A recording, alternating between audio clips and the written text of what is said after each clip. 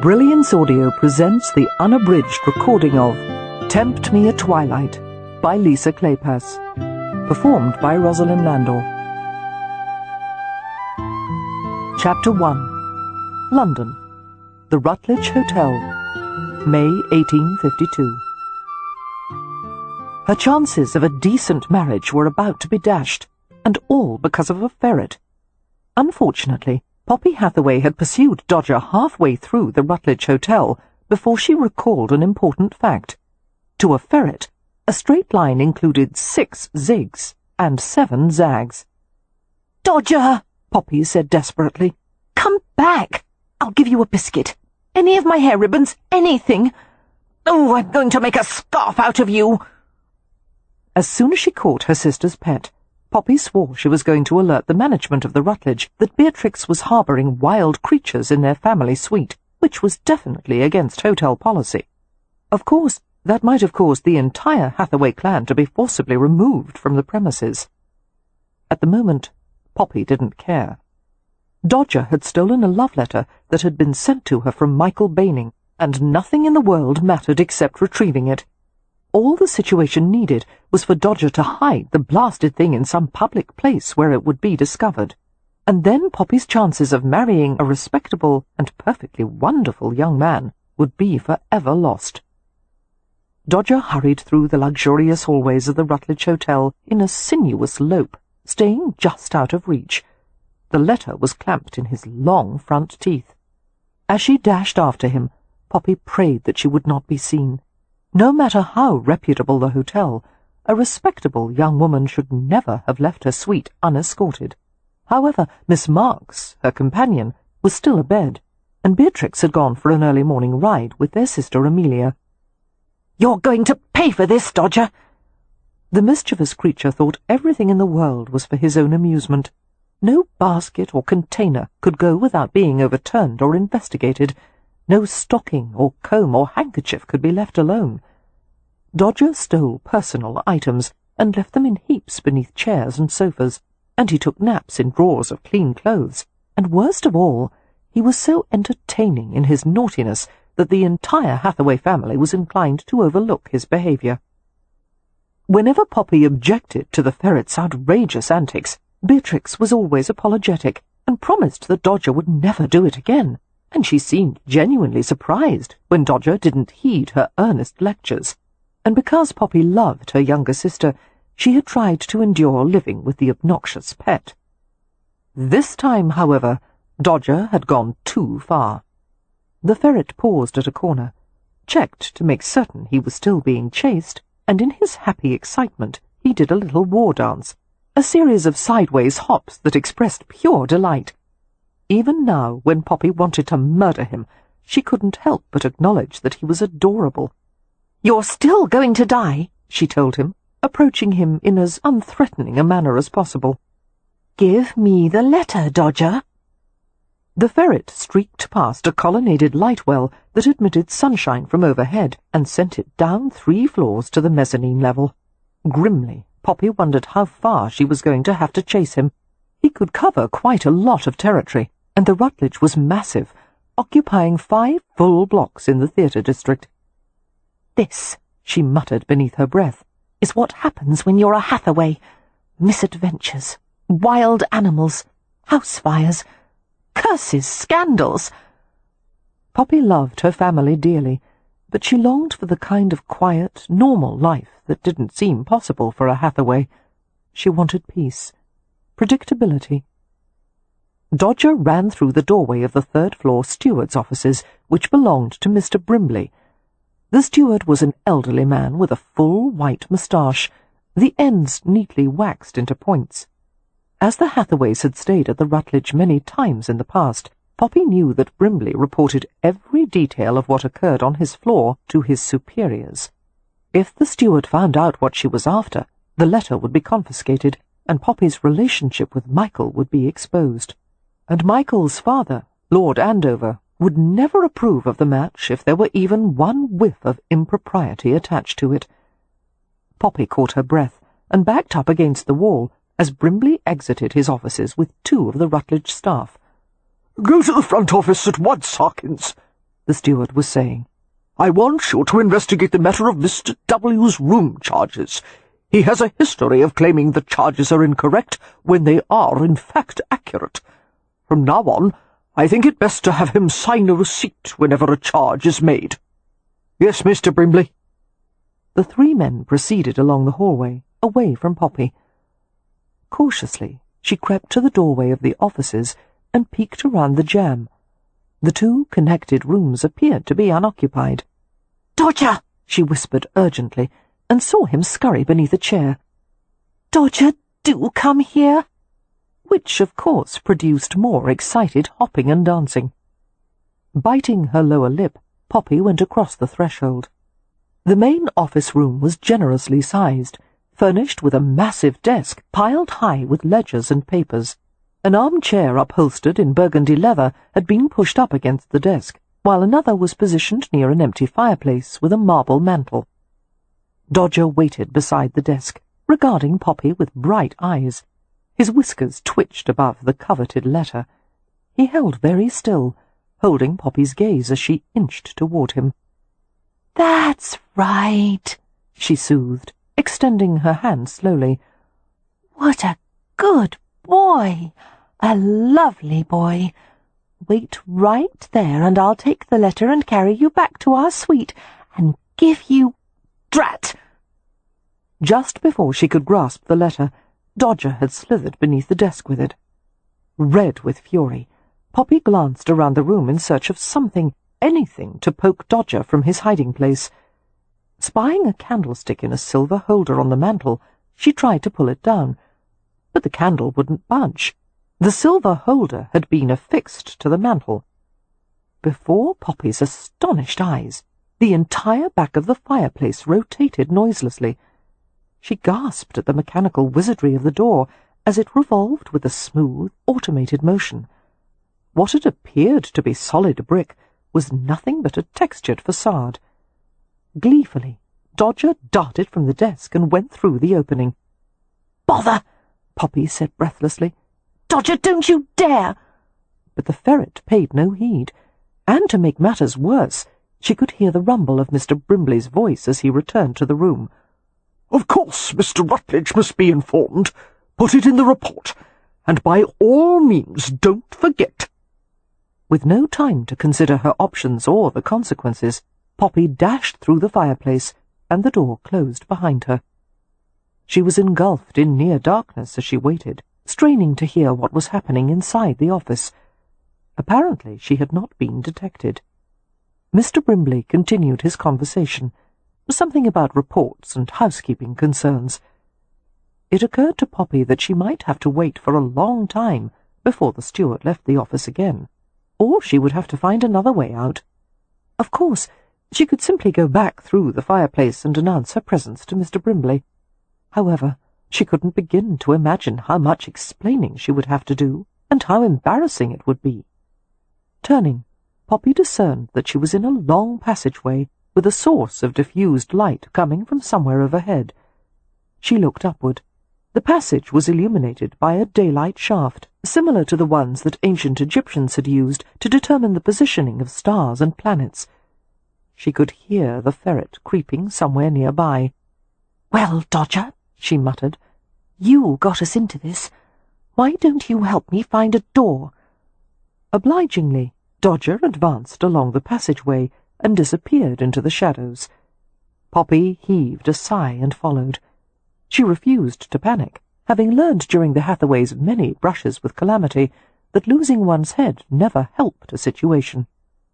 As Poppy made her way through the darkness, she kept her fingertips against the wall to maintain her bearings. She had gone only a few yards when she heard a scraping noise. Freezing in place, Poppy waited and listened intently. All was quiet, but her nerves prickled with awareness, and her heart began to drum as she saw the glow of yellow lamplight ahead, and then it was extinguished.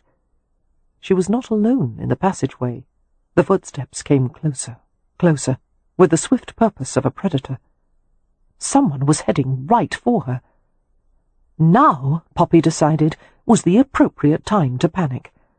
Whirling around in full-scale alarm, she dashed back the way she had come. Being chased by unknown people in dark corridors was a novel experience even for a Hathaway. She cursed her heavy skirts, grabbing them up in frantic handfuls as she tried to run, but the person who chased her was much too fast to be eluded.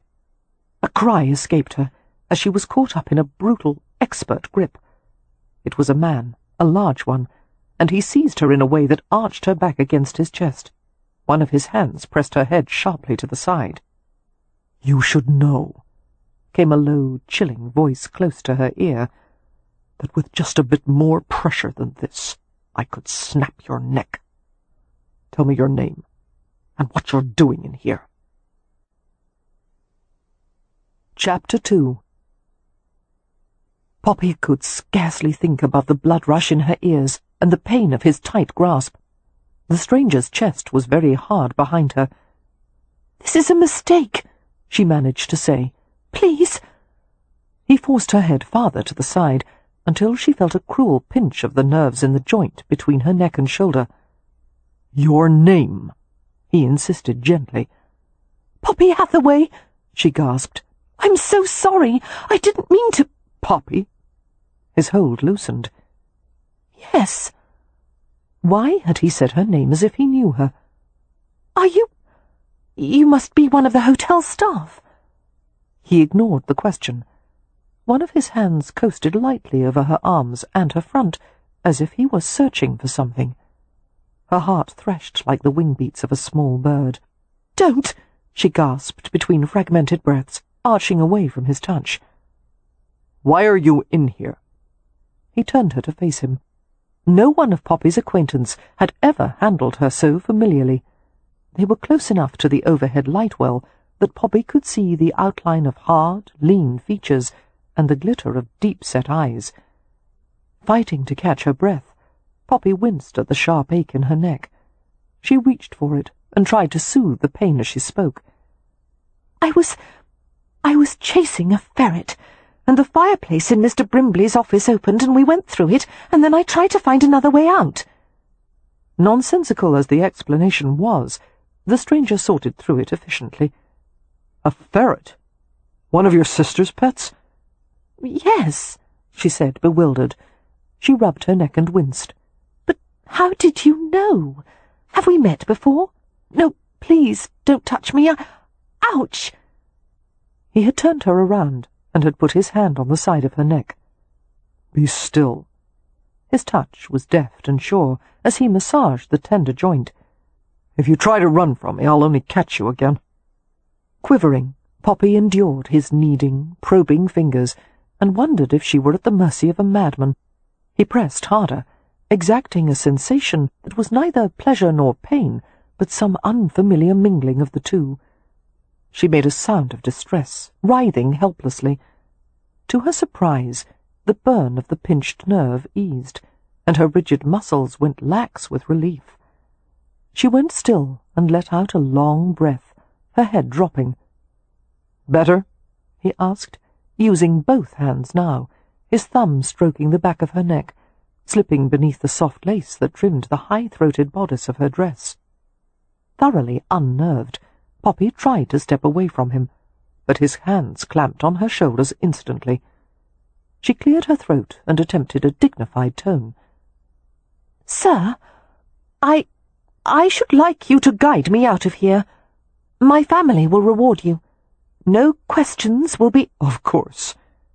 He released her slowly. "No one ever uses this passageway without my permission. I assumed that anyone in here was up to no good." The comments bore a resemblance to an apology, although his tone wasn't regretful in the least. "I assure you, I had no intention of doing anything other than retrieving this atrocious animal." She felt Dodger rustling near the hem of her skirts. The stranger bent and scooped up the ferret. Holding Dodger by the scruff, he handed him to Poppy. "Thank you." The ferret's supple body went limp and compliant in Poppy's grasp. As she might have expected, the letter was gone. "Dodger, you blasted thief! Where is it? What have you done with it?" "What are you looking for?" "A letter," Poppy said tensely. Dodger stole it and carried it in here. It must be somewhere nearby. It will be found later. But it's important. Obviously, if you've gone to such trouble to recover it. Come with me. Reluctantly, Poppy murmured her assent and allowed him to take her elbow. Where are we going? There was no reply. I would prefer that no one knew about this, Poppy ventured. I'm sure you would.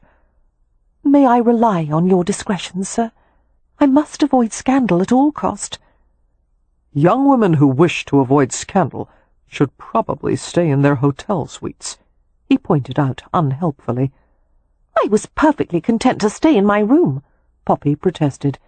It was only because of Dodger that I had to leave. I must have my letter back, and I'm certain my family will compensate you for your trouble if you would— Quiet! He found his way through the shadow-tricked passageway with no difficulty at all, his grip on Poppy's elbow gentle but inexorable. They did not go toward Mr. Brimley's office, but instead went the opposite direction, for what seemed an interminable distance. Finally, the stranger stopped and turned to a place in the wall, and pushed a door open. Go in. Hesitantly, Poppy preceded him into a well-lit room, a sort of parlour, with a row of palladium windows overlooking the street. A heavy oak drafting table occupied one side of the room, and bookshelves lined nearly every inch of wall space.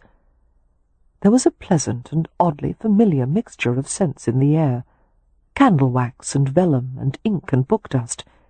It smelled like her father's old study. Poppy turned toward the stranger, who had come into the room and closed the concealed door. It was difficult to ascertain his age. He appeared to be on the early side of his 30s, but there was an air of hard-bitten worldliness about him, a sense that he had seen enough of life to cease being surprised by anything. He had heavy, well-cut hair, black as midnight, and a fair complexion, in which his dark brow stood out in striking contrast. And he was as handsome as Lucifer, his brows strong, the nose straight and defined, the mouth brooding. The angle of his jaw was sharp, tenacious, anchoring the grave features of a man who perhaps took everything, including himself, a bit too seriously. Poppy felt herself flush as she stared into a pair of remarkable eyes, intense, cool green with dark rims, shadowed by bristly black lashes. His gaze seemed to take her in, consuming every detail. She noticed faint shadows beneath his eyes, but they did nothing to impair his hard-faced good looks. A gentleman would have uttered some pleasantry, something reassuring, but the stranger remained silent. Why did he stare at her like that? Who was he, and what authority did he wield in this place? She had to say something, anything, to break the tension. "The smell of books and candle-wax," she remarked inanely. "It reminds me of my father's study." The man stepped toward her, and Poppy shrank back reflexively. They both went still. It seemed that questions filled the air between them, as if they had been written in invisible ink. "Your father passed away some time ago, I believe." His voice matched the rest of him, polished, dark, inflexible. He had an interesting accent, not fully British, the vowels flat and open, the R's heavy. Poppy gave a bewildered nod. "And your mother soon after," he added. How do you know that?" "It's my business to know as much about the hotel guests as possible." Dodger wiggled in her grasp. Poppy bent to set him down. The ferret pranced to an oversized chair near a small hearth and settled deep into the velvet upholstery. Poppy brought herself to look at the stranger again. He was dressed in beautiful dark clothes, tailored with sophisticated looseness. Fine garments, but he wore a simple black cravat with no pins, and there were no gold buttons on his shirt, or any other ornamentation that would proclaim him as a gentleman of means. Only a plain watch-chain at the front of his grey waistcoat.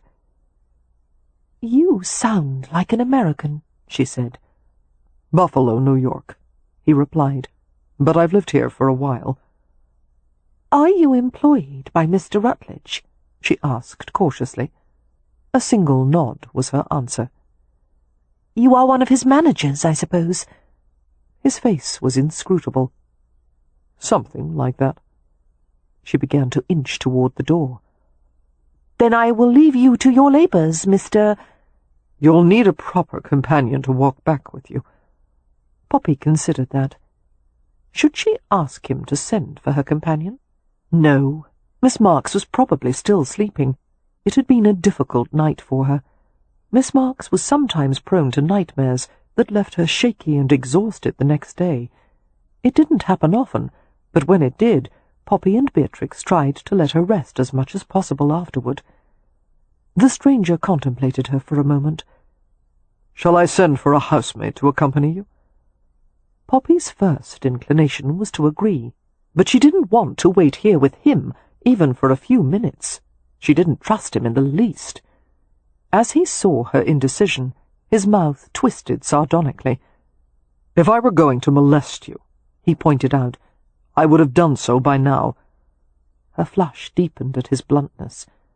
"So you say, but for all I know you could be a very slow molester." He looked away for a moment, and when he glanced back at her, his eyes were bright with amusement.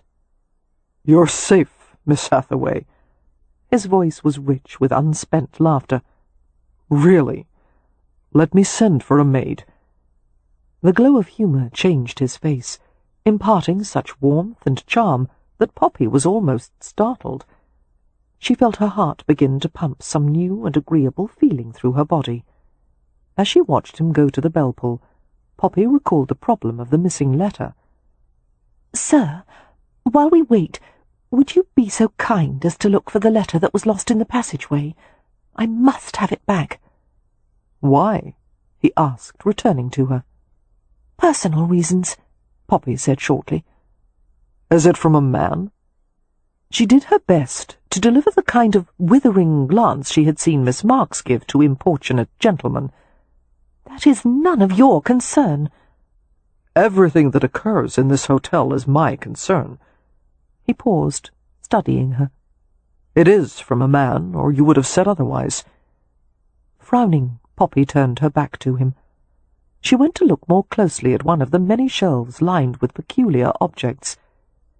She discovered a gilded, enamelled samovar, a large knife in a beaded sheath, collections of primitive stone carvings and pottery vessels, an Egyptian headrest, exotic coins, boxes made of every conceivable material, what looked like an iron sword with a rusted blade, and a Venetian glass reading stone. "What room is this?" Poppy couldn't help asking. "Mr. Rutledge's curiosities room. He collected many of the objects. Others are gifts from foreign visitors. Have a look if you like." Poppy was intrigued, reflecting on the large contingent of foreigners among the hotel guests, including European royalty, nobility, and members of the corps diplomatique. No doubt some unusual gifts had been presented to Mr. Rutledge. Browsing among the shelves, Poppy paused to examine a jewelled silver figurine of a horse, its hooves extended in mid-gallop. "How lovely!" "A gift from the Crown Prince Yizhu of China," the man behind her said.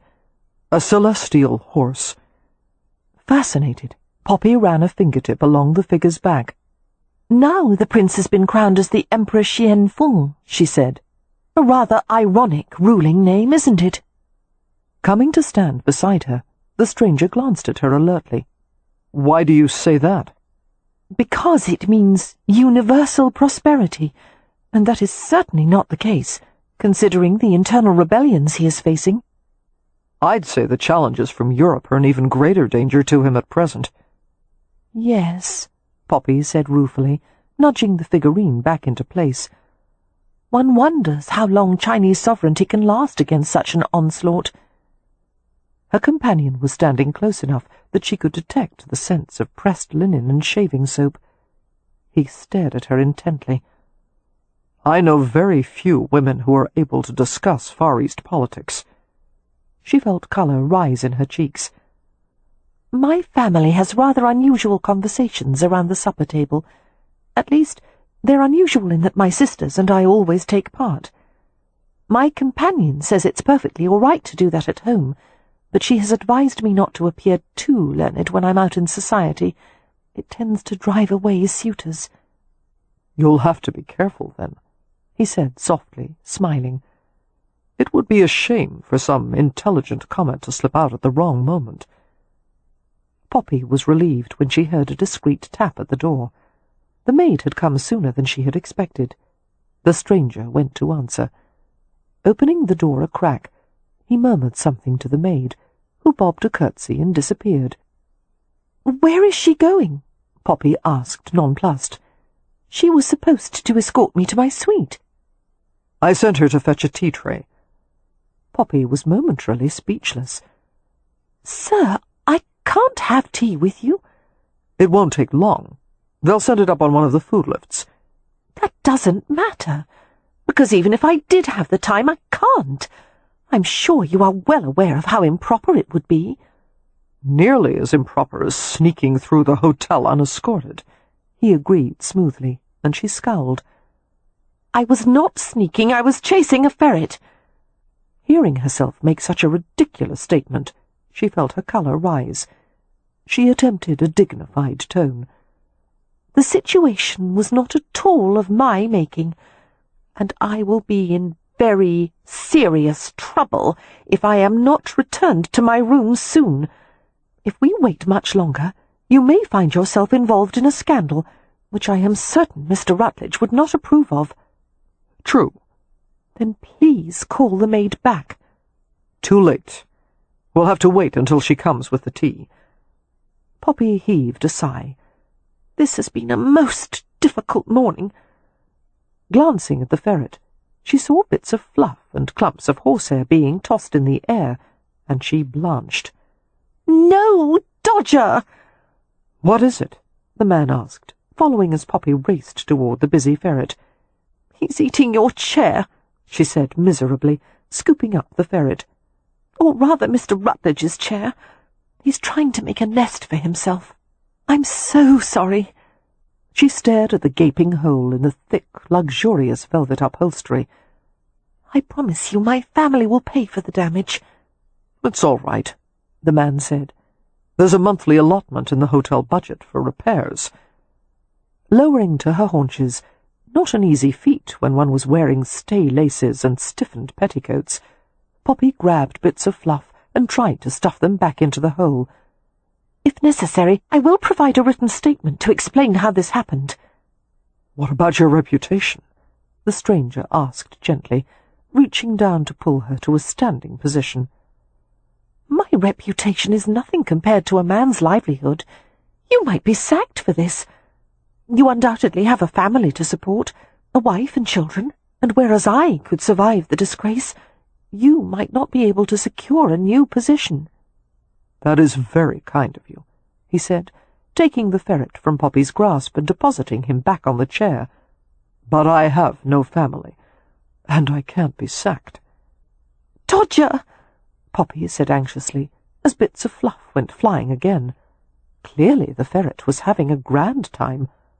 "The chair is already ruined. Let him have at it."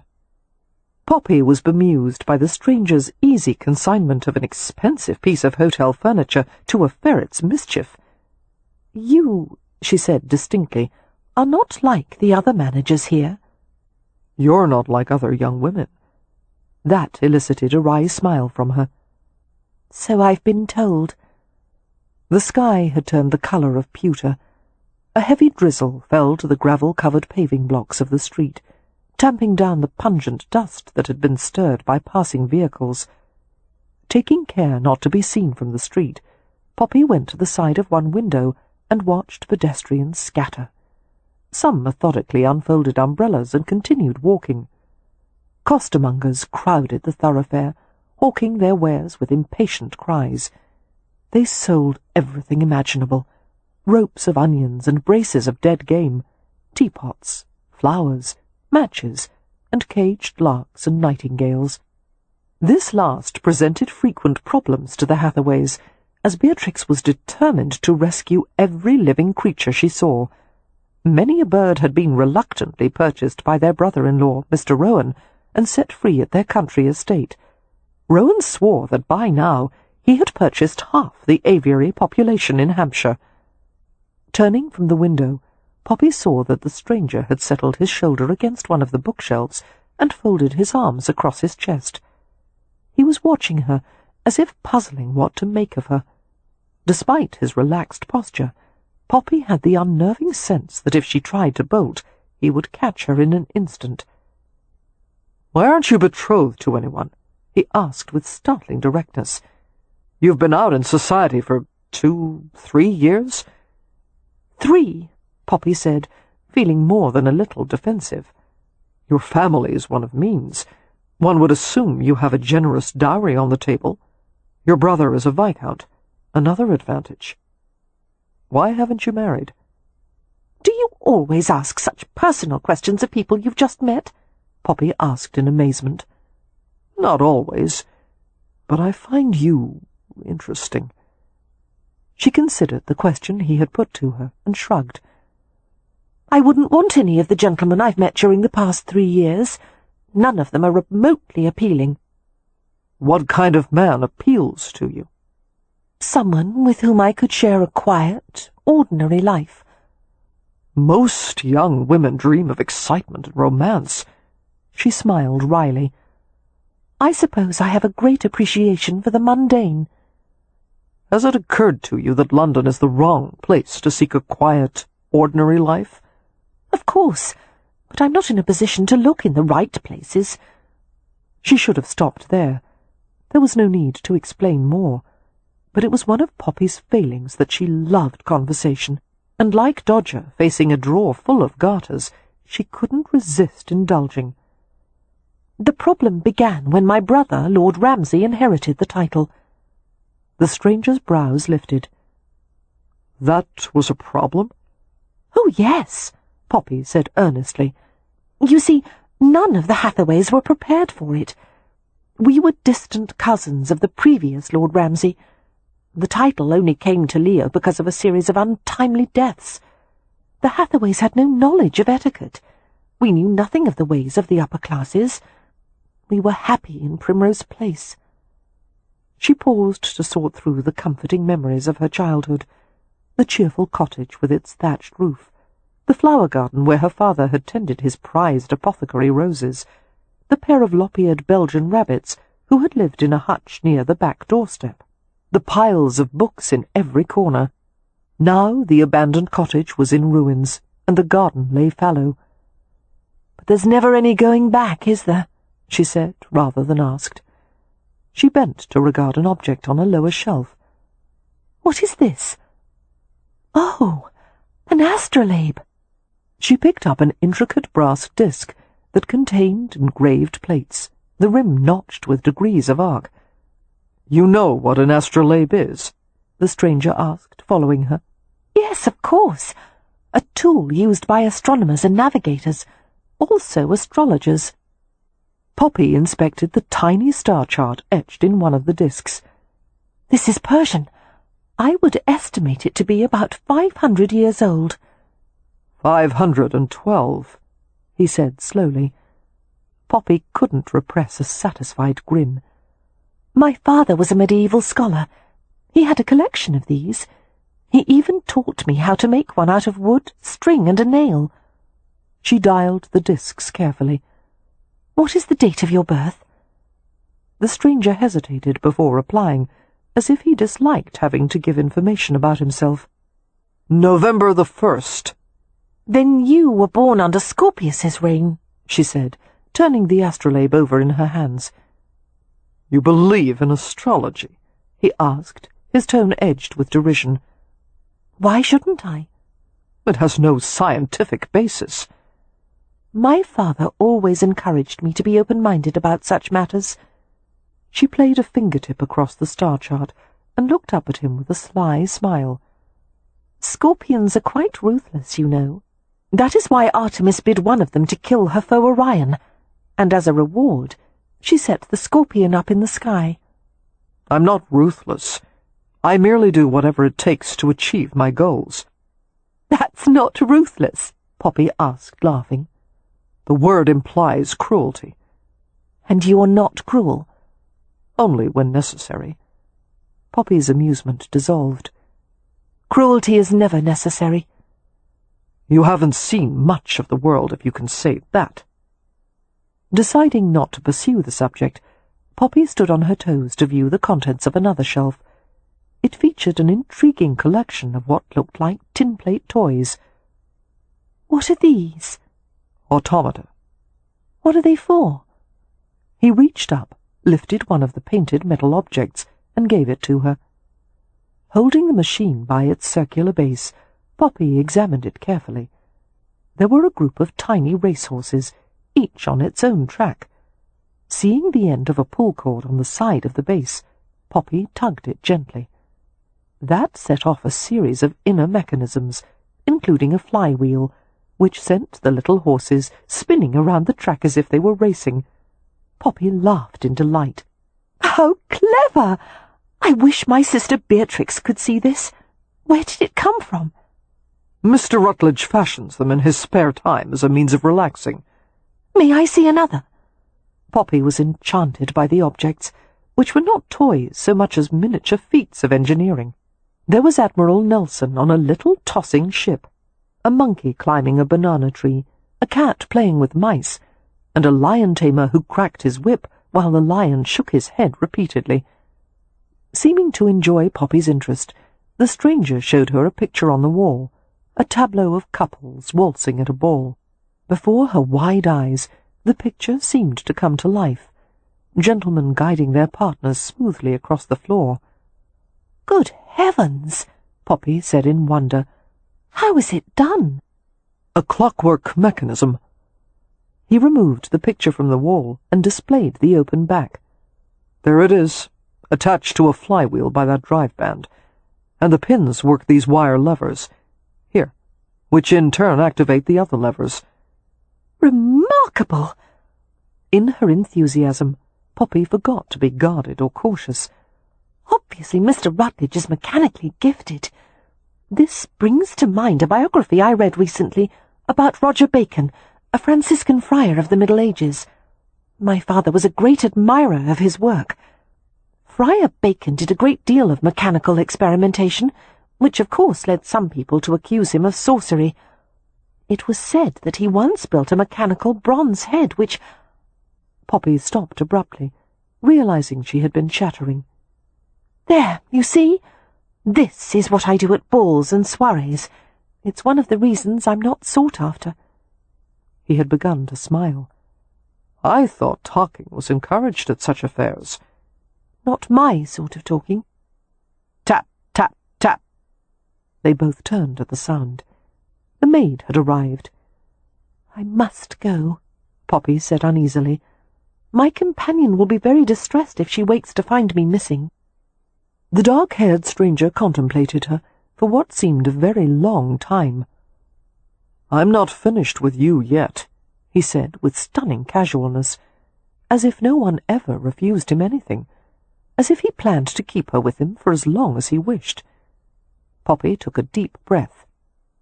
"Nevertheless, I am leaving," she said calmly, and went to the door. He reached it at the same time she did, one hand flattening against the door panel. Alarm jolted through her, and she turned to face him.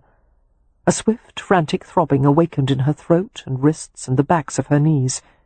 He was standing much too close, his long, hard body nearly touching hers. She shrank against the wall. "Before you leave," he said softly, "I have some advice for you. It's not safe for a young woman to wander alone through the hotel. Don't take such a foolish risk again." Poppy stiffened. "It's a reputable hotel," she said. "I have nothing to fear." "Of course you do," he murmured. "You're looking right at it." And before she could think or move or breathe, he bent his head and took her mouth with his. Stunned, Poppy went motionless beneath the soft, burning kiss, so subtle in its demand that she wasn't aware of the moment her own lips parted. His hands came to her jaw, cradling, angling her face upward. One arm slid around her, bringing her body fully against his, and the feel of him was hard and richly stimulating. With every breath she drew in an enticing scent, an incense of amber and musk, starched linen and male skin. She should have struggled in his arms, but his mouth was so tenderly persuasive, erotic, imparting messages of peril and promise. His lips slid to her throat, and he hunted for her pulse, working his way downward, layering sensations like silken gauze, until she shivered and arched away from him. "No," she said weakly. The stranger gripped her chin carefully, forcing her to look at him. They both went still. As Poppy met his searching gaze, she saw a flash of baffled animosity, as if he had just made some unwelcome discovery. He let go of her with great care and opened the door. "Bring it in," he told the maid, who waited at the threshold with a large silver tea-tray. The servant obeyed quickly, too well trained to evince curiosity about Poppy's presence in the room. The man went to retrieve Dodger, who had fallen asleep in his chair. Returning with the drowsy ferret, he gave it to Poppy. She took Dodger with an inarticulate murmur, cradling him against her midriff. The ferret's eyes remained closed, lids completely concealed in a black mask that crossed his face. She felt the tapping of his tiny heartbeat beneath her fingertips, the silkiness of the white undercoat beneath the overlying guard hairs. "Will there be anything else, sir?" the maid asked. "Yes. I want you to accompany this lady to her suite, and come back to inform me when she is safely returned." "Yes, Mr. Rutledge." Mr. Rutledge! Poppy felt her heart stop.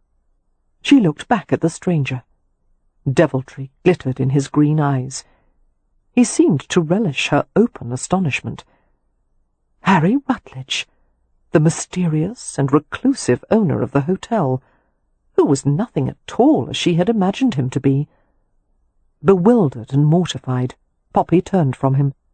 She crossed the threshold and heard the door close, the latch clicking smoothly shut. How wicked he was, to have amused himself at her expense! She consoled herself with the knowledge that she would never see him again, and she went down the hallway with the housemaid, never suspecting that the course of her entire life had just changed. Chapter 3.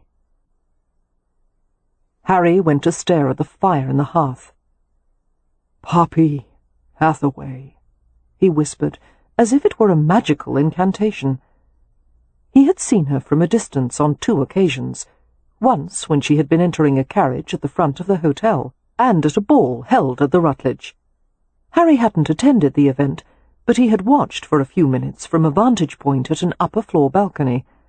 Despite her fine-spun beauty and mahogany hair, he hadn't spared her a second thought. Meeting her in person, however, had been a revelation. Harry began to lower himself into a chair, and noted the shredded velvet and clumps of stuffing left by the ferret. A reluctant smile curved his lips as he moved to take the other chair. Poppy. How artless she had been, chatting casually about astrolabes and Franciscan monks as she had browsed among his treasures. She had thrown out words in bright clusters, as if she were scattering confetti.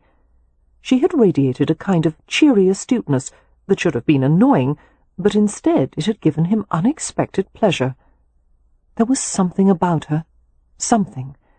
It was what the French called esprit, a liveliness of mind and spirit. And that face, innocent and knowing and open. He wanted her. Usually, J. Harry Rutledge was given something before it ever occurred to him to want it. In his busy, well-regulated life, meals arrived before he was hungry. Cravats were replaced before they had shown any signs of wear. Reports were placed on his desk before he asked for them. And women were everywhere, and always available, and every last one of them told him what she assumed he wanted to hear. Harry was aware that it was high time to marry.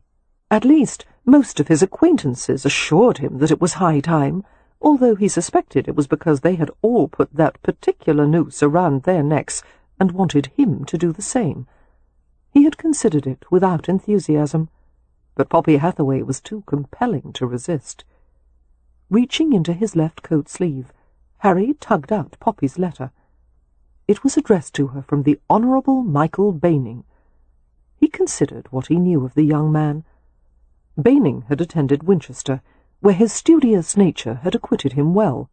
Unlike other young men at university, Baining had never gotten into debt, and there had been no scandals. More than a few women were attracted by his good looks, and even more by the title and fortune he would inherit some day. Frowning, Harry began to read. Dearest love, as I reflected on our last conversation, I kissed the place on my wrist where your tears fell. How can you not believe that I weep the same tears every day and night that we're apart?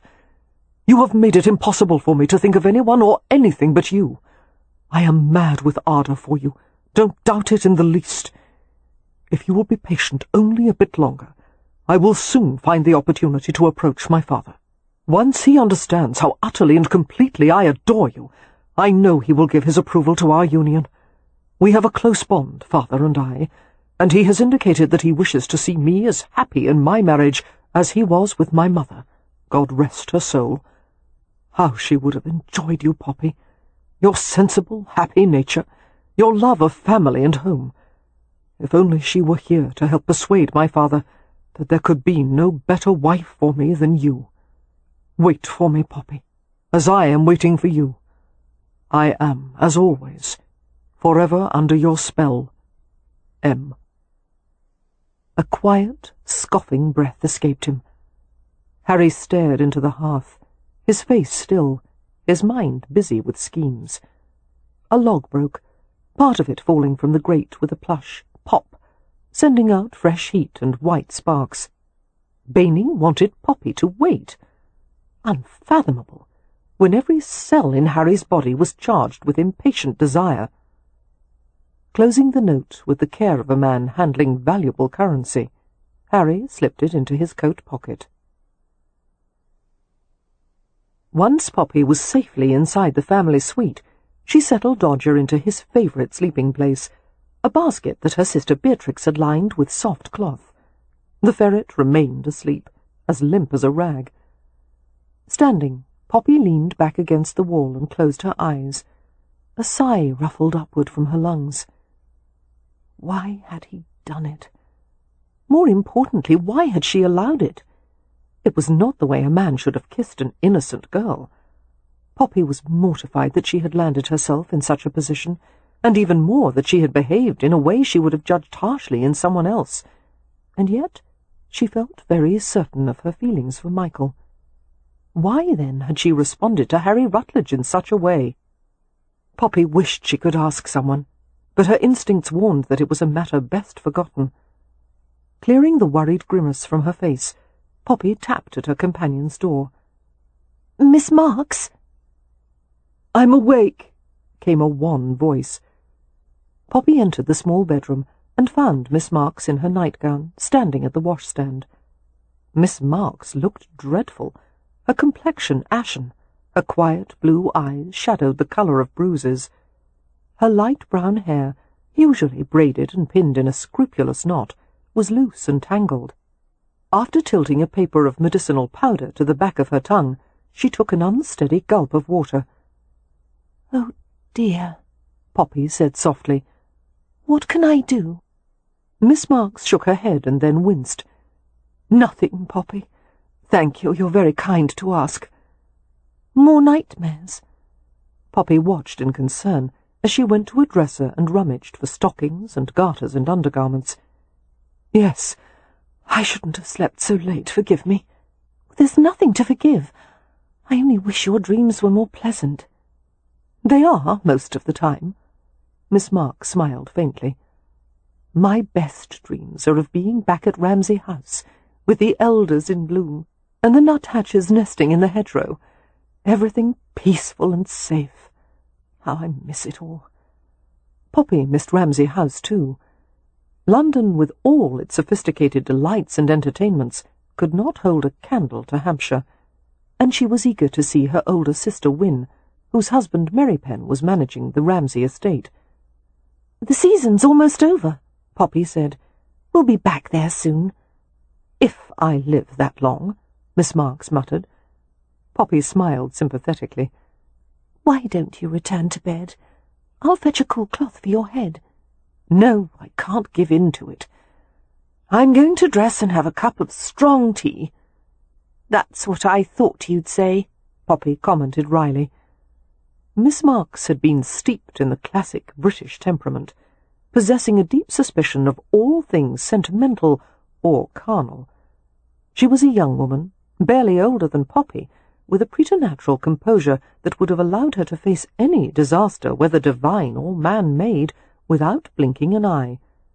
The only time Poppy had ever seen her ruffled was when she was in the company of Leo, the Hathaway's brother, whose sarcastic wit seemed to annoy Miss Marks beyond endurance.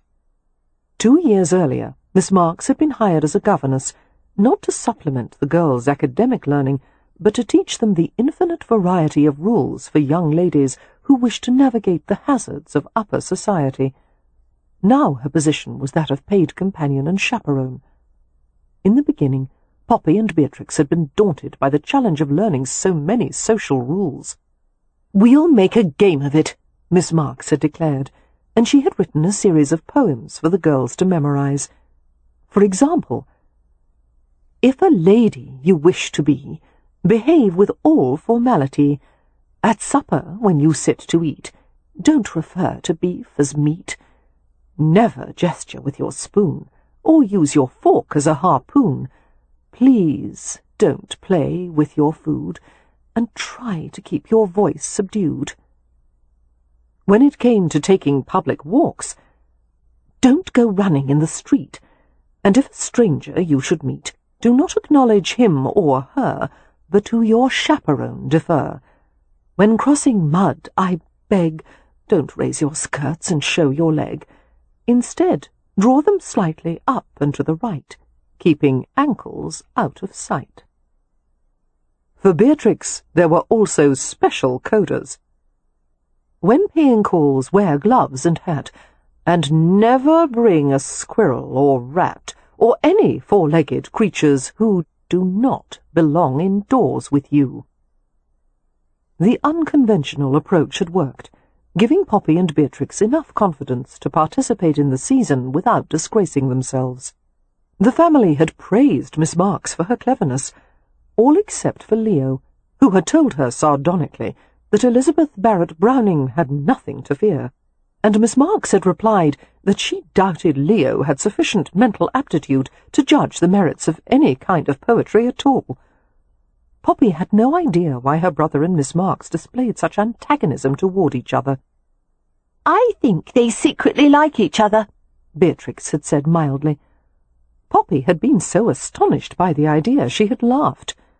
"They war with each other whenever they're in the same room, which, thank heavens, isn't often. Why would you suggest such a thing?" "Well, if you consider the mating habits of certain animals, ferrets, for example, it can be quite a rough-and-tumble business." "Bee, please don't talk about mating habits," Poppy said, trying to suppress a grin. Her 19-year-old sister had a perpetual and cheerful disregard for propriety. "I'm sure it's vulgar, and how do you know about mating habits?" "Veterinary books, mostly, but also from occasional glimpses. Animals aren't very discreet, are they?" "I suppose not. But do keep such thoughts to yourself, Bee. If Miss Marks heard you, she would write another poem for us to memorize." Bee looked at her for a moment, her blue eyes innocent. "Young ladies never contemplate the ways that creatures procreate, or their companion will be irate," Poppy finished for her. Beatrix had grinned. "Well, I don't see why they shouldn't be attracted to each other. Leo is a viscount, and he's quite handsome, and Miss Marks is intelligent and pretty." "I've never heard Leo aspire to marry an intelligent woman," Poppy had said. "But I agree, Miss Marks is very pretty, especially of late. She used to be so dreadfully thin and white I didn't think much of her looks. but now she's filled out a bit. At least a stone, Beatrix had confirmed. And she seems much happier. When we first met her, I think she had been through some dreadful experience. I thought so too. I wonder if we'll ever find out what it was. Poppy hadn't been certain of the answer, but as she glanced at Miss Marks's weary face this morning, she thought there was a good chance that her recurrent nightmares had something to do with her mysterious past. Going to the wardrobe, Poppy viewed the row of tidy, neatly pressed dresses made up with quiet colours and prim white collars and cuffs. "Which dress shall I find for you?" she asked softly. "Any of them, it doesn't matter." Poppy chose a dark blue wool twill and laid the dress out on the rumpled bed. Tactfully she looked away as the companion removed her nightgown and donned a chemise and drawers and stockings. The last thing Poppy wanted to do was trouble Miss Marks when her head was aching. However, the events of the morning had to be confessed. If any hint of her misadventure involving Harry Rutledge ever got out, it was far better for her companion to be prepared. "Miss Marks," she said carefully, "I don't wish to make your headache worse, but I have something to tell you." Her voice trailed away as Miss Marks shot her a brief, pained glance. "What is it, Poppy?" Now was not a good time, Poppy decided. In fact, was there any obligation to say anything ever? In all likelihood, she would never see Harry Rutledge again. He certainly didn't attend the same social events the Hathaways did. And really, why would he bother causing trouble for a girl who was so far beneath his notice? He had nothing to do with her world, nor she with his. "I dropped a bit of something or other on the bodice of my pink muslin frock the other evening at supper," Poppy improvised, "and now there's a grease stain on it." "Oh, dear." Miss Marks paused in the middle of hooking up the front of her corset.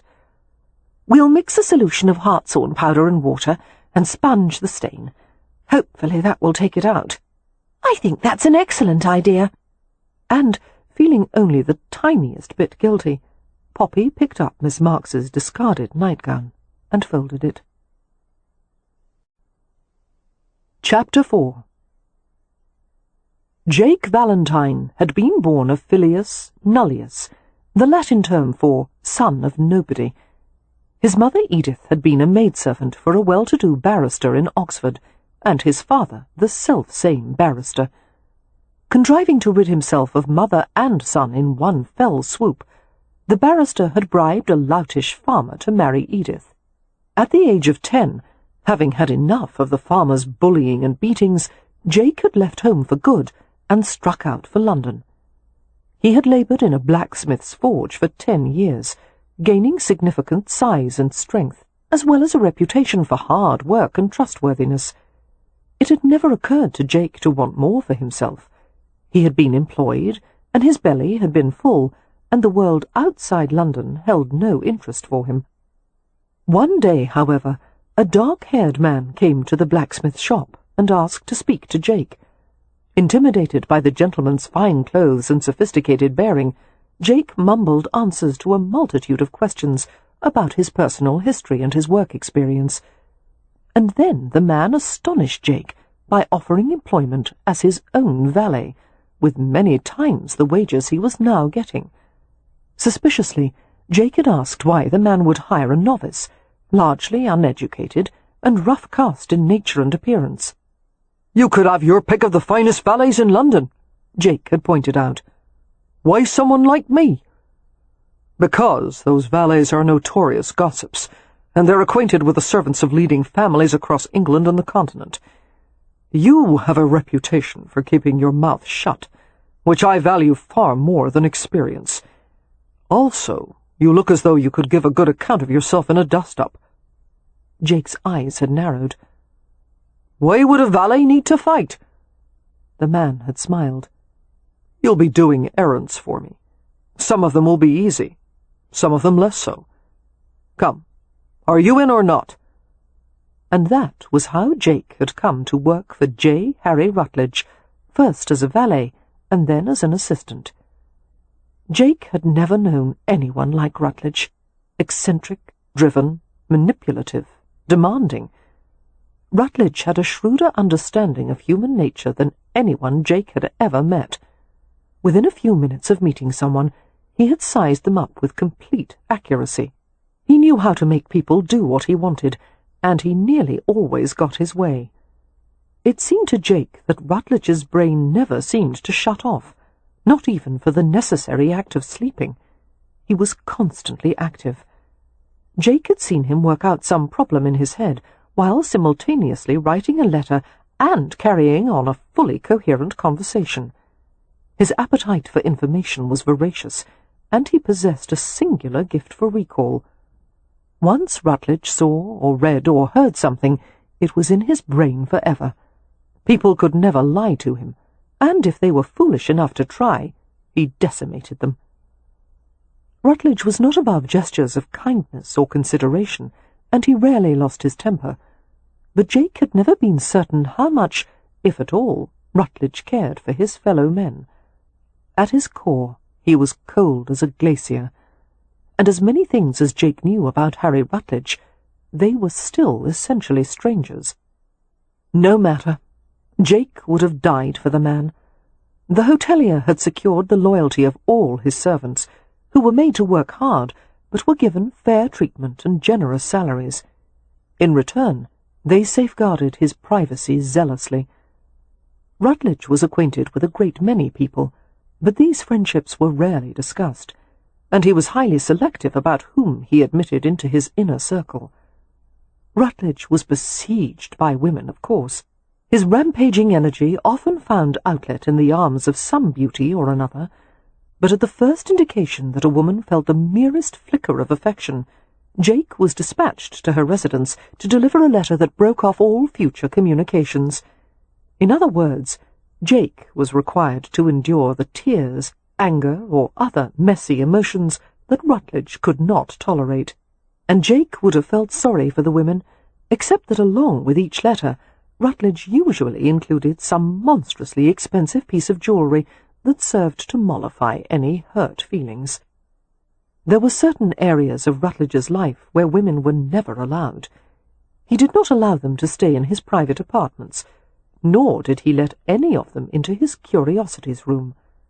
It was there that Rutledge went to dwell on his most difficult problems, and on the many nights when Rutledge was unable to sleep, he would go to the drafting table to occupy himself with automata, working with watch parts and bits of paper and wire until he had settled his overactive brain. So when Jake was discreetly told by a housemaid that a young woman had been with Rutledge in the curiosities room, he knew something significant had occurred. Jake finished his breakfast in the hotel kitchens with dispatch, hurrying over a plate of creamed eggs scattered with crisp curls of fried bacon. Ordinarily, he would have taken the time to savour the fare. However, he couldn't be late for his morning meeting with Rutledge. "Not so fast," said André Broussard, a chef whom Rutledge had lured away from the French ambassador 2 years earlier.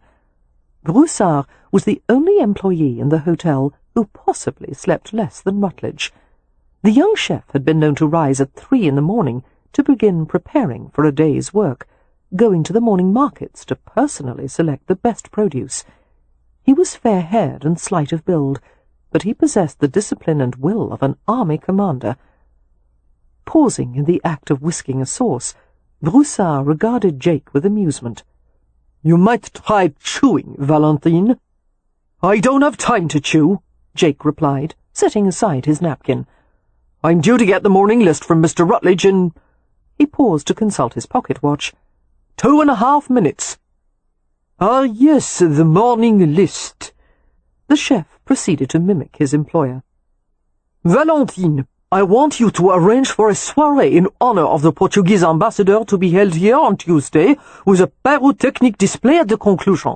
Afterward, run to the patent office with the drawings for my latest invention, and on the way back, stop by Regent Street and purchase 6 French cambric handkerchiefs, plain, not patterned, and God help me, no lace." "Enough, Broussard," Jake said, trying not to smile. The chef returned his attention to the sauce. "By the way, Valentine, When you find out who the girl was, come back and tell me. And in return, I'll let you have your pick of the pastry tray before I send it to the dining room." Jake shot him a sharp look, his brown eyes narrowing. "What girl?" "You know very well what girl. The one Mr. Rutledge was seen with this morning." Jake frowned. "Who told you about that?" "At least 3 people mentioned it to me in the past half hour. Everyone's talking about it." "The Rutledge employees are forbidden to gossip," Jake said sternly. Broussard rolled his eyes. "To outsiders, yes, but Mr. Rutledge never said we couldn't gossip amongst ourselves. I don't see why the presence of a girl in the curiosities room should be so interesting. Could it be because Rutledge never allows anyone in there? Could it be because everyone who works here is praying that Rutledge will soon find a wife to distract him from his constant meddling?" Jake shook his head ruefully. "I doubt he'll ever marry. The hotel is his mistress." The chef gave him a patronizing glance. "That's how much you know. Mr. Rutledge will marry once he finds the right woman. As my countrymen say, a wife and a melon are hard to choose." He watched as Jake buttoned his coat and straightened his cravat. "Bring back information, mon ami. You know I would never reveal one detail of Rutledge's private affairs." Broussard sighed. "Loyal to a fault. I suppose if Rutledge told you to murder someone, you'd do it."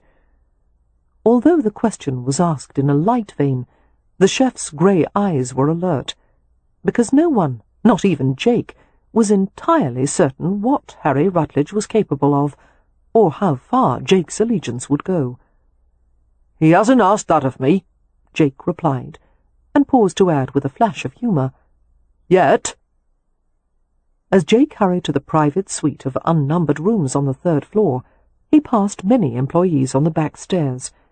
These stairs, and the entrances at the back of the hotel, were used by servants and deliverymen as they went about their daily tasks.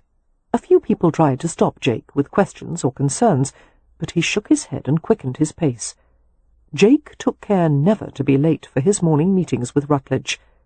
These consultations were usually brief, no more than a quarter-hour, but Rutledge demanded punctuality. Jake paused before the entrance of the suite, tucked at the back of a small private lobby lined with marble and priceless artwork. A secure inner hallway led to a discreet staircase and side door of the hotel, so that Rutledge never had to use the main hallways for his comings and goings. Rutledge, who liked to keep track of everyone else, did not allow anyone to do the same to him. He took most of his meals in private, and came and went as he pleased, sometimes with no indication of when he would return. Jake knocked at the door, and waited until he heard a muffled assent to enter. He went into the suite, a series of 4 connected rooms that could be expanded into as large an apartment as one desired, up to 15 rooms. "Good morning, Mr. Rutledge," he said, entering the study. The hotelier sat at a massive mahogany desk, fitted with a cupboard filled with drawers and cubbies. As usual, the desk was covered with folios, papers, books, correspondence, calling cards, a stamp box, and an array of writing implements. Rutledge was closing a letter, applying a seal precisely into a little pool of hot wax. "Good morning, Valentine.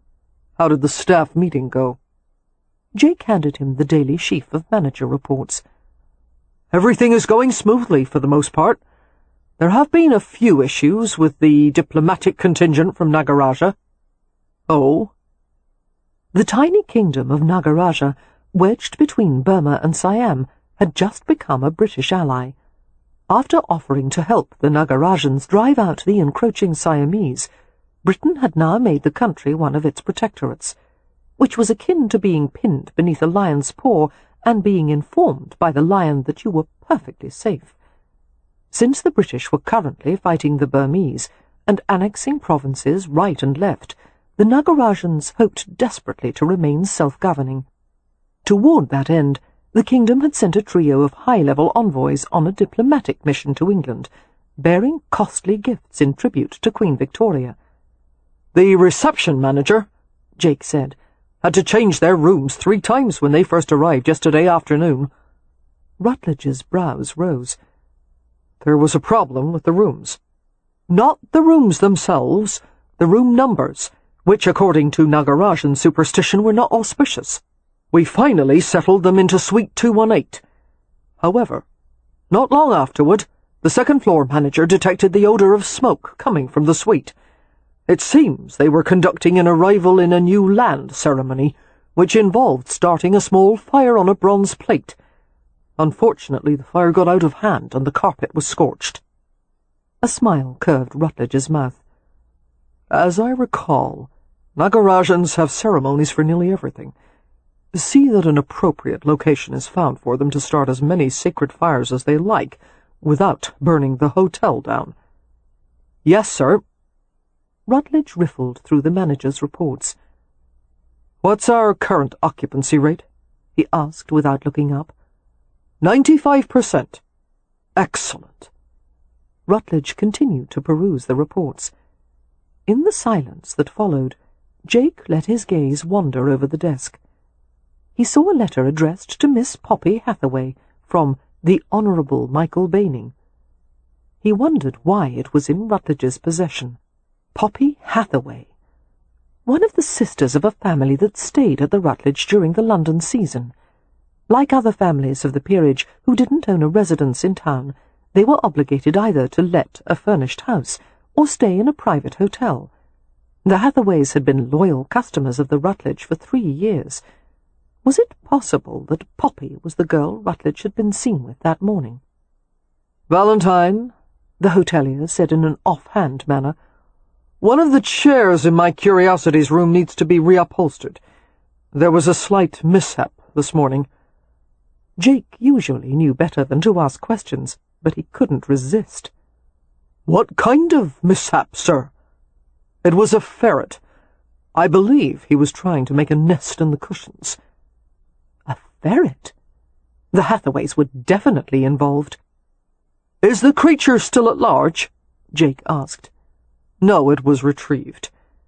"By one of the Hathaway sisters?" Jake guessed. A warning glint appeared in the cool green eyes. "Yes, as a matter of fact." Setting the reports aside, Rutledge leaned back in his chair. The position of ease was belied by the repeated tapping of his fingers as he rested his hand on the desk. "I have a few errands for you, Valentine. First, go to the residence of Lord Andover in Upper Brook Street.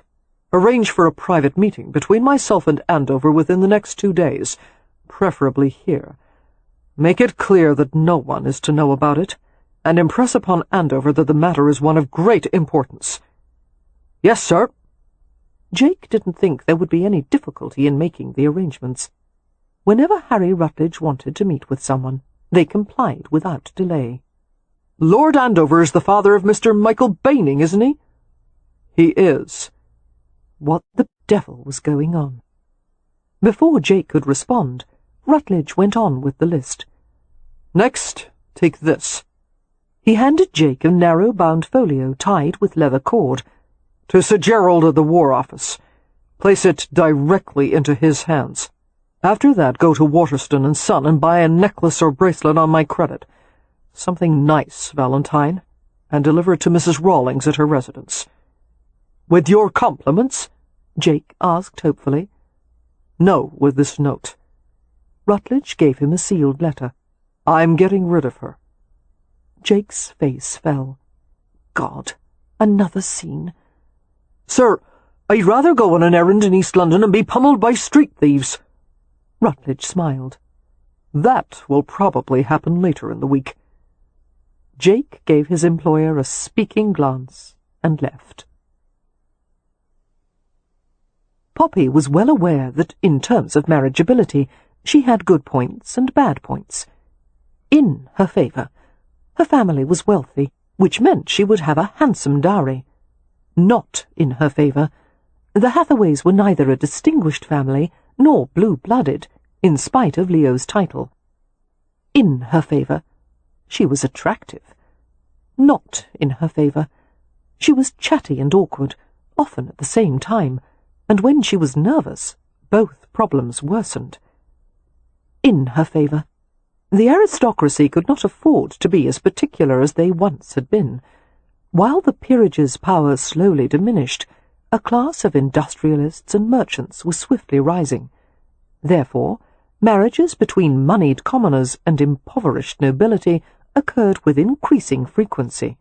More and more often, the peerage had to figuratively hold its nose and mingle with those of low origins. Not in her favour. Michael Baining's father, the Viscount, was a man of high standards, especially where his son was concerned. "The Viscount will certainly have to consider the match," Miss Marks had told her. "He may have impeccable lineage, but from all accounts his fortune is waning. His son will have to marry a girl from a family of means. It may as well be a Hathaway." "I hope you're right," Poppy had replied feelingly. Poppy had no doubt that she would be happy as Michael Baining's wife. He was intelligent, affectionate, quick to laugh, a born and bred gentleman. She loved him, not in a bonfire of passion, but in a warm, steady flame. She loved his temperament, the confidence that superseded any hint of arrogance, and she loved his looks, as unladylike as it was to admit such a thing. But he had thick chestnut hair and warm brown eyes, and his form was tall and well exercised. Once Poppy had met Michael, it had seemed almost too easy. In no time at all she had fallen in love with him. "I hope you're not trifling with me," Michael had told her one evening as they browsed along the art gallery of a London mansion during a soirée. "That is, I hope I haven't mistaken what might be mere politeness on your part for something more meaningful." He had stopped with her in front of a large landscape done in oils. "The truth is, Miss Hathaway, Poppy, every minute I spend in your company gives me such pleasure that I can scarcely bear to be apart from you." And she had stared up at him in wonder. "Could it be possible?" she whispered. "That I love you," Michael had whispered back, a wry smile touching his lips. "Poppy Hathaway, it is impossible not to love you." She had taken an unsteady breath, her entire being filled with joy. "Miss Marks never told me what a lady is supposed to do in this situation."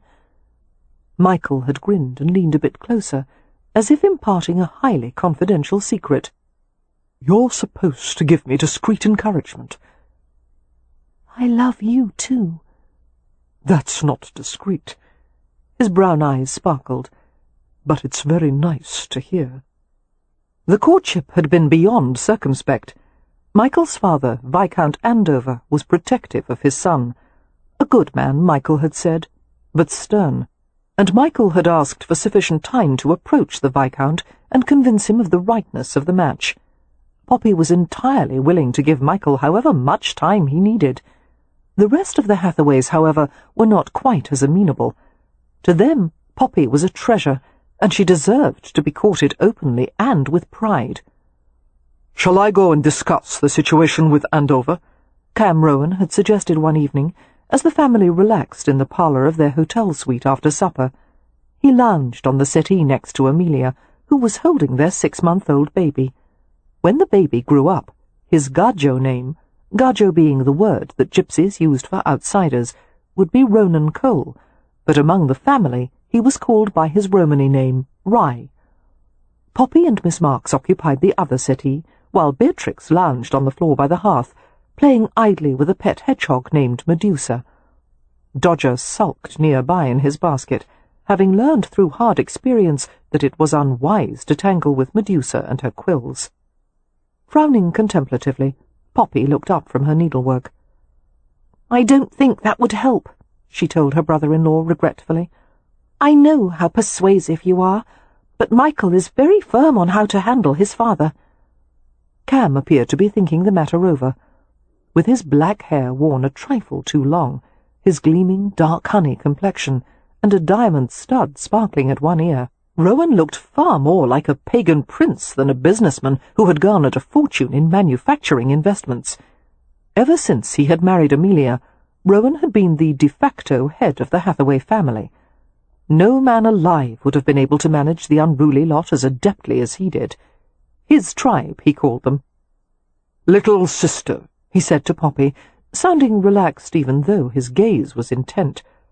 "As the Romes say, the tree without sunlight will bear no fruit. I see no reason why Baning should not ask for permission to court you, and then go about it openly in the usual way of the Gajos." "Cam," Poppy said carefully, "I know the Rome has a more, straightforward approach to courtship." At that, Amelia smothered a laugh. Cam pointedly ignored her.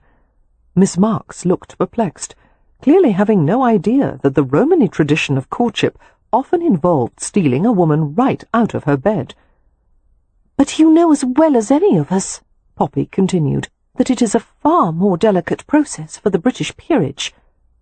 "Actually," Amelia said dryly, "from what I've seen, the British peerage negotiates marriages with all the romantic sensibilities of a bank transaction."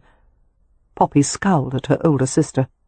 "Amelia, whose side are you on?" "For me, there is no side but yours." Amelia's blue eyes were filled with concern, "and that is why I don't care for this kind of covert courtship, arriving separately at events, never coming to take you and Miss Marks on a carriage drive. It bears the odour of shame, embarrassment, as if you were some guilty secret." "Are you saying you doubt Mr. Baning's intentions?" "Not at all, but I don't like his methods." Poppy sighed shortly. "I am an unconventional choice for a peer's son, and therefore Mr. Baning must proceed with caution." "You're the most conventional person in the entire family," Amelia protested. Poppy gave her a dark glance. "Being the most conventional, Hathaway, is hardly something to boast about." Looking annoyed, Amelia glanced at her companion. "Miss Marks, my sister seems to believe that her family is so outlandish, so completely out of the ordinary, that Mr. Baning must go through these exertions, sneaking about and so forth, instead of going to the Viscount in an upstanding manner and saying, 'Father, I intend to marry Poppy Hathaway, and I would like your blessing.' Can you tell me why there is a need for such excessive caution on Mr. Baning's part?" For once, Miss Marks seemed at a loss for words. "Don't put her on the spot," Poppy said. "Here are the facts, Amelia. You and Wynne are married to gypsies. Leo is a notorious rake. Beatrix has more pets than the Royal Zoological Society, and I am socially awkward and can't carry on a proper conversation to save my life. Is it so difficult to understand why Mr. Baning has to break the news to his father gently?" Amelia looked as though she wanted to argue, but instead she muttered, "Proper conversations are very dull, in my opinion." "Mine too," Poppy said glumly. "That's the problem." Beatrix looked up from the hedgehog, who had curled up in a ball in her hands. "Does Mr. Baning make interesting conversation?" "You wouldn't need to ask," Amelia said, "if he dared to come here for a visit." "I suggest," Miss Marks said hastily, before Poppy could retort, "that as a family we invite Mr. Baning to accompany us to the Chelsea Flower Show the day after next. That will allow us to spend the afternoon with Mr. Baning, and perhaps we will gain some reassurance about his intentions." "I think that's a lovely idea," Poppy exclaimed. Attending a flower show together was far more innocuous and discreet than Michael having to call on them at the Rutledge. "I'm sure that talking to Mr. Baning will ease your worries, Amelia." "I hope so," her sister replied, sounding unconvinced. A tiny frown pleated the space between her sister's slim brows. She turned her attention to Miss Marks. "As Poppy's chaperone, you have seen far more of this furtive suitor than I have.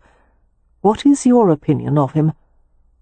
"From what I have observed," the companion said carefully, "Mr. Baning is well regarded and honourable. He has an excellent reputation, with no history of seducing women, spending beyond his means, or brawling in public venues. In short, he is the complete opposite of Lord Ramsay." "That speaks well of him," Cam said gravely. His golden hazel eyes twinkled as he glanced down at his wife. A moment of silent communication passed between them, before he murmured softly, "Why don't you send him an invitation, Monisha?" A sardonic smile flitted across Amelia's soft lips. "You would voluntarily attend a flower show?" "I like flowers," Cam said innocently. "Yes, scattered across meadows and marshes, but you hate seeing them organized in raised beds and neat little boxes." "I can tolerate it for an afternoon," Cam assured her. Idly he toyed with a loose lock of hair that had fallen on her neck. "I suppose it's worth the effort to gain an in-law like Baining." He smiled as he added, "We need at least one respectable man in the family, don't we?" Chapter 5. An invitation was sent to Michael Baining the next day, and to Poppy's elation it was accepted immediately. "It's only a matter of time now," she told Beatrix, barely restraining herself from hopping in excitement the way Dodger did. "I'm going to be Mrs. Michael Baining, and I love him. I love everyone and everything. I even love your smelly old ferret, Bee." Late in the morning, Poppy and Beatrix dressed for a walk. It was a clear, warm day, and the hotel gardens, intercut with neatly gravelled paths, were a symphony of blooms. "I can hardly wait to go out," Poppy said, standing at the window and staring down at the extensive gardens. "It almost reminds me of Hampshire. The flowers are so beautiful." "It doesn't remind me at all of Hampshire," Beatrix said. "It's too orderly. But I do like walking through the Rutledge rose garden. The air smells so sweet. Do you know, I spoke with the master gardener a few mornings ago, when Cam and Amelia and I went out, and he told me his secret recipe for making the roses so large and healthy." "What is it?" "Fish broth, vinegar, and a dash of sugar. He mists them with it right before they bloom, and they love it." Poppy wrinkled her nose. "What a dreadful concoction!" "The master gardener said that old Mr. Rutledge is especially fond of roses, and people have brought him some of the exotic varieties you see in the garden. The lavender roses are from China, for example, and the maiden's blush variety comes from France. And old Mr. Rutledge?" "Well, he didn't actually say Mr. Rutledge was old. I just can't help thinking of him that way." "Why?" "Well, he's so awfully mysterious, and no one ever sees him. It reminds me of the stories of mad old King George, locked away in his apartments at Windsor Castle." Beatrix grinned. "Perhaps they keep Mr. Rutledge up in the attic."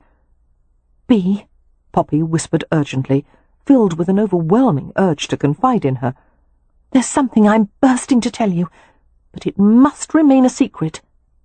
Her sister's eyes lit with interest. "What is it?" "First, promise you won't tell anyone." "I promise." "Swear on something." "I swear on St. Francis, the patron saint of all animals." Seeing Poppy's hesitation, Beatrix added enthusiastically, "If a band of pirates kidnapped me and took me to their ship and threatened to make me walk the plank over a shiver of starving sharks unless I told them your secret, I still wouldn't tell it. If I were tied by a villain and thrown before a herd of stampeding horses all shod in iron, and the only way to keep from being trampled was to tell the villain your secret, "All right, you've convinced me," Poppy said with a grin. Dragging her sister to the corner, she said softly, "I have met Mr. Rutledge." Beatrix's blue eyes turned huge. "You have? When?" "Yesterday morning." And Poppy told her the entire story, describing the passageway, the curiosities room, and Mr. Rutledge himself. The only thing she left out was the kiss, which, as far as she was concerned, had never happened. "I'm so terribly sorry about Dodger," Beatrix said earnestly. "I apologize on his behalf." "It's all right, Bee. Only I do wish he hadn't lost the letter. So long as no one finds it, I suppose there's no problem." "Then Mr. Rutledge is not a decrepit madman?" Beatrix asked, sounding disappointed. "Heavens, no! What does he look like?" "Quite handsome, actually. He's very tall, and as tall as Merrypen." Kev Merrypen had come to live with the Hathaways after his tribe had been attacked by Englishmen, who had wished to drive the gypsies out of the county. The boy had been left for dead, but the Hathaways had taken him in, and he had stayed for good. Recently he had married the second oldest sister, Winifred. Mary Penn had undertaken the monumental task of running the Ramsay estate in Leo's absence. The newlyweds were both quite happy to stay in Hampshire during the season, enjoying the beauty and relative privacy of Ramsay House. "No one's as tall as Mary Penn," Poppy said, "but Mr. Rutledge is tall nonetheless, and he has dark hair and piercing green eyes." Her stomach gave an unexpected little leap as she remembered. "Did you like him?" Poppy hesitated. "Mr. Rutledge is unsettling. He's charming, but one has the feeling he's capable of nearly anything. He's like some wicked angel from a William Blake poem." "I wish I could have seen him," Beatrix said wistfully. "And I wish even more that I could visit the Curiosities Room. I envy you, Poppy. It's been so long since anything interesting has happened to me." Poppy laughed quietly. "What, when we've just gone through nearly the entire London season?" Beatrix rolled her eyes. "The London season is about as interesting as a snail race, in January, with dead snails." "Girls, I'm ready," came Miss Marks's cheerful summons, and she entered the room. "Make certain to fetch your parasols. You don't want to become sunbrowned." The trio left the suite and proceeded at a dignified pace along the hallway. Before they turned the corner to approach the grand staircase, they became aware of an unusual disturbance in the decorous hotel. Men's voices tangled in the air, some agitated, at least one of them angry, and there was the sound of foreign accents, and heavy thumping, and a queer metallic rattling. "What the devil?" Miss Marks said under her breath. Rounding the corner, the three women stopped abruptly at the sight of a half-dozen men clustered near the food lift. A shriek rent the air. "Is it a woman?" Poppy asked, turning pale. "A child?" "Stay here," Miss Marks said tensely. "I'll undertake to find out." The three of them flinched at a series of screams. The sounds blistered with panic. "It is a child," Poppy said, striding forward despite Miss Marks's command to stay. "We must do something to help." Beatrix had already run ahead of her. "It's not a child," she said over her shoulder. "It's a monkey." Chapter 6. There were few activities Harry enjoyed as much as fencing, even more so because it had become an obsolete art. Swords were no longer necessary as weapons or fashion accessories, and its practitioners were now mainly military officers and a handful of amateur enthusiasts. But Harry liked the elegance of it, the precision that required both physical and mental discipline. A fencer had to plan several moves in advance, something that came naturally to Harry. A year earlier, he had joined a fencing club consisting of approximately 100 members, including peers, bankers, actors, politicians, and soldiers from various ranks of the military. Thrice weekly, Harry and a few trusted friends met at the club, practicing with both foils and quarterstaffs beneath the watchful eye of a fencing master. Although the club had a changing room and shower baths, there was often a queue, so Harry usually left directly from practice. This morning's practice had been especially vigorous, as the fencing master had taught them techniques for fighting off two opponents simultaneously. Although it had been invigorating, it was also challenging, and they had all been left bruised and tired. Harry had gotten a few hard strikes on his chest and bicep, and he was soaked in sweat. When he returned to the hotel, he was still in his fencing whites, although he had removed the protective leather padding. He was looking forward to a shower bath, but it quickly became evident that the shower bath would have to wait. One of his managers, a bespectacled young man named William Cullip, met him as he entered the back of the hotel. Cullip's face was drawn with anxiety. "Mr. Rutledge," he said apologetically, "I was told by Mr. Valentine to tell you immediately upon your return that we are having a difficulty." Harry stared at him and remained silent, waiting with forced patience. One could not rush Cullip, or the information would take forever to get out. "It involves the Nagarajan diplomats," the manager continued. "Another fire?" "No, sir. It has to do with one of the articles of tribute the Nagarajans had planned to present to the Queen tomorrow. It has disappeared." Harry frowned, reflecting on the collection of priceless gemstones, artwork and textiles the Nagarajans had brought. Their possessions are stored in a locked basement room. How could something go missing? Cullip let out a ragged breath.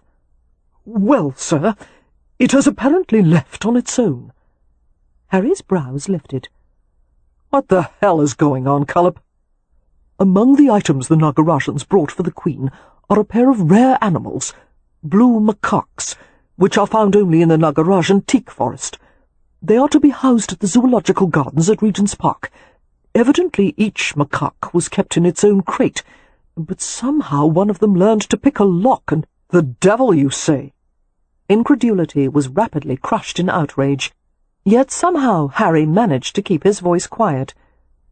"May I ask why no one bothered to inform me that we're harboring a pair of monkeys in my hotel?" "There seems to be some confusion on that point, sir. You see, Mr. Orgill in reception is certain that he included it in his report, but Mr. Valentine says he never read anything about it, and he lost his temper and frightened a housemaid and 2 stewards, and now everyone is searching, while at the same time making certain not to alert the guests." "Cullip." Harry gritted his teeth with the effort to stay calm. "How long has the macaque been missing?" "We estimate at least 45 minutes. "Where is Valentine?" "The last I heard, he had gone up to the 3rd floor. One of the housemaids discovered what she thought might be droppings near the food lift." "Monkey droppings near the food lift?" Harry repeated, disbelieving his own ears. Christ! All the situation needed was for one of his elderly guests to be frightened into apoplexy from having a wild animal spring out from nowhere, or to have a woman or child bitten, or some other outrageous scenario. It would be impossible to find the damned creature. The hotel was a virtual maze, riddled with hallways and concealed doors and passages. It could take days, during which the Rutledge would be in an uproar. He would lose business, and worst of all, he would be the butt of jokes for years, by the time the humorists got through with him. "By God, heads are going to roll," Harry said, with a lethal softness that caused Cullip to flinch. "Go to my apartments, Cullip, and get the dryser from the mahogany cabinet in my private office." The young manager looked perplexed. "The dryser, sir?" "A shotgun. It's the only percussion cap breechloader in the cabinet." "A percussion?" "The brown one," Harry said gently, "with a large bolt sticking out of the side." "Yes, sir. And for God's sake don't point it at anyone. It's loaded." Still gripping the foil, Harry raced up the back stairs. He took them 2 at a time, swiftly passing a pair of startled housemaids carrying baskets of linens. Reaching the 3rd floor, he headed to the food lift, where he found Valentine, all 3 of the Nagarajan diplomats, and Brimley, the floor steward. A wood and metal crate had been positioned nearby. The men had gathered around the opening to the food lift, and were looking inside. "Valentine," Harry said curtly, striding up to his right-hand man. "Have you found it?" Jake Valentine threw him a harassed glance. "He climbed up the rope pulley in the food lift. Now he's sitting on top of the movable frame. Every time we try to lower it, he hangs onto the rope and dangles above us. Is he close enough for me to reach him?" Valentine's gaze flickered to the foil in his employer's grasp. His dark eyes widened as he understood that Harry intended to skewer the creature rather than let it roam freely through the hotel. "It wouldn't be easy," Valentine said. "You'd probably only end up agitating him. Have you tried to lure it with food? He won't take the bait. I reached up in the shaft with an apple, and he tried to bite my hand." Valentine cast a distracted glance at the food lift, where the other men were whistling and cooing to the obstinate monkey.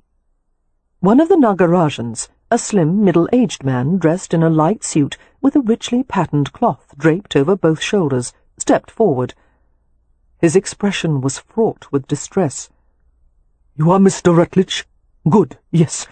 I thank you for coming to help retrieve this most important gift for Her Majesty.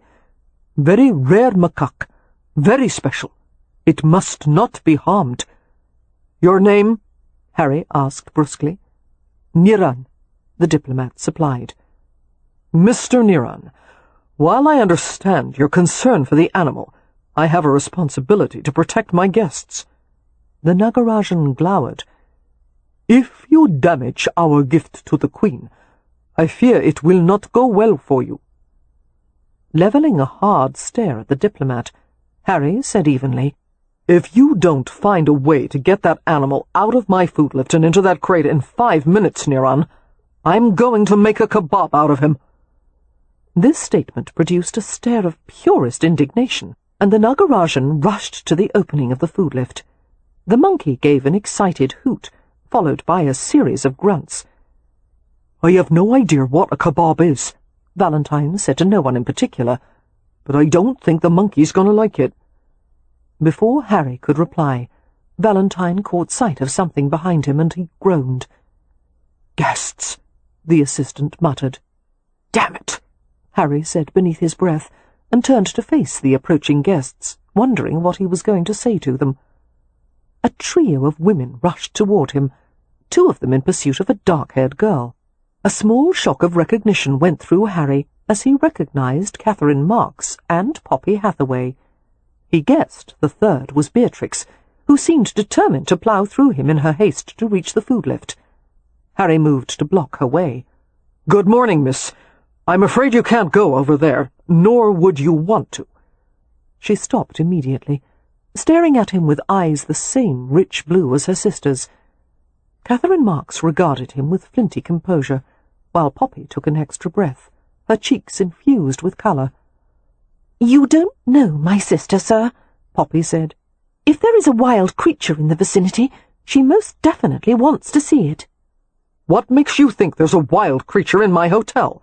Harry asked, as if the idea were inconceivable. The macaque chose that moment to utter an enthusiastic screech. Holding his gaze, Poppy grinned. Despite his annoyance at the situation and his lack of control over it, Harry couldn't help smiling back. She was even more exquisite than he had remembered, her eyes a dark, lucid blue. There were many beautiful women in London, but not one of them possessed her combination of intelligence and subtly off-kilter charm. He wanted to sweep her away somewhere that very minute and have her all to himself. Schooling his expression, Harry recalled that they weren't supposed to know each other. He bowed with impeccable politeness. Harry Rutledge, at your service. I'm Beatrix Hathaway, the younger girl said, and this is my sister Poppy, and my companion Miss Marks. There's a monkey in the food lift, isn't there? She seemed remarkably prosaic, as if discovering exotic animals in one's residence occurred all the time. Yes, but you'll never catch him that way, Beatrix interrupted. Harry, who was never interrupted by anyone, found himself biting back another smile. I assure you, we have the situation well in hand, Miss— You need help, Beatrix told him. I'll return directly. Don't do anything to upset the monkey, and don't try to poke him out with that sword. You may accidentally pierce him. With no further ado, she dashed back in the direction she had come from. It wouldn't be accidental, Harry muttered. Miss Marks looked from Harry to her retreating charge, her mouth falling open. Beatrix! Do not run through the hotel like that! Stop at once! I think she has a plan, Poppy remarked. You'd better go after her, Miss Marks. The companion threw her a beseeching glance. Come with me. But Poppy didn't move, only said innocently, I'll wait here, Miss Marks. But it's not proper. The companion looked from Beatrix's fast-disappearing form to Poppy's unmoving one. Deciding in a flash that Beatrix posed the greater problem, she turned with an unladylike curse and ran after her charge. Harry found himself left with Poppy, who, like her sister, seemed remarkably unperturbed by the macaque's antics. They faced each other, he with his foil, she with her parasol. Poppy's gaze travelled over his fencing whites, and rather than staying demurely silent or displaying the appropriate nervousness of a young lady with no companion to protect her, she launched into conversation. "My father called fencing physical chess," she said. "He very much admired the sport." "I'm still a novice," Harry said. "According to my father, the trick of it is to hold the foil as if it were a bird in your hand, close enough to prevent its escape, but not tight enough to crush it." "He gave you lessons?" "Oh, yes. My father encouraged all his daughters to try it. He said he knew of no other sport that would fall so directly in a woman's line." "Of course. Women are agile and fast." Poppy smiled ruefully. "Not enough to elude you, it seems." The single comment managed, with wry humour, to gently mock herself and him. Somehow they were standing closer together, although Harry wasn't certain who had stepped toward whom. A delicious scent clung to her, sweet skin and perfume and soap. Remembering how soft her mouth had been, he wanted to kiss her so badly that it was all he could do not to reach for her. He was stunned to realize that he was a bit breathless. "Sir!" Valentine's voice recalled him from his thoughts. "The macaque is climbing up the rope pulley." "It has nowhere to go," Harry said curtly. "Try moving the lift upward and trapping it against the ceiling." "You will injure the macaque!" the Nagarajan exclaimed. "I can only hope so," Harry said, aggravated by the distraction. He didn't want to be bothered with the logistics of capturing an unruly macaque. He wanted to be alone with Poppy Hathaway. William Cullip arrived, carrying the dreiser with extreme care. "Mr. Valentine, here it is." "Thank you." Harry began to reach for it, but at that second Poppy reared back in a startled reflex, her shoulders colliding with his chest. Harry caught her by the arms and felt the thrills of panic running through her. Carefully he turned her to face him. Her face was bleached, her gaze not quite focused. "What is it?" he asked softly, holding her against him. "The shotgun? You're afraid of guns." She nodded, struggling to catch her breath. Harry was shocked by the force of his own reaction to her, the tidal wave of protectiveness.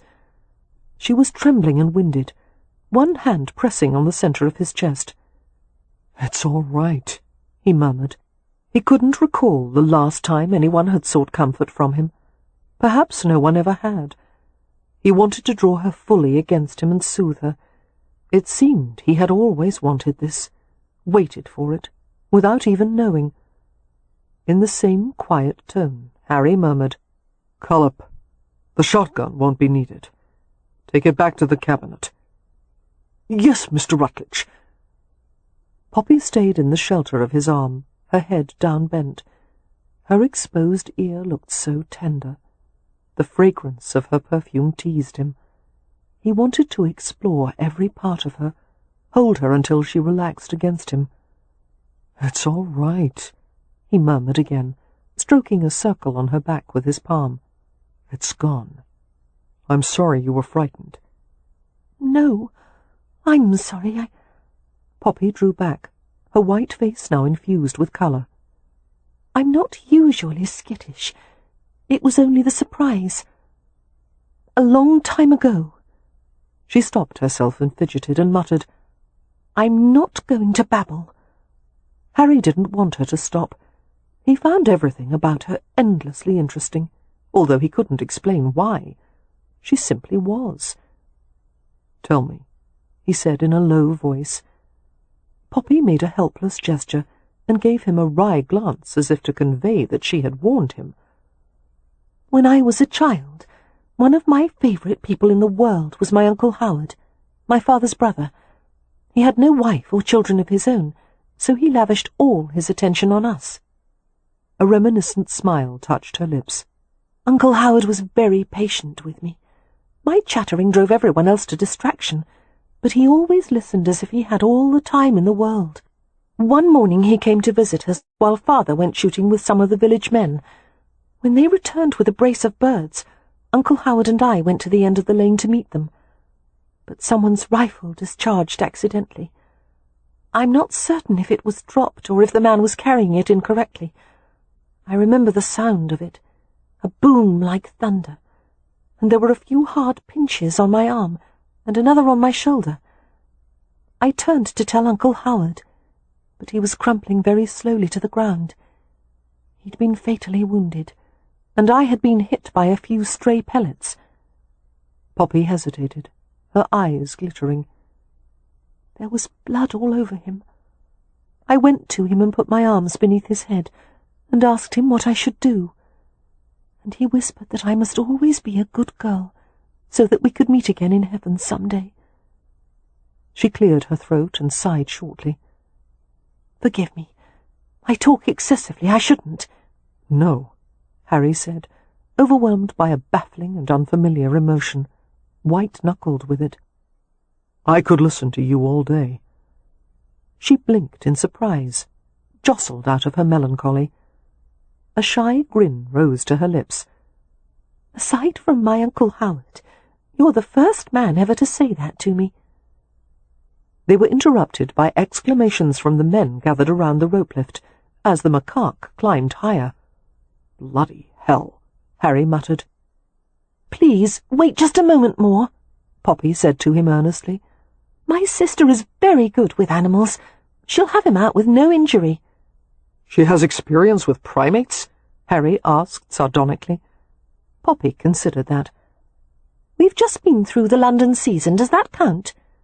Harry chuckled, with a genuine amusement that didn't often occur, and both Valentine and Brimley glanced at him with astonishment. Beatrix hurried back to them, clutching something in her arms. She paid no attention to Miss Marks, who was following and scolding. Here we are, Beatrix said cheerfully. Our comfit jar? Poppy asked. We've already offered him food, miss, Valentine said. He won't take it. He'll take these.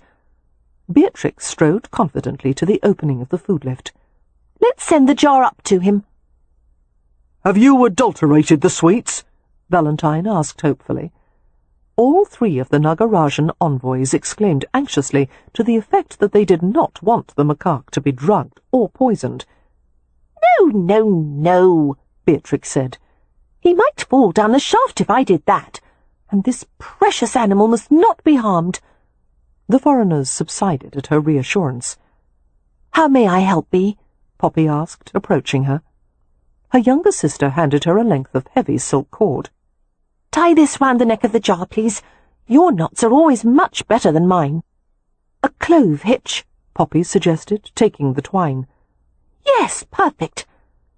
Jake Valentine regarded the two intent young women dubiously, and looked at Harry. Mr. Rutledge! Harry gestured for him to be silent, and allow the Hathaway sisters to proceed. Whether or not their attempt actually worked, he was enjoying this too much to stop them. Could you make some kind of loop for a handle at the other end? Beatrix asked.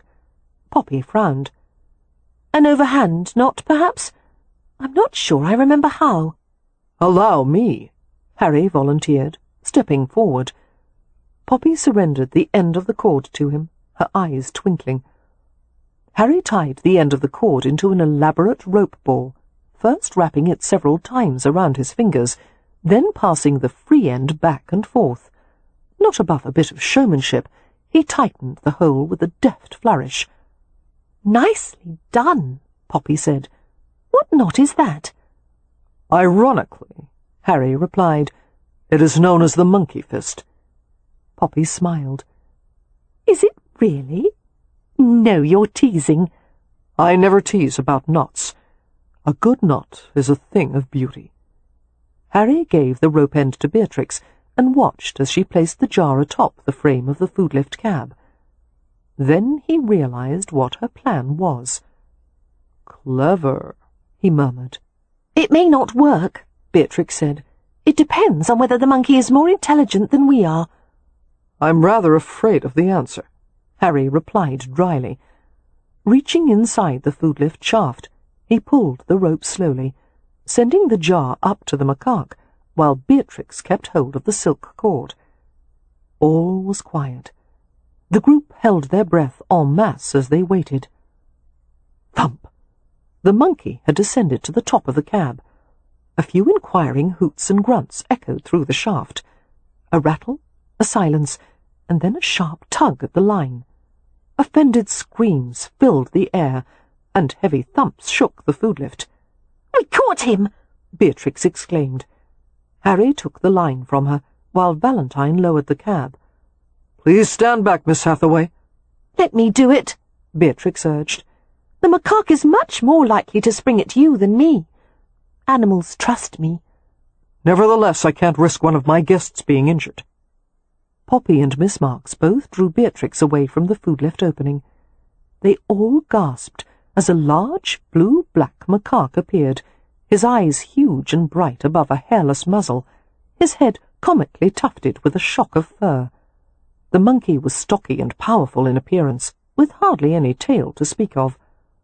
His expressive face contorted in fury, white teeth gleaming as it screeched. One of the front paws appeared to be stuck in the comfit jar. The irate macaque tugged frantically to get it out, without success.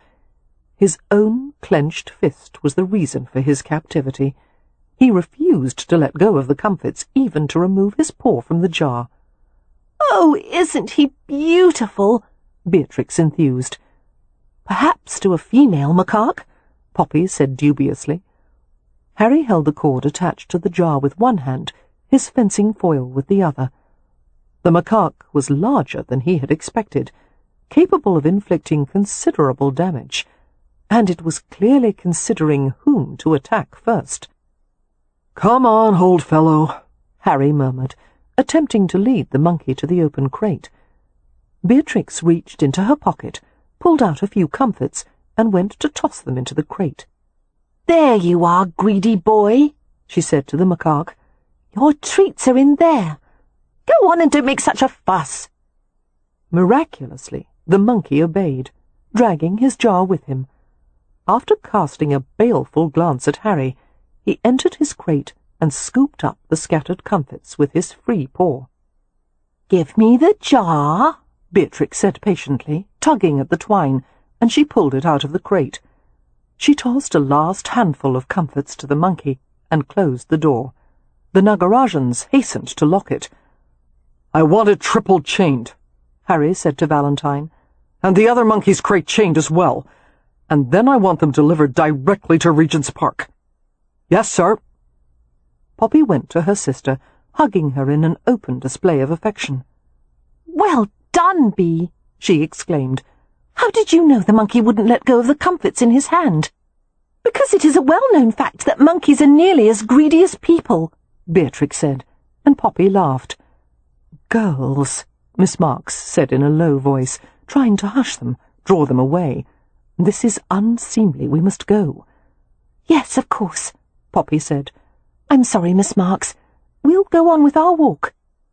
However, the companions' attempt to urge the sisters to leave was foiled as the Nagarajans crowded around Beatrix.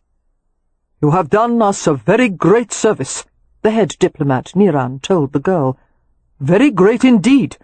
You have the gratitude of our country and our king, and you shall be recommended to Her Majesty Queen Victoria for your brave assistance." "No, thank you," Miss Marks interceded firmly. "Miss Hathaway does not wish to be recommended. You will harm her reputation by exposing her publicly. If you are indeed grateful for her kindness, we beg you to repay her with silence." This produced more discussion and vigorous nodding. Beatrix sighed and watched as the macaque was carried away in his crate. "I wish I had a monkey of my own," she said wistfully. Miss Marks gave Poppy a long-suffering glance. One might wish she were as eager to acquire a husband. Smothering a grin, Poppy tried to look sympathetic. "Have the food lift cleaned," Harry told Valentine and Brimley. "Every inch of it." The men hastened to comply, the older man using the pulleys to send the food lift down, while Valentine departed in swift, controlled strides. Harry glanced at all three of the women, lingering an extra moment on Miss Marks's set face. "I thank you for your assistance, ladies." "Not at all," Poppy said, her eyes dancing. "And if there are further problems with recalcitrant monkeys, do not hesitate to send for us." Harry's blood quickened as lurid images filled his mind. Her, against him, beneath him. That smiling mouth, his alone, her whispers curling into his ear. Her skin, soft and ivory pale in the darkness. Skin heated by skin, sensation emerging as he touched her. She was worth anything, he thought, even giving up the last remnants of his soul.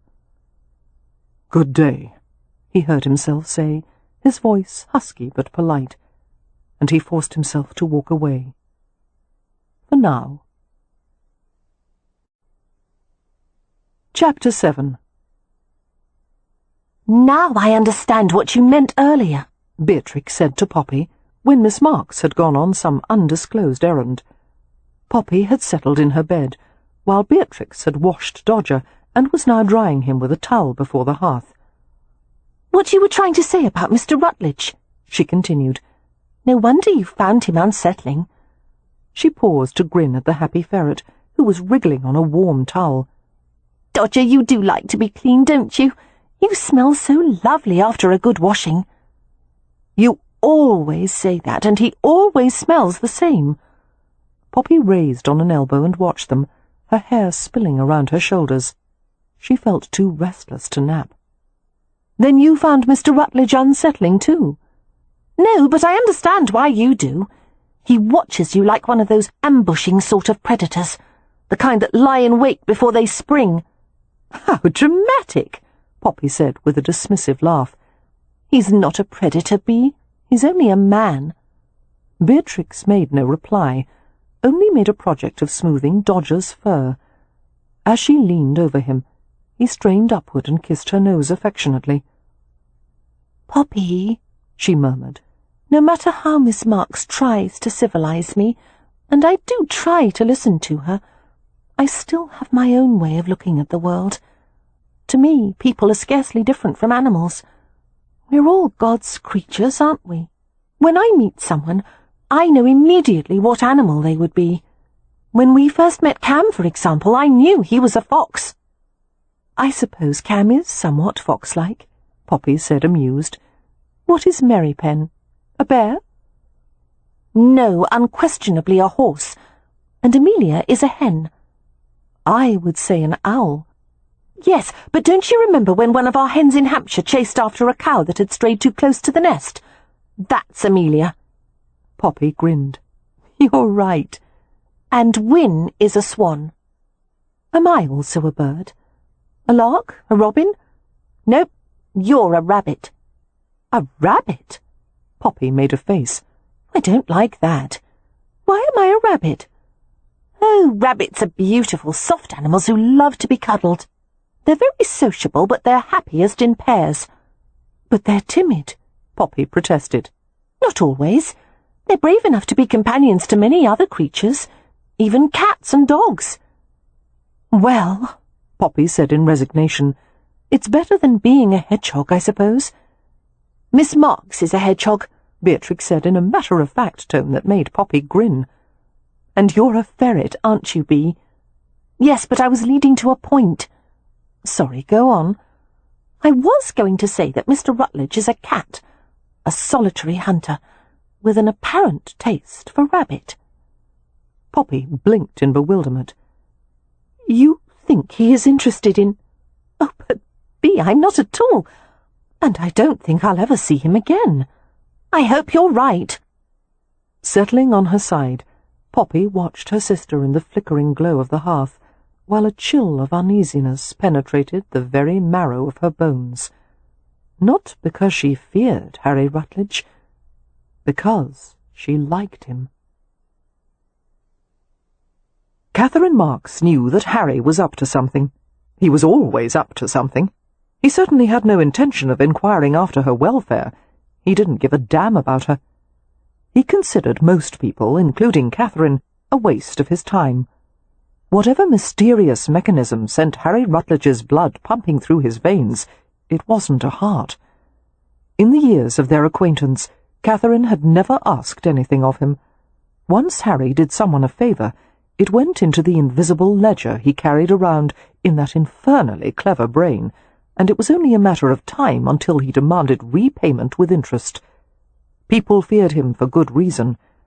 Harry had powerful friends and powerful enemies, and it was doubtful that even they knew what category they fell in. The valet, or assistant, whatever he was, showed her into Harry's palatial apartment. Catherine thanked him with a frosty murmur. She sat in a receiving room with her hands resting in her lap. The receiving room had been designed to intimidate visitors, all of it done in slick, pale fabrics and cold marble and priceless Renaissance art. Harry entered the room, large and breathtakingly self-assured.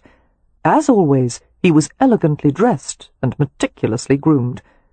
Stopping before her, he surveyed her with insolent green eyes. "Cat, you look well." "Go to the devil," she said quietly. His gaze dropped to the white plait of her fingers, and a lazy smile crossed his face. "I suppose to you I am the devil." He nodded toward the other side of the settee she occupied. "May I?" Catherine gave a short nod, and waited until he had seated himself. "Why did you send for me?" Her voice was brittle. "It was an amusing scene this morning, wasn't it? Your Hathaways were a delight. They're certainly not your run-of-the-mill society misses." Slowly, Catherine raised her gaze to his, trying not to flinch as she stared into the vivid depths of green. Harry excelled at hiding his thoughts, but this morning he had stared at Poppy with a hunger that he was usually too well-disciplined to reveal, and Poppy had no idea of how to defend herself against a man like Harry. Catherine strove to keep her voice even. "I will not discuss the Hathaways with you, and I warn you to stay away from them." "You warn me?" Harry repeated softly, his eyes bright with mocking amusement. "I won't let you hurt anyone in my family." "Your family?" One of his dark brows lifted. "You have no family." "I meant the family I work for," Catherine said with icy dignity. "I meant my charges, especially Poppy. I saw the way you looked at her this morning. If you try to harm her in any way—" "I have no intention of harming anyone." "Regardless of your intentions, it happens, doesn't it?" Catherine felt a stab of satisfaction as she saw his eyes narrow. "Poppy is far too good for you," she continued, "and she is out of your reach." "Hardly anything is out of my reach, Cat." He said it without arrogance. It happened to be the truth, which made Catherine all the more fearful. "Poppy is practically betrothed," she replied sharply. "She is in love with someone." "Michael Baining." Her heart began to hammer with alarm. "How do you know that?" Harry ignored the question. "Do you really think that Viscount Andover, a man of notoriously exacting standards, would allow his son to marry a Hathaway?" "I do. He loves his son, and therefore he will choose to overlook the fact that Poppy comes from an unconventional family. He could ask for no better mother for his future heirs." "He's a peer. Bloodlines are everything to him. And while Poppy's bloodlines have led to an obviously charming result, they're far from pure." "Her brother is a peer," Catherine snapped. "Only by accident. The Hathaways are a twig on the farthest limb of the family tree. Ramsay may have inherited a title, but in terms of nobility, he's no more a peer than you or I, and Andover knows it." "What a snob you are," Catherine observed, in as calm a tone as she could manage. "Not at all. I don't mind the Hathaways' common blood one bit. In fact, I like them all the better for it. All those anemic daughters of the peerage. None of them could hold a candle to the two girls I saw this morning." His smile became genuine for one dazzling moment. "What a pair! Catching a wild monkey with a comfit jar and string." "Leave them alone," Catherine said. "You play with people as a cat does with mice. Entertain yourself with someone else, Harry. God knows you have no shortage of women who would do anything to please you." "That's what makes them boring," he said gravely. No, don't leave yet. There's something I want to ask. Has Poppy said anything to you about me?" Mystified, Catherine shook her head. Only that it was interesting to finally be able to put a face to the mysterious hotelier. She stared at him intently. What else should she have told me? Harry adopted an innocent expression. "Nothing. I merely wondered if I had made an impression." "I'm sure Poppy overlooked you entirely. Her affections are with Mr. Baining, who, unlike you, is a good, honourable man." "You wound me. Fortunately, in matters of love, most women can be persuaded to choose a bad man over a good one." "If you understood anything about love," Catherine said acidly, "you would know that Poppy would never choose anyone over the man she has already given her heart to." "He can have her heart," came Harry's casual reply, "as long as I have the rest of her." As Catherine spluttered in offended fury, Harry stood and went to the door. "Let me show you out. No doubt you'll want to go back and sound the alarms, for all the good it will do." It had been a long time since Catherine had known such fathomless anxiety. Harry. Poppy.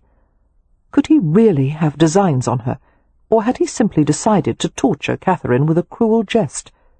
No, he had not been play-acting. Of course Harry wanted Poppy, whose warmth and spontaneity and kindness was completely alien in his sophisticated world. He wanted a respite from his own inexhaustible needs, and once he was done with Poppy, he would have drained her of all the happiness and innocent charm that had attracted him in the first place. Catherine didn't know what to do. She couldn't expose her own connection to Harry Rutledge, and he knew it. The answer was to make certain that Poppy was betrothed to Michael Baining, publicly betrothed, as soon as possible. Tomorrow Baining would meet with the family and accompany them to the flower show. Afterward, Catherine would find a way to hasten the courtship process. She would tell Cam and Amelia that they must press for the matter to be quickly resolved. And if for some reason there was no betrothal, perish the thought, Catherine would suggest that she accompany Poppy on a trip abroad, perhaps France or Italy. She would even tolerate the company of the galling Lord Ramsay, if he chose to go with them. Anything to keep Poppy safe from Harry Rutledge. "Wake up, sluggerbed!" Amelia strode into the bedroom, wearing a dressing-gown trimmed with cascades of soft lace, her dark hair gathered in a thick, neat braid over one shoulder. She had just come from feeding the baby. Having left him in the nursemaid's care, she was now set on the course of waking her husband. Cam's natural preference was to stay up all hours of the night and rise late in the day. This habit was directly opposed to Amelia's early-to-bed, early-to-rise philosophy. Going to one of the windows, she whisked open the curtains to admit the morning light, and was rewarded with a protesting groan from the bed. "Good morning," she said cheerfully. "The maid will be here soon to help me dress. You'd better put something on." She busied herself at her dresser, sorting through a drawer of embroidered stockings. Out of the periphery of her vision, she saw Cam stretch, his body lithe and powerful, his skin glowing like clover honey. "Come here," Cam said in a sleep-darkened voice, drawing back the bed linens. A laugh stirred in her throat. "Absolutely not. There is too much to be done. Everyone is busy except you." "I intend to be busy. As soon as you come here. Monisha, don't make me chase you this early." Amelia gave him a severe glance as she obeyed. "It's not early. In fact, if you don't wash and dress quickly, we'll be late to the flower show." "How can you be late for flowers?" Cam shook his head and smiled, as he always did when she said something he considered to be gajo nonsense. His gaze was hot and slumberous. "Come closer." "Later!" She gave a helpless gasp of laughter as he reached out with astonishing dexterity, snaring her wrist in his hand. "Cam, no!" "A good Romany wife never refuses her husband," he teased. "The maid," she said breathlessly, as she was pulled across the mattress and clasped against all that warm golden skin. "She can wait." He unbuttoned her robe, his hand slipping past the lace, fingertips exploring the sensitive curves of her breasts. Amelia's giggles died away. He knew so much about her, too much, and he never hesitated to take ruthless advantage. She closed her eyes as she reached up to the nape of his neck. The clean, silky locks of his hair slipped through her fingers like liquid. Cam kissed her tender throat, while one of his knees nudged between hers. "It's either now," he murmured, "or behind the rhododendrons at the flower show. Your choice." She writhed a little, not in protest, but excitement, as he trapped her arms in the confining sleeves of the dressing gown. "Cam," she managed to say, as his head bent over her exposed breasts, "we're going to be so terribly late." He murmured his desire to her, speaking in Romany as he did whenever his mood turned uncivilized, and the exotic syllables fell hotly against her sensitive skin, and for the next several minutes he possessed her, consumed her, with a lack of inhibition that would have seemed barbaric had he not been so gentle. "Cam," she said afterward, her arms clasped around his neck, "are you going to say something to Mr. Baining today?" "About pansies and primulas." "About his intentions toward my sister." Cam smiled down at her as he fingered a loose lock of her hair. "Would you object if I did?" "No, I want you to." A frown notched the space between her brows. "Poppy is adamant that no one should criticize Mr. Baining for taking so long to speak to his father about courting her." Gently, Cam used the pad of his thumb to smooth away the little frown. "He's waited long enough.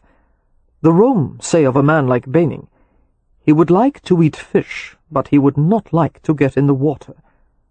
Amelia responded with a humorless chuckle. "It's very frustrating to know that he's tiptoeing around the issue like this. I wish Baining would simply go to his father and have it out." Cam, who knew something about the aristocracy from his days as the manager of an exclusive gaming club, said dryly, "A young man who stands to inherit as much as Baining has to tread softly." "I don't care. He has gotten my sister's hopes very high. If it all comes to naught, she'll be devastated. And he has kept her from being courted by other men, and wasted an entire season." "Shh." Cam rolled to his side, taking her with him. "I agree with you, Monisha. This shadow courtship must end. I'll make certain Baining understands that it's time to take action, and I'll speak to the Viscount if that will help." "Thank you." Amelia tucked her cheek into one of the hard curves of his chest, seeking comfort. "I'll be so glad when this is resolved. Lately, I haven't been able to rid myself of the feeling that things won't turn out well for Poppy and Mr. Baining. I hope I'm wrong. I want so badly for Poppy to be happy. And what will we do if he breaks her heart?" "We'll take care of her," he murmured, cuddling her, "and love her. That's what a family is for."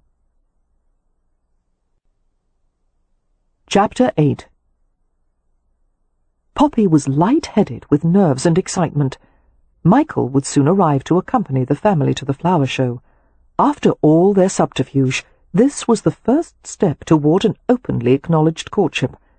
She had dressed with extra care in a yellow walking dress trimmed with black velvet cord. The layered skirts were caught up at intervals with black velvet bows. Beatrix wore a similar ensemble, only hers was blue trimmed in chocolate. "Lovely," Miss Marks had pronounced, smiling as they entered the receiving room of the family suite. "You will be the two most elegant young ladies at the flower show."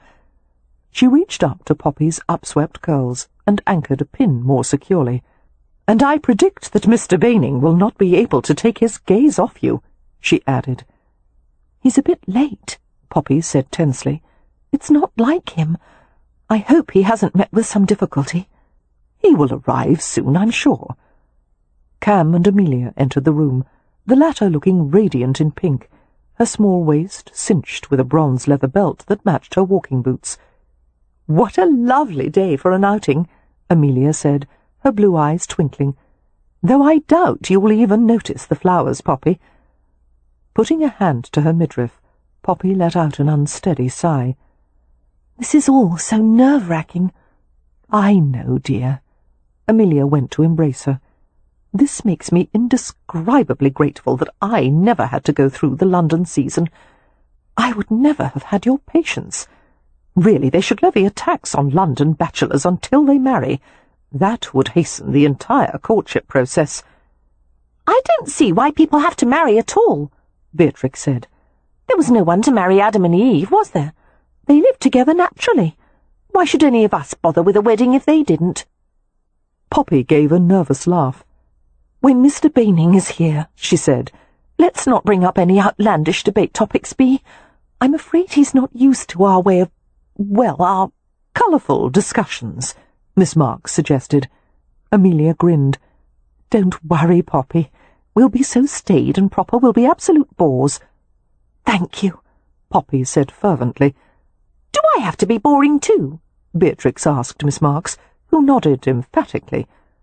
With a sigh, Beatrix went to a table in the corner and began to empty her pockets. Poppy's stomach flipped as she heard a knock at the door. "He's here," she said breathlessly. "I will answer," Miss Marks said. She gave Poppy a quick smile. "Breathe, dear." Poppy nodded and tried to calm herself. She saw Amelia and Cam exchange a glance she could not interpret. The understanding between the pair was so absolute, it seemed they could read each other's thoughts. She was tempted to smile as she remembered Beatrix's comment that rabbits were happiest in pairs. Beatrix had been right. Poppy wanted very much to be loved, to be part of a pair, and she had waited for so long, and she was still unwed when friends her age had already married and had 2 or 3 children. It seemed a common fate for Hathaways to find love later rather than sooner. Poppy's thoughts were interrupted as Michael entered the room and bowed. A surge of gladness was tempered by the sight of his expression, more grim than she had ever imagined possible. His complexion was pale, his eyes reddened as if he'd had no sleep. He looked ill, as a matter of fact. "Mr. Baining," she said softly, her heart beating like a small animal fighting to free itself from a net. "Are you well? What is the matter?" Michael's brown eyes, usually so warm, were bleak as he glanced at her family. "Forgive me," he said hoarsely. "I hardly know what to say." His breath seemed to shiver in his throat. "I am in some difficulty. It's impossible." His gaze settled on Poppy. "Miss Hathaway, I must speak with you. I don't know if it would be possible to have a moment alone." A difficult silence followed the request. Cam stared at the young man with an unfathomable expression, while Amelia gave a slight shake of her head, as if to deny what was coming. "I'm afraid that would not be proper, Mr. Baining," Miss Marks murmured. "We have Miss Hathaway's reputation to consider." "Of course." He passed a hand over his forehead, and Poppy realized that his fingers were trembling. Something was very wrong indeed. An icy calm settled over her. She spoke in a dazed voice that didn't sound quite like her own. "Amelia, perhaps you might stay in the room with us." "Yes, of course." The rest of the family, including Miss Marks, left the room. Poppy felt cold runnels of perspiration beneath her chemise, damp patches blossoming at the pits of her arms. She took a place on the settee and watched Michael with dilated eyes. "You may have a seat," she told him. He hesitated and glanced at Amelia, who had gone to stand beside the window. "Please do have a seat, Mr. Baining," Amelia said, staring at the street outside. "I'm trying to pretend I'm not here. I'm so sorry you can't have more privacy than this, but I'm afraid Miss Marks is right. Poppy's reputation must be protected." Although there was no trace of rebuke in her tone, Michael flinched visibly. Occupying the space next to Poppy, he took her hands and bent his head over them. His fingers were even colder than hers. "I had an unholy row with my father last night," he said, his voice muffled. It seems one of the rumours reached him about my interest in you, about my intentions. He was outraged." "That must have been dreadful," Poppy said, knowing that Michael rarely, if ever, quarrelled with his father. He held the Viscount in awe, striving always to please him. "Worse than dreadful." Michael took an unsteady breath. "I'll spare you the particulars. The result of a long, very ugly argument is that the Viscount gave me an ultimatum. If I marry you, I will be cut off. He will no longer recognize me as his son, and I will be disinherited." There was no sound in the room, except for Amelia's swiftly indrawn breath. Pain unfolded in Poppy's chest, crowding the breath from her lungs. "What reason did he give?" she managed to ask. "Only that you do not fit the mould of a Baning bride." "If you allow time for his temper to cool, try to change his mind. I can wait, Michael. I'll wait forever." Michael shook his head. "I cannot encourage you to wait. My father's refusal was absolute. It could take years to change his mind, if ever, and in the meantime, you deserve the chance to find happiness." Poppy stared at him steadily. "I could only be happy with you." Michael raised his head, his eyes dark and glittering. "I'm sorry, Poppy. Sorry for giving you any reason to hope when it was never possible. My only excuse is that I thought I knew my father, when apparently I don't. I always believed I could convince him to accept the woman I loved, that my judgment would be enough. And I—" His voice cracked. He swallowed audibly. "I do love you. Hell and damnation! I'll never forgive him for this." Releasing her hands, he reached into his coat pocket and extracted a packet of letters tied with cord. All the letters she had written to him. "I'm honour bound to return these." "I won't give yours back," Poppy said, taking the letters in a shaking hand. "I want to keep them." "That is your right, of course." "Michael," Poppy said brokenly, "I love you." I can't give you any reason to hope." They were both quiet and trembling, staring at each other in despair. Amelia's voice pierced through the suffocating silence. She sounded blessedly rational. "The Viscount's objections needn't stop you, Mr. Baning. He can't prevent you from inheriting the title and entailed properties, can he?" "No, but—" "Take my sister to Gretna Green. We'll provide the carriage. My sister's dowry is large enough to secure a handsome annuity for you both. If you need more, my husband will increase it." Amelia levelled a steady, challenging gaze at him. "If you want my sister, Mr. Baning, marry her. The Hathaways will help you weather what storms may come." Poppy had never loved her sister more than she did at that moment. She stared at Amelia with a wobbly smile, her eyes brimming. Her smile vanished, however, as Michael answered dully. "The title and real estate are entailed, but until my father dies, I would be abandoned to my own resources, which are non-existent, and I can't live off the charity of my wife's family." "It's not charity when it's family," Amelia countered. "You don't understand how things are with the Banings," Michael said. "This is a matter of honour. I'm the only son. I've been raised for one thing since I was born, to assume the responsibilities of my rank and title. It's all I've ever known. I can't live as an outcast, outside my father's sphere. I can't live with scandal and ostracism." He hung his head. "Sweet God, I'm weary of arguing. My brain's gone in circles all night." Poppy saw the impatience on her sister's face, and she knew that Amelia was prepared to fight him on every point, for her sake. But she held Amelia's gaze and shook her head, sending the silent message, "It's no use." Michael had already decided on his course. He would never defy his father. Arguing would only make him more miserable than he already was. Amelia closed her mouth and turned to stare out the window again. "I'm sorry," Michael said after a long silence, still gripping Poppy's hands. "I never meant to deceive you. Everything I told you about my feelings, every word was true. My only regret is that I wasted your time. Valuable time for a girl in your position." Although he hadn't meant that as a slight, Poppy winced. A girl in her position. 23. Unmarried. On the shelf after her 3rd season. Carefully she drew her hands from Michael's. "Not a moment was wasted," she managed to say. "I am the better for having known you, Mr. Baining. Please don't have any regrets. I don't."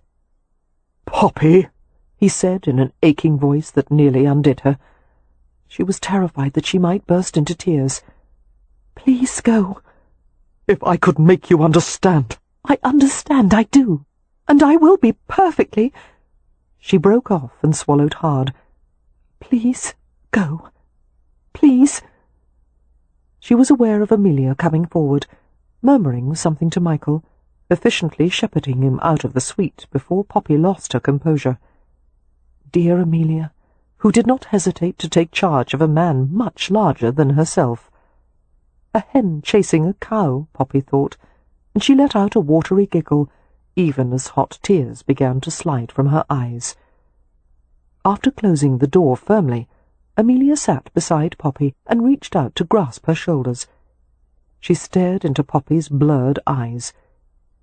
"You are," she said, her voice ragged with emotion, "such a lady, Poppy, and much kinder than he deserved. I am so proud of you. I wonder if he understands how much he has lost. The situation wasn't his fault." Amelia tugged a handkerchief from her sleeve and gave it to her. "Debatable, but I won't criticize him since it won't help matters. However, I must say, the phrase 'I can't' comes rather too easily to his lips." "He is an obedient son," Poppy said, mopping at her tears, then giving up and simply wadding the handkerchief against her flooding eyes. "Yes, well, from now on, I advise you to look for a man with his own means of support." Poppy shook her head, her face still buried in the handkerchief. "There's no one for me." She felt her sister's arms go around her. There is, I promise you. He's waiting. He'll find you. And some day Michael Baining will be nothing but a distant memory." Poppy began to cry in earnest, racking sobs that caused her ribs to ache. "God!" she managed to gasp. "This hurts, Amelia, and it feels as if it will never end." Carefully, Amelia guided Poppy's head to her shoulder and kissed her wet cheek. "I know," she said. "I lived through it once. I remember what it was like. You'll cry, and then you'll be angry, and then despairing, and then angry again. But I know of a cure for heartbreak." "What is it?" Poppy asked, letting out a shuddery sigh. "Time, prayer, and most of all a family that loves you. You will always be loved, Poppy." Poppy managed a wavering smile. "Thank God for sisters," she said, and wept against Amelia's shoulder.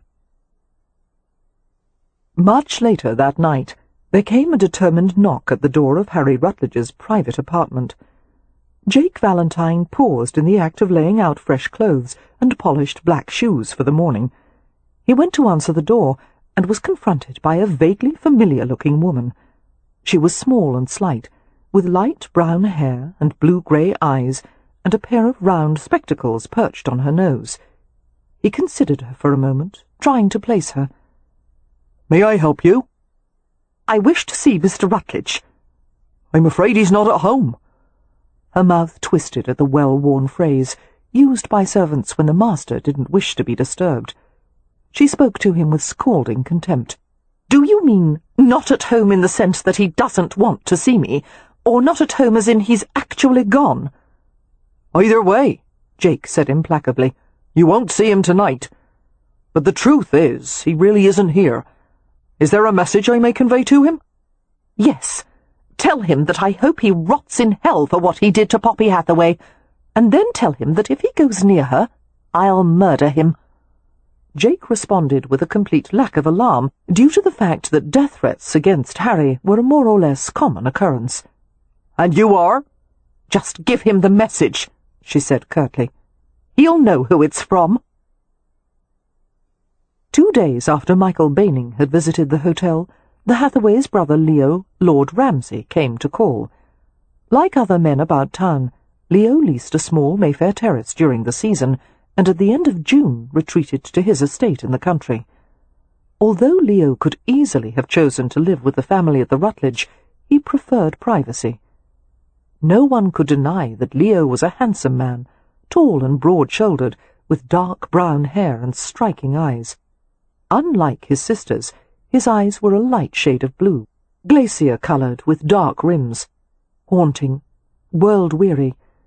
He comported himself as a rake, and did a thorough job of it, appearing never to care about anyone or anything. There were moments, however, when the mask was lifted just long enough to reveal a man of extraordinary feeling, and it was in those rare moments that Catherine was most apprehensive around him. When they were in London, Leo was usually too busy to spend time with his family, for which Catherine was grateful. From the moment they had met, she had been aware of an intrinsic dislike for him, and he for her, flint and iron striking to create sparks of hatred. At times they competed to see who could say the most hurtful things to the other, each of them testing, prodding, trying to find places of vulnerability. They couldn't seem to help it, the constant urge to cut each other down to size. Catherine answered the door of the family suite, and a jolt of reaction went through her as she was confronted by Leo's lanky, big-framed form. He was fashionably dressed in a dark coat with wide lapels, loose trousers with no creases, and a boldly patterned waistcoat with silver buttons.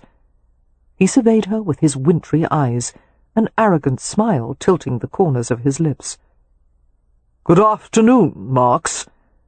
Catherine was stone-faced, her voice edged with scorn.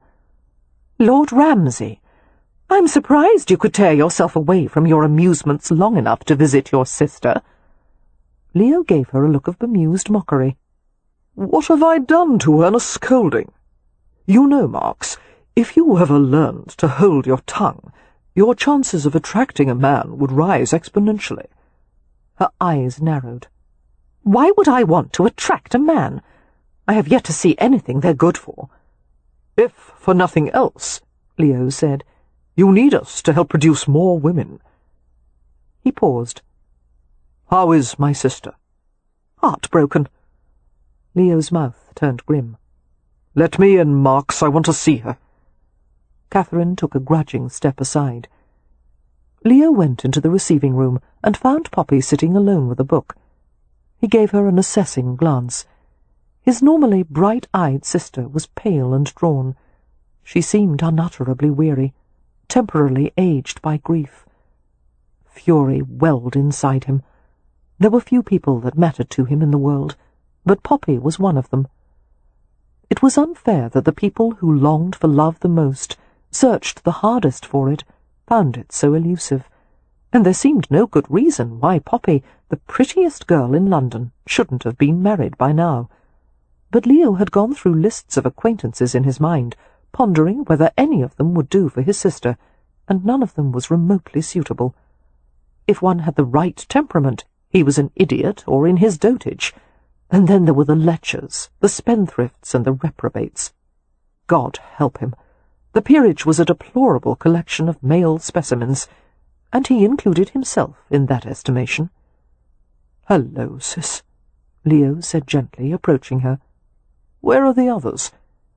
Poppy managed a wan smile. "Cam is out on business matters, and Amelia and Beatrix are at the park, pushing Rye in the perambulator."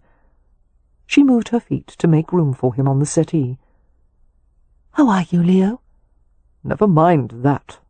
What about you?" "Never better," she said bravely. "Yes, I can see that."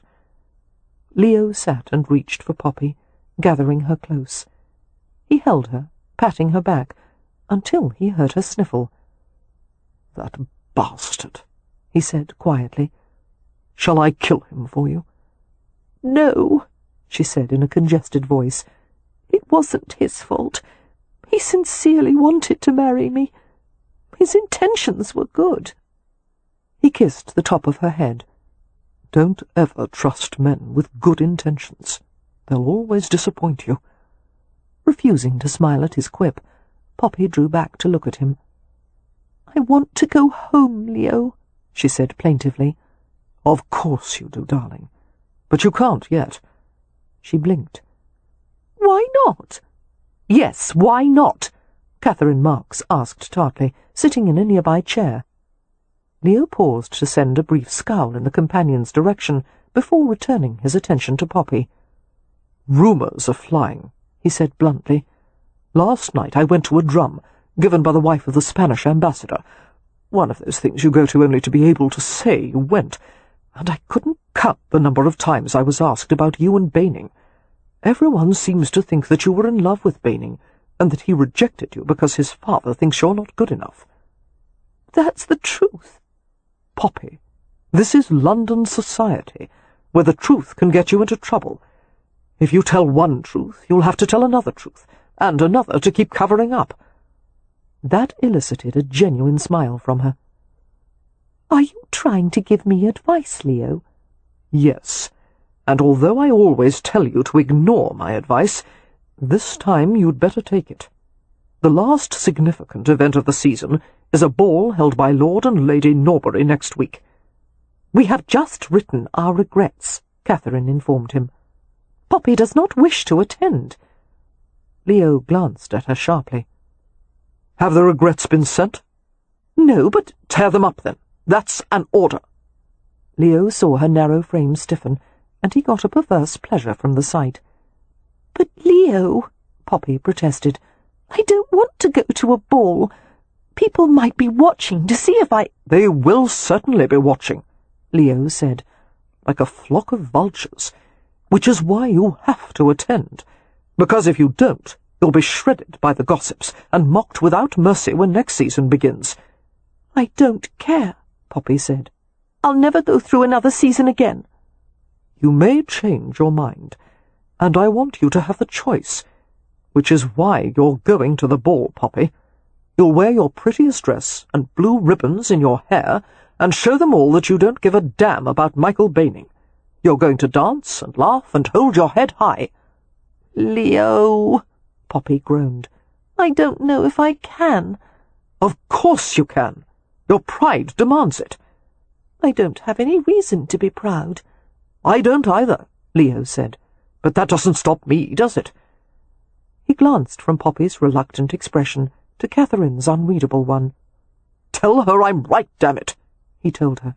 "She has to go, doesn't she?" Catherine hesitated uncomfortably. Much as it galled her to admit it, Leo was indeed right. A confident, smiling appearance by Poppy at the ball would do much to still the wagging tongues of London parlours. But her instincts urged that Poppy should be taken to the safety of Hampshire as soon as possible. As long as she remained in town, she was in Harry Rutledge's reach. On the other hand, Harry never attended such events, where desperate matchmaking mothers with unclaimed daughters scrabbled to snare every last available bachelor. Harry would never lower himself to go to the Norbury ball, especially since his appearance there would turn it into a veritable circus. "Please control your language," Catherine said. "Yes, you are right. However, it will be difficult for Poppy, and if she loses her composure at the ball, if she gives way to tears, it will give the gossips even more ammunition." "I won't lose my composure," Poppy said, sounding drained. "I feel as if I've cried enough for a lifetime." "Good girl," Leo said softly. He glanced at Catherine's troubled expression and smiled. "It appears we've finally agreed on something, Marks. But don't worry. I'm sure it won't happen again." Chapter 9. The Norbury Ball was held in Belgravia, a district of calm and quietness in the heart of London. One could be overwhelmed by the bustle and roar of traffic and activity on Knightsbridge or Sloane Street, cross over to Belgrave Square, and find oneself in an oasis of soothing decorum. It was a place of large marble embassies and grand white terraces, of solemn mansions with tall powdered footmen and stout butlers, and carriages conveying languid young ladies and their tiny over-fed dogs. The surrounding districts of London held little interest for those fortunate enough to live in Belgravia.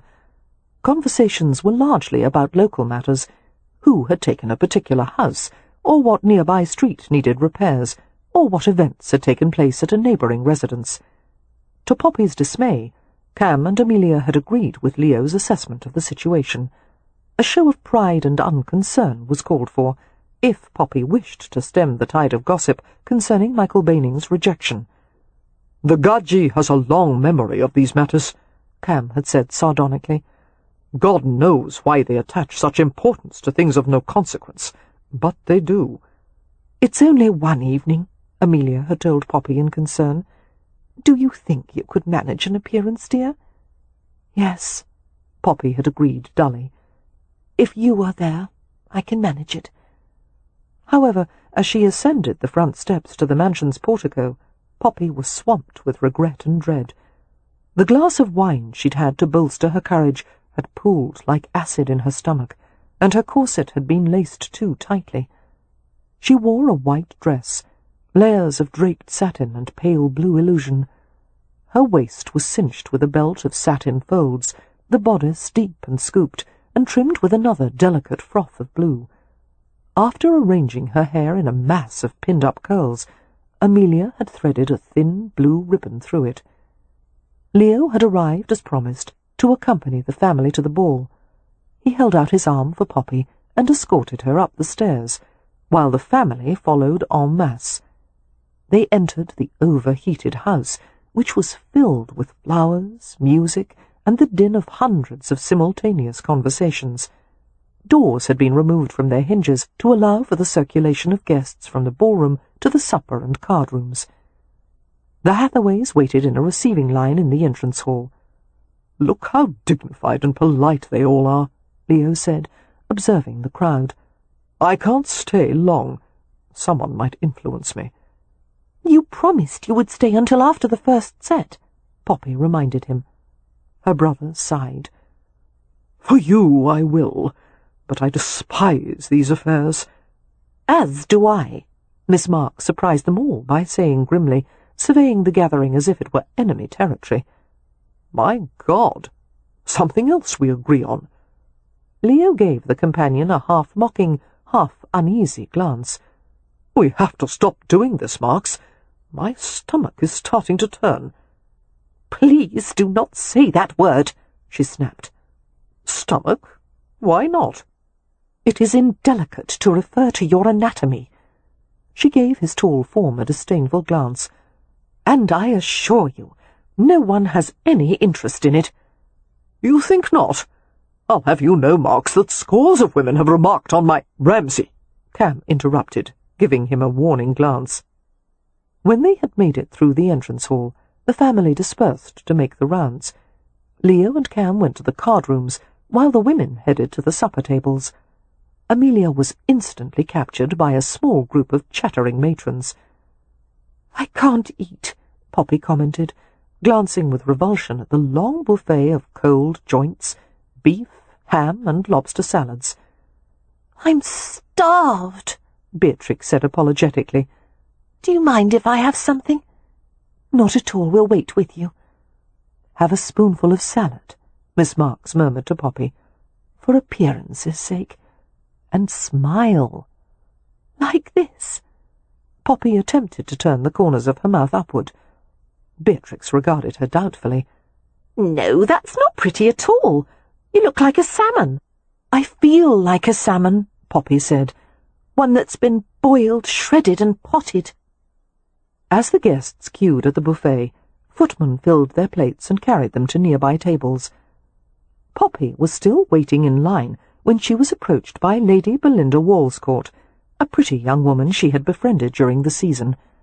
As soon as Belinda had come out into society, She was pursued by several eligible gentlemen, and had quickly become betrothed. "Poppy," Lady Belinda said warmly. "How nice to see you here. There was uncertainty as to whether you would come." "The last ball of the season," Poppy said with a forced smile. "I wouldn't miss it." "I'm so glad." Lady Belinda gave her a compassionate glance. Her voice lowered. "It's terrible what happened to you. I'm dreadfully sorry." "Oh, there's nothing to be sorry about," Poppy said brightly. "I'm perfectly fine." "You're very brave," Belinda replied. "And, Poppy, remember that some day you will meet a frog who will turn into a handsome prince." "Good," Beatrix said, "because all she's met so far are princes who turn into frogs." Looking perplexed, Belinda managed a smile and left them. "Mr. Baining is not a frog," Poppy protested. "You're right," Beatrix said. "That was very unfair to frogs, who are lovely creatures." As Poppy parted her lips to object, she heard Miss Marks snicker, and she began to laugh as well, until they attracted curious glances from the queue at the buffet. After Beatrix had finished eating, they wandered to the ballroom. Music fluttered downward in continuous drifts from the orchestra playing in the upper gallery. The massive room glittered in the light of 8 chandeliers, while the sweetness of abundant roses and greenery thickened the air. Locked in the unforgiving bondage of her corset, Poppy filled her lungs with strained breaths. "It's too warm in here," she said. Miss Marks glanced at her perspiring face, quickly produced a handkerchief, and guided her into one of the many cane openwork chairs at the side of the room. "It is quite warm," she said. "In a moment I will locate your brother, or Mr. Rowan, to escort you outside for some air. But first let me see to Beatrix." "Yes, of course," Poppy managed, seeing that 2 men had already approached Beatrix in hopes of entering their names on her dance card. Her younger sister was at ease with men in a way that Poppy could never manage. They seemed to adore Beatrix, because she treated them as she did her wild creatures, gently humouring, showing patient interest. While Miss Marks supervised Beatrix's dance card, Poppy settled back in her chair and concentrated on breathing around the iron prison of her corset. It was unfortunate that in this particular chair she was able to hear a conversation from the other side of a garlanded column. A trio of young women spoke in low tones that oozed with smug satisfaction. "Of course Baining wouldn't have her," one of them said. "She's pretty, I'll allow, but so maladroit in the social sense. A gentleman I know said he tried to talk to her at the private art viewing at the Royal Academy, and she was prattling about some ridiculous topic, something about a long-ago French balloon experiment when they sent a sheep up into the air in front of King Louis something or other. Can you imagine?" "Louis the 16th, Poppy whispered. "But what would you expect?" came another voice. "Such an odd family. The only one good enough for society is Lord Ramsay, and he is quite wicked." "A scapegrace," the other one agreed. Poppy went from being overheated to chilled. She closed her eyes sickly, wishing she could disappear. It had been a mistake to come to the ball. She was trying to prove something to everyone, that she didn't care about Michael Baining when she did, that her heart wasn't broken when it was. Everything in London was about appearances, pretences. Was it so unforgivable to be honest about one's feelings? Apparently so. She sat quietly, knitting her gloved fingers together until her thoughts were diverted by a stir near the main entrance of the ballroom. It seemed that some important person had arrived, perhaps royalty, or a military celebrity, or an influential politician. "Who is he?" one of the young women asked. "Someone new," the other said. "And handsome." "Divine," her companion agreed. "He must be a man of consequence, otherwise there wouldn't be such a to-do." A light laugh. "And Lady Norbury wouldn't be fluttering so. See how she blushes." Curious despite herself, Poppy leaned forward to catch a glimpse of the newcomer. All she could make out was a dark head, taller than the others around him. He walked further into the ballroom, talking easily with his companions, while the stout, bejewelled and beaming Lady Norbury clung to his arm. Recognizing him, Poppy sat back in her chair. Harry Rutledge!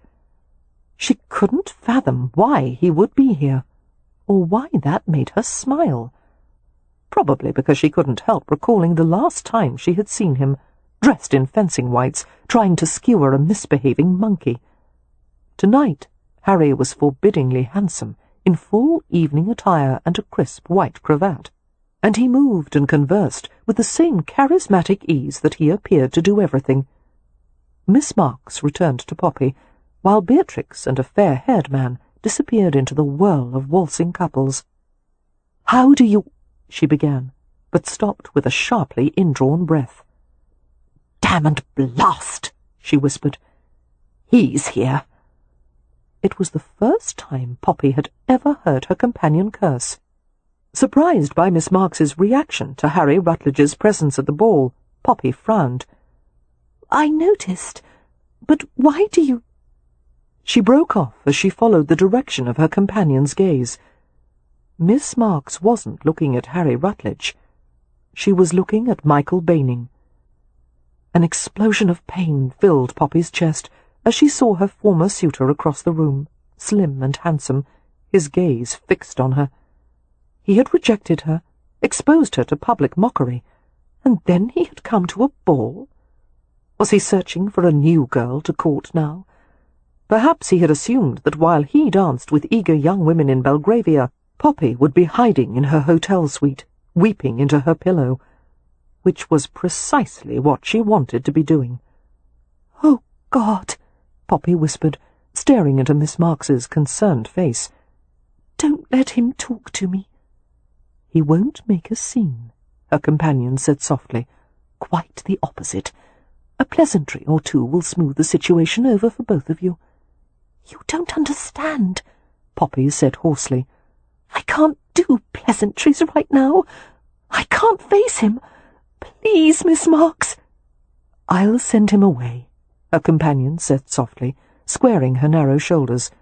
"Don't worry. Collect yourself, dear." She moved in front of Poppy, blocking Michael's view, and went forward to speak to him. "Thank you," Poppy whispered, even though Miss Marks couldn't hear. Horrified to feel the sting of desperate tears, she concentrated blindly on a section of floor in front of her. "Don't cry, don't—" "Miss Hathaway!" Lady Norbury's jovial voice intruded on her frantic thoughts.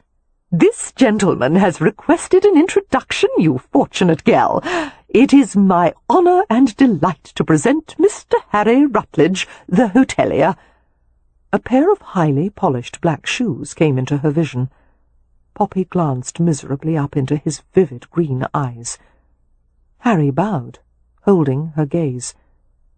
"Miss Hathaway, how do you—" "I'd love to waltz," Poppy said, practically leaping from her chair and seizing his arm. Her throat was so tight she could hardly speak. "Let's go now." Lady Norbury gave a disconcerted laugh. "What charming enthusiasm!" Poppy gripped Harry's arm as if it were a lifeline. His gaze dropped to the clench of her fingers in the fine black wool of his sleeve. He covered her fingers with the reassuring pressure of his free hand, his thumb smoothing over the edge of her wrist, and even through 2 layers of white gloves she felt the comfort in his touch. At that moment Miss Marks returned, having just dispatched of Michael Baining. Her brows lowered in a scowl as she looked up at Harry. "No," she said shortly. "No?" His lips twitched with amusement. "I haven't asked for anything yet." Miss Marks gave him a cold stare. "Obviously you wish to dance with Miss Hathaway." "You have objections?"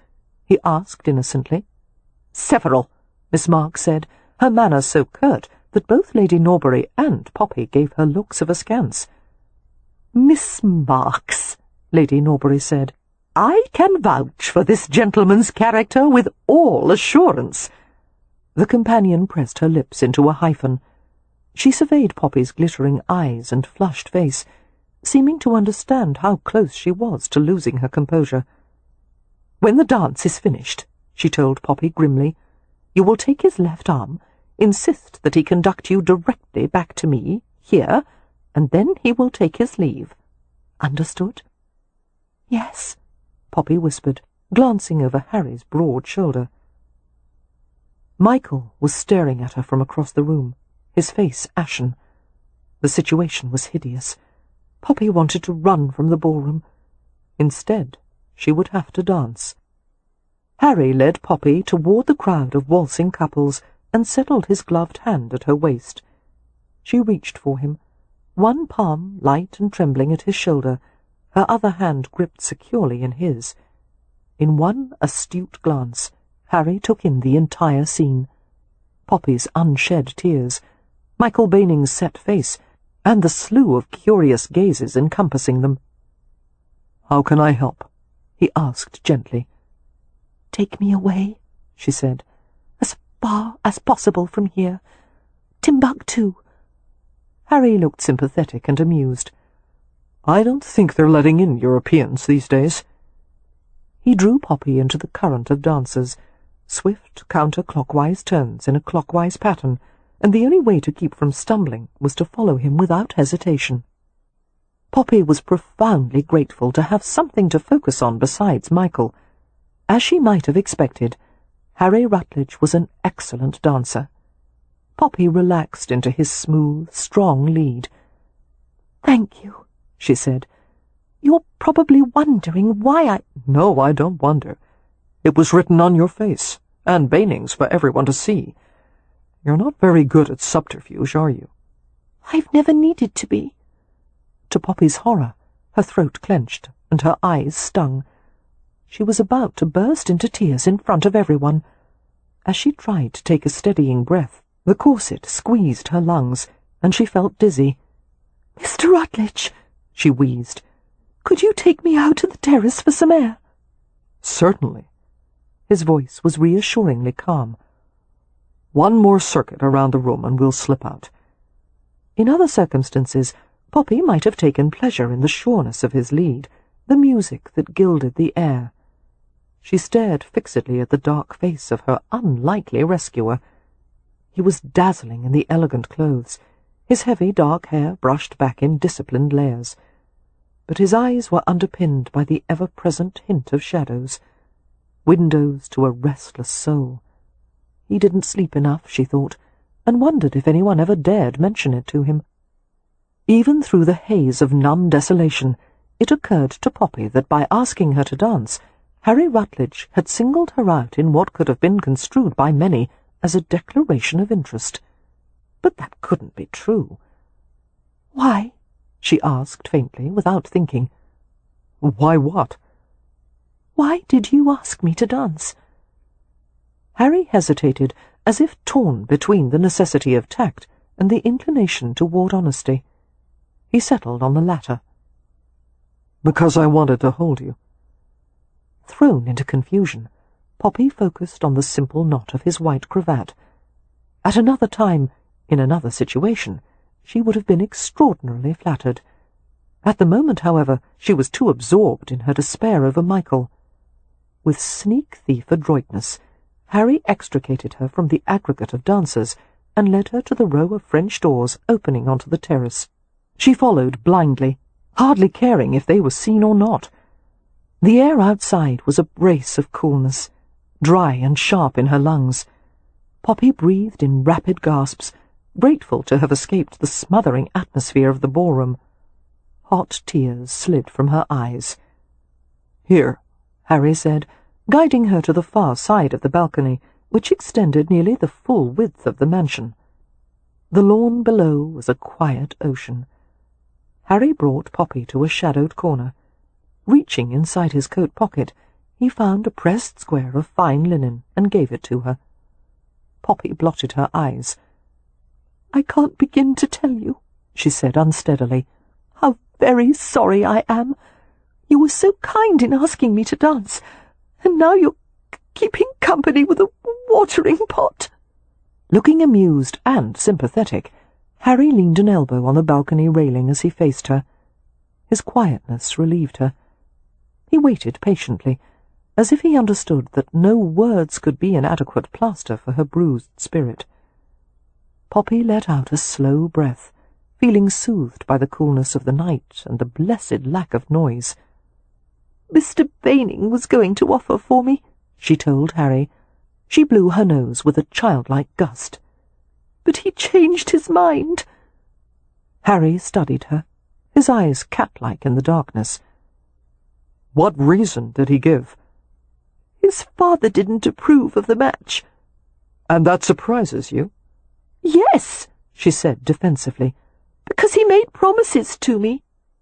Men in Baining's position are rarely, if ever, allowed to marry whom they want. There's far more to consider than their personal preferences. "More important than love?" Poppy asked with bitter vehemence. "Of course." "When all is said and done, marriage is a union of two people made by the same God.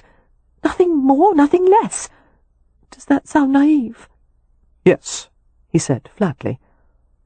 Poppy's lips quirked, although she felt nothing close to actual amusement.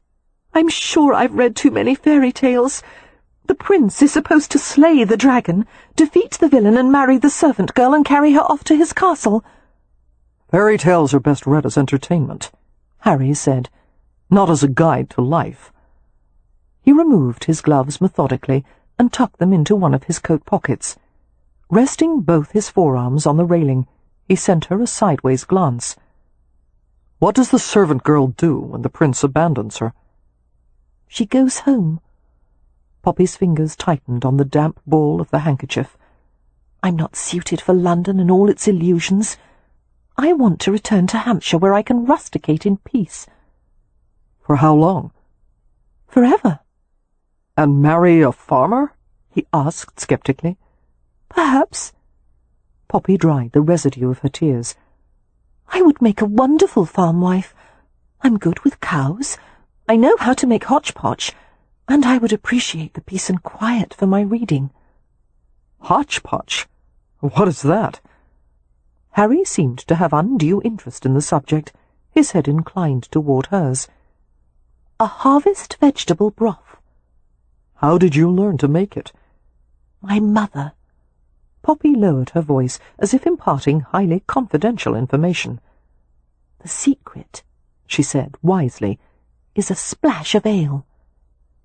They were standing too close. Poppy knew she should move away, but his nearness felt like shelter, and his scent was fresh and beguiling. The night air raised gooseflesh on her bare arms. How large and warm he was! She wanted to match herself against him and burrow inside the haven of his coat as if she were one of Beatrix's small pets. "You're not meant to be a farm wife," Harry said. Poppy gave him a rueful glance. "You think no farmer would have me?" "I think," he said slowly, "that you should marry a man who would appreciate you." She made a face. "Those are in short supply." He smiled. "You don't need a supply. You just need one." He grasped Poppy's shoulder, his hand curving over the illusion-trimmed sleeve of her gown until she felt its warmth through the fragile gauze. His thumb toyed with the filmy edge of fabric, brushing her skin in a way that made her stomach tighten. "Poppy," he said gently, "what if I asked for permission to court you?" She went blank as astonishment swept through her. Finally, someone had asked to court her, and it wasn't Michael or any of the diffident, superior aristocrats she had met during 3 failed seasons. It was Harry Rutledge, an elusive and enigmatic man she had known only a matter of days. "Why me?" was all she could manage. "Because you're interesting and beautiful. Because saying your name makes me smile. Most of all, because this may be my only hope of ever having hotchpotch." "I'm sorry, but no, it wouldn't be a good idea at all." "I think it's the best idea I've ever had. Why can't we?" Poppy's mind was spinning. She could hardly stammer out a reply. I don't like courtship. It's very stressful and disappointing." His thumb found the soft ridge of her collarbone and traced it slowly. "It's arguable that you've ever had a real courtship, but if it pleases you, we'll dispense with it altogether. That would save time." "I don't want to dispense with it," Poppy said, increasingly flustered. She trembled as she felt his fingertips glide along the side of her neck. "What I mean is, Mr. Rutledge, I've just been through a very difficult experience. This is too soon." "You were courted by a boy who had to do as he was told." His hot breath feathered against her lips as he whispered, "You should try it with a man who needs no one's permission." A man. Well, he certainly was that. "I don't have the luxury of waiting," Harry continued.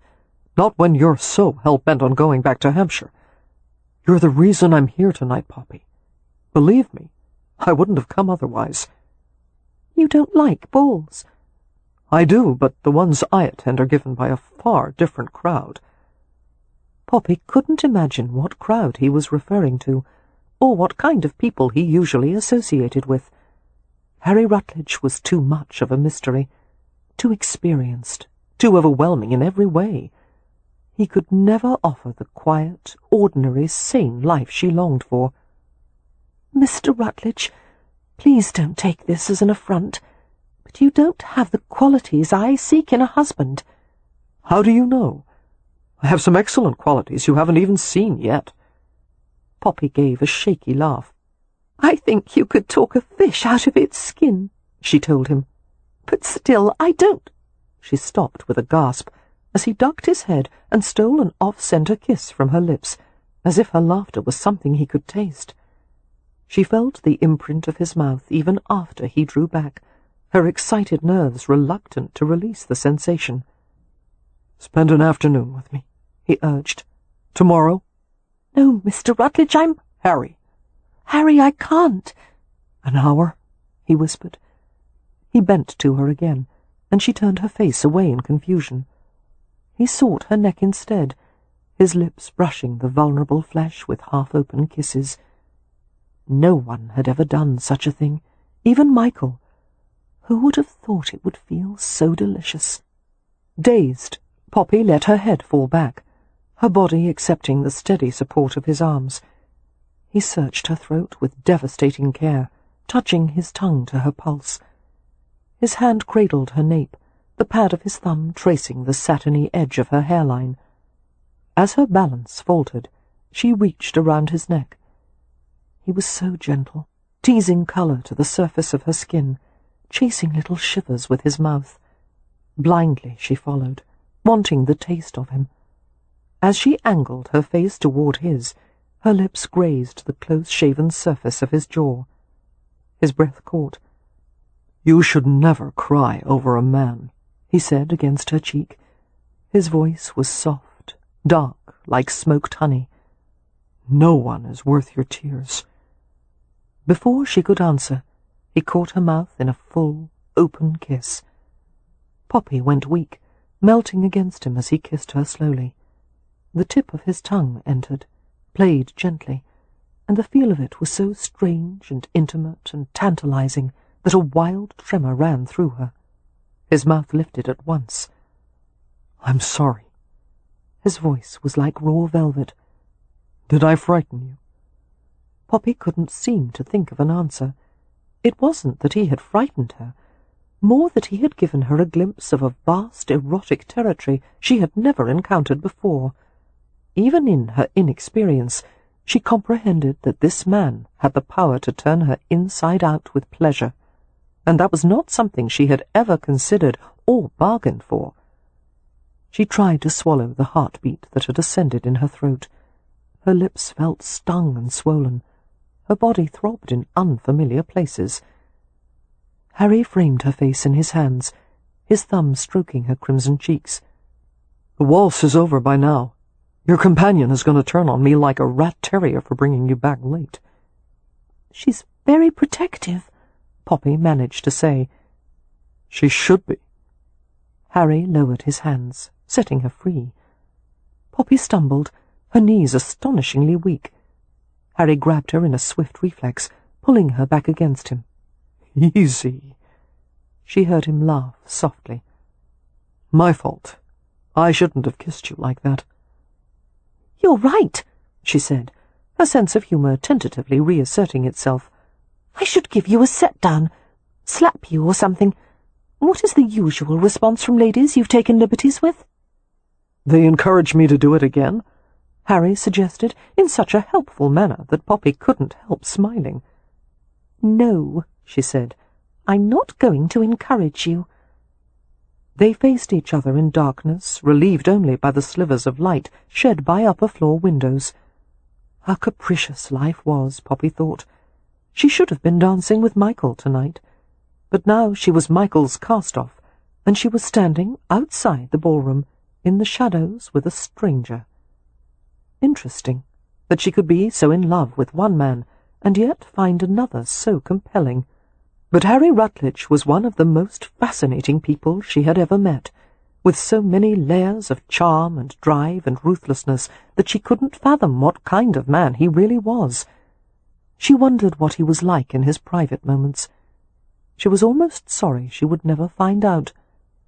"Give me a penance," Harry urged. "I'll do whatever you ask." As their gazes caught and held in the shadows, Poppy realized that he actually meant it. "How large a penance?" she asked. Harry tilted his head a little, studying her intently. "Ask for anything." "What if I wanted a castle?" "Done," he said promptly. "Actually, I don't want a castle. Too draughty. What about a diamond tiara?" "Certainly. A modest one suitable for daytime wear, or something more elaborate." Poppy began to smile, when a few minutes earlier she had thought she would never smile again. She felt a surge of liking and gratitude. She couldn't think of anyone else who would have been able to console her in these circumstances. But the smile turned bitter-sweet as she looked up at him once more. "Thank you," she said, "but I'm afraid no one can give me the one thing I truly want." Rising on her toes, she pressed her lips sweetly to his cheek. It was a friendly kiss, a goodbye kiss. Harry looked down at her intently. His gaze flicked to something beyond her, before his mouth came down over hers with smouldering demand. Confounded by his sudden aggression, thrown off balance, she reached out for him reflexively. It was the wrong reaction, the wrong time and place, wrong to feel a surge of pleasure as he tasted and sweetly delved inside her mouth. But as she was discovering, there were some temptations impossible to resist, and his kisses seemed to wring a helpless response from every part of her, a bonfire of feeling. She couldn't catch up with her own pulse, her own breath. Her nerves lit with sparks of sensation, while stars cascaded all around her, little bursts of light striking the tiles of the terrace floor with a sound of breaking crystal. Trying to ignore the harsh noise, Poppy leaned harder against him. But Harry eased her away with a quiet murmur, and guided her head to his chest as if he were trying to protect her. Her lashes lifted, and she went cold and still as she saw that someone, several someones, had come out to the balcony. Lady Norbury, who had dropped a glass of champagne in her surprise, and Lord Norbury, and another elderly couple, and Michael, with a blonde woman on his arm. They all stared at Poppy and Harry in shock. Had the angel of death appeared at that moment, complete with black wings and a gleaming scythe, Poppy would have run to him with open arms, because being caught on the balcony kissing Harry Rutledge was not just a scandal, it would be the stuff of legend. She was ruined. Her life was ruined. Her family was ruined. Everyone in London would know by sunrise.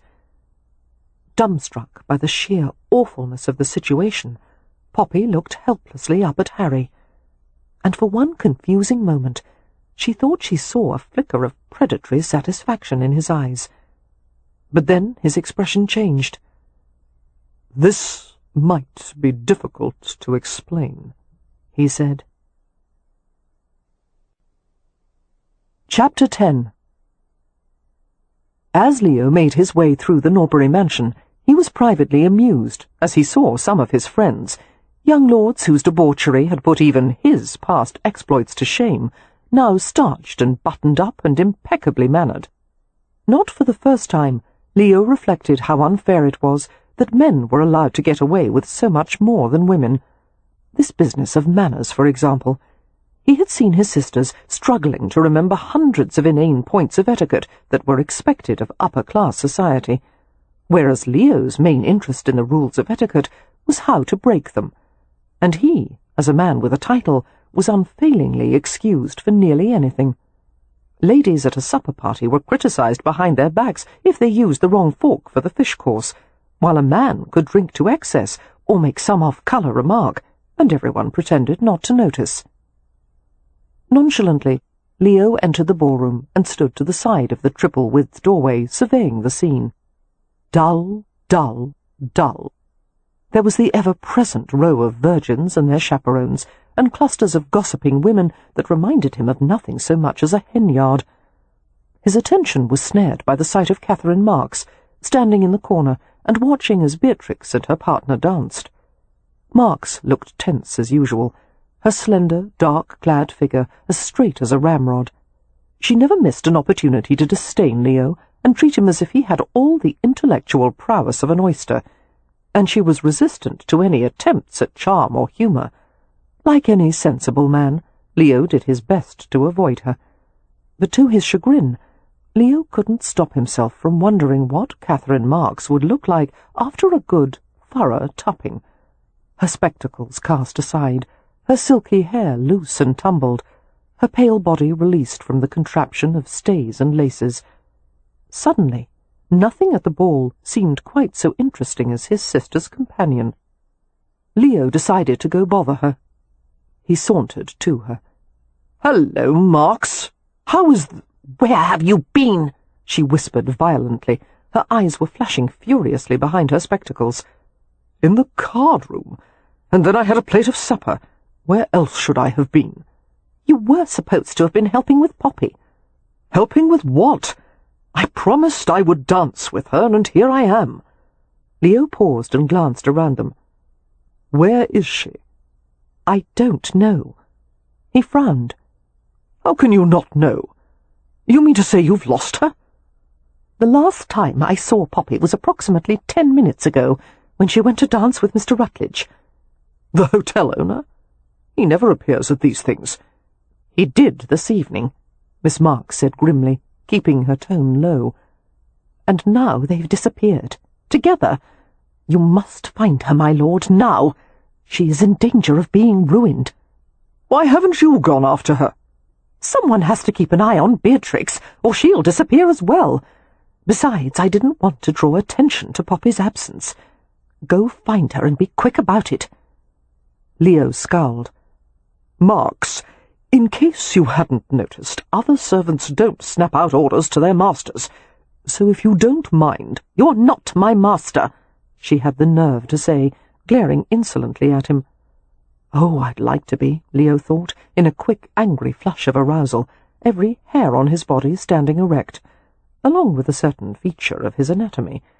He decided to leave before her effect on him became obvious. "All right, settle your feathers. I'll find Poppy."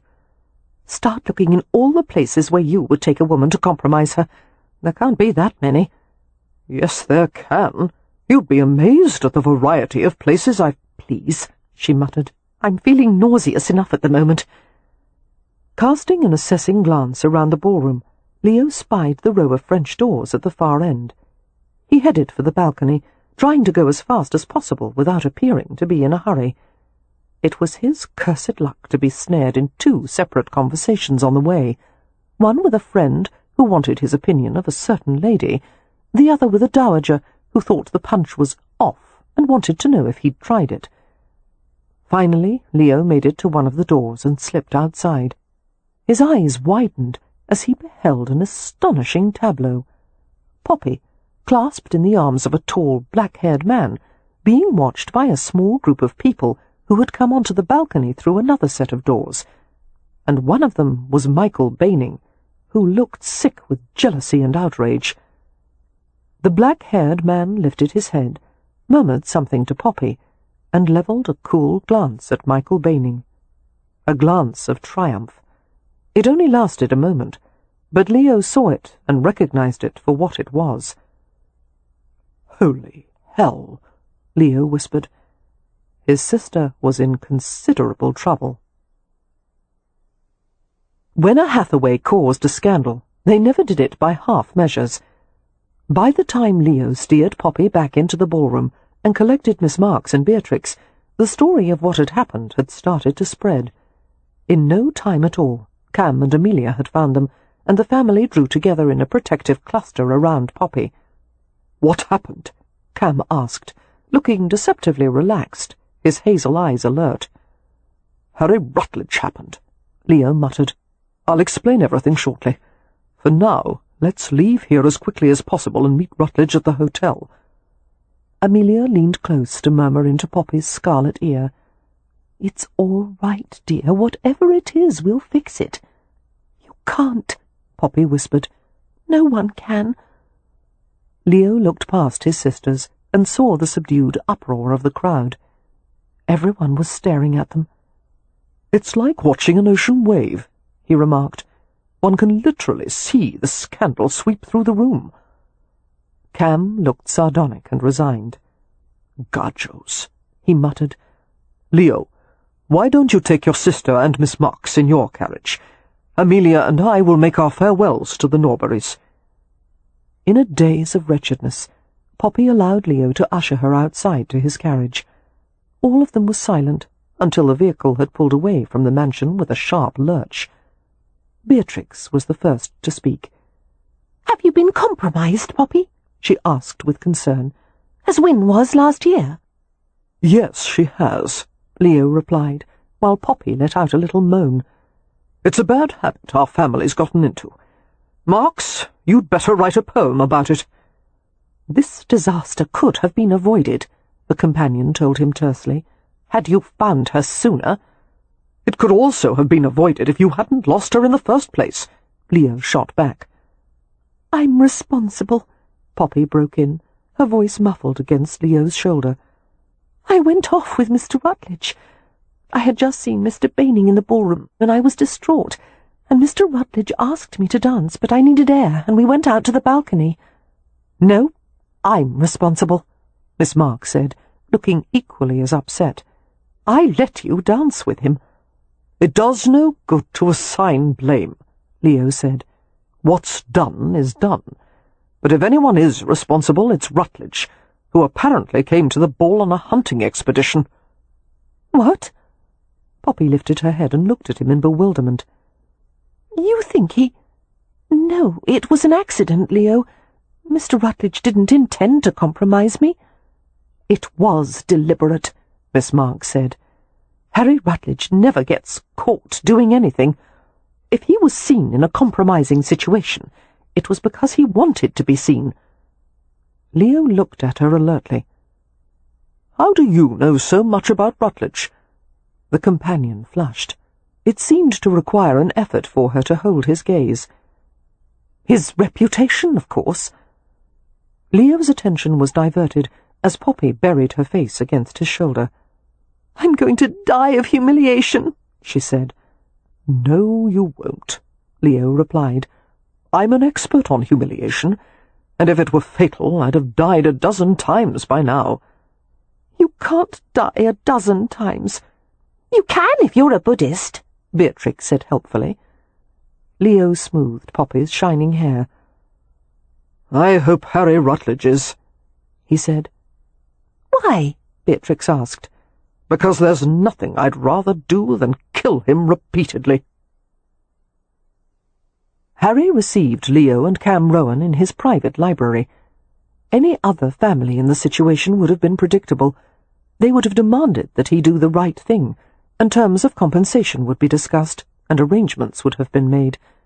Because of Harry's vast fortune, most families would have accepted the results with good grace.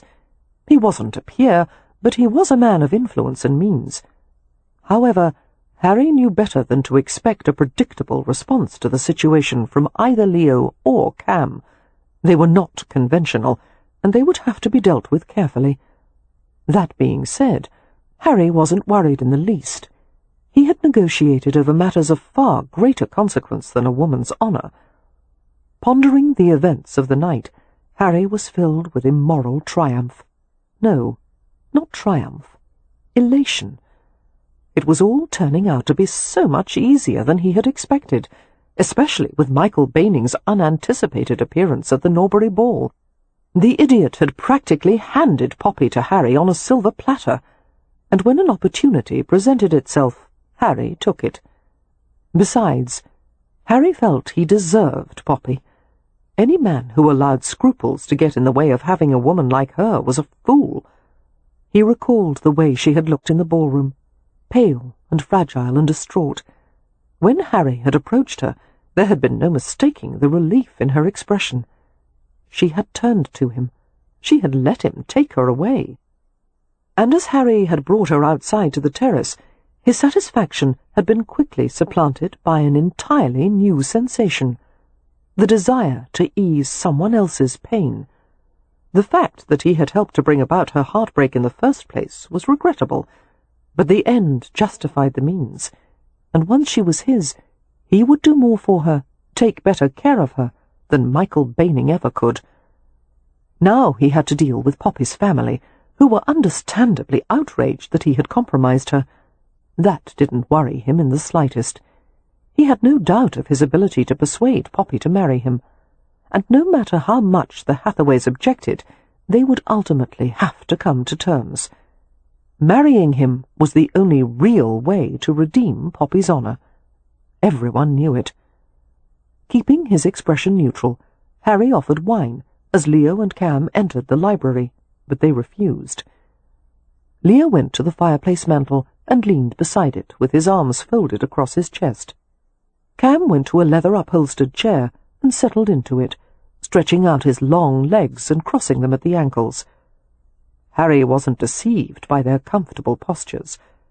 Anger, masculine discord permeated the room. Remaining relaxed, Harry waited for one of them to speak. "You should know, Rutledge," Leo said in a pleasant tone, "that I had planned to kill you right away, but Rowan says we should talk for a few minutes first. Personally, I think he's trying to delay me so he can have the pleasure of killing you himself. And even if Rowan and I don't kill you, we probably won't be able to stop my brother-in-law Merrypen from killing you." Harry half sat on the edge of the heavy mahogany library table. "I suggest you wait until Poppy and I marry, so she can at least be made a respectable widow." "Why do you assume," Cam asked, "that we would allow you to have Poppy? If she doesn't marry me after this, no one will receive her.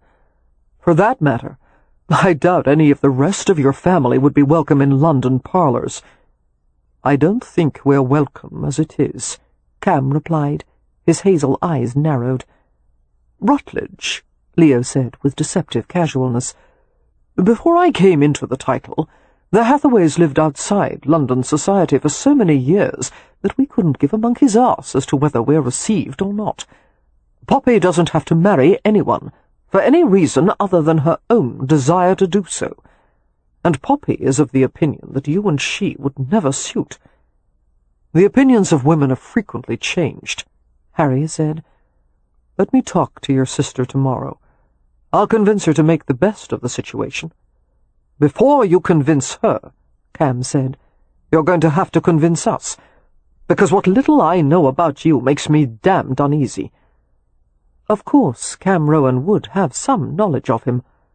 Cam's former position at the Gentlemen's Gaming Club would have made him privy to all kinds of private information. Harry was curious as to how much he had found out. "Why don't you tell me what you know?" Harry invited idly, "and I'll confirm if it's true." The amber-shaded eyes regarded him without blinking. "You're originally from New York City, where your father was a hotelier of middling success." "Buffalo, actually," Harry said. "You didn't get on with him, but you found mentors. You apprenticed at an engineering works, where you became known for your abilities as a mechanic and draftsman. You patented several innovations in valves and boilers. At the age of 20, you left America and came to England for undisclosed reasons." Cam paused to observe the effects of his recitation. Harry's ease had evaporated, the muscles of his shoulders drawing upward. He forced them back down and resisted the temptation to reach up and ease a cramp of tension at the back of his neck. "Go on," he invited softly. Cam obliged. "You put together a group of private investors and bought a row of houses with very little capital of your own. You leased the houses for a short time, raised them and bought the rest of the street, and built the hotel as it now stands. You have no family save your father in New York, with whom you have no communication. You have a handful of loyal friends and a host of enemies, many of whom seem to like you in spite of themselves." Harry reflected that Cam Rowan must have had impressive connections to have unearthed such information. "There are only 3 people in England who know that much about me," he muttered, wondering which one of them had talked. "No, there are 5, Leo said. "And Rowan forgot to mention the fascinating discovery that you've become a favourite with the War Office after designing some modifications to the standard issue army rifle. But lest we assume that you are only allied with the British government, you also seem to have dealings with foreigners, royalty and criminals alike. It rather gives one the impression that the only side you're ever on is your own." Harry smiled coolly. "I've never lied about myself or my past, but I keep things private whenever possible, and I owe allegiance to no one." He went to the sideboard and poured a brandy. Holding the bowl in the palms of his hands to warm it, he glanced at both men. He'd bet his fortune that Cam knew more he wasn't revealing, but this discussion, brief as it was, made it clear that there would be no helpful family coercion to make Poppy an honest woman. The Hathaways didn't give a damn about respectability, nor did they need his money, nor his influence, which meant that he would have to focus solely on Poppy. "Whether you approve or not," he told Cam and Leo, "I'm going to propose to your sister. The choice is hers, and if she accepts, no power on earth will stop me from marrying her. I understand your concerns, so let me assure you that she will want for nothing. She'll be protected, cherished, even spoiled. You have no bloody idea how to make her happy," Cam said quietly. "Rowan," Harry said with a faint smile, "I excel at making people happy, or at least making them think they are." He paused to survey their set faces. "Are you going to forbid me to speak to her?" he asked in a tone of polite interest. "No," Leo said. "Poppy's not a child, nor a pet. If she wants to speak to you, she shall. But be aware that whatever you say or do in the effort to convince her to marry you, it will be counterweighed by the opinions of her family. And there's one more thing to be aware of," Cam said, with a wintry softness that disguised all hint of feeling. "If you succeed in marrying her, we are not losing a sister. You're gaining an entire family, who will protect her at any cost." That was almost enough to give Harry pause. Almost. Chapter 11. "My brother and Mr. Rowan don't like you," Poppy told Harry the next morning, as they walked slowly through the rose garden behind the hotel. As the news of the scandal travelled through London like wildfire, it was necessary to do something about it with all expediency. Poppy knew that as a gentleman, Harry Rutledge was bound to offer for her, to save her from social disgrace. However, she wasn't certain if a lifetime of being married to the wrong man was any better than being a pariah. She didn't know Harry well enough to make any judgments about his character, and her family was emphatically not in favour of him. "My companion doesn't like you," she continued, "and my sister Amelia says she doesn't know you well enough to decide, but she's inclined not to like you." "What about Beatrix?" Harry asked, the sun striking glimmers in his dark hair as he looked down at her. She likes you, but then she likes lizards and snakes. What about you? I can't abide lizards or snakes. A smile touched his lips. Let's not fence today, Poppy. You know what I'm asking. She responded with an unsteady nod. It had been a hellish night. She had talked and cried and argued with her family until the early hours of the morning, and then she'd found it nearly impossible to sleep, and then more arguing and conversation this morning, until her chest was a cauldron of roiling emotions. Her safe, familiar world had been turned upside down, and the peace of the garden was an unspeakable relief. Strangely, it made her feel better to be in Harry Rutledge's presence, even though he was partially responsible for the mess she was in. He was calm and self-assured, and there was something in his manner, sympathy woven with pragmatism, that soothed her. They paused in a long arbour draped in sheets of roses. It was a tunnel of pink and white blossoms. Beatrix wandered along a nearby hedgerow. Poppy had insisted on taking her in lieu of Miss Marks or Amelia, both of whom would have made it impossible for her to have even marginal privacy with Harry. "I like you," Poppy admitted bashfully, "but that's not enough to build a marriage on, is it?" "It's more than many people start with." Harry studied her. "I'm sure your family has talked to you." "At length," Poppy said. Her family had framed the prospect of marriage with Harry Rutledge in such dire terms that she had already decided to refuse him. She twisted her mouth in an apologetic grimace. "And after hearing what they had to say, I'm sorry to tell you that I—" "Wait. Before you make a decision, I'd like to hear what you have to say, what your feelings are." Well, that was a change. Poppy blinked in disconcertion as she reflected that her family and Miss Marks, well-intentioned as they had been, had told her what they thought she should do. Her own thoughts and feelings hadn't received much attention. "Well, you're a stranger," she said, "and I don't think I should make a decision about my future when I'm in love with Mr. Baining." "You still have hopes of marrying him?" "Oh, no. All possibility of that is gone. But the feelings are still there, and until enough time passes for me to forget him, I don't trust my own judgment." "That's very sensible of you, except that some decisions can't be put off, and I'm afraid this is one of them." Harry paused before asking gently, "If you go back to Hampshire under the cloud of scandal, you know what to expect, don't you?" "Yes. There will be unpleasantness, to say the least." It was a mild word for the disdain, pity, and scorn she would receive as a fallen woman, and worse, it might ruin Beatrix's chances of marrying well. "And my family won't be able to shield me from it," she added dully. "But I could," Harry said, reaching for the braided coil at the top of her head, using a fingertip to nudge an anchoring pin further into place. "I could, if you marry me. Otherwise, I'm powerless to do anything for you.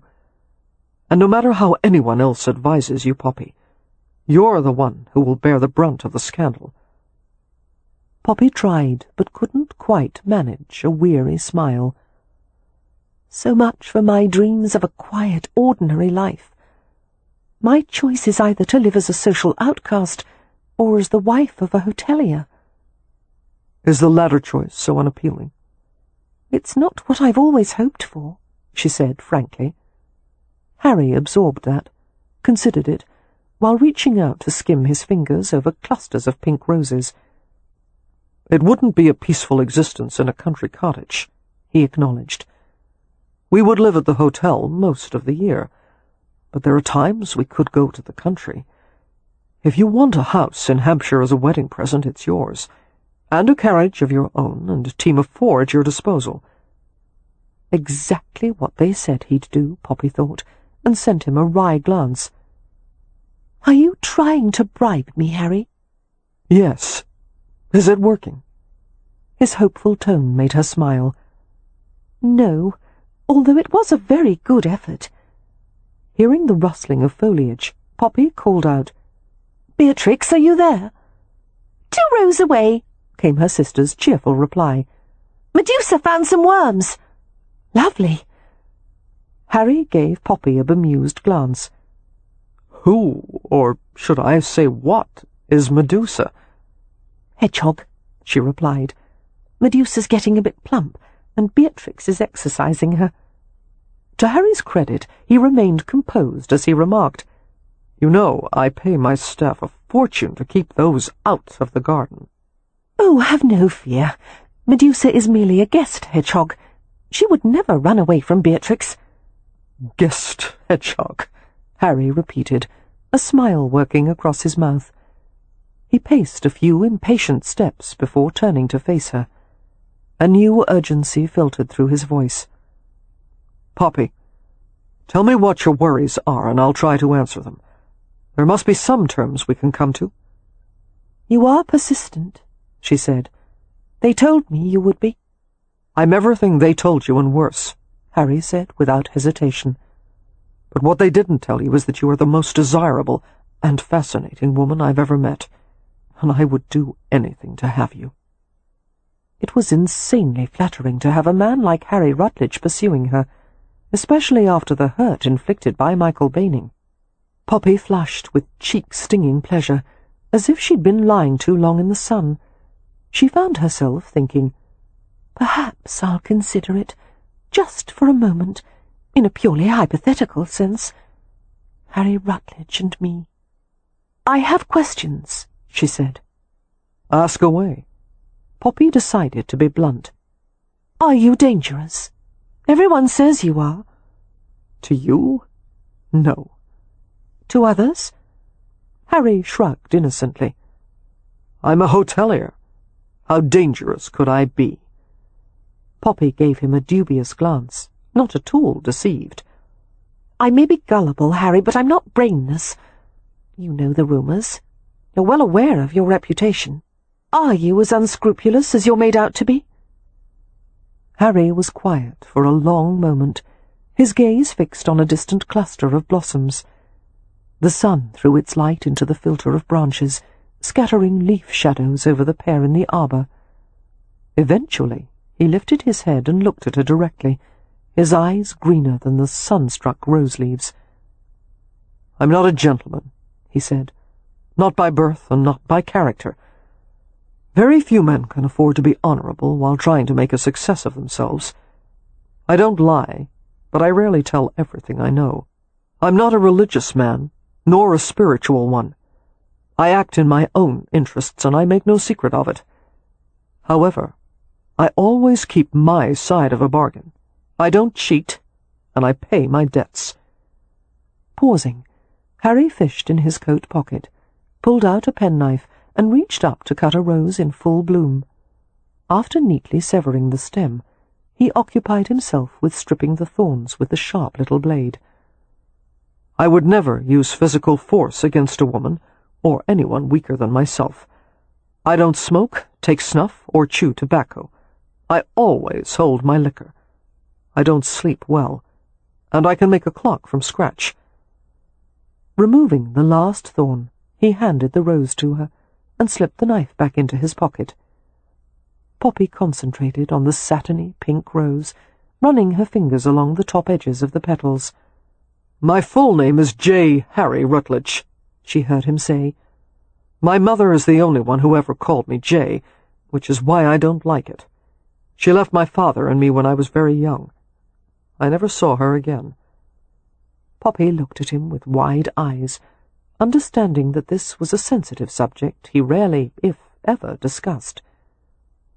"I'm sorry," she said softly, although she kept her tone carefully devoid of pity. He shrugged as if it was of no importance. "It was a long time ago. I barely remember her." "Why did you come to England?" Another pause. "I wanted to have a go at the hotel business, and whether I was a success or failure, I wanted to be far away from my father." Poppy could only guess at the wealth of information buried beneath the spare words. "That's not the entire story," she said, rather than asked. The ghost of a smile touched his lips. "No." She looked down at the rose again, feeling her cheeks colour. Would you want children? Yes, hopefully more than one. I didn't like being an only child. Would you want to raise them at the hotel? Of course. Do you think it a suitable environment? They would have the best of everything. Education, travel, lessons in anything that interested them. Poppy tried to imagine bringing up children in a hotel. Could such a place ever feel like home? Cam had once told her that the Rome believed the entire world was their home. As long as you were with your family, you were home.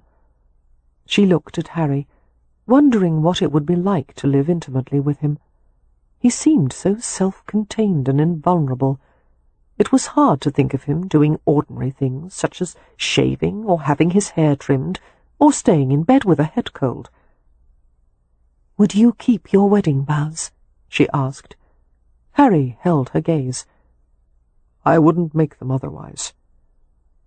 Poppy decided that her family's worries about letting her talk to Harry had been entirely justified, because he was so persuasive and appealing that she was beginning to consider the idea of marrying him, seriously weighing the decision. Fairy tale dreams had to be set aside if she was to embark on marriage with a man she didn't love and hardly knew, but adults had to take responsibility for their actions. And then it occurred to Poppy that she was not the only one taking a risk. There was no guarantee for Harry that he would end up with the kind of wife he needed. "It's not fair for me to ask all the questions," she told him. "You must have some as well." "No. I've already decided that I want you." Poppy couldn't prevent a bemused laugh. "Do you make all your decisions so impulsively?" "Not usually. But I know when to trust my instincts." It seemed Harry was about to add something else, when he saw a movement on the ground from the periphery of his vision. Following his gaze, Poppy saw Medusa pushing her way through the rose arbour, waddling innocently across the path. The little brown and white hedgehog looked like a walking scrub brush. To Poppy's surprise, Harry lowered to his haunches to retrieve the creature. "Don't touch her," Poppy warned.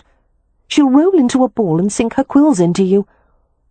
But Harry settled his hands on the ground, palms up, on either side of the inquisitive hedgehog. "Hello, Medusa." Gently he worked his hands beneath her. "Sorry to interrupt your exercise, but believe me, you don't want to run into any of my gardeners." Poppy watched incredulously as Medusa relaxed and settled willingly into the warm, masculine hands. Her spines flattened, and she let him lift and turn her so she was tummy upward. Harry stroked the soft, white fur of her underbelly, while Medusa's delicate snout lifted, and she regarded him with her perpetual smile. "I've never seen anyone except Beatrix handle her like that," Poppy said, standing beside him. "You have experience with hedgehogs?" "No." He slanted a smile at her. "But I have some experience with prickly females." "Excuse me!" Beatrix's voice interrupted them, and she came into the tunnel of roses. She was dishevelled, bits of leaves clinging to her dress, her hair straggling over her face. "I seem to have lost track of— Oh, there you are, Medusa." She broke into a grin as she saw Harry cradling the hedgehog in his hands. "Always trust a man who can handle a hedgehog. That's what I always say." "Do you?" Poppy asked dryly. "I've never heard you say that." "I only say it to Medusa." Harry carefully transferred the pet to Beatrix's hands. "The fox has many tricks," he quoted. "The hedgehog only one." He smiled at Beatrix as he added, "But it's a good one." "Archilochus," Beatrix said promptly. "You read Greek poetry, Mr. Rutledge?" "Not usually, but I make an exception for Archilochus. He knew how to make a point." "Father used to call him a raging iambic," Poppy said, and Harry laughed. And in that moment, Poppy made her decision, because even though Harry Rutledge had his flaws, he admitted them freely, and a man who could charm a hedgehog and understand jokes about ancient Greek poets was a man worth taking a risk on. She wouldn't be able to marry for love, but she could at least marry for hope. "Bee," she murmured, "might you allow us a few moments alone?" "Certainly. Medusa would love to grub about in the next row." "Thank you, dear." Poppy turned back to Harry, who was dusting his hands. "May I ask one more question?" He looked at her alertly and spread his hands as if to show he had nothing to hide. "Would you say that you're a good man, Harry?" He had to think about that. "No," he finally said. "In the fairy tale you mentioned last night, I would probably be the villain, but it's possible the villain would treat you far better than the prince would have." Poppy wondered what was wrong with her, that she should be amused rather than frightened by his confession. "Harry, you're not supposed to court a girl by telling her you're the villain." He gave her an innocent glance that didn't deceive her in the least. "I'm trying to be honest." "Perhaps. But you're also making certain that whatever anyone says about you, you've already admitted it. Now you've made all criticism of you ineffectual." Harry blinked as if she'd surprised him. "You think I'm that manipulative?" She nodded. Harry seemed stunned that she could see through him so easily. Instead of being annoyed, however, he stared at her with stark longing. "Poppy, I have to have you." Reaching her in 2 steps, he took her into his arms. Her heart thumped with sudden force, and she let her head fall back naturally as she waited for the warm pressure of his mouth. When nothing happened, however, she opened her eyes and glanced at him quizzically. "Aren't you going to kiss me?" "No, I don't want your judgment clouded." But he brushed his lips against her forehead before he continued. "Here are your choices, as I see them. First, you could go to Hampshire in a cloud of social scorn, and content yourself with the knowledge that at least you didn't get trapped into a loveless marriage. Or you could marry a man who wants you beyond anything, and live like a queen." He paused. "And don't forget the country house and carriage." Poppy could not contain a smile. "Bribery again?" "I'll throw in the castle and tiara," Harry said ruthlessly. "Gowns, furs, a yacht." "Hush," Poppy whispered, and touched his lips gently with her fingers, not knowing how else to make him stop. She took a deep breath, hardly able to believe what she was about to say. "I'll settle for a betrothal ring. A small, simple one." Harry stared at her as if he were afraid to trust his own ears. "Will you?" "Yes," Poppy said, her voice a bit suffocated. "Yes, I will marry you."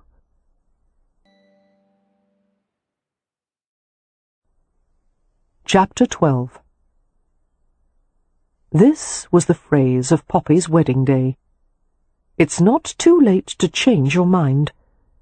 She had heard it from every member of her family, or some variation thereof, since the early hours of the morning.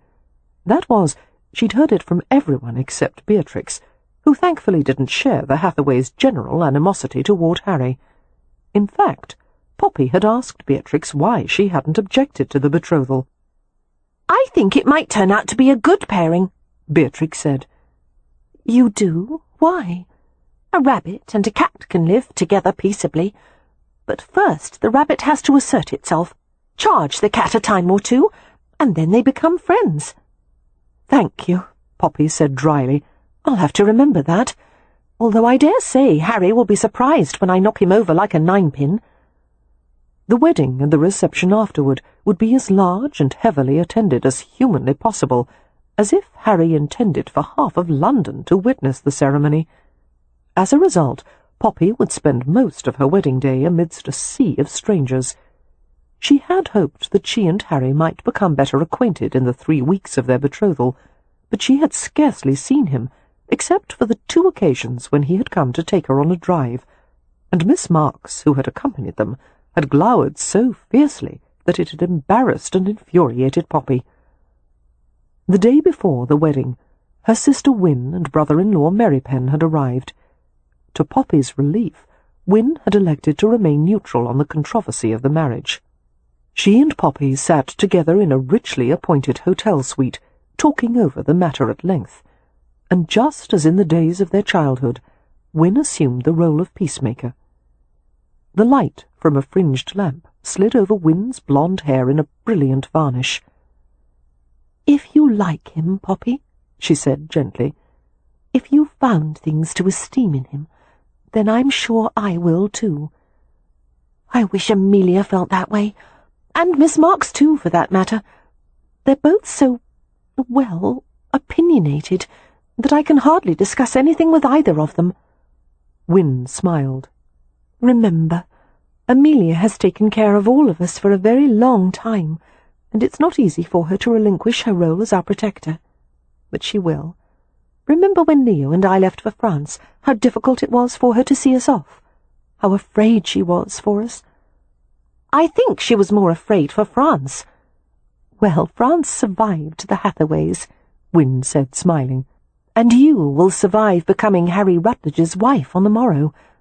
Only, if I may say my piece—" "Certainly. Everyone else has." "The London season is like one of those Drury Lane melodramas in which marriage is always the ending, and no one ever seems to give any thought as to what happens after. But marriage isn't the end of the story, it's the beginning, and it demands the efforts of both partners to make a success of it. I hope Mr. Rutledge has given assurances that he will be the kind of husband that your happiness requires." "Well—" Poppy paused uncomfortably. "He told me I would live like a queen, although that's not quite the same thing, is it?" "No," Wynne said, her voice soft. "Be careful, dear, that you don't end up as the queen of a lonely kingdom." Poppy nodded, stricken and uneasy, trying to hide it. In her gentle way, Wynne had offered more devastating advice than all the sharp warnings of the other Hathaways combined. "I'll consider that," she said, staring at the floor, at the tiny printed flowers of her dress, anywhere other than into her sister's perceptive gaze. She twisted her betrothal ring around her finger. Although the current fashion was for diamond clusters or coloured stones, Harry had bought her a single rose-cut diamond, shaped at the top with facets that mimicked the inner spiral of a rose. "I asked for something small and simple," she had told Harry when he had given it to her. "It's simple," he had countered. "But not small." "Poppy," he had told her with a smile, "I never do anything in a small way." Spying the clock ticking busily on the mantel, Poppy brought her thoughts back to the present. "I won't change my mind, Wynne. I promised Harry that I would marry him, and so I shall. He has been kind to me. I would never repay him by jilting him at the altar." "I understand." Wynne slid her hand over Poppy's and pressed warmly. "Poppy, has Amelia had a certain talk with you yet?" "You mean the what to expect on my wedding night talk?" "Yes. She was planning to tell me later tonight, but I'd just as soon hear it from you." Poppy paused. "However, having spent so much time with Beatrix, I should tell you that I know the mating habits of at least 23 different species." "Heavens," Wynne said with a grin. "Perhaps you should be leading the discussion, dear." The fashionable, the powerful, and the wealthy usually married at St. George's in Hanover Square, located in the middle of Mayfair. In fact, so many peers and virgins had been united in holy wedlock at St. George's that it was unofficially, and quite vulgarly, known as the London Temple of Hymen. A pediment with 6 massive columns fronted the impressive but relatively simple structure. St. George's had been designed with a deliberate lack of ornamentation, so as not to detract from the beauty of the architecture. The interior was similarly austere, with a canopied pulpit built several feet higher than the box pews. But there was a magnificent work of stained glass above the front altar, depicting the tree of Jesse and an assortment of biblical figures. Surveying the crowd packed inside the church, Leo wore a carefully blank expression. So far he had given away 2 sisters in marriage. Neither of those weddings had begun to approach this kind of grandeur and visibility, but they had far eclipsed it in genuine happiness. Amelia and Wynne had both been in love with the men they had chosen to marry. It was unfashionable to marry for love, a mark of bourgeoisie. However, it was an ideal the Hathaways had always aspired to, and this wedding had nothing to do with love. Dressed in a black morning coat with silver trousers and a white cravat, Leo stood beside the side door of the vestry room, where ceremonial and sacred objects were kept. Altar and choir robes hung in a row along one wall. This morning the vestry doubled as a waiting room for the bride. Catherine Marks came to stand on the other side of the doorway, as if she were a fellow sentinel guarding the castle gate. Leo glanced at her covertly. She was dressed in lavender, unlike her usual drab colours. Her mousy brown hair was pulled back into such a tight chignon as to make it difficult to blink. The spectacles sat oddly on her nose, one of the wire earpieces crimped.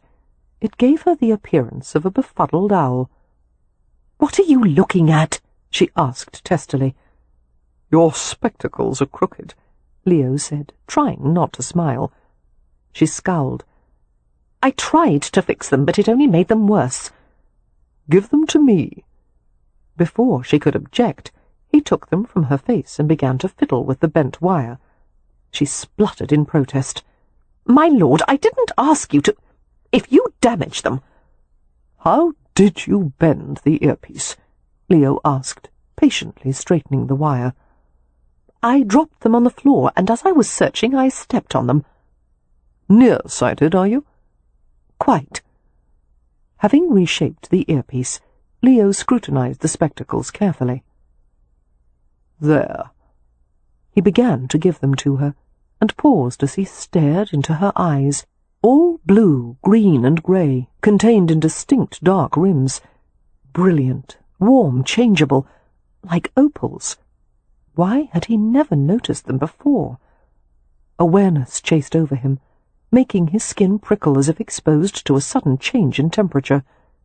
She wasn't plain at all. She was beautiful, in a fine, subtle way, like winter moonlight, or the sharp linen smell of daisies. So cool and pale, delicious. For a moment, Leo couldn't move.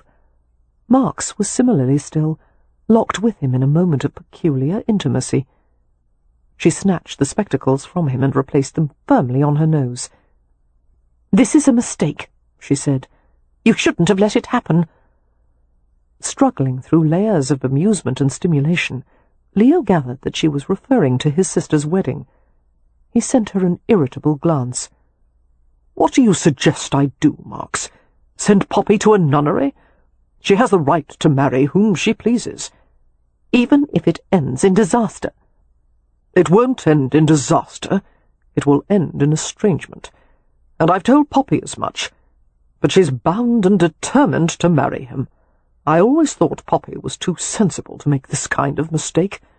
"She is sensible," Mark said, "but she's also lonely, and Rutledge took advantage of that." "How could she be lonely? She's constantly surrounded by people." "That can be the worst loneliness of all." There was a disturbing note in her voice, a fragile sadness. Leo wanted to touch her, gather her close, pull her face into his neck, and that caused a twinge of something like panic. He had to do something, anything to change the mood between them. "Cheer up, Marks," he said briskly.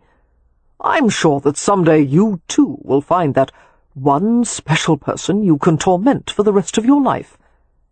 He was relieved to see her familiar scowl reassert itself. "I've yet to meet a man who could compete with a good, strong cup of tea." Leo was about to reply when he heard a noise from inside the vestry where Poppy was waiting. A man's voice, taut with urgency. Leo and Marks looked at each other. "Isn't she supposed to be alone?" Leo asked. The companion nodded uncertainly. "Is it Rutledge?" Leo wondered aloud. Marks shook her head. I just saw him outside the church. Without another word, Leo grasped the door handle and opened the portal, and Marks followed him inside the vestry. Leo stopped so abruptly that the companion bumped into him from behind. His sister, clad in a high-necked white lace gown, was silhouetted against a row of black and purple robes. Poppy looked angelic, bathed in light from a narrow rectangular window, a veil cascading down her back from a neat coronet of white rosebuds, and she was confronting Michael Baining, who looked like a madman, his eyes wild, his clothes dishevelled. "Baining," Leo said, closing the door with an efficient swipe of his foot. "I wasn't aware you'd been invited. The guests are being seated in the pews. I suggest you join them." He paused, his voice iced with quiet warning. "Or, better yet, leave altogether." Baining shook his head, desperate fury gleaming in his eyes. "I can't! I must talk with Poppy before it's too late." "It's already too late," Poppy said, her complexion nearly as white as her dress. "Everything's decided, Michael." "You must know what I found out." Michael threw a pleading glance at Leo.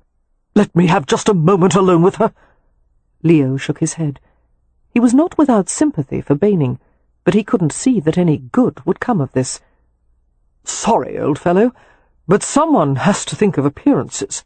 This has the earmarks of a last tryst before the wedding, and while that would be scandalous enough between the bride and groom, it's even more objectionable between the bride and someone else."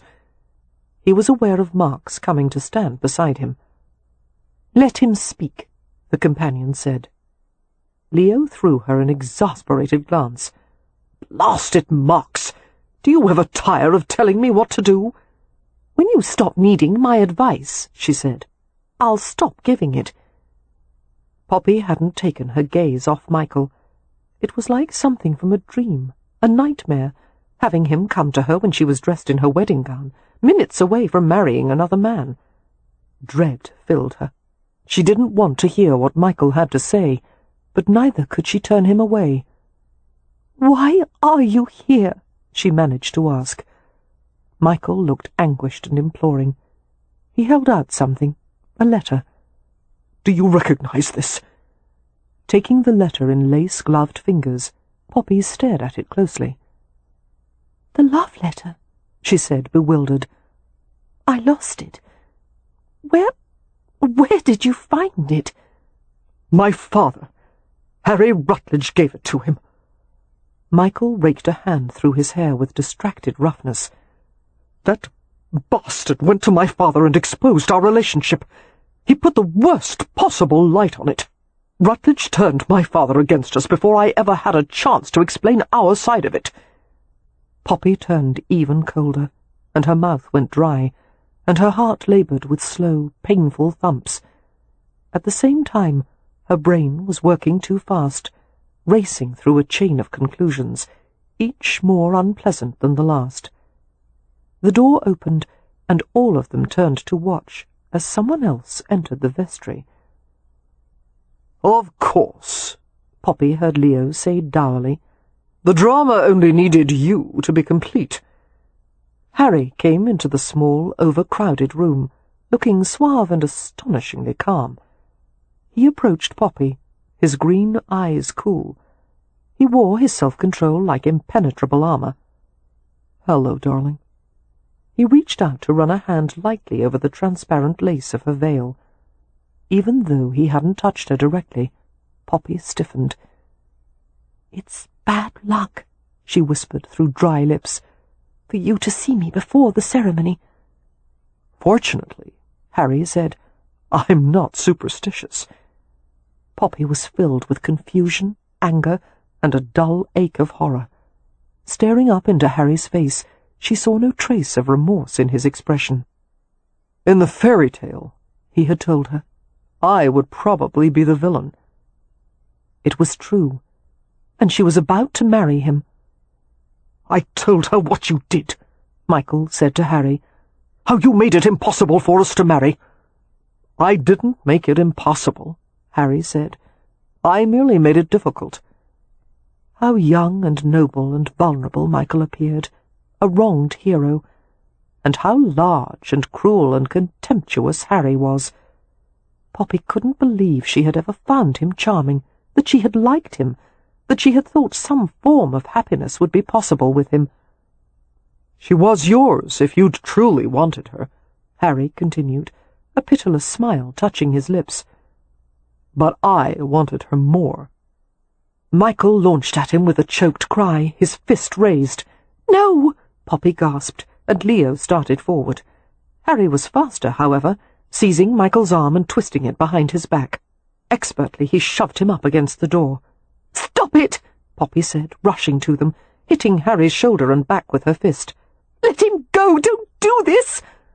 Harry didn't seem to feel her blows. "Out with it, Baining," he said coldly. "Did you come here merely to complain, or is there some point to all this?" "I'm taking her away from here! Away from you!" Harry gave a chilling smile. "I'll send you to hell first." "Let him go," Poppy said, in a voice she had never used before. It was enough to make Harry listen. His gaze connected with hers in a flash of unholy green. Slowly he released Michael, who flung around, his chest heaving with the anguished force of his breaths. "Come with me, Poppy," Michael pleaded. "We'll go to Gretna. I no longer give a damn about my father or my inheritance. I can't let you marry this monster." "Because you love me?" she asked in a half-whisper. "Or because you want to save me?" "Both." Harry watched her intently, taking in every nuance of her expression. "Go with him," he invited gently, "if that's what you want." Poppy wasn't at all deceived. Harry would go to any lengths to get what he wanted, no matter what destruction or pain he caused. He would never let her go. He was merely testing her, curious to see what choice she would make. One thing was clear. She and Michael would never be happy together, because Michael's righteous fury would eventually wear off, and then all the reasons that had seemed so important before would regain their validity. He would come to regret having married her. He would lament the scandal and the disinheritance and the lifelong disapproval of his father. And eventually Poppy would come to be the focus of his resentment. She had to send Michael away. It was the best thing she could do for him. As for her interests, all choices seemed equally bad. "I suggest you get rid of both these idiots," Leo told her, "and let me take you home to Hampshire." Poppy stared at her brother, her lips touched with a hopeless smile.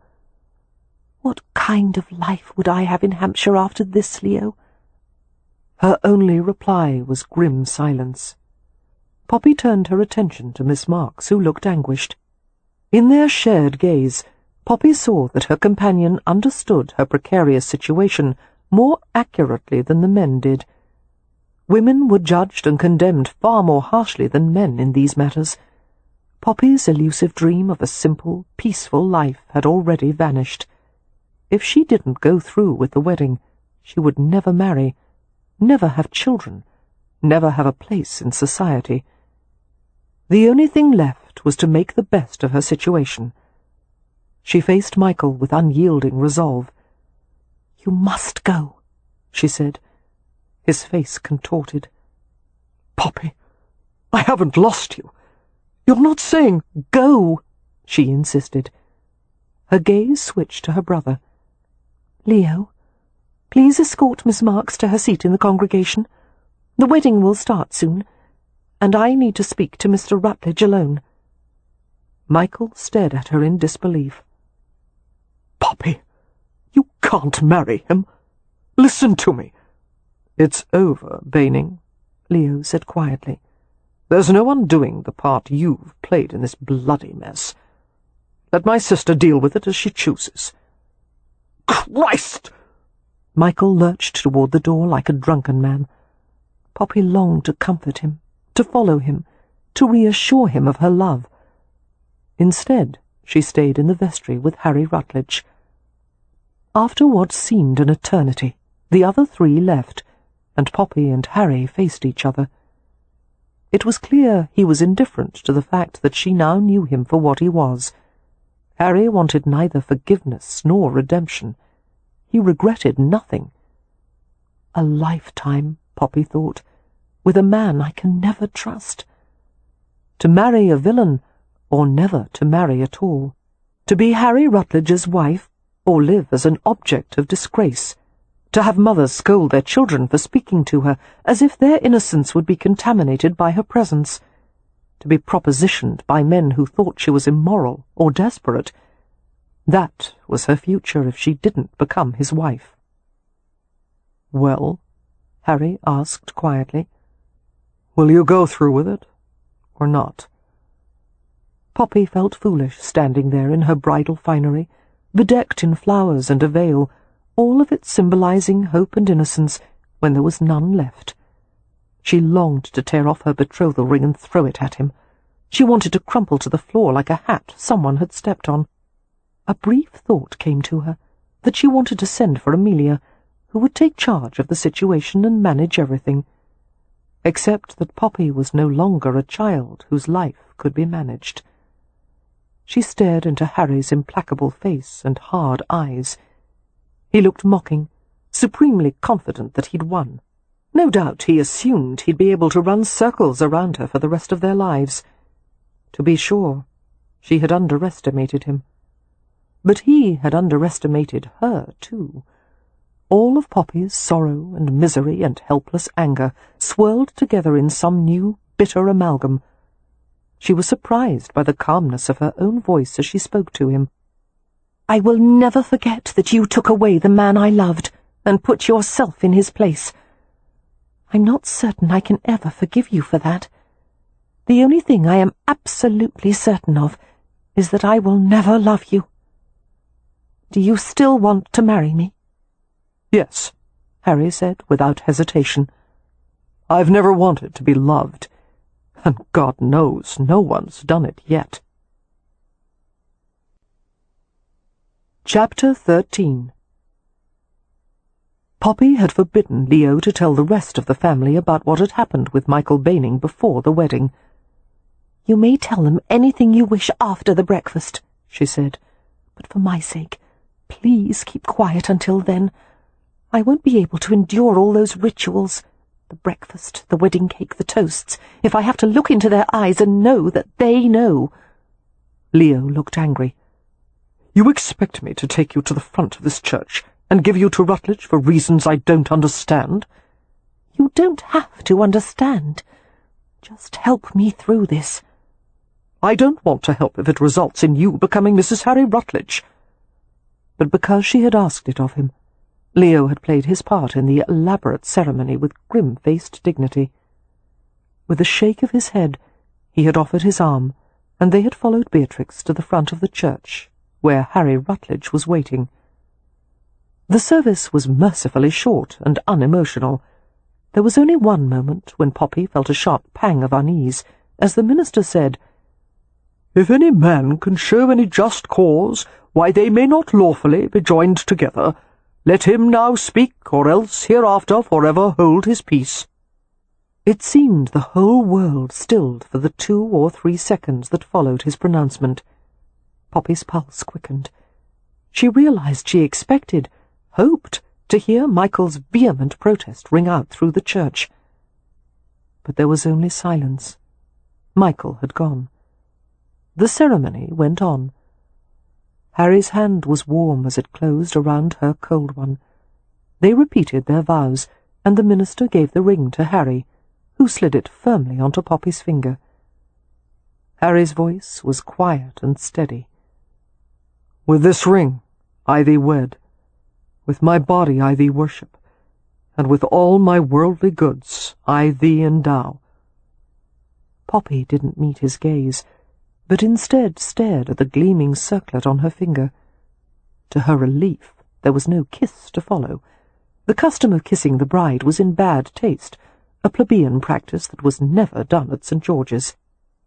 Finally bringing herself to look up at Harry, Poppy flinched at the satisfaction in his eyes.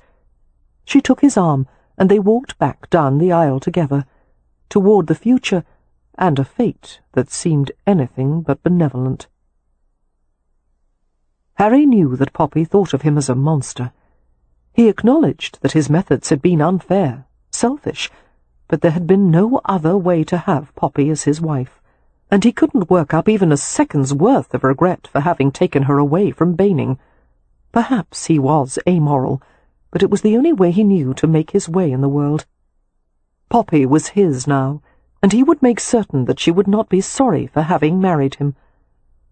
He would be as kind as she would allow, and in his experience, women would forgive anything if one offered the right incentives. Harry was relaxed and in good spirits the rest of the day. A procession of glass coaches, elaborate carriages with gold Empire decorations and abundant windows, conveyed the wedding party to the Rutledge Hotel, where a huge formal breakfast was held in the hotel banquet room. The windows were crowded with onlookers, eager to catch a glimpse of the glittering scene. Greek pillars and arches had been placed all around the room, swathed in tulle and masses of flowers.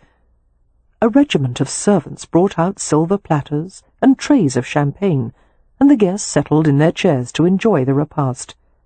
They were given individual servings of goose, dressed with cream and herbs, and covered with steaming golden crust, bowls of melons and grapes, boiled quail eggs scattered lavishly on crisp green salad, baskets of hot muffins, toast and scones, flitches of fried smoked bacon, plates of thinly sliced beefsteak, the pink strips littered with fragrant shavings of truffle.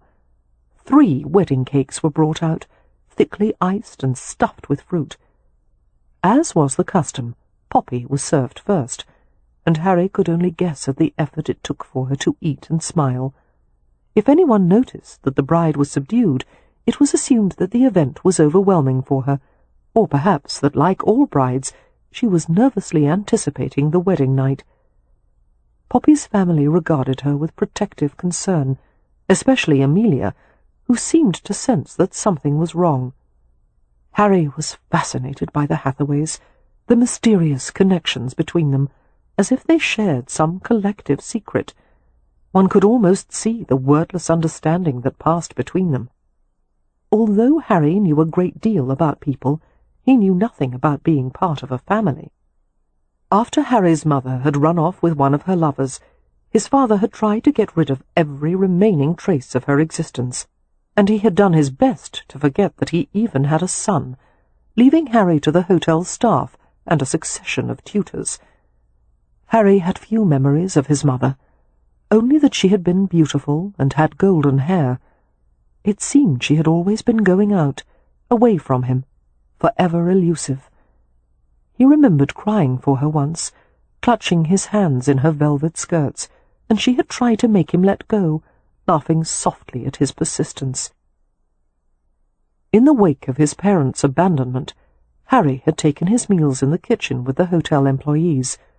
When he was sick, one or another of the maids had taken care of him. He saw families come and go, and he had learned to view them with the same detachment that the hotel staff did. Deep down, Harry harboured a suspicion that the reason his mother had left, the reason his father never had anything to do with him, was because he was unlovable, and therefore he had no desire to be part of a family. Even if or when Poppy bore him children, Harry would never allow anyone close enough to form an attachment. He would never let himself be shackled that way, and yet he sometimes knew a fleeting envy for those who were capable of it, like the Hathaways. The breakfast wore on, with endless rounds of toasting. When Harry saw the betraying droop of Poppy's shoulders, he deduced she'd had enough. He rose and made a short, gracious speech, offering his thanks for the honour of the guests' presence on such a significant day. It was the signal for the bride to retire along with her bridesmaids. They would soon be followed by the general company, who would disperse to attend a variety of amusements for the rest of the day. Poppy paused at the doorway. As if she could feel Harry's gaze on her, she turned to glance over her shoulder. A warning flashed in her eyes, and it aroused him instantly. Poppy would not be a complacent bride, nor had he expected her to be. She would try to exact compensation for what he had done, and he would indulge her, up to a point. He wondered how she would react when he came to her that evening. Harry tore his gaze away from his bride as he was approached by Kev Merrypen, Poppy's brother-in-law, a man who managed to stay relatively inconspicuous despite his size and striking appearance. He was a Romany gypsy, tall and black-haired, his austere exterior concealing a nature of dark intensity. "Merrypen," Harry said pleasantly. "Did you enjoy the breakfast?" The Rome was in no mood for small talk. He stared at Harry with a gaze promising death.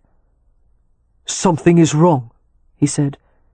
"If you've done something to harm Poppy, I will find you and rip your head apart from your—" "Merrypen!" came a cheerful exclamation as Leo suddenly appeared beside them. Harry didn't miss the way Leo jabbed a warning elbow against the gypsy's ribs. "All charm and lightness as usual. You're supposed to congratulate the bridegroom, Frau, not threaten to dismember him." "It's not a threat," the Rom muttered. "It's a promise." Harry met Merrypen's gaze directly. "I appreciate your concern for her. I assure you, I'll do everything in my power to make her happy. Poppy will have anything she wants. I believe a divorce would top the list," Leo mused aloud. Harry levelled a cool stare at Merrypen. "I'd like to point out that your sister married me voluntarily. Michael Baining should have had the bollocks to come to the church and carry her out bodily if necessary, but he didn't, and if he wasn't willing to fight for her, he didn't deserve her." He saw from Merrypen's quick blink that he had scored a point.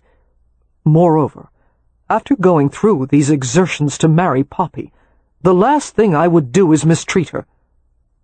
"What exertions?" the Rome asked suspiciously, and Harry realized that he hadn't yet been told the entire story. "Never mind that," Leo told Merrypen. "If I told you now, you'd only make an embarrassing scene at Poppy's wedding, and that's supposed to be my job." They exchanged a glance, and Merrypen muttered something in Romany. Leo smiled faintly. "I have no idea what you just said, but I suspect it's something about battering Poppy's new husband into forest mulch."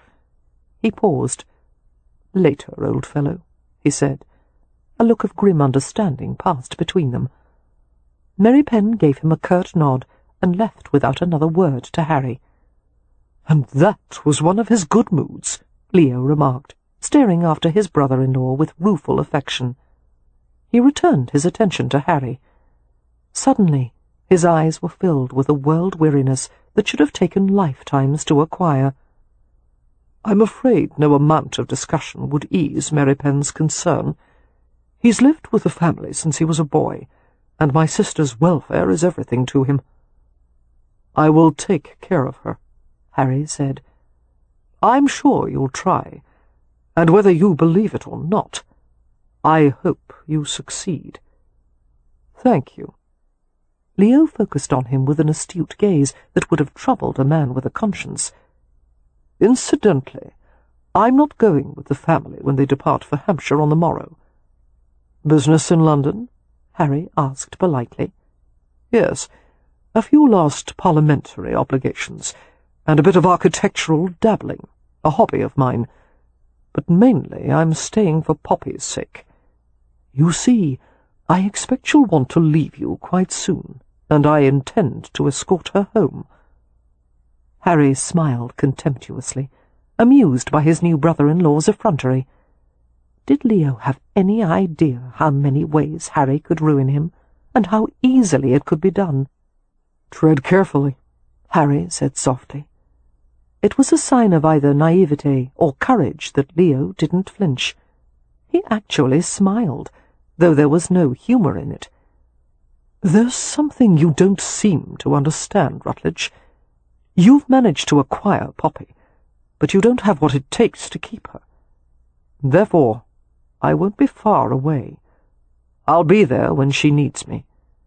And if you harm her, Your life won't be worth a bloody farthing. No man is untouchable. Not even you."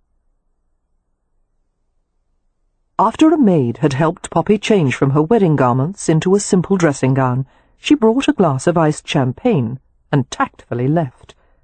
Grateful for the silence of the private apartments, Poppy sat at her dressing table and unpinned her hair slowly. Her mouth ached from smiling, and the tiny muscles of her forehead felt strained. She drank the champagne and made a project of brushing her hair in long strokes, letting it fall in mahogany waves. The boar bristles felt good against her scalp. Harry had not yet come to the apartment. Poppy considered what she would say to him once he appeared, but nothing came to mind. With dreamlike slowness, she wandered through the rooms. Unlike the icy formality of the receiving area, the rest of the rooms had been decorated in plush fabrics and warm colours, with abundant places for sitting, reading, relaxing. Everything was immaculate. The window-panes polished to stunning clarity, the Turkish carpeting clean swept and scented of tea leaves. There were fireplaces with marble or carved wood mantels, and tiled hearths, and many lamps and sconces to keep the rooms well lit in the evening. An extra bedroom had been added for Poppy. Harry had told her that she could have as many rooms for her own use as she wished. The apartments had been designed so that connecting spaces could be opened up with ease. The counterpane on the bed was a soft shade of robin's egg blue, the fine linen sheets embroidered with tiny blue flowers. Pale blue satin and velvet curtains swathed the windows. It was a beautiful feminine room, and Poppy would have taken great pleasure in it, had the circumstances been different. She tried to decide if she was most angry with Harry, Michael, or herself. Perhaps equally with all three of them, and she was increasingly nervous, knowing it wouldn't be long until Harry arrived. Her gaze fell to the bed. She reassured herself with the thought that Harry would not force her to submit to him. His villainy would not lend itself to crude violence. Her stomach dropped as she heard someone entering the apartments. She took a deep breath, and another, and waited until Harry's broad-shouldered form appeared in the doorway. He paused, watching her, his features impassive. His cravat had been removed, the shirt open to reveal the strong line of his throat. Poppy steeled herself not to move as Harry approached her. He reached out to touch her shining hair, letting it slide through his fingers like liquid fire. "I've never seen it down before," he said. He was close enough that she could smell a hint of shaving soap and the tang of champagne on his breath. His fingers smoothed over her cheek, detecting the trembling within her stillness. "Afraid?" he asked softly. Poppy forced herself to meet his gaze. "No." "Maybe you should be. I'm much nicer to people who are afraid of me." "I doubt that," she said. "I think the opposite is true." A smile touched his lips. Poppy was disoriented by the complex mixture of emotions he stirred in her, the antagonism and attraction, and curiosity and resentment. Pulling away from him, she went to her dressing table and examined a small porcelain box with a gilded top. "Why did you go through with it?" she heard him ask quietly. "I thought it best for Michael." She felt a twinge of satisfaction as she saw how that had annoyed him. Harry half sat on the bed, his posture informal. His gaze didn't stray from her. "Had there been a choice, I would have done all this the ordinary way. I would have courted you openly, won you fairly, but you'd already decided on Baining. This was the only alternative." "No, it wasn't. You could have let me be with Michael." "It's doubtful he ever would have offered for you. He deceived you and himself by assuming he could persuade his father to accept the match. You should have seen the old man when I showed him the letter. He was mortally offended by the notion of his son taking a wife so far beneath him." That hurt, as perhaps Harry had intended, and Poppy stiffened. "Then why didn't you let it all play out? Why not wait until Michael had abandoned me, and then come forward to pick up the pieces?" "Because there was a chance Baining might have dared to run off with you. I couldn't risk it. And I knew that sooner or later you'd realize that what you had with Baining was nothing but infatuation." Poppy gave him a glance of purest contempt. "What do you know of love?" "I've seen how people in love behave, and what I witnessed in the vestry this morning was nothing close to it. Had you truly wanted each other, no force in the world could have stopped you from walking out of that church together." "You wouldn't have allowed it," she shot back in outrage. "True, but I would have respected the effort." "Neither of us gives a damn about your respect." The fact that she was speaking for Michael as well as herself, us, caused Harry's face to harden. "Whatever your feelings for Baining are, you're my wife now, and he'll go on to marry some blue-blooded heiress as he should have done in the first place. Now all that's left to decide is how you and I will go on." "I would prefer a marriage in name only." "I don't blame you," Harry said calmly. "However, the marriage isn't legal until I bed you, and unfortunately, I never leave loopholes." He was going to insist on his rights, then. Nothing would dissuade him from getting what he wanted. Poppy's eyes and nose stung, but she would have rather died than cry in front of him. She shot him a look of revulsion, while her heart pounded, until she felt its reverberations in her temples and wrists and ankles. "I'm overwhelmed by such a poetic declaration. By all means, let's complete the contract." She began on the gilded buttons at the front of her dressing gown, her fingers stiff and shaking. Her breath trembled in her throat. "All I ask is that you make it quick."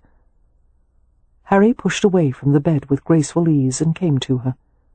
One of his warm hands covered both of hers, and her fingers stilled. "Poppy." He waited until she could bring herself to look up at him. Amusement glinted in his eyes. "You make me feel like a vile ravisher," he said. "It's only fair to tell you that I've never forced myself on a woman. A simple refusal would probably be enough to deter me." He was lying, her instincts told her, but perhaps he wasn't. Damn him for toying with her like a cat with a mouse. "Is that true?" she asked with offended dignity. Harry gave her a guileless glance. "Refuse me and we'll find out." The fact that such a despicable human being could be so handsome was proof that the universe was vastly unfair, or at least very badly organized. "I'm not going to refuse you," she said, pushing his hand away. "I'm not going to entertain you with virginal theatrics." She continued to unfasten the buttons of her dressing gown. "And I'd like to have done with this so I won't have anything to dread." Obligingly, Harry removed his coat and went to drape it over a chair. Poppy dropped her dressing robe to the floor and kicked off her slippers. The cool air wafted beneath the hem of her thin, cambric nightgown and lingered in icy curls around her ankles. She could scarcely think, her head filled with fears and worries. The future she had once hoped for was gone, and another was being created, one with infinite complications. Harry would know her in a way no one else ever had, or ever would. But it wouldn't be anything like her sister's marriages. It would be a relationship built on something far different from love and trust. Her sister Wynn's information on marital intimacy had been garnished with flowers and moonbeams, with the barest description of the physical act. Wynn's advice had been to trust one's husband, and to relax, and to understand that sexual closeness was a wonderful part of love. None of that had any relevance to the situation Poppy now found herself in. The room was utterly silent. "This means nothing to me," she thought, trying to make herself believe it. She felt as if she were in a stranger's body, as she undid her nightgown and pulled it over her head and let it fall to the carpeting in a limp heap. Gooseflesh rose everywhere, the tips of her breasts contracting in the chill. She went to the bed and turned back the covers and slipped in. Drawing the bed linens up to her breasts, she settled back against the pillows. Only then did she glance at Harry. Her husband had paused in the act of unfastening a shoe, his foot propped on a chair. He had already removed his shirt and waistcoat, and the muscles of his long back were bunched and tense. He stared at her over his shoulder, his thick lashes half lowered. His colour was high, as if sun-flushed, and his lips were parted, as if he'd forgotten something he'd been about to say. Letting out a breath that wasn't entirely steady, he turned back to his shoe. His body was beautifully made, but Poppy took no pleasure in it. In fact, she resented it. She would have preferred a few signs of vulnerability, a touch of softness around the middle, a set of narrow shoulders, anything that would put him at a disadvantage. But he was lean and strong and powerfully proportioned. Still clad in his trousers, Harry came to stand beside the bed. Despite her efforts to appear indifferent, Poppy couldn't stop her fingers from curling into the embroidered sheets. His hand went to her bare shoulder, his fingertips drifting to her throat and back again. He paused as he found a tiny, nearly invisible scar on her shoulder, the place a stray shotgun pellet had once lodged. "From the accident?" he asked huskily. Poppy nodded, unable to speak. She realized he would become familiar with every small and unique detail of her body. She had given him that right. He found 3 more scars on her arm, stroking each one as if he could soothe those long-ago injuries. Slowly his hand went to a lock of hair that lay in a fine mahogany river over her chest, following it beneath the sheets and blankets. She gasped as she felt his thumb brush over the bud of her nipple, circling, sending runners of heat to the pit of her stomach. His hand left her for a moment, and when he reached for her breast again, his thumb was damp from his own mouth. Another teasing, acute circle, moisture enhancing the caress. Her knees drew up slightly, her hips tilting as if her entire body had become a vessel to contain sensation. His other hand slid softly beneath her chin, tilting her face up to his. He bent to kiss her, but Poppy turned her face away. "I'm the same man who kissed you on the terrace," she heard him say. "You liked it well enough then." Poppy could hardly speak with his hand cupping her breast. "Not any more." A kiss meant more to her than a simple physical gesture. It was a gift of love, of affection, or at the very least liking, and she felt none of those things for him. He might have the right to her body, but not to her heart. His hands left her, and she felt him nudge her gently to the side. Poppy obeyed, her pulse racing as he joined her on the bed. He reclined on his side, his feet extending much farther than hers along the mattress. She forced her fingers to loosen from the covers as he drew them away from her. Harry's gaze slid over her slim, exposed body, the curves of her breasts, the clamped seam of her thighs. Heat surfaced everywhere, a flush that deepened as he drew her against him. His chest was warm and hard, with a covering of dark hair that tickled her breasts. Poppy shivered as his hand moved along her spine, pressing her close. The intimacy of being clasped against a half-naked man, breathing the scent of his skin, was almost more than her dazed mind could comprehend. He pressed her bare legs apart, the fabric of his trousers smooth and cool, and he held her like that, his hand roaming slowly over her back until the teeth-chattering shivers eased. His mouth traced the taut side of her neck. He spent a long time kissing her there, investigating the hollow behind her ear, the edge of her hairline, the front of her throat.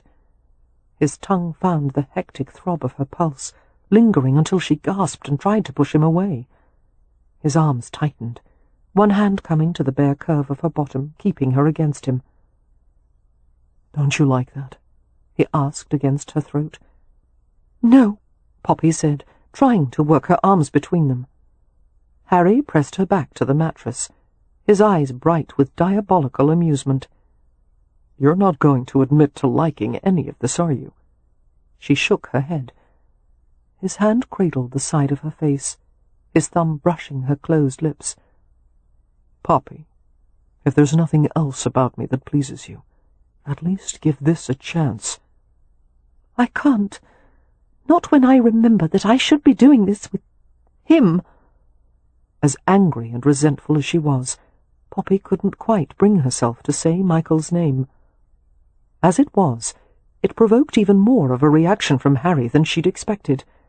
He gripped her jaw, his hand closing in a strong, not quite painful vice, his eyes flaring with fury.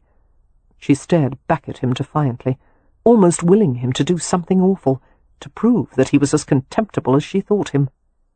But Harry's voice, when he finally spoke, was scrupulously controlled. "Then I'll see if I can put him out of your thoughts." The bedclothes were pushed away with ruthless insistence, robbing her of any means of concealment. She started upward, but he pushed her back down. His hand curved beneath her breast, plumping it upward, and he bent until his breath fell against the peak in light, repeated shocks. He traced the aureole with his tongue, caught it tenderly with his teeth, playing with the sensitive flesh. Delight fed into her veins with every swirl and lick and soft tug. Poppy's hands clenched into fists as she tried to keep them by her sides. It seemed important not to touch him voluntarily, but he was skilled and persistent, arousing deep and writhing impulses, and her body was apparently inclined to choose pleasure over principle. She reached up to his head, the dark hair thick and soft between her fingers. Gasping, she guided him to her other breast. He complied with a hoarse murmur, his lips opening over the heat-stung bud. His hands glided over her body, charting the curves of her waist and hips. The tip of his middle finger circled the rim of her navel and wove in a teasing path across the flat of her stomach. Along the valley, where her legs pressed together, from her knees to the top of her thighs. Back again. Stroking gently, Harry whispered, "Open for me." Poppy was quiet, resisting, panting as if each breath were being torn from her throat. The pressure of tears rose behind her closed eyes. Experiencing any pleasure at all with Harry seemed like a betrayal, and he knew it. His voice was soft against her ear as he said, "What happens in this bed is only between us. There's no sin in submitting to your husband, and nothing to gain by denying what enjoyment I might be able to give you. Let it happen, Poppy. You don't have to be virtuous with me." "I'm not trying to be," she said unsteadily. "Then let me touch you." At her silence, Harry pushed her resistless legs apart. His palm coursed along her inner thigh until his thumb brushed soft, private curls. The ragged rhythms of their breathing rustled through the quiet room. His thumb nestled into the curls, grazing against a place so sensitive that she jerked with a muffled protest. He gathered her closer into hard muscle and smoothness and crisp hair. Reaching down again, he teased the yielding flesh apart. An irresistible urge came to press upward into his hand, but she forced herself to lay passive, even though the effort to hold still was exhausting. Finding the entrance to her body, Harry stroked the softness until he had elicited a slick of hot serum. He fondled her, one of his fingers nudging inside. Startled, she stiffened and whimpered. Harry kissed her throat. "Shh, I'm not hurting you. Easy." He stroked within her, his finger gently crooking as if to urge her forward, over and over, so patiently. The pleasure acquired a new tension. Her limbs weighted with thickening layers of sensation. His finger withdrew, and he began to play with her idly. Sounds climbed in her throat, but she swallowed them back. She wanted to move, to twist in the restless heat. Her hands itched to grip the flexing muscles of his shoulders. Instead, she lay with martyred stillness. But he knew how to make her body respond, how to coax delight from her unwilling flesh. She couldn't stop her hips from riding upward, her heels delving into the cool pliancy of the mattress. He slid along her front, kissing lower and lower, his mouth measuring tender distances across her body. When he nuzzled into the soft, private curls, however, she stiffened and tried to move away. Her mind was reeling. No one had told her about this. It couldn't be right. As she wriggled, His hand slid beneath her bottom, gripping her in place, and his tongue found her in wet, fluent strokes. Carefully, he guided her into a deliberate rhythm, urging her upward, and again while he stroked in voluptuous countermeasure. Wicked mouth, merciless tongue, hot breath flowing over her. The feeling built and built until it came to a startling summit and flared in all directions. A cry escaped her, and another, as dense spasms rolled through her. There was no escaping, no holding back, and he stayed with her, prolonging the descent with soft licks, extorting a few last twitches of pleasure as she lay trembling beneath him. Then came the worst part, when Harry took her into his arms to comfort her, and she let him. She could hardly help but feel how aroused he was, his body taut and solid, his heartbeat swift beneath her ear. He ran his hand over the supple curve of her spine. With a pang of reluctant excitement, she wondered if he would take her now. But Harry surprised her by saying, "I won't force the rest of it on you tonight." Her voice sounded strange and thick to her own ears. You needn't stop. As I told you." "Yes, you want to have done with it," Harry said sardonically. "So you'll have nothing left to dread." Releasing her, he rolled away and stood, adjusting the front of his trousers with casual unconcern. Poppy's face flamed. "But I've decided to let you dread it a bit longer. Just remember that if you have any idea about requesting an annulment, I'll have you on your back and divested of your virginity before you can blink." He drew the covers over her and paused. "Tell me, Poppy, did you think of him at all just now? Was his face, his name, in your mind while I was touching you?" Poppy shook her head, refusing to look at him. "That's a start," he said softly. He extinguished the lamp and left, and she lay alone in the darkness, shamed and sated and confused. Chapter 14. Sleep was always difficult for Harry. Tonight it was impossible. His mind, accustomed to working on multiple problems simultaneously, now had a new and endlessly interesting subject to ponder. His wife. He had learned a great deal about Poppy in one day. She had shown that she was exceptionally strong under duress, not a woman to go to pieces in a difficult situation, and although she loved her family, she had not run to them for shelter. Harry admired the way Poppy had dealt with her wedding day. Even more, he admired the way she had dealt with him. No virginal theatrics, as she had put it.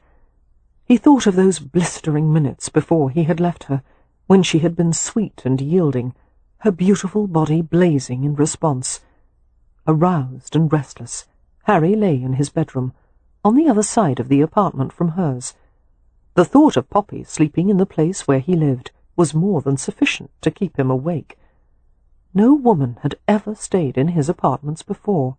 He had always conducted his liaisons away from his residence, never spending a full night with anyone.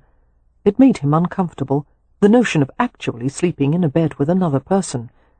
Just why that seemed more intimate than the sexual act was not something Harry cared to ponder. Harry was relieved when daybreak approached, the sky's low roof enamelled with dull silver. He arose, washed and dressed. He let in a housemaid, who stirred the grate and brought freshly ironed copies of the Morning Chronicle, the Globe, and the Times.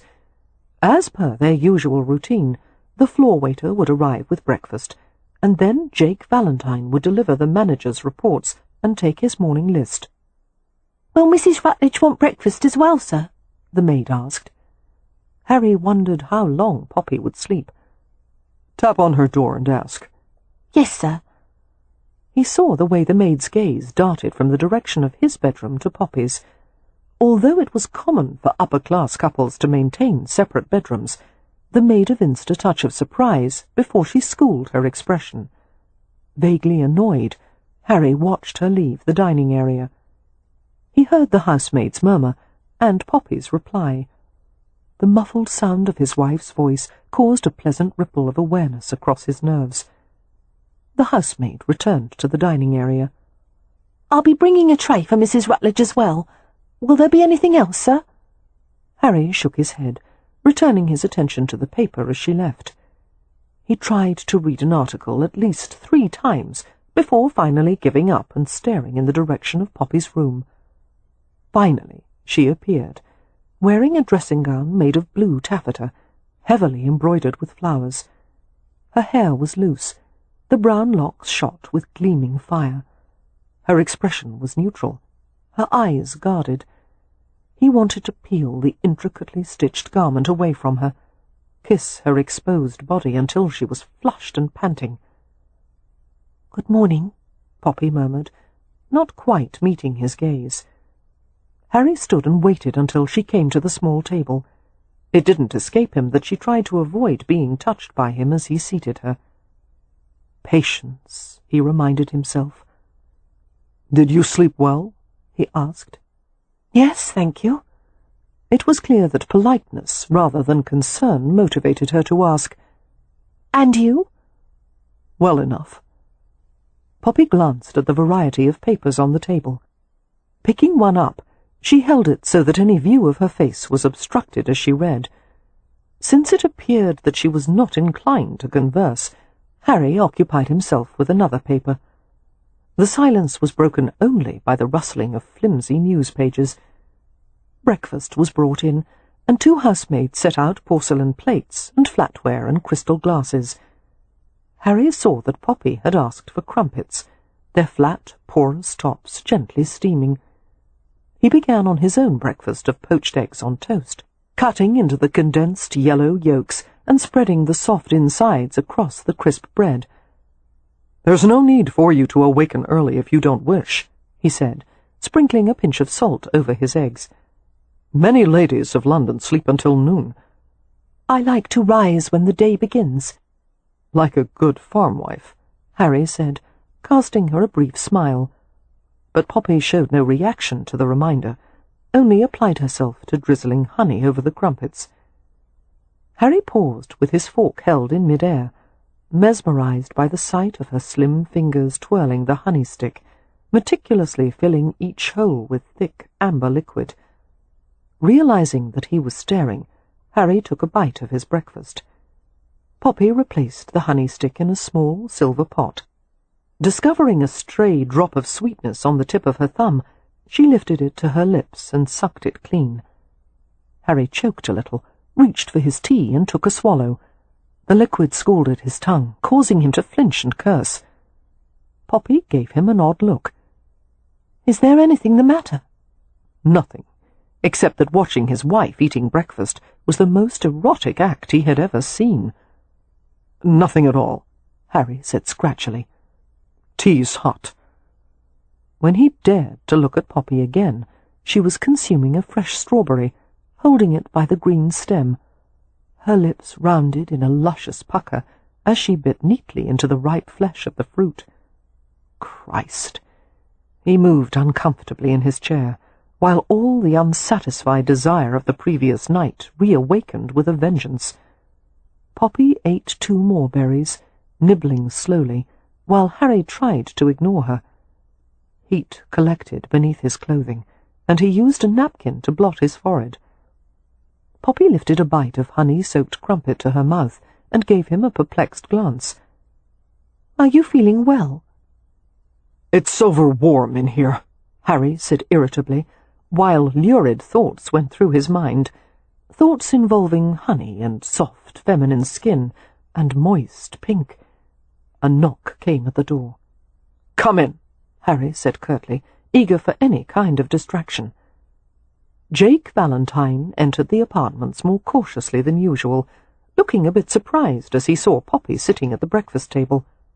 Harry supposed the novelty of the situation would take a little getting used to on all sides. "Good morning," Valentine said, uncertain whether to address only Harry or include Poppy. She solved the dilemma by giving him an artless smile.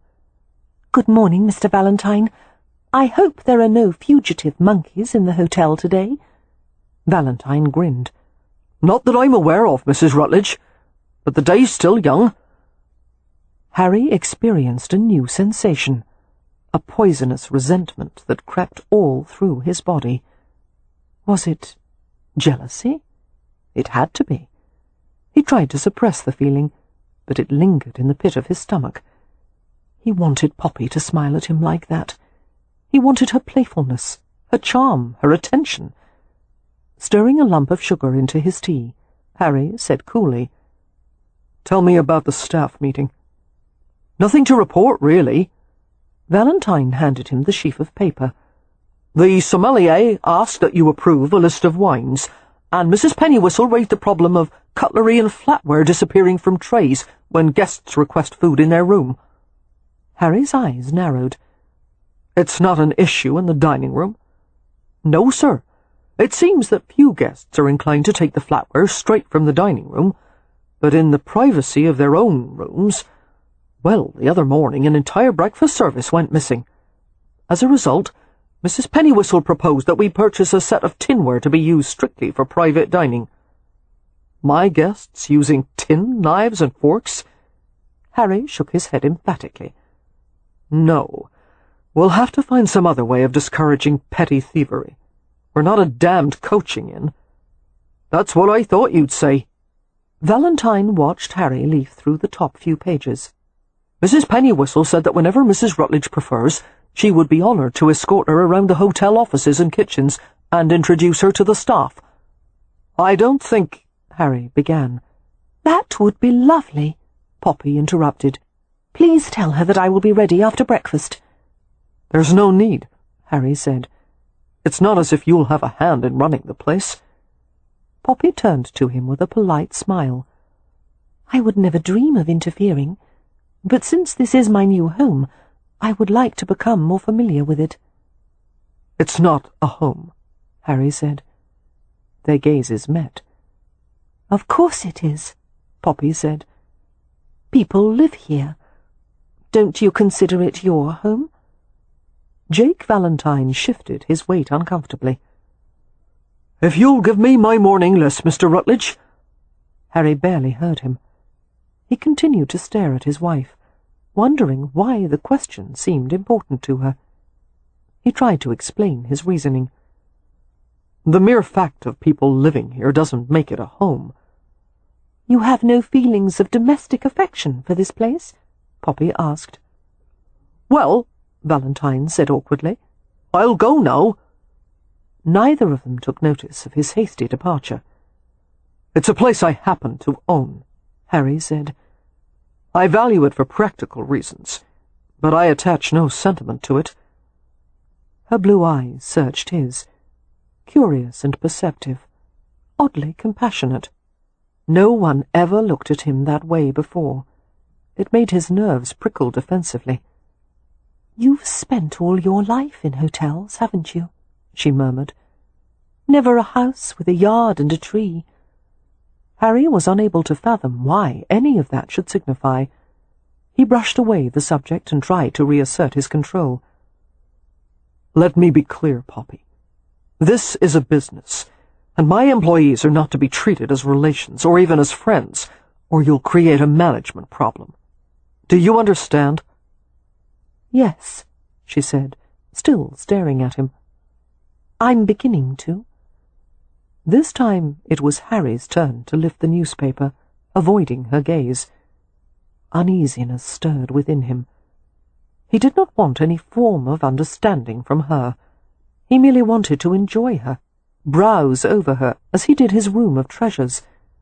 Poppy would have to comply with the limits he set, and in return he would be a lenient husband, as long as she understood that he would always have the upper hand.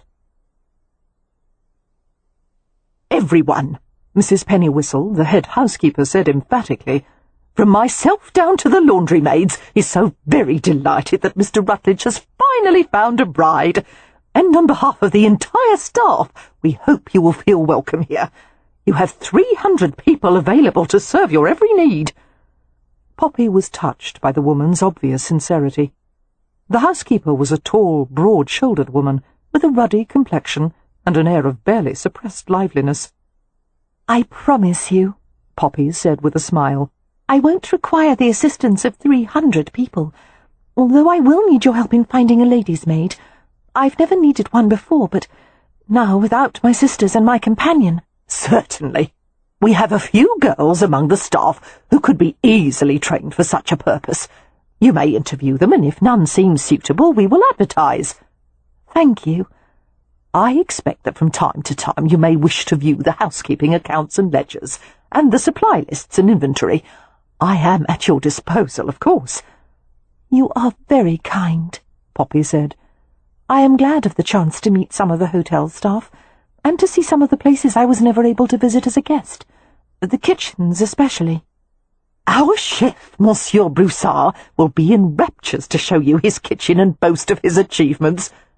She paused, and added, sotto voce, "Fortunately for us, his vanity is matched by his talent." They began to descend the grand staircase. "How long have you been employed here, Mrs. Pennywhistle?" Poppy asked. "Well, nigh 10 years, since the beginning." The housekeeper smiled at a distant memory. "Mr. Rutledge was so very young, lanky as a beanpole, with a sharp American accent and a habit of talking so fast one could scarcely follow him. I worked in my father's tea shop in the Strand. I managed it for him, and Mr. Rutledge was a frequent customer.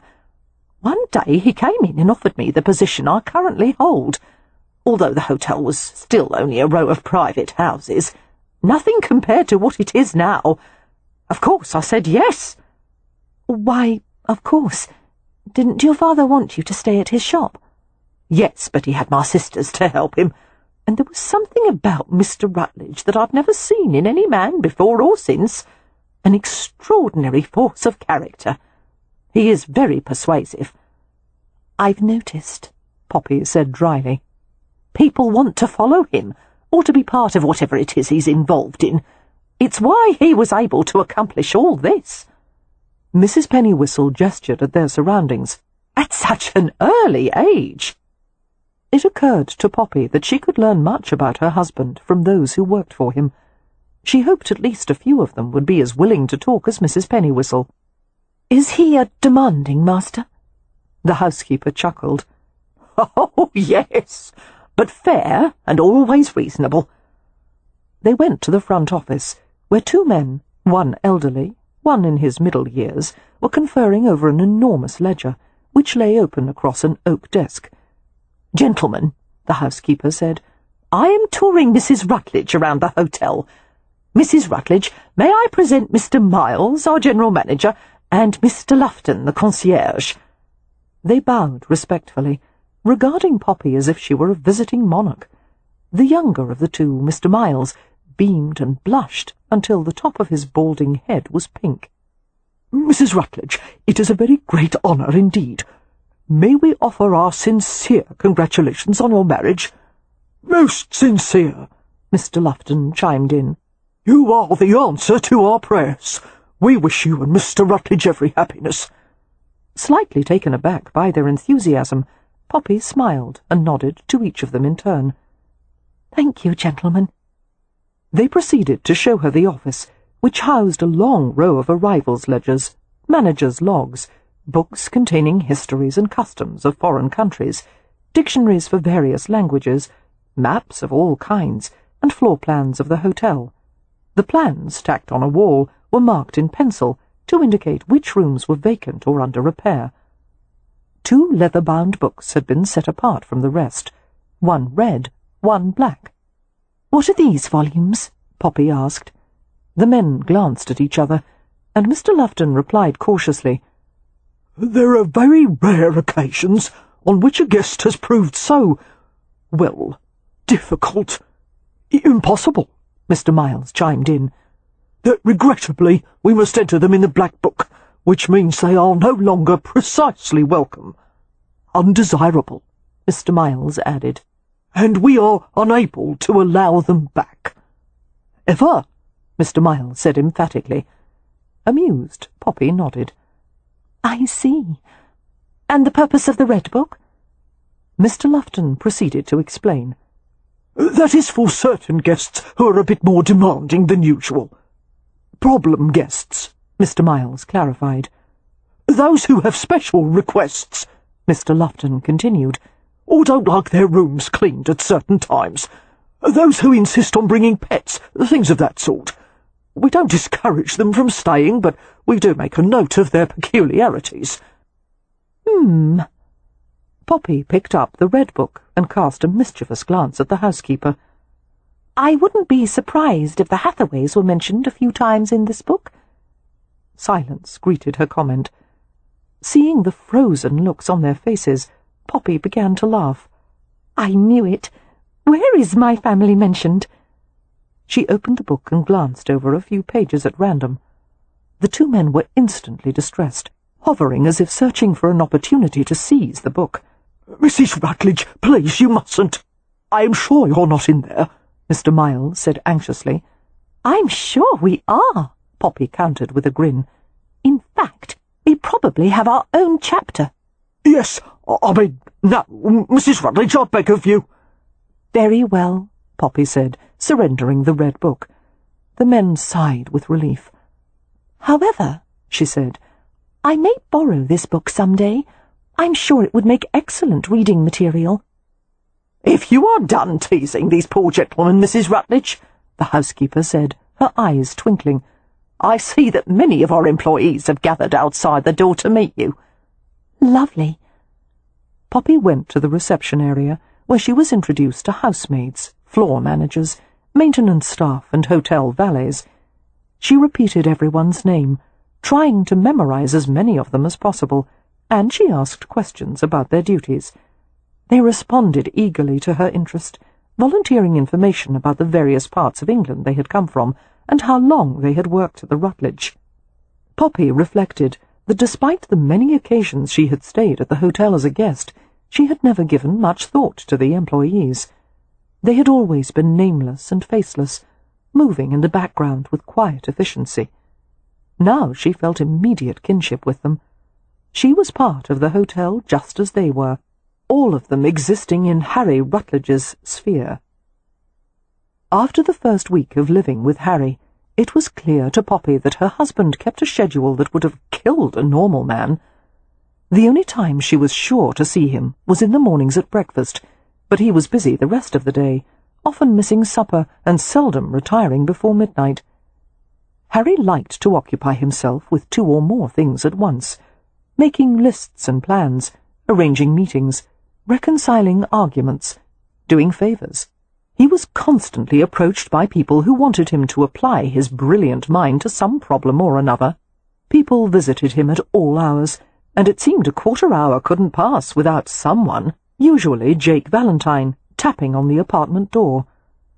When Harry wasn't busy with his various intrigues, he meddled with the hotel and its staff. His demands for perfection and the highest quality of service were relentless. The employees were paid generously and treated well, but in return they were expected to work hard and, above all, to be loyal. If one of them were injured or ill, Harry sent for a doctor and paid for their treatments. If someone suggested a way to improve the hotel or its service, the idea was sent directly to Harry, and if he approved, he gave a handsome bonus. As a result, Harry's desk was always laden with piles of reports, letters, and notes. It didn't seem to have occurred to Harry to suggest a honeymoon for himself and his new bride, and Poppy suspected he had no desire to leave the hotel. Certainly she had no desire for a honeymoon with a man who had betrayed her. Since their wedding night, Poppy had been nervous around Harry, especially when they were alone. He made no secret of his desire for her, his interest in her, but so far there had been no more advances. In fact, he had gone out of his way to be polite and considerate. It seemed as if he were trying to get her accustomed to him, to the altered circumstances of her life, and she appreciated his patience, because it was all so very new. Ironically, however, his self-imposed restraint gave their occasional moments of contact, the touch of his hand on her arm, the press of his body when they stood close in a crowd, a charge of vibrant attraction. Attraction without trust. not a comfortable thing to feel for one's own husband. Poppy had no idea how long he would continue this conjugal reprieve. She was only grateful that Harry was so consumed with his hotel, although she couldn't help thinking that this sunrise to midnight agenda was not at all good for him. If someone Poppy cared for had been working so relentlessly, she would have urged him to ease his pace, to take some time to rest. Simple compassion got the better of her one afternoon when Harry came into their apartment unexpectedly, carrying his coat in one hand. He had spent most of the day with the chief officer of the LFEE, the London Fire Engine Establishment. Together they had meticulously gone through the hotel to examine its safety procedures and equipment.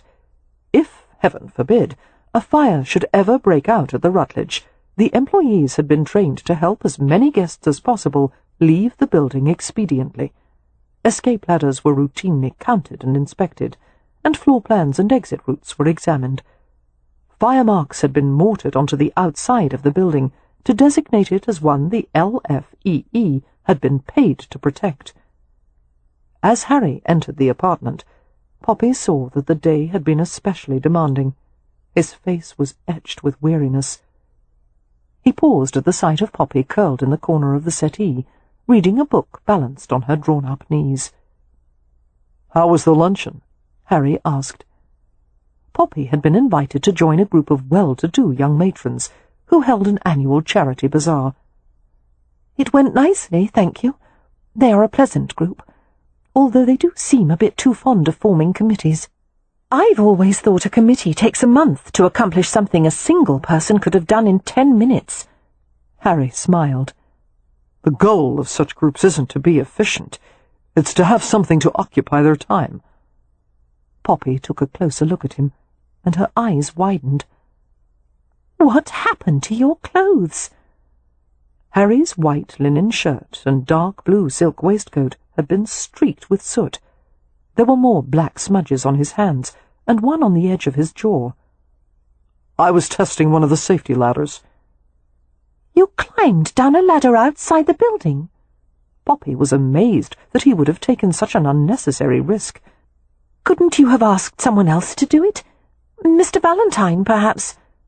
"I'm sure he would have, but I wouldn't provide equipment for my employees without trying it myself. I still have concerns about the housemaids. Their skirts would make their descent more difficult. However, I draw the line at trying that out." He cast a rueful glance at his palms. "I have to wash and change before going back to work."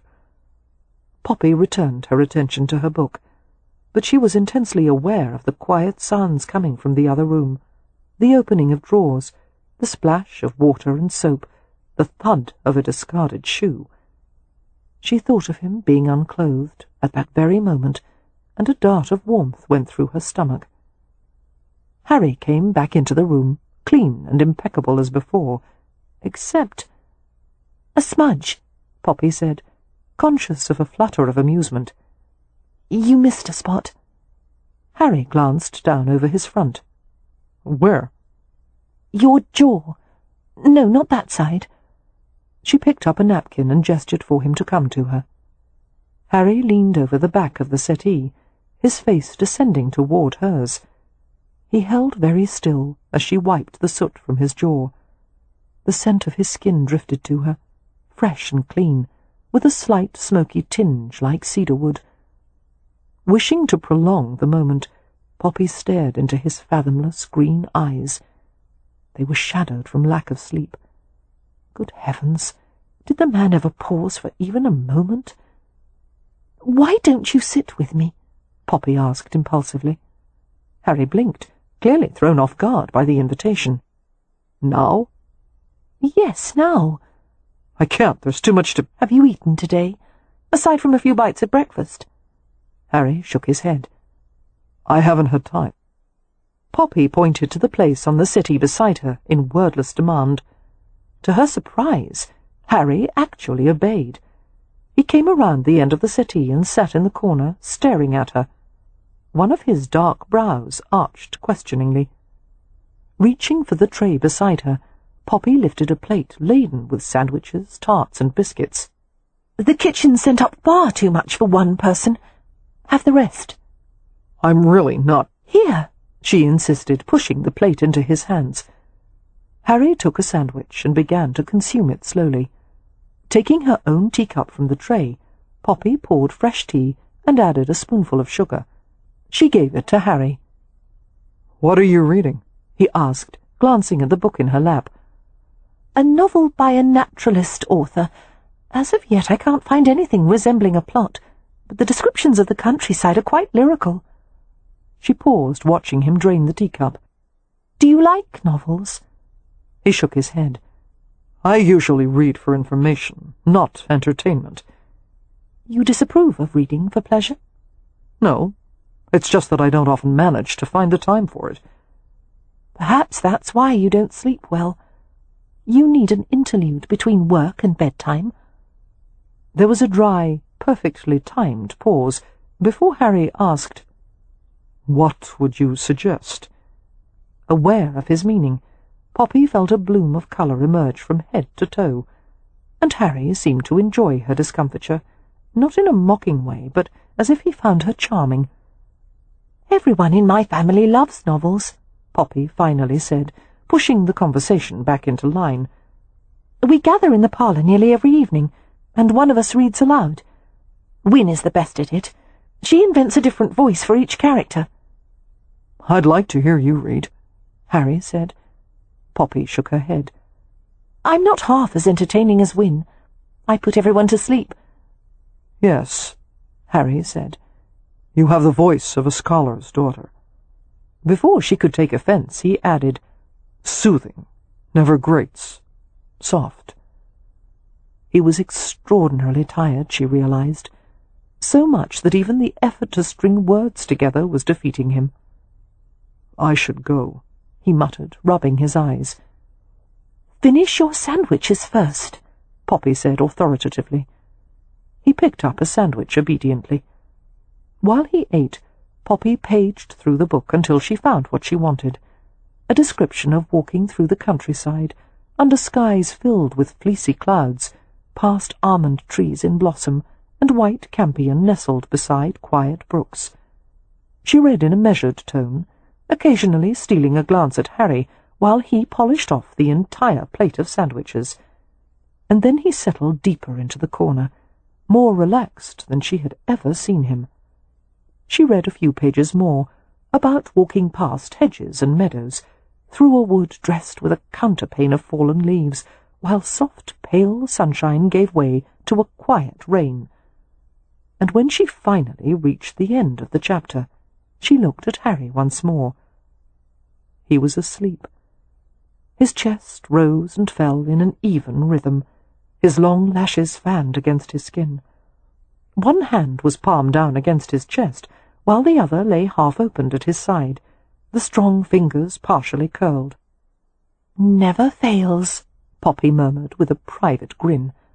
Her talent at putting people to sleep was too much even for Harry's relentless drive. Carefully she set the book aside. This was the first time she'd ever been able to view Harry at her leisure. It was strange to see him so utterly disarmed. In sleep, the lines of his face were relaxed and almost innocent, at odds with his usual expression of command. His mouth, always so purposeful, looked as soft as velvet. He looked like a boy lost in a solitary dream, and Poppy felt an urge to safeguard the sleep Harry so badly needed, to cover him with a blanket and stroke the dark hair from his brow. Several tranquil minutes passed, the silence disturbed only by distant sounds of activity in the hotel and from the street. This was something Poppy had not known she needed. Time to contemplate the stranger who had taken utter possession of her life. Trying to understand Harry Rutledge was like taking apart one of the intricate clockwork mechanisms he had constructed. One could examine every gear and ratchet wheel and lever, but that didn't mean you would ever comprehend what made it all work. It seemed that Harry had spent his life wrestling with the world and trying to bend it to his will, and toward that end he had made a great deal of progress. but he was clearly dissatisfied, unable to enjoy what he had achieved, which made him very different from the other men in Poppy's life, especially Cam and Merrypen. Because of their Romany heritage, her brothers-in-law didn't view the world as something to be conquered, but rather something to roam through freely.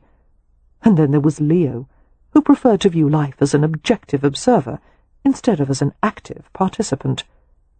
Harry was nothing short of a brigand, scheming to conquer everyone and everything in sight. How could such a man ever be restrained? How would he ever find peace? Poppy was so lost in the peaceful stillness of the room that she started when she heard a tap at the door. Her nerves jangled unpleasantly. She made no response, wishing the blasted noise would go away. But there it was again. Tap, tap, tap. Harry awakened with an inarticulate murmur, blinking with the confusion of someone who had been too quickly roused from sleep. "Yes?" he said gruffly, struggling to sit up. The door opened, and Jake Valentine entered. He looked apologetic as he saw Harry and Poppy together on the settee. Poppy could barely refrain from scowling, even though he was only doing his job. Valentine came to hand Harry a folded note, murmured a few cryptic words, and left the apartment. Harry scanned the note with a bleary glance. Tucking it into his coat pocket, he smiled ruefully at Poppy. "I seem to have nodded off while you were reading." He stared at her, his eyes warmer than she had ever seen them. "An interlude," he murmured for no apparent reason, and a corner of his mouth hitched upward. "I'd like another one soon." And he left, while she was still struggling to form a reply. Chapter 15. Only the wealthiest of London ladies possessed their own carriages and horses, as it cost a fortune to maintain such a convenience. Women without their own stables, or those who lived alone, were compelled to job the horses, broom, and coachman, hiring it all from a livery service or job-master whenever they needed to knock about London.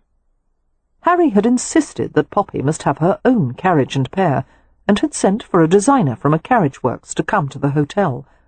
After consulting with Poppy, the carriage-maker was commissioned to build a vehicle specifically to her taste. Poppy was left rather bemused by the process, and even a bit nettled, because her insistence on asking the prices of materials had caused a tiff. "You're not here to question how much any of this costs," Harry had told her. "Your only task is to choose what you like."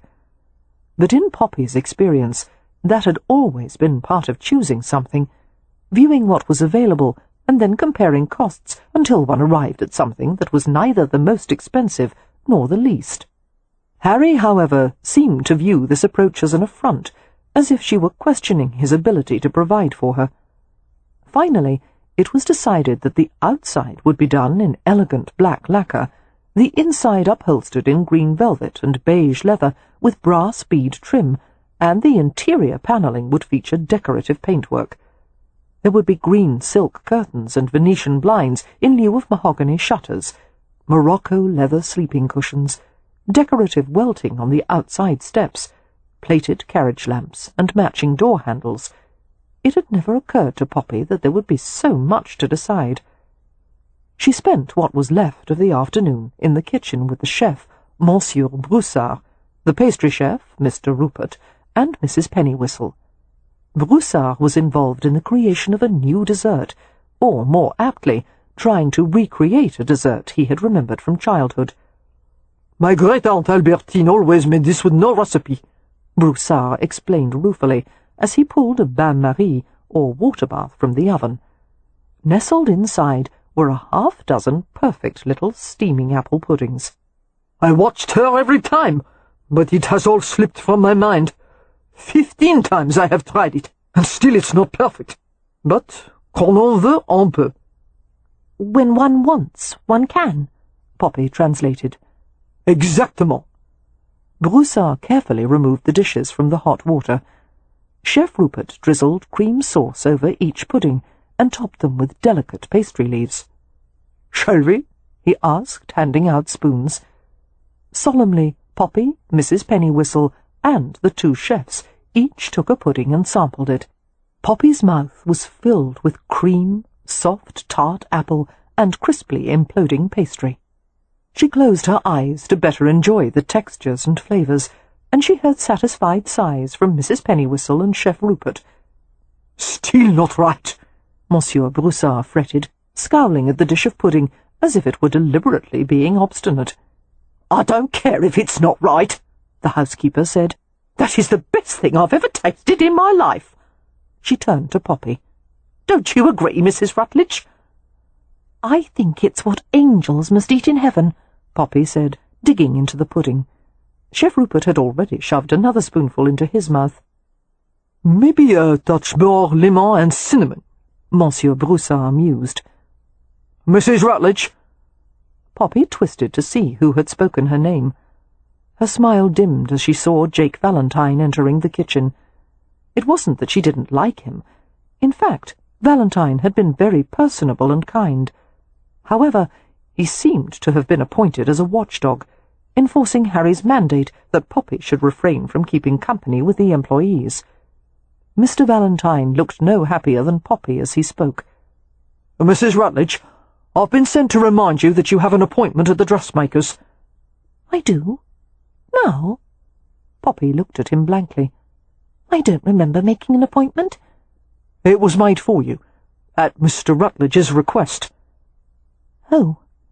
Reluctantly, Poppy set down her spoon. "When must I leave?" "In a quarter hour." That would give her just enough time to tidy her hair and fetch a walking cloak. "I have enough clothes," Poppy said. "I don't need more." "A lady in your position," Mrs. Pennywhistle said wisely, "needs many dresses.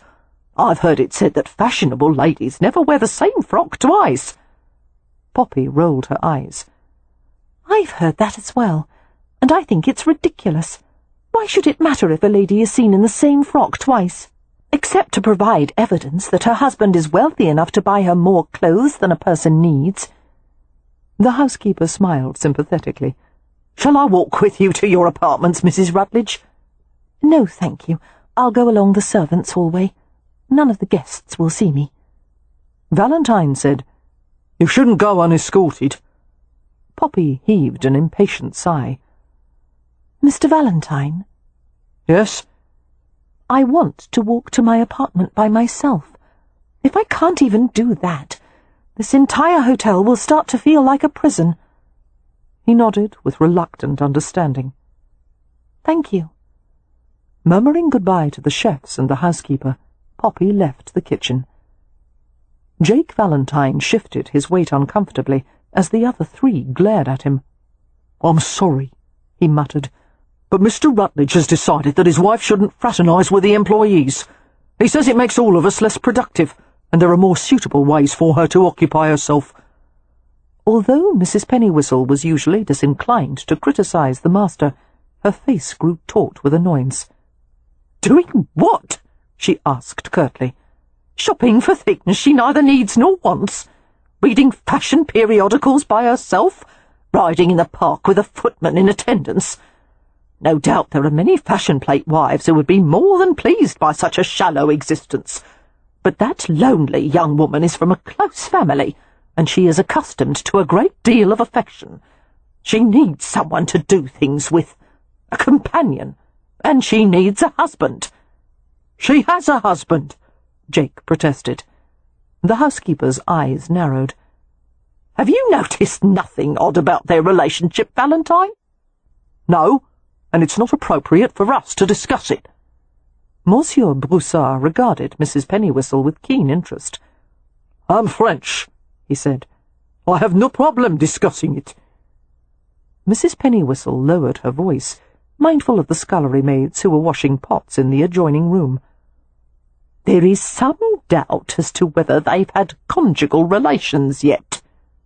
"Now see here," Jake began, outraged at this violation of his employer's privacy.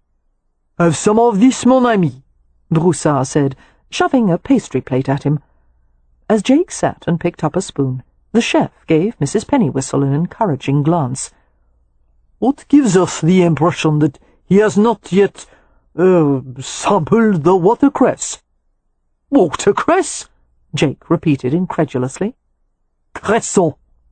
Broussard gave him a superior look. A metaphor, and much nicer than the metaphors you English use for the same thing. I never use metaphors, Jake muttered. Bien sûr, you have no imagination. The chef turned back to the housekeeper. Why is there doubt about the relations between Monsieur and Madame Rutledge? The sheets, she said succinctly. Jake nearly choked on his pastry. You have the housemaids spying on them? He asked, around a mouthful of custard and cream. Not at all, the housekeeper said defensively. It's only that we have vigilant maids who tell me everything, and even if they didn't, one hardly needs great powers of observation to see that they do not behave like a married couple.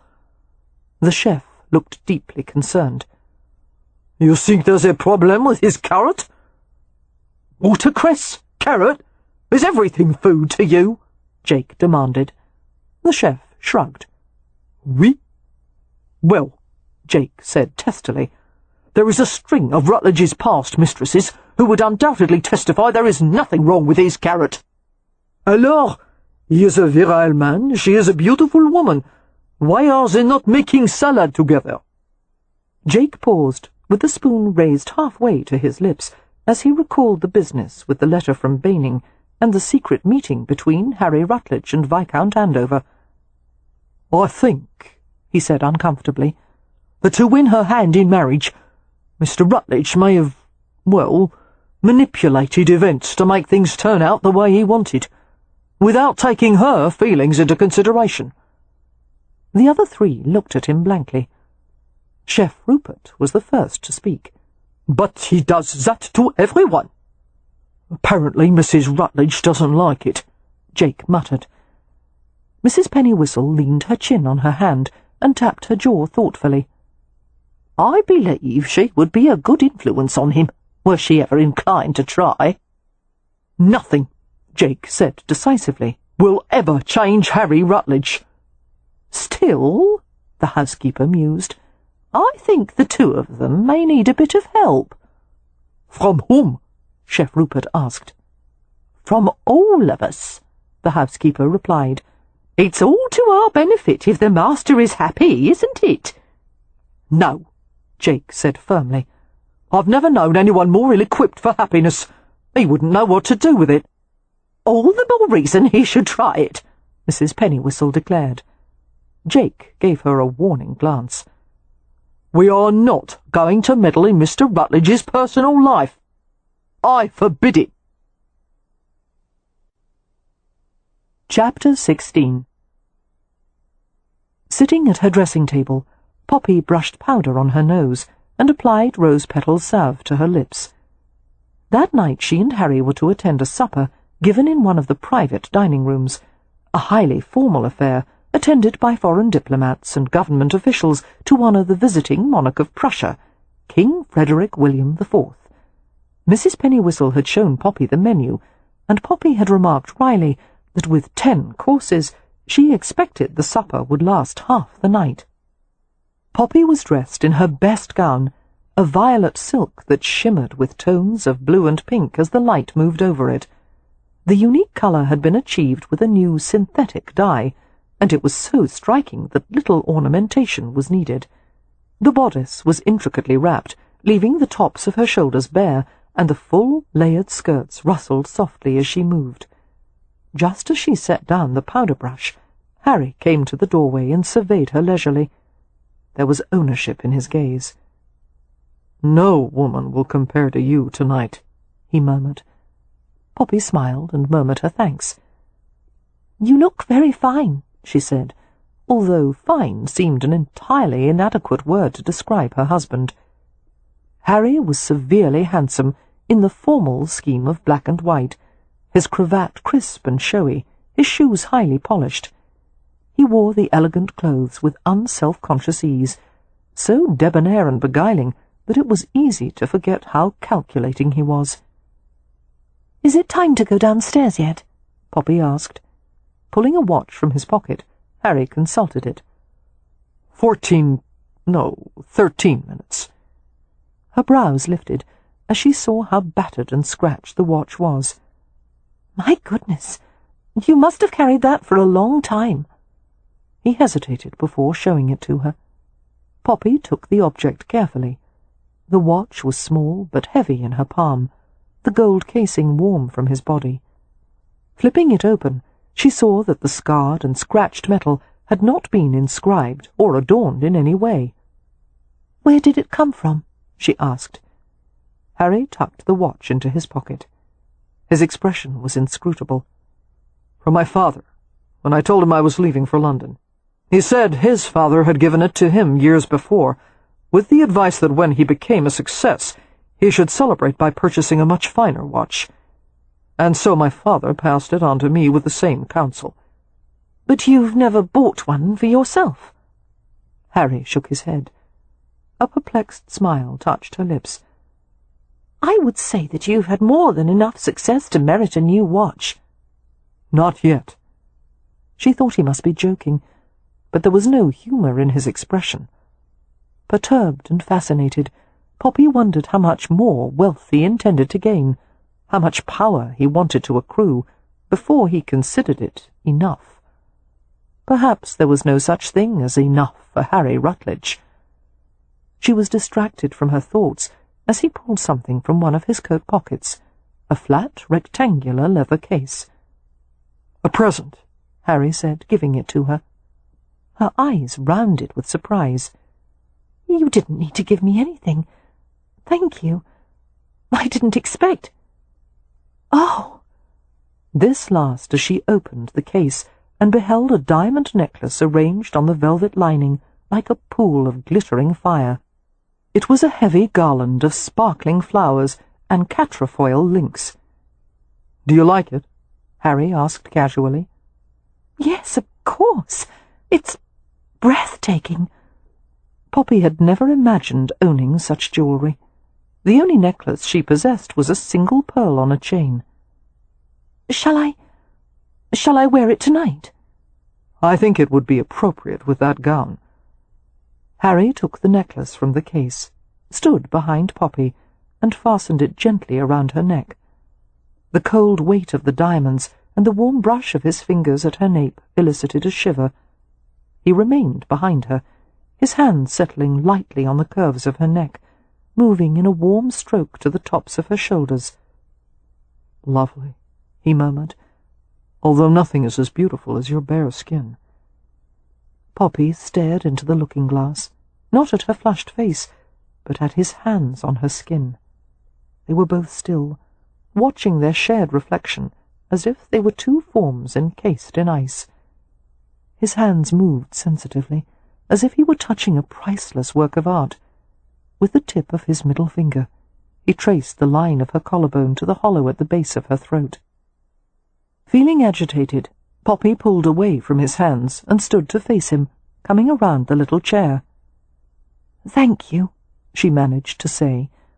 Cautiously she moved to embrace him, her arms sliding over his shoulders. It was more than Poppy had intended to do, but there was something in Harry's expression that touched her. She had sometimes seen the same expression on Leo's face in childhood, when he had been caught in mischief and had gone to their mother with a bouquet of flowers or some little treasure. Harry's arms went around her, pulling her farther up against him. He smelled delicious, and he was warm and hard beneath the layers of linen, silk, and wool.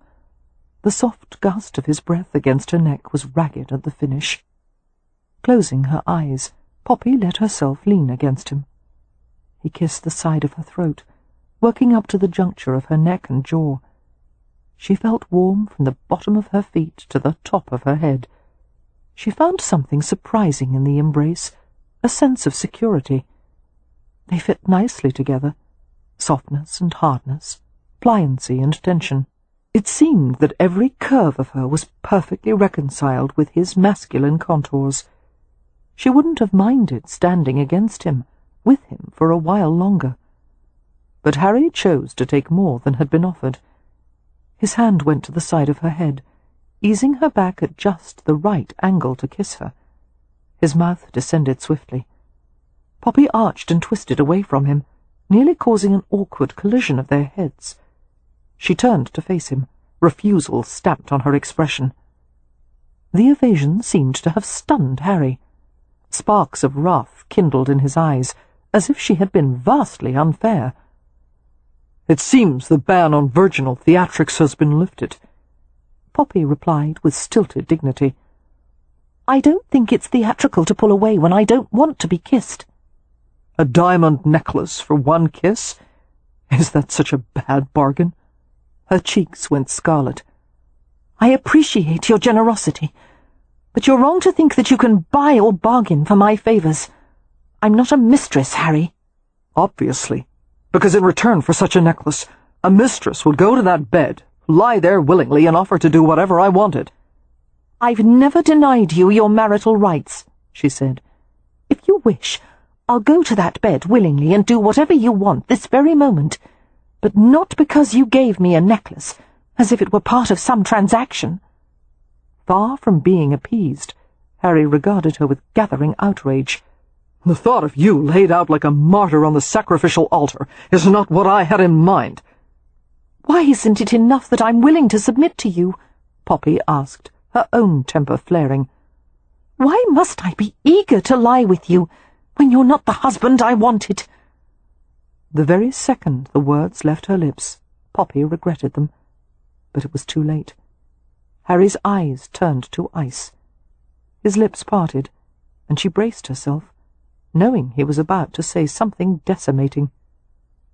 Instead, he turned and walked from the room. Submit. The word hovered, wasp-like, in Harry's mind, stinging repeatedly. Submit to him, as if he were some loathsome toad, when some of the most beautiful women in London have begged for his attentions. Sensuous, accomplished women, with clever mouths and hands, willing to satisfy his most exotic desires. In fact, he could have one of them tonight. When his temper had eased enough that he could function normally, Harry went back into Poppy's bedroom and informed her that it was time to go down to supper. She sent him a wary glance, seeming to want to say something, but she had the sense to keep her mouth shut. "You're not the husband I wanted." And he never would be. No amount of scheming or manipulation could change it. But Harry would continue to play out his hand. Poppy was legally his, and God knew he had money on his side. Time would have to take care of the rest. The formal dinner was a great success. Every time Harry glanced at the other end of the long table, he saw that Poppy was acquitting herself splendidly. She was relaxed and smiling, taking part in conversation, appearing to charm her companions. It was exactly as Harry had expected. The same qualities that were considered faults in an unmarried girl were admired in a married woman. Poppy's acute observations and her enjoyment of lively debate made her far more interesting than a demure society miss with a modest, downcast gaze. She was breathtaking in the violet gown, her slender neck encircled with diamonds, her hair rich with dark fire. Nature had blessed her with abundant beauty, but it was her smile that made her irresistible, a smile so sweet and brilliant that it warmed him from the inside out. Harry wished she would smile at him like that. She had in the beginning. There had to be something that would induce her to warm to him, to like him again. Everyone had a weakness. In the meantime, Harry stole glances of her whenever he could, his lovely and distant wife, and he drank in the smiles she gave to other people. The next morning, Harry awoke at his usual hour. He washed and dressed, sat at the breakfast table with a newspaper, and glanced at Poppy's door. There was no sign of her. He assumed she would sleep late, since they had retired long after midnight. "Don't wake Mrs. Rutledge," he told the maid. "She needs to rest this morning." "Yes, sir." Harry ate his breakfast alone, trying to focus on the newspaper, but his gaze kept dragging to Poppy's closed door. He had gotten used to seeing her every morning. He liked to start his day with her. but Harry was aware that he had been nothing less than boorish the previous night, giving her jewellery and demanding a demonstration of gratitude. He should have known better. It was just that he wanted her so damned badly, and he had become accustomed to having his way, especially where women were concerned. He reflected that it probably wouldn't hurt him to learn to consider someone else's feelings, especially if that would hasten the process of getting what he wanted. After receiving the morning manager's reports from Jake Valentine, Harry went with him to the basement of the hotel to assess the damage from some minor flooding due to faulty drainage. "We'll need an engineering assessment," Harry said, "and I want an inventory of the damaged storage items." "Yes, sir," Valentine replied. "Unfortunately, there were some rolled-up Turkish carpets in the flooded area, but I don't know if the staining—" "Mr. Rutledge!" An agitated housemaid descended to the bottom of the stairs and rushed over to them. She could barely speak between laboured breaths. "Mrs. Pennywhistle said to come fetch you because Mrs. Rutledge—" Harry looked at the housemaid sharply. "What is it?" "She's injured, sir. Took a fall." Alarm shot through him. "Where is she?" "Your apartment, sir." "Send for a doctor," Harry told Valentine, and he ran for the stairs, taking them 2 and 3 at a time. By the time he reached his apartments, full-scale panic roared through him. He tried to push it back enough to think clearly. There was a congregation of maids around the door, and he shouldered his way through them into the main room. "Poppy!" Mrs. Pennywhistle's voice echoed from the tiled bathing room. "We're in here, Mr. Rutledge."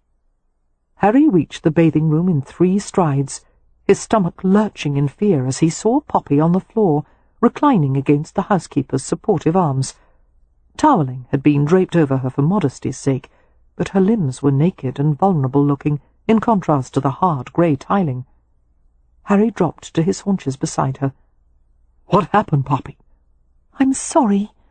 She looked pained and mortified and apologetic. "It was so silly. I stepped out of the bath and slipped on the tiles, and my leg went out from beneath me." "Thank heavens one of the maids had come to clear the breakfast dishes," Mrs. Pennywhistle told him, "and she heard Mrs. Rutledge cry out." "I'm all right," Poppy said. "I just twisted my ankle a bit." She gave the housekeeper a gently chiding glance. "I'm perfectly capable of getting up, but Mrs. Pennywhistle won't let me." "I was afraid to move her," the housekeeper told Harry. "You were right to keep her still," Harry replied, examining Poppy's leg. The ankle was discoloured and already beginning to swell. Even the light brush of his fingers was enough to make her flinch and inhale quickly. "I don't think I'll need a doctor," Poppy said. "If you could just wrap it with a light binding, and perhaps I could have some willow bark tea." "Oh, you're seeing a doctor," Harry said, suffused with grim concern. Glancing at Poppy's face, he saw the residue of tears, and he reached out to her with extreme gentleness, his fingers caressing the side of her face. Her skin was as smooth as fine milled soap. There was a red mark in the centre of her lower lip where she must have bitten it. Whatever she saw in his expression caused her eyes to widen and her cheeks to flush. Mrs. Pennywhistle eased up from the floor. "Well," she said briskly, "now that she's in your care, Mr. Rutledge, shall I fetch some bandages and salve? We may as well treat the ankle until the doctor arrives." "Yes," Harry said curtly. "And send for another doctor. I want a second opinion." "Yes, sir." The housekeeper fled. "We haven't even gotten a first opinion yet," Poppy protested. "And you're making far too much of this. It's just a minor sprain, and what are you doing?" Harry had laid 2 fingers on the top of her foot, 2 inches below the ankle, feeling for her pulse. "Making certain your circulation hasn't been compromised." Poppy rolled her eyes. "My goodness. All I need is to sit somewhere with my foot up." "I'm going to carry you to bed," he said, sliding one arm behind her back, the other beneath her knees. "Can you put your arms around my neck?" She blushed from head to toe, and complied with an inarticulate murmur. He lifted her in a slow, easy movement. Poppy fumbled a little as the toweling began to slip from her body, and she gasped in pain. "Did I jostle your leg?" Harry asked in concern. "No, I think—" She sounded sheepish. "I think I may have hurt my back a little as well." Harry let out a few quiet curses that caused her brows to raise, and he carried her into the bedroom. "From now on," he told her sternly, "you're not to step out of the bathing tub unless there's someone to help you." "I can't do that," she protested. "Why not?" "I don't need help with my bath every night. I'm not a child." "Believe me," Harry said. "I'm aware of that." He set her down gently and arranged the covers over her.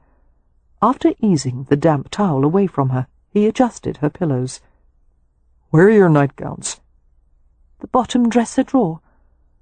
Harry went to the dresser, jerked the drawer open, and pulled out a white gown.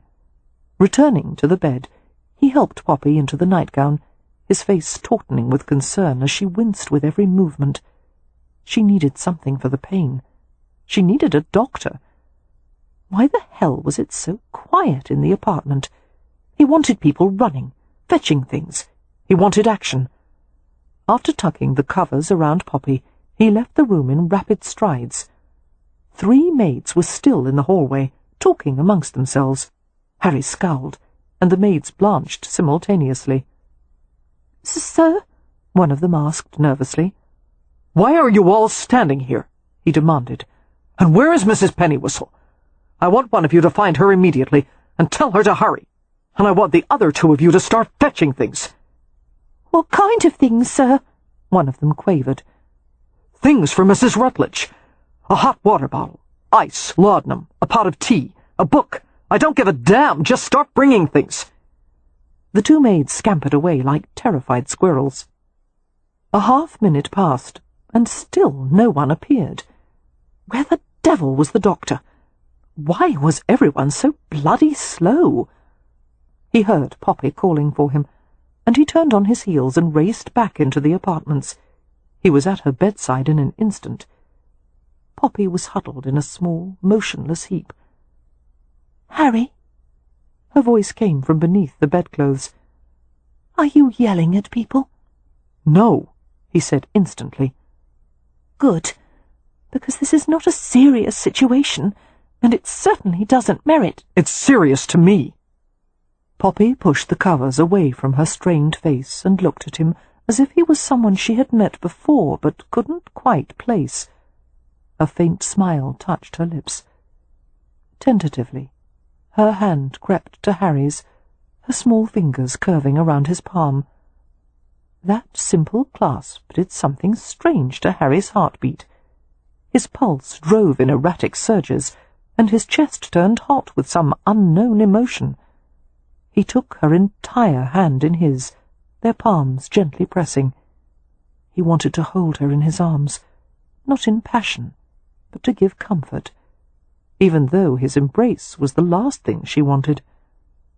"I'll be back in a moment," he said, striding from the room. He rushed to a sideboard in his private library, poured a small glass of French brandy, and brought it back to Poppy. "Try this." "What is it?" "Brandy." She tried to sit up, wincing with every movement. "I don't think I'll like it." "You don't have to like it, just drink it." Harry tried to help her, feeling unaccountably awkward. He, who had always navigated his way around the female form with absolute confidence. Carefully, he wedged another pillow behind her back. She sipped the brandy and made a face. "Ugh!" Had Harry not been so worried, he might have found some amusement in her reaction to the brandy, a heritage vintage that had been aged at least 100 years. As she continued to sip the brandy, Harry pulled a chair beside the bed. By the time Poppy had finished the brandy, some of the fine grooved tension had gone from her face. "That actually helped a bit," she said. "My ankle still hurts, but I don't think I care as much." Harry took the glass from her and set it aside. "That's good," he said gently. "Would you mind if I left you again momentarily?" No, you're only going to yell at the staff again, and they're already doing their best. Stay with me. She reached for his hand. That mystifying feeling again, the sense of puzzle pieces fitting together. Such an innocent connection. One hand in another, and yet it was enormously satisfying. Harry. The soft way she said his name caused the hair to rise pleasurably on his arms and the back of his neck. "Yes, love," he asked hoarsely. Would you mind rubbing my back?" Harry fought to conceal his reaction. "Of course," he said, striving to keep his tone casual. "Can you turn to your side?" Reaching for her lower back, he found the little reefs of muscle on either side of her spine. Poppy pushed the pillows aside and lay flat on her stomach. He worked up to her upper shoulders, finding the knotted muscles. A soft groan escaped her, and Harry paused. "Yes, there," she said, and the full-throated pleasure in her voice went straight to Harry's groin. He continued to knead her back, his fingers coaxing and sure. Poppy sighed deeply. "I'm keeping you from your work." "I have nothing planned." "You always have at least 10 things planned." "Nothing's more important than you." "You almost sound sincere." "I am sincere. Why wouldn't I be?" "Because your work is more important to you than anything, even people." Annoyed, Harry held his tongue and continued to massage her. "I'm sorry," Poppy said after a minute. "I didn't mean that. I don't know why I said it." The words were an instant balm to Harry's anger. "You're hurting, and you're tipsy. It's all right." Mrs. Pennywhistle's voice came from the threshold. "Here we are. Hopefully this will suffice until the doctor arrives." She brought a tray laden with supplies, including rolled linen bandages, a pot of salve, and 2 or 3 large green leaves. "What are these for?" Harry asked, picking up one of the leaves. He gave the housekeeper a questioning glance. "Cabbage?" "It's a very effective remedy," the housekeeper explained. "It reduces swelling and makes bruises disappear. Only make certain to break the spine of the leaf and crush it a bit, then wrap it around the ankle before you tie the bandage." "I don't want to smell like cabbage," Poppy protested. Harry gave her a severe glance. "I don't give a damn what it smells like if it will make you better." "That's because you're not the one who has to wear a vegetable leaf on your leg." But he had his way, of course, and Poppy reluctantly endured the poultice. "There," Harry said, tying off a neat bandage around it. He drew the hem of Poppy's nightgown back over her knee.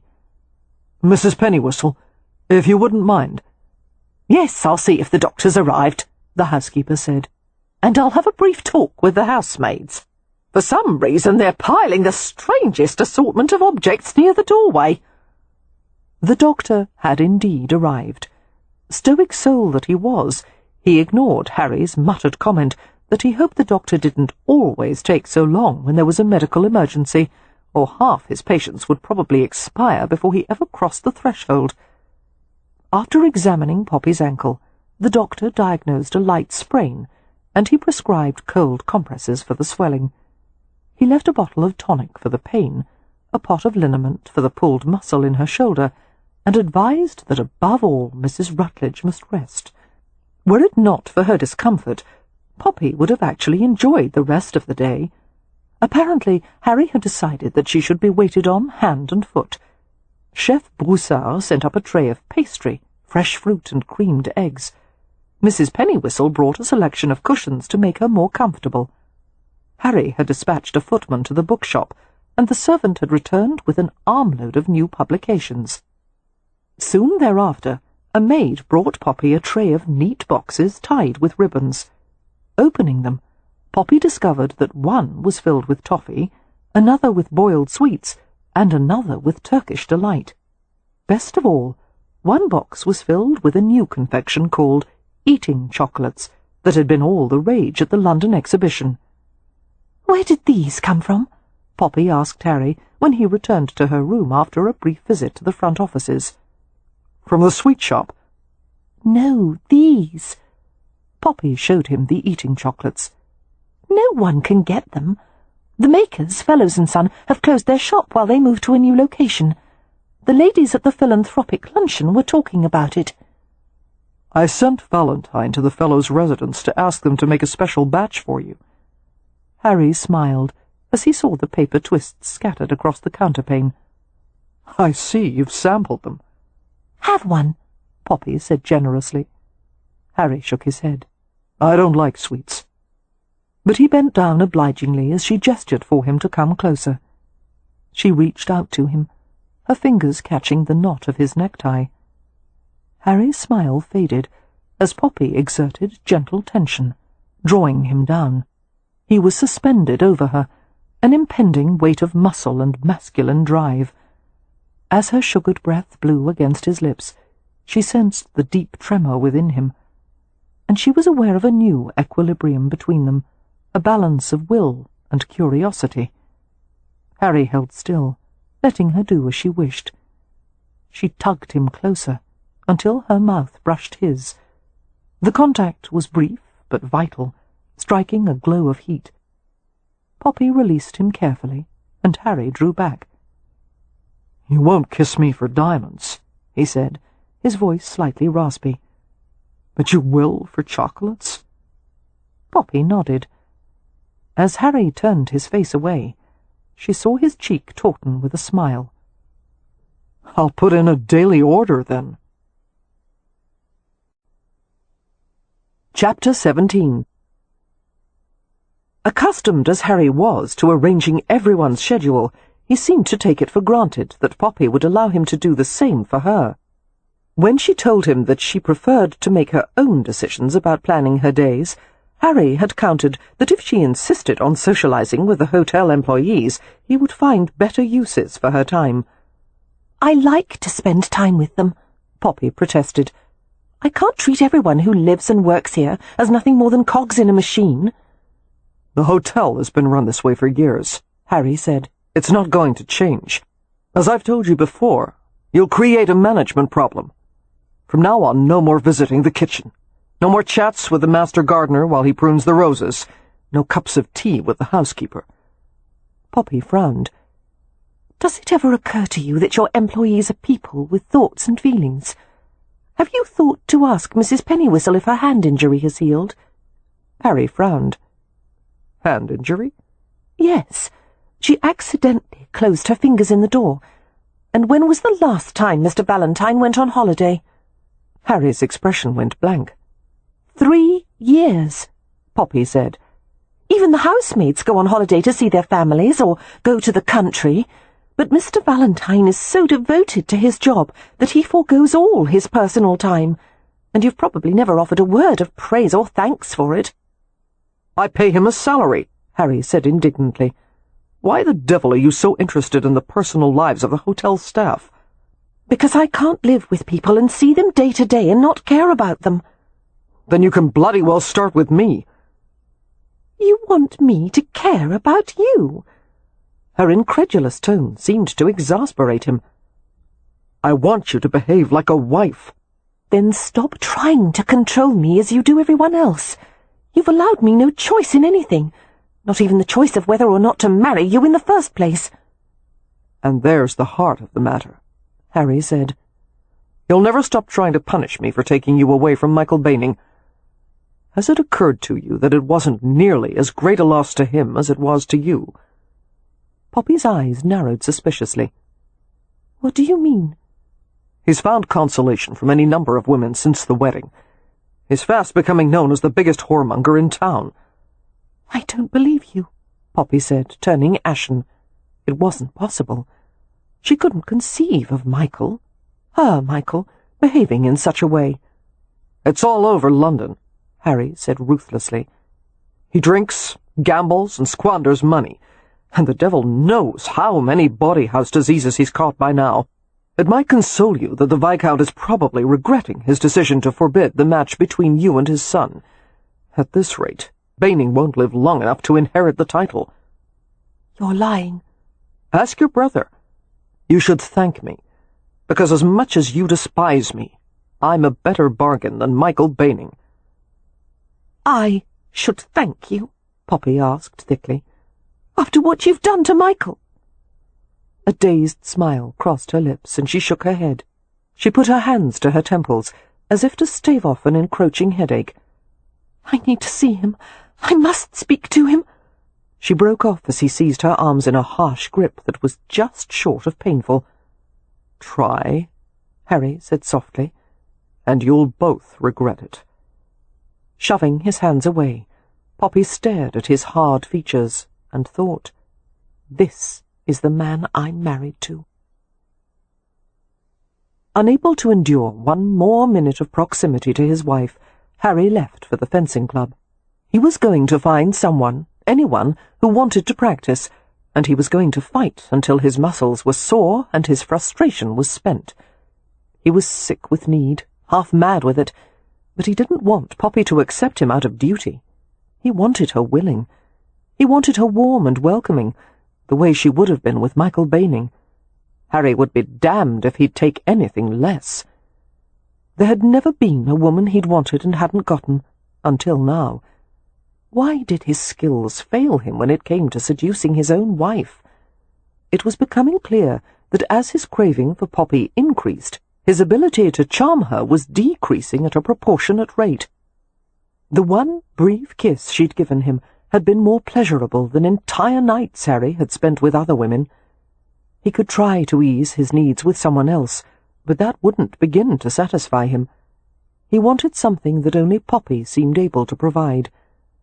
Harry spent 2 hours at the club, duelling at lightning speed, until the fencing master had flatly refused to allow any more. "That's enough, Rutledge." "I'm not finished," Harry said, tearing off his mask, his chest heaving with the force of his breaths. "I say you are." Approaching him, the fencing master said quietly, "You're relying on brute force instead of using your head. Fencing requires precision and control, and this evening you're lacking both." Offended, Harry schooled his features and said calmly, "Give me another chance. I'll prove you wrong." The fencing master shook his head. "If I let you go on, there is every chance of an accident occurring. Go home, friend. Rest. You look tired." The hour was late by the time Harry returned to the hotel. Still clad in fencing whites, he went into the hotel through the back entrance. Before he could ascend the stairs to his apartments, he was met by Jake Valentine. "Good evening, Mr. Rutledge. How was your fencing?" "Not worth discussing," Harry said shortly. His eyes narrowed as he saw the tension in his assistant's manner. "Is there anything the matter, Valentine?" "A maintenance issue, I'm afraid." "What is it?" "The carpenter was repairing a section of flooring that happens to be located directly above Mrs. Rutledge's room. You see, the last guest who stayed there complained of a creaking board, and so Is my wife all right?" Harry interrupted. "Oh, yes, sir, beg pardon. I didn't mean to worry you. Mrs. Rutledge is quite well. But unfortunately the carpenter struck a nail into a plumbing pipe, and there was a significant leak in the ceiling of Mrs. Rutledge's room. We had to take out a section of the ceiling to reach the pipe and stop the flooding. The bed and carpet are ruined, I'm afraid, and the room is uninhabitable at present." "Bloody hell," Harry muttered, running a hand through his sweat-dampened hair. "How long until the repairs are done?" "We estimate 2 or 3 days. The noise will undoubtedly be a problem for some of the guests. Apologize on behalf of the hotel and cut their room rates." "Yes, sir." With annoyance, Harry realized that Poppy would have to stay in his bedroom, which meant that he would have to find another place to sleep. "I'll stay in a guest suite for the time being," he said. "Which ones are empty?" Valentine's face was expressionless. "I'm afraid we're at full occupancy tonight, sir." "There isn't one room available? In this entire hotel?" "No, sir." Harry scowled. "Set up a spare bed in my apartments, then." Now the valet looked apologetic. "I've already thought of that, sir. But we have no spare beds. 3 have been requested and set up in guest suites, and the other 2 were loaned to Brown's hotel earlier in the week." "Why did we do that?" Harry demanded incredulously. "You told me that if Mr. Brown ever asked a favour, I should oblige him." "I do too many damned favours for people," Harry snapped. "Yes, sir." Rapidly, Harry considered his alternatives.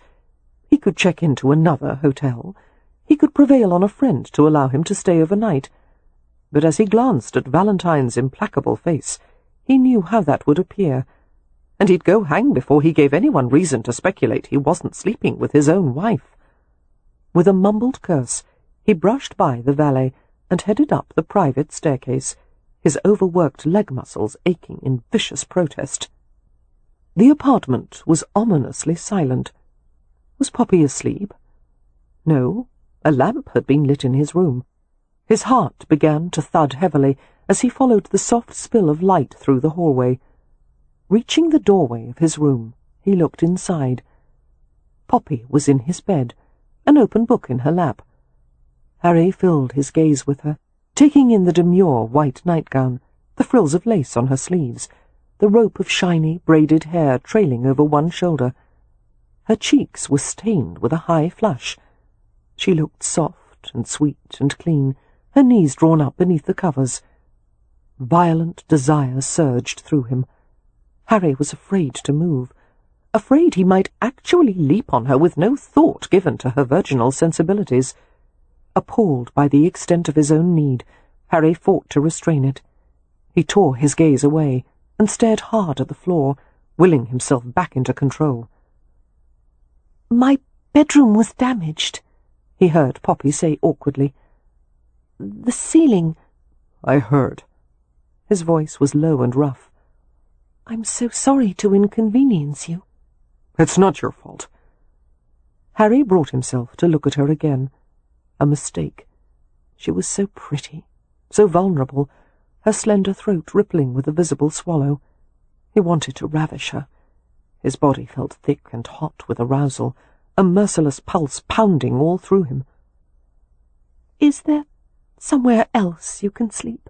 she asked with difficulty. Harry shook his head. "The hotel is fully occupied," he said gruffly. She looked down at the book in her lap, remaining silent, and Harry, who had never been less than perfectly articulate, grappled with words as if they were a wall of bricks tumbling over him. "Poppy, sooner or later, you're going to have to let me—" "I understand," she murmured, her head bent. Harry's sanity began to dissolve in a rush of heat. He was going to take her, now, here. But as he started for her, he saw how tightly Poppy was gripping the book, the tips of her fingers white. She wouldn't look at him. She did not want him. Why that mattered he had no bloody idea, but it did. Bloody hell! Somehow, with all his force of will, Harry mustered a cool tone. "Some other time, perhaps. I don't have the patience to tutor you tonight." Leaving the bedroom, he went to the bathing room to wash and douse himself with cold water. Repeatedly. "Well?" Chef Broussard asked as Jake Valentine entered the kitchen the next morning. Mrs. Pennywhistle and Chef Rupert, who were standing by the long table, looked at him expectantly. "I told you it was a bad idea," Jake said, glaring at the three of them. Sitting on a tall stool, he grabbed a warm croissant from a platter of pastries and shoved half of it into his mouth. "It didn't work?" the housekeeper asked gingerly. Jake shook his head, swallowing the croissant and gesturing for a cup of tea. Mrs. Pennywhistle poured a cup, dropped in a lump of sugar and gave it to him. "From what I could tell," Jake growled, "Rutledge spent the night on the settee. I've never seen him in such a foul mood. He nearly took my head off when I brought in the manager's reports." "Oh, dear," Mrs. Pennywhistle murmured. Broussard shook his head in disbelief. "What is the matter with you British?" "He's not British, he was born in America," Jake snapped. "Oh, yes," Broussard said, recalling the indelicate fact. "Americans and romance. It's like watching a bird try to fly with one wing." "What will we do now?" Chef Rupert asked in concern. "Nothing," Jake said.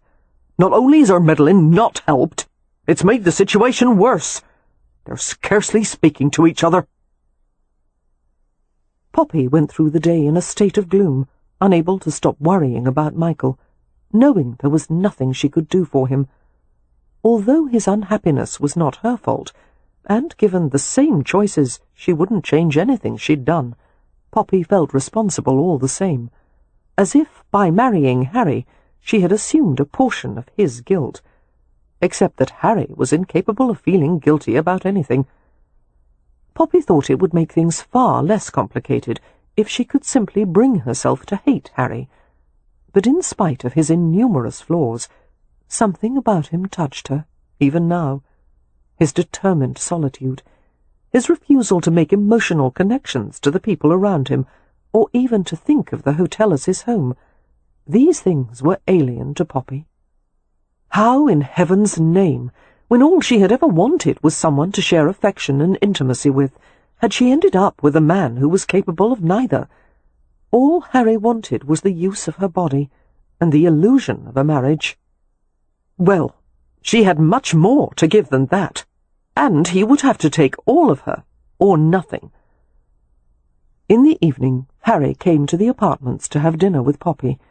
He informed her that after the meal was concluded, he was going to meet with visitors in their apartment library room. "A meeting with whom?" Poppy asked. "Someone from the War Office, Sir Gerald Hubert." "May I ask what it is about?" "I'd rather you didn't." Staring into his inscrutable features, Poppy felt a chill of unease. "Am I to play hostess?" she asked. "That won't be necessary." The evening was cold and wet, rain striking in heavy sheets against the roof and windows, and washing the filth from the streets in muddy streams. The stilted dinner concluded, and a pair of maids cleared away the dishes and brought tea. Stirring a spoonful of sugar into the dark liquid, Poppy stared at Harry thoughtfully. "What rank is Sir Gerald?" "Assistant Adjutant General." "What is he in charge of?" "Financial administration, personnel management, provost services. He's pushing for reforms to increase the army's strength. Badly needed reforms in light of the tensions between the Russians and Turks."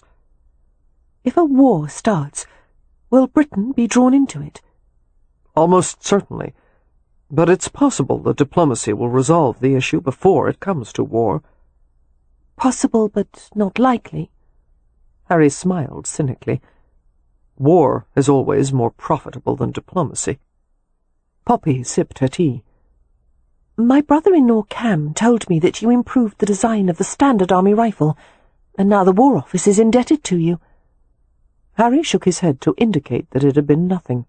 "I scratched out a few ideas when the subject came up at a supper party." "Obviously the ideas turned out to be very effective," Poppy said, "as most of your ideas are." Harry turned a glass of port idly in his hands. His gaze lifted to hers.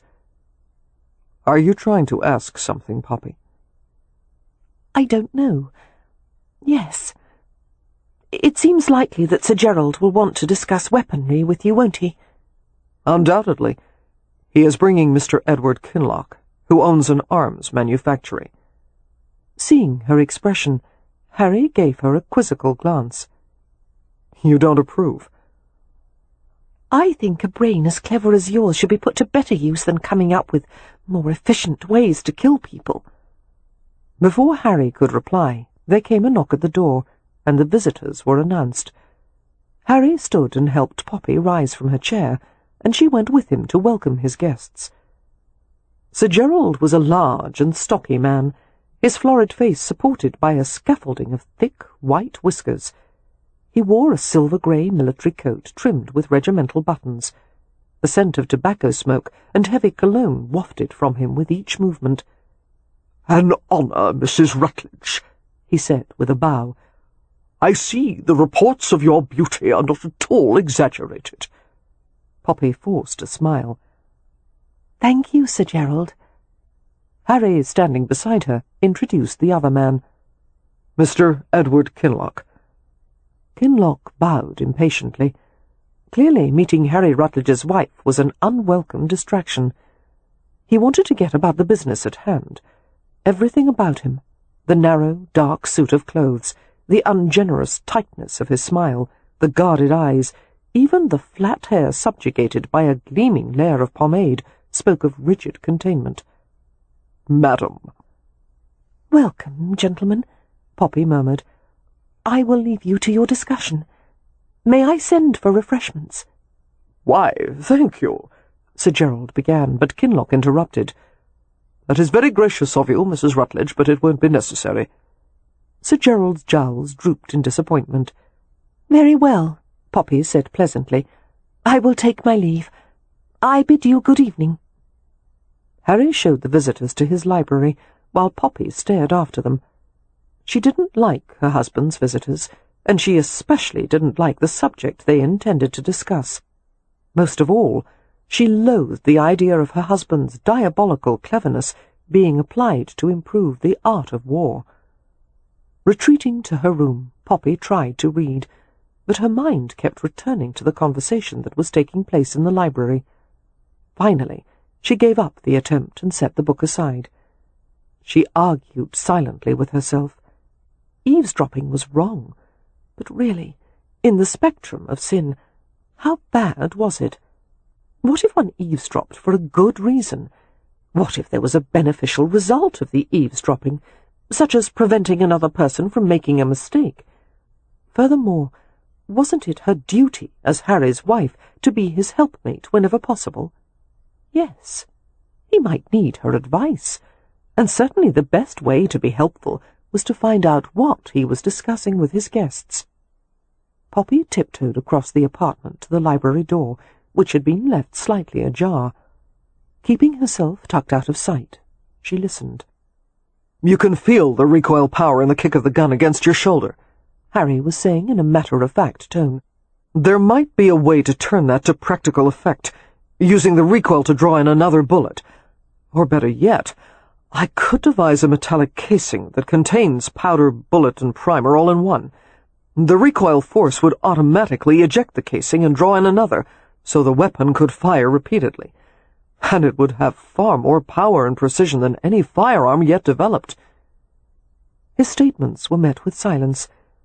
Poppy guessed that Kinloch and Sir Gerald, like herself, was struggling to take in what Harry had just described. "My God," Kinloch finally said, sounding breathless. "That is so far beyond anything that is leaps ahead of what I'm currently manufacturing." "Can it be done?" Sir Gerald asked tersely. "Because, if so, it would give us an advantage over every army in the world." "Until they copy it," Harry said dryly. "However," Sir Gerald continued, "in the time it would take them to reproduce our technology, we will have expanded the empire, consolidated it so firmly that our supremacy would be unchallenged." "It wouldn't go unchallenged for long. As Benjamin Franklin once said, empire is like a great cake, most easily diminished around the edges." "What do Americans know about empire building?" Sir Gerald asked with a scornful snort. "As it happens," Harry murmured, "I'm American by birth." Another silence. "With whom do your loyalties lie?" Sir Gerald asked. "With no country in particular," Harry replied. "Does that pose a problem?"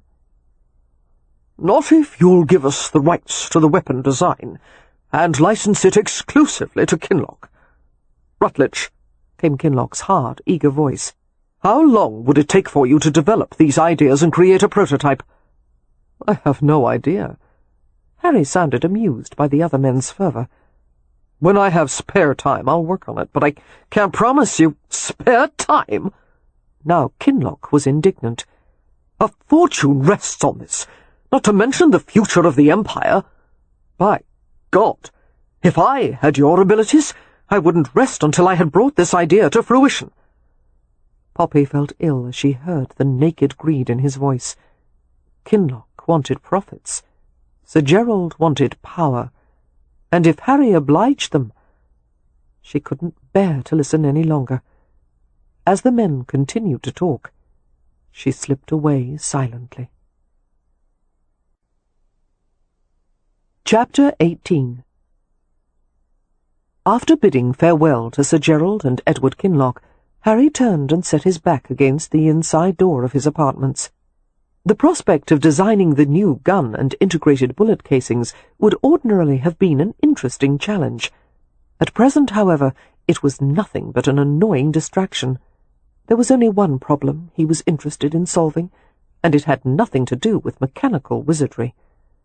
Rubbing the back of his neck, Harry went to his bedroom in search of a nightshirt.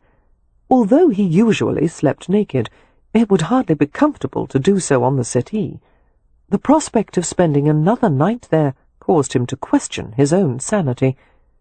He was faced with the choice of sleeping in a comfortable bed with his enticing wife, or alone on a narrow piece of furniture, and he was going to opt for the latter. His wife regarded him from the bed, her gaze accusatory. "I can't believe you're even considering it," she said without preamble. It took his distracted brain a moment to comprehend that she was not referring to their sleeping arrangements, but the meeting he'd just concluded. Had he not been so weary, Harry might have thought to advise his wife that now was not the night to pick an argument. "How much did you hear?" he asked calmly, turning to rummage in one of the dresser drawers. "Enough to understand that you may design a new kind of weapon for them, and if so, you would be responsible for so much carnage and suffering." "No, I wouldn't." Harry tugged off his necktie and coat, tossing them to the floor instead of laying them neatly on a chair. "The soldiers carrying the guns would be responsible for it, and the politicians and military men who sent them out there." "Don't be disingenuous, Harry. If you didn't invent the weapons, no one would have them in the first place." Giving up the search for the nightshirt, Harry untied his shoes and cast them on the heap of his discarded clothing. "Do you think people will ever stop developing new ways to kill each other? If I don't do this, someone else will." "Then let someone else. Don't let it be your legacy." Their gazes met, clashing. "For God's sake," he wanted to beg her, "don't push me tonight." The effort to carry on a coherent conversation was draining away what little self-restraint he had left. "You know that I'm right," Poppy persisted, flinging back the covers and hopping out of bed to confront him. "You know how I feel about guns. Doesn't that matter to you at all?" Harry could see the outline of her body in the thin white nightgown. He could even see the tips of her breasts, rosy and firm in the chill of the room. Right and wrong. No, he didn't give a damn about useless moralizing. But if it would soften her toward him, if it would cause her to yield even a little of herself, he would tell Sir Gerald and the entire British government to go swive themselves. And somewhere in the depths of his soul, a fracture began as he experienced something entirely new, the desire to please another person. Yielding to the feeling before he even knew what it was, he opened his mouth to tell Poppy that she could have her way. He would send word to the War Office tomorrow that the deal was off. Before he could get out a word, however, Poppy said quietly, "If you keep your promise to Sir Gerald, I'm going to leave you." Harry wasn't aware of reaching out for her, only that she was in his grip and that she was gasping. "That's not a choice for you," he managed to say.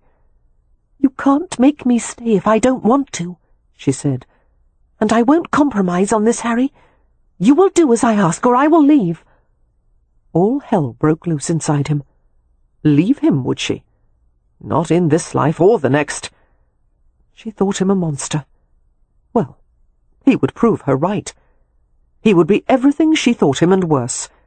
He jerked her against him, hot blood teeming in his groin as he felt the cambric slide over her firm, smooth body. Grasping her braid in his hand, he pulled the ribbon loose. His mouth went to the curve of her neck and shoulder, and the scents of soap and perfume and female skin inundated his senses. "Before I make a decision," he said in a guttural tone, "I think I'll have a sample of what I might be foregoing." Her hands came up to his shoulders as if to push him away. But she wasn't struggling. She was holding on to him. Harry had never been so aroused, desperate beyond pride. He held her, absorbing the feel of her with his whole body. Her hair was loose, fiery silk sliding over his arms. He took handfuls of it, lifted the soft locks to his face. She smelled like roses, the intoxicating residue of perfumed soap or bath oil. He hunted for more of the scent, drawing it in with deep breaths. Tugging the front of her nightgown open, Harry sent tiny cloth-covered buttons pattering to the carpet. Poppy quivered, but offered no resistance as he tugged the garment to her waist, letting the sleeves trap her arms. His hand went to one of her breasts, their shapes lush and beautiful in the muted light. He touched her with the backs of his fingers, drifting down until one of the pink buds was caught lightly between his knuckles. He pulled, just a little. At the feel of the gentle tug, Poppy gasped and bit her lip. Guiding Poppy backward, Harry stopped when her hips bumped against the edge of the mattress. "Lie down," he said, his voice rougher than he had intended. He helped her to lie back, supporting her with his arms, easing her to the bed. Bending over her flushed body, he savoured all that rose-scented skin, wooing her with kisses, slow travelling kisses, wet and artful and fiendishly patient kisses. He licked his way to the tip of one breast and captured the taut point, flicking with his tongue.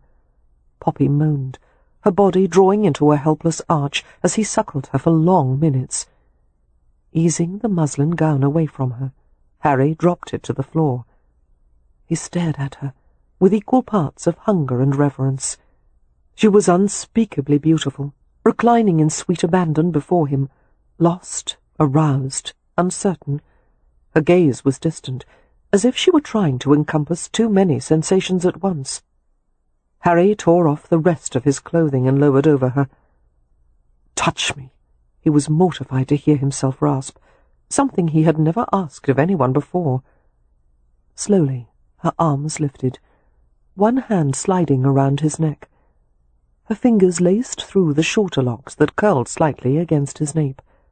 The tentative caress drew a groan of pleasure from him.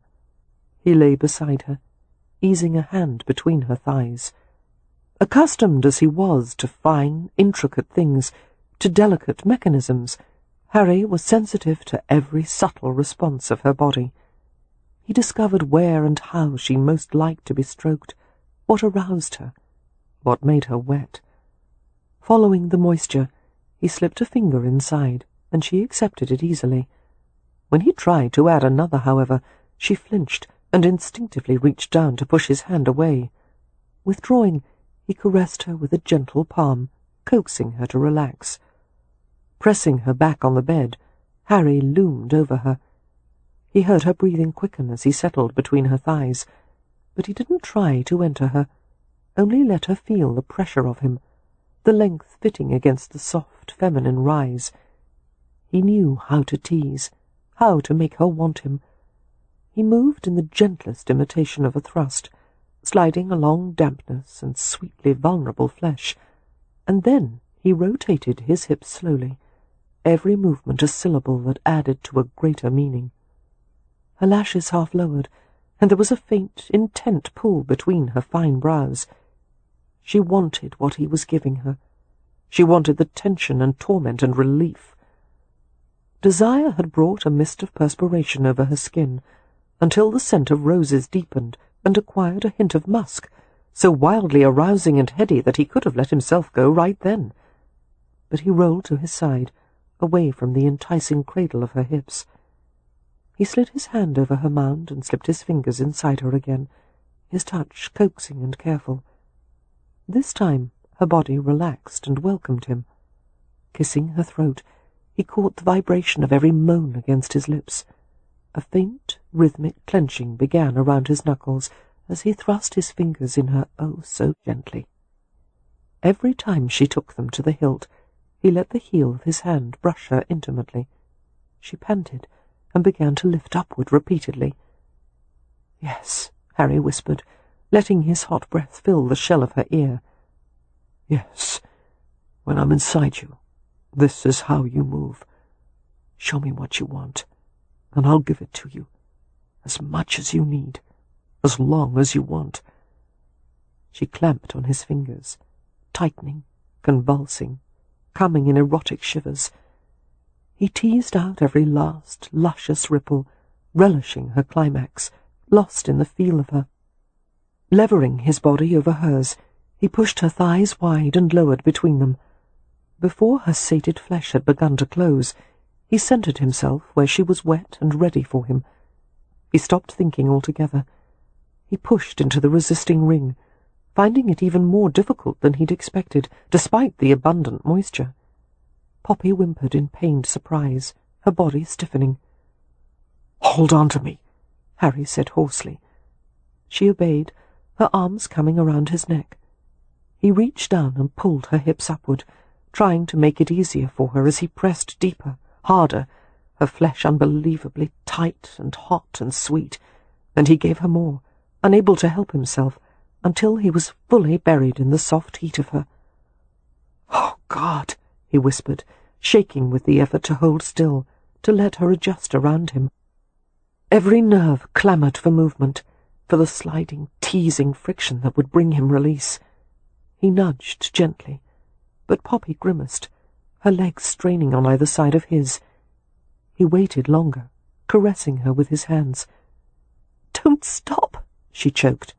"It's all right." But it wasn't. He pushed again, and a pained sound escaped her. Again, and she braced and clenched her teeth. Every time he moved, it caused her agony.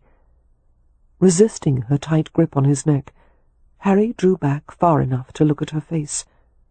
Poppy was white with distress, her lips bloodless. Holy hell! Was it this painful for all virgins? "I'll wait," he said raggedly. "It will be easier in a moment."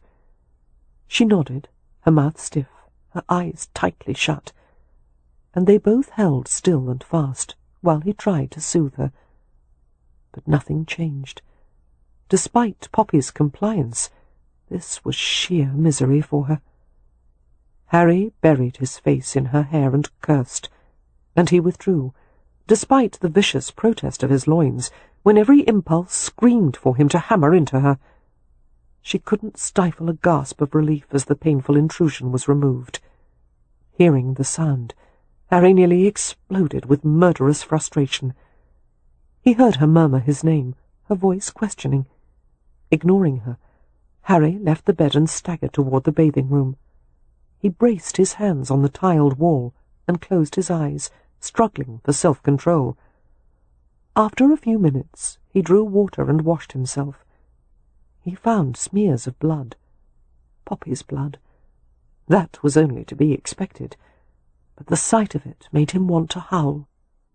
Because the last thing he wanted on earth was to cause his wife even a moment's pain. He would die before hurting her, no matter what the consequences to himself. Dear God, what had happened to him? He had never wanted to feel this way about anyone, never even imagined it possible. He had to make it stop. Sore and bewildered, Poppy lay on her side and listened to the sounds of Harry washing.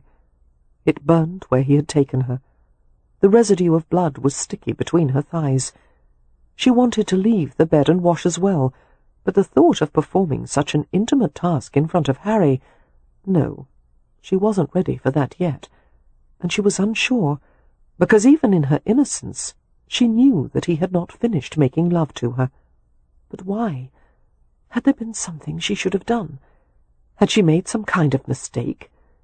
Perhaps she should have been more stoic. She had tried her best, but it had hurt dreadfully, even though Harry had been gentle. Surely he knew that it was painful for a virgin the first time. Why then had he seemed angry with her? Feeling inadequate and defensive, Poppy crept from the bed and found her nightgown. She put it on and hastily retreated beneath the covers as Harry came back into the room. Without a word, he picked up his discarded clothes and began to dress. "You're going out?" she heard herself ask. Harry didn't look at her. "Yes." Stay with me, she blurted out. Harry shook his head. I can't. We'll talk later, but right now He broke off as if words failed him. Poppy curled on her side, gripping the edges of the bedclothes. Something was terribly wrong. She couldn't fathom what it was, and she was too afraid to ask. Pulling on his coat, Harry started for the doorway. "Where are you going?" Poppy asked unsteadily. He sounded distant. I don't know. When will you— I don't know that either. She waited until he had left before she let a few tears slip out, and she blotted them with the sheet. Was Harry going to another woman? Miserably, she reflected that her sister Wynn's advice about marital relations had been insufficient. There should have been a bit less about roses and moonlight, and a bit more practical information. She wanted to see her sisters, especially Amelia. She wanted her family, who would pet and praise and make much of her, and offer the reassurance she badly needed.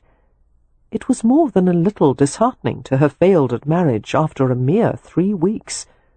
Most of all, she needed advice about husbands. Yes, it was time to retreat and consider what to do. She would go to Hampshire. A hot bath soothed her smarting flesh and eased the strained muscles on the insides of her thighs. After drying and powdering herself, she dressed in a wine-coloured travelling gown. She packed a few belongings in a small valise, including undergarments and stockings, a silver-backed brush, a novel, and an automaton that Harry had made, a little woodpecker on a tree trunk, which she usually kept on her dressing table. However, she left the diamond necklace that Harry had given her, setting the velvet-lined case in a drawer. When she was ready to depart, she rang the bell-pull and sent a maid to fetch Jake Valentine. The tall, brown-eyed young man appeared in an instant, making no effort to mask his concern. His gaze skimmed quickly over her travelling clothes. "May I be of service, Mrs. Rutledge?" "Mr. Valentine, has my husband left the hotel?" He nodded, a frown puckering his forehead. "Did he tell you when he would return?" "No, ma'am." Poppy wondered if she could trust him. His loyalty to Harry was well known. However, she had no choice but to ask for his help. "I must ask a favour of you, Mr. Valentine. However, I fear it may put you in a difficult position." His brown eyes warmed with rueful amusement. "Mrs. Rutledge, I'm nearly always in a difficult position. Please don't hesitate to ask me for anything." She squared her shoulders. "I need a carriage. I'm going to visit my brother at his terrace in Mayfair." The smile vanished from his eyes. He glanced at the valise by her feet. "I see." "I am very sorry to ask you to ignore your obligations to my husband, but I would prefer you didn't let him know where I've gone until morning. I will be perfectly safe in my brother's company. He is going to convey me to my family in Hampshire." "I understand. Of course I will help you." Valentine paused, appearing to choose his words carefully. "I hope you will be returning soon." "So do I." "Mrs. Rutledge," he started, and cleared his throat uncomfortably. "I shouldn't overstep my bounds, but I feel it necessary to say—" He hesitated. "Go on," Poppy said gently. "I've worked for Mr. Rutledge for more than 5 years. I dare say I know him as well as anyone. He's a complicated man, too smart for his own good, and he doesn't have much in the way of scruples, and he forces everyone around him to live by his terms. But he has changed many lives for the better, including mine, and I believe there's good in him, if one looks deep enough." "I think so too," Poppy said, "but that's not enough to found a marriage on." "You mean something to him," Valentine insisted. "He's formed an attachment to you, and I've never seen that before, which is why I don't think anyone in the world could manage him except for you." "Even if that's true," Poppy managed to say, "I don't know if I want to manage him." "Ma'am," Valentine said feelingly, Someone has to. Amusement broke through Poppy's distress, and she ducked her head to hide a smile. "I'll consider it," she said, "but at the moment I need some time away. What do they call it in the rope ring?" A breather, he said, bending to pick up her valise. "Yes, a breather. Will you help me, Mr. Valentine?" Of course. Valentine bid her to wait but a few minutes, and went to summon the carriage. Comprehending the need for discretion, he had the vehicle brought to the back of the hotel, where Poppy could depart unobserved. She felt a pang of regret, leaving the Rutledge and its employees. In no time at all it had become home, but things could not stay the way they were. Something would have to yield, and that something, or someone, rather, was Harry Rutledge. Valentine returned to escort her to the back entrance. Opening an umbrella to shield her from the rain, Valentine guided her outside to the waiting vehicle. Poppy climbed onto the block step that had been placed beside the carriage and turned to face the valet. With the added height of the step, they stood nearly eye to eye. Raindrops glittered in the light from the hotel as it fell in jewel-like strands from the points of the umbrella. "Mr. Valentine." Yes, Mum? "You do think he'll follow me, don't you?" Only to the ends of the earth, he said gravely. That drew a smile from her, and she turned to climb into the carriage. Chapter 19. It had taken Mrs. Meredith Clifton 3 months of dedicated pursuit before she had finally seduced Leo Lord Ramsay, or more accurately, was about to seduce him. As the young and nubile wife of a distinguished British naval officer, she was frequently left to her own devices while her husband was off at sea. Meredith had bedded every man in London worth bedding, excluding the handful of tiresomely faithful married ones, of course. But then she had heard about Ramsay, a man reputedly as sexually audacious as herself. Leo was a man of tantalizing contradictions. He was a handsome man, dark-haired and blue-eyed, with a clean and wholesome appeal, and yet he was rumoured to be capable of shocking debauchery.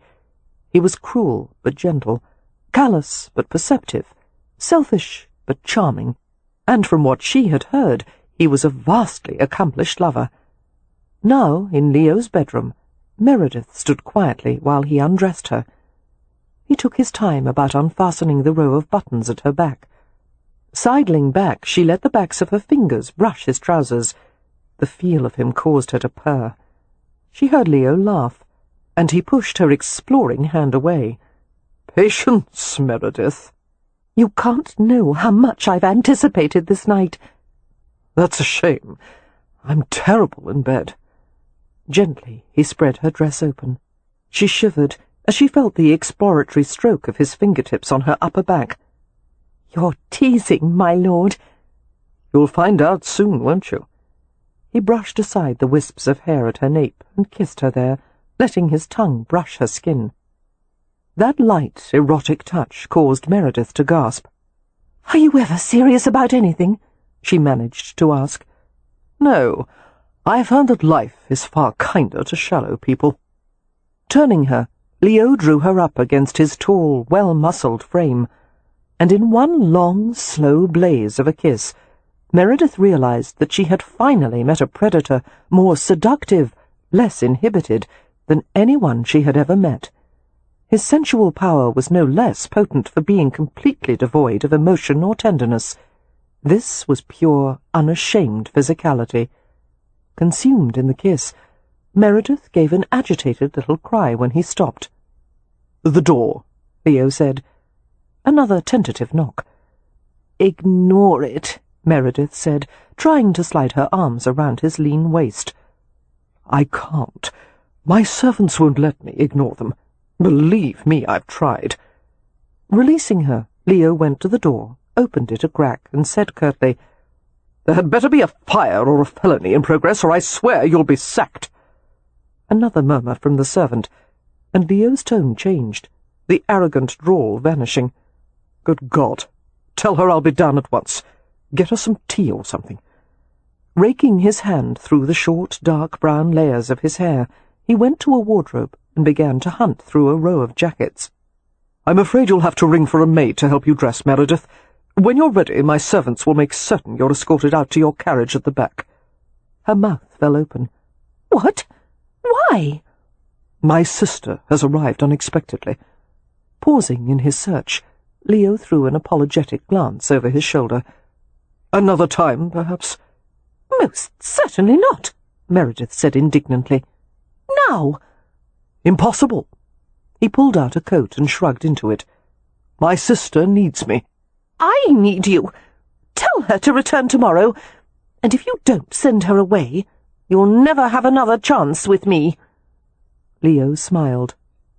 "My loss, I'm sure." His indifference aroused Meredith even further. "Oh, Ramsay, please," she said heatedly. "It's ungentlemanly to leave a lady wanting." "It's more than ungentlemanly, darling. It's a crime." Leo's face softened as he approached her. Taking her hand, he lifted it to kiss the backs of her fingers, one by one. His eyes glinted with rueful amusement. "This is certainly not what I had planned for this evening. My apologies. Let's try again some day. Because, Meredith, I'm actually not terrible in bed." He kissed her lightly, and smiled with such skillfully manufactured warmth that she almost believed it was real. Poppy waited in the small front parlour of the terrace. At the sight of her brother's tall form entering the room, she stood and flew to him. "Leo!" He gathered her close. After a brief, hard hug, he held her at arm's length. His gaze swept over her. "You've left Rutledge?" "Yes." "You lasted a week longer than I expected," he said, not unkindly. "What's happened?" "Well, to start with—" Poppy tried to sound pragmatic, even though her eyes watered. "I'm not a virgin any more." Leo gave her a mock-shamed glance. "Neither am I," he confessed. A reluctant giggle escaped her. Leo rummaged in his coat for a handkerchief, without success. "Don't cry, darling. I have no handkerchief, and in any case, virginity is nearly impossible to find once you've lost it." "That's not why I'm weepy," she said, blotting her wet cheek on his shoulder. "Leo, I'm in a muddle. I need to think about some things. Will you take me to Hampshire?" "I've been waiting for you to ask." "I'm afraid we'll have to depart immediately, because if we wait too long, Harry may prevent us from going at all." "Sweetheart, the devil himself couldn't stop me from taking you home. That being said, yes, we'll go right away. I prefer to avoid confrontation whenever possible, and I doubt Rutledge will take it well when he discovers you've left him." "No," she said emphatically. "He'll take it quite badly. But I'm not leaving him because I want to end my marriage. I'm leaving him because I want to save it." Leo shook his head, smiling. "There's Hathaway logic for you. What worries me is that I almost understand." "You see—" "No, you can explain it once we're on our way. For the moment, wait here. I'll send for the driver and tell the servants to ready the carriage." "I'm sorry to cause trouble." "Oh, they're used to it. I'm the master of hasty departures." There must have been some truth to Leo's claim, because a trunk was packed and the carriage was readied with astonishing speed. Poppy waited by the parlour fire until Leo came to the doorway. "We'll be off now," he said. "Come." He took her to his carriage, a comfortable and well-sprung vehicle with deep upholstered seats. After arranging some cushions in the corner, Poppy settled back in preparation for a long journey. It would take the full night to reach Hampshire, and although the macadamized roadways were in decent repair, there were many rough stretches. "I'm sorry to have come to you at such a late hour," she told her brother. "No doubt you would be sleeping soundly right now had I not arrived." That produced a swift grin. "I'm not sure about that," Leo said. "But no matter. It's time to go to Hampshire. I want to see Wynne and that merciless brute she married, and I need to check on the estate and tenants." Poppy smiled slightly. knowing how fond Leo was of the so-called merciless brute. Mary Penn had earned Leo's everlasting gratitude for rebuilding and managing the estate. They communicated frequently by letter, maintained 2 or 3 running arguments at any given time, and thoroughly enjoyed baiting each other. Reaching to the dark brown shade that covered the window nearest her, Poppy lifted it to glance at the broken buildings, brick facings plastered with bills, battered shop fronts, all of it bathed in the twilight gloom of street lamps. London at night was unsavoury, unsafe, uncontrolled. Harry was out there somewhere. She had no doubt he could take care of himself, but the thought of what he might be doing, or whom he might be doing it with, filled her with melancholy. She sighed heavily. "I loathe London in the summer," Leo said. "The Thames is working up to an unholy stench this year." He paused, his gaze resting on her.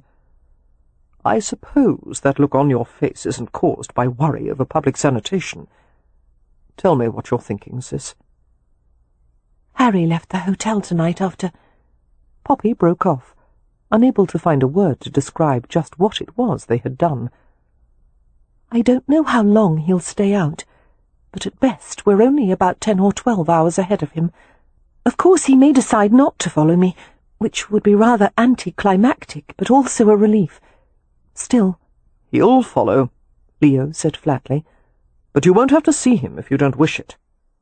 Poppy shook her head morosely. I've never had such mixed-up feelings about anyone. I don't understand him. Tonight in bed he— "Wait," Leo said. "Some things are better discussed between sisters. I'm sure this is one of them. We'll reach Ramsay House by morning, and you can ask Amelia anything you like." I don't think she would know anything about this. "Why not? She's a married woman." Yes, but it's— well, a masculine problem. Leo blanched. "I wouldn't know anything about that either. I don't have masculine problems. In fact, I don't even like saying the phrase masculine problems." Oh. Crestfallen, Poppy pulled a lap blanket over herself. "Damn it. What exactly are we calling a masculine problem? Did he have trouble running the flag up, or did it fall to half-staff?" Do we have to speak about this metaphorically, or— "Yes," Leo said firmly. All right. Poppy frowned in concentration as she searched for the right words. Left me while the flag was still flying. "Was he drunk?" No. "Did you do or say something to make him leave?" Just the opposite. I asked him to stay and he wouldn't. Shaking his head, Leo rummaged in a side compartment beside his seat and swore. "Where the blazes is my liquor? I told the servants to stock the carriage with drink for the journey. I'm going to fire the bloody lot of them." There's water, isn't there? "Water is for washing, not drinking." He muttered something about an evil conspiracy to keep him sober, and sighed. "One can only guess as to Rutledge's motivations. It's not easy for a man to stop in the middle of love-making. It puts us in a devil of a temper." Folding his arms across his chest, he watched her speculatively. "I propose the radical notion of actually asking Rutledge why he left you tonight, and discussing it like 2 rational beings. But before your husband reaches Hampshire, you'd better decide on something, and that's whether you're going to forgive him for what he did to you and Baining." She blinked in surprise. Do you think I should? "The devil knows I wouldn't want to were I in your place." He paused. "On the other hand, I've been forgiven for many things I should never have been forgiven for. The point is, if you can't forgive him, there's no use in trying to talk about anything else." I don't think Harry cares about being forgiven, Poppy said glumly. "Of course he does. Men love to be forgiven. It makes us feel better about our inability to learn from our mistakes." I don't know if I'm ready, Poppy protested. Why must I do it so soon? There's no time limit for forgiveness, is there? "Sometimes there is." Oh, Leo. She felt crushed under a weight of uncertainty and hurt and yearning. Try to sleep, her brother murmured. We'll have 2 hours, more or less, before it's time to change horses. I can't sleep for worrying, Poppy said, although a yawn had already overtaken her. There's no point in worrying. You already know what you want to do. You just aren't ready to admit it yet. Poppy settled deeper into the corner, closing her eyes. You know a lot about women, don't you, Leo? There was a smile in his voice. I should hope so, with 4 sisters. And he watched over her while she slept. After returning to the hotel, drunk as a boiled owl, Harry staggered to his apartments. He had gone to a tavern, flamboyantly decorated with mirrors, tiled walls, and expensive prostitutes. It had taken approximately 3 hours to drink himself into a suitable state of numbness that he could go back home. Despite the artful advances of more than a few light skirts, Harry took no notice of any of them. He wanted his wife, and he knew that Poppy would never soften toward him unless he began with a sincere apology for taking her away from Michael Baining. The problem was he couldn't, because he wasn't at all sorry about what he'd done. He was only sorry that she was unhappy about it. He would never regret having done what was necessary to marry her, because she was what he had wanted most in his life. Poppy was every fine, good, unselfish impulse that he would never have. She was every caring thought, loving gesture, happy moment that he would never know. She was every minute of peaceful sleep that would forever elude him. According to the law of universal balance, Poppy had been put into the world to compensate for Harry and his wickedness, which was probably why, as the opposite of 2 magnetic forces, Harry was so damnably drawn to her. Therefore, the apology was not going to be sincere, but it would be made, and then he would ask to begin again with her. Lowering himself to the narrow settee, which he loathed with a passion, Harry fell into a drunken stupor that almost passed for sleep. The morning light, weak though it was, entered his brain like a stiletto. Groaning, Harry cracked his eyes open and took inventory of his abused body. He was dry-mouthed, exhausted and aching, and if there had ever been a time in his life he had needed a shower bath more, he couldn't remember it. He slitted a glance at the closed door of his bedroom, where Poppy still slept. Remembering her gasp of pain the previous night, when he had thrust into her, Harry felt a cold, sick heaviness in the pit of his stomach. She would be sore this morning. She might need something. She probably hated him. Swamped with dread, Harry lurched upward from the settee and went to the bedroom. He opened the door and let his eyes adjust to the semi-darkness. The bed was empty. Harry stood there blinking, while apprehension swept over him. He heard himself whisper her name. In seconds he had reached the bell-pull, but there was no need to call for anyone. As if by magic, Valentine was at the apartment door, his brown eyes alert in his lean face. "Valentine!" Harry began hoarsely. "Where is—" "Mrs. Rutledge is with Lord Ramsay. I believe they are travelling to Hampshire as we speak." Harry grew very, very calm, as he always did when a situation was dire. "When did she leave?" "Last night, while you were out." Resisting the urge to kill his valet where he stood, Harry asked softly, "And you didn't tell me?" "No, sir. She asked me not to."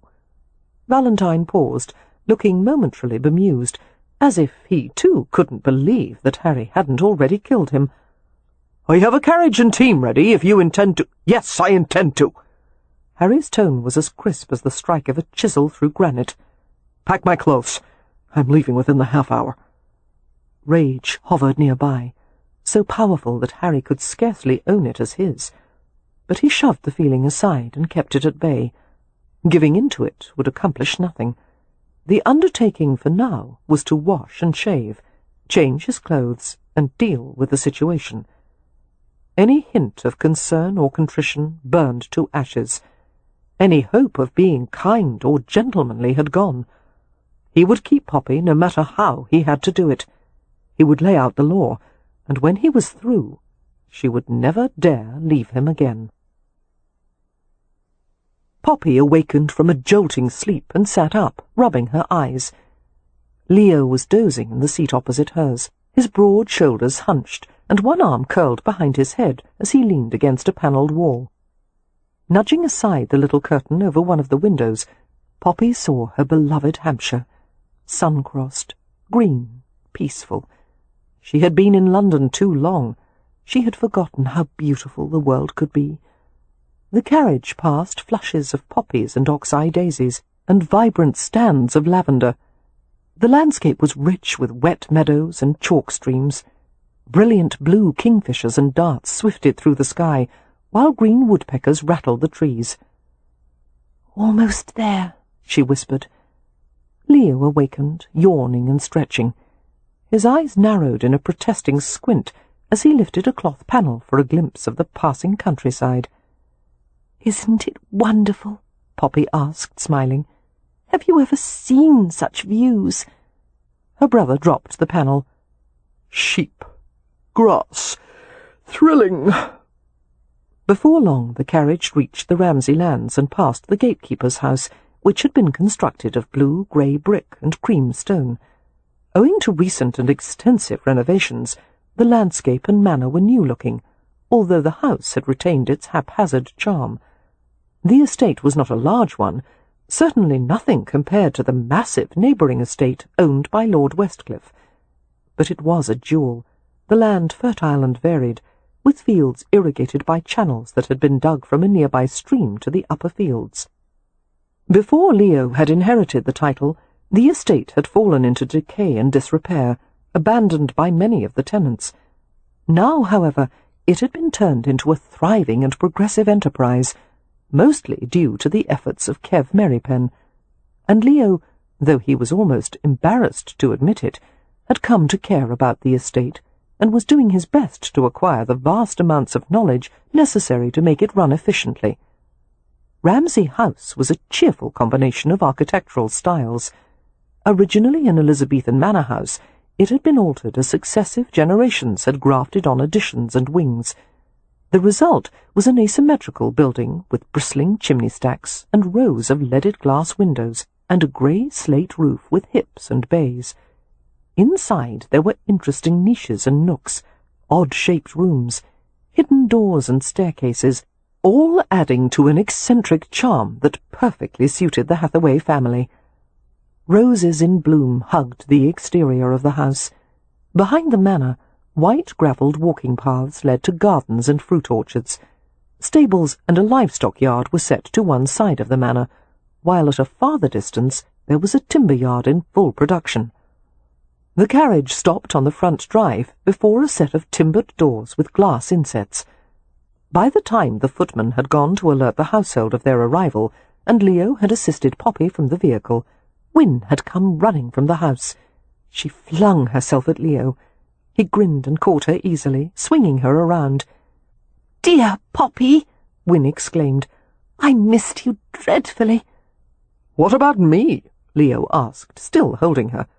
"Haven't you missed me?" "Perhaps a little," Wynne said with a grin and kissed his cheek. She went to Poppy and embraced her.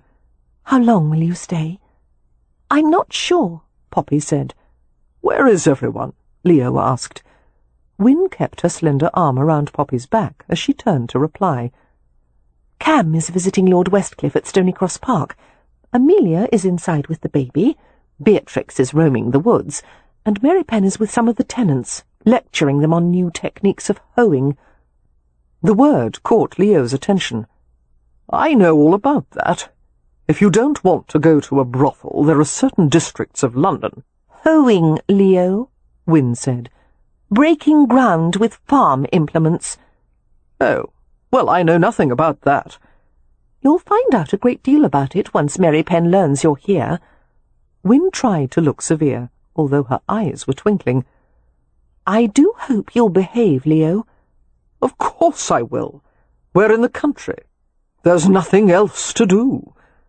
Heaving a sigh, Leo shoved his hands in his pockets and observed their picturesque surroundings as if he'd just been assigned a cell at Newgate. Then, with perfectly calibrated off-handedness, he asked, "Where's Marks? You didn't mention her." "She is well, but—" Wynne paused, obviously searching for words. "She had a small mishap today, and she's rather upset. Of course any woman would be, considering the nature of the problem. Therefore, Leo, I insist that you not tease her.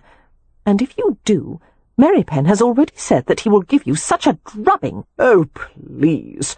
As if I'd care enough to notice some problem of Marks's." He paused. "What is it?" Wynne frowned. "I wouldn't tell you, except that the problem is obvious and you'll notice immediately.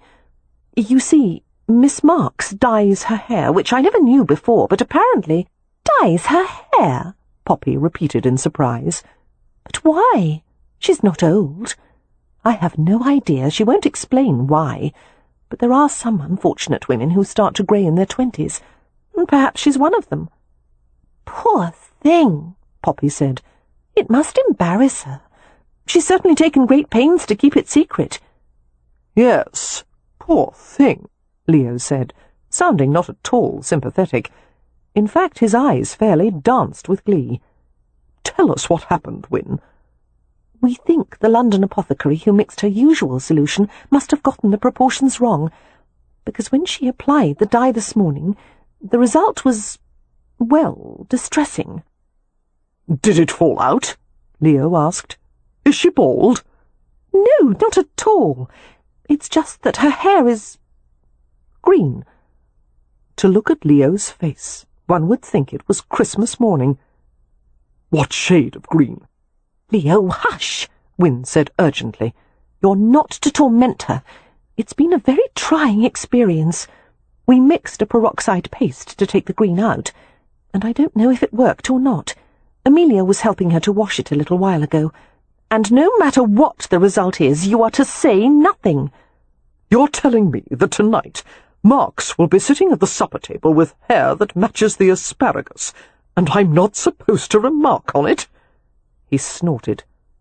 "I'm not that strong." "Please, Leo," Poppy murmured, touching his arm. "If it were one of your sisters, you wouldn't mock." "Do you think that little shrew would have any mercy on me were the situations reversed?" He rolled his eyes as he saw their expressions.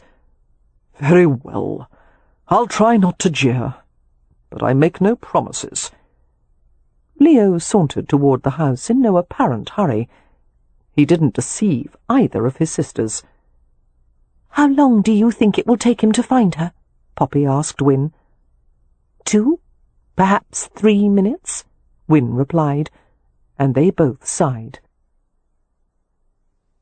In precisely 2 minutes and 47 seconds, Leo had located his arch-enemy in the fruit orchard behind the house. Marks sat on a low stone wall, her narrow frame slightly hunched, her elbows close together.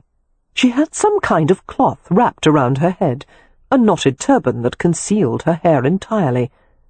Seeing the dispirited droop of her slender frame, anyone else might have been moved to pity, but Leo had no compunction about taking a few jabs at Catherine Marks.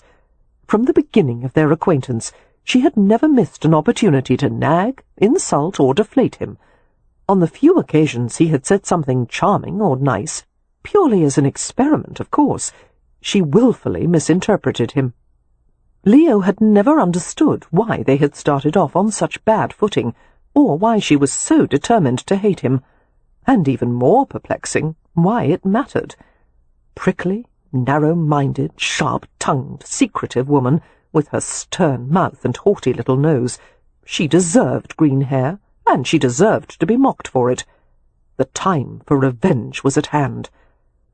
As Leo approached nonchalantly, Marks lifted her head, the sunlight flashing on the lenses of her spectacles. "Oh," she said sourly, "you're back." She said it as if she had just discovered a vermin infestation. "Hello, Marks," Leo said cheerfully. You look different. What can it be?" She glowered at him. "Is it some new fashion, that wrapping on your head?" he asked with polite interest. Marks maintained a stony silence.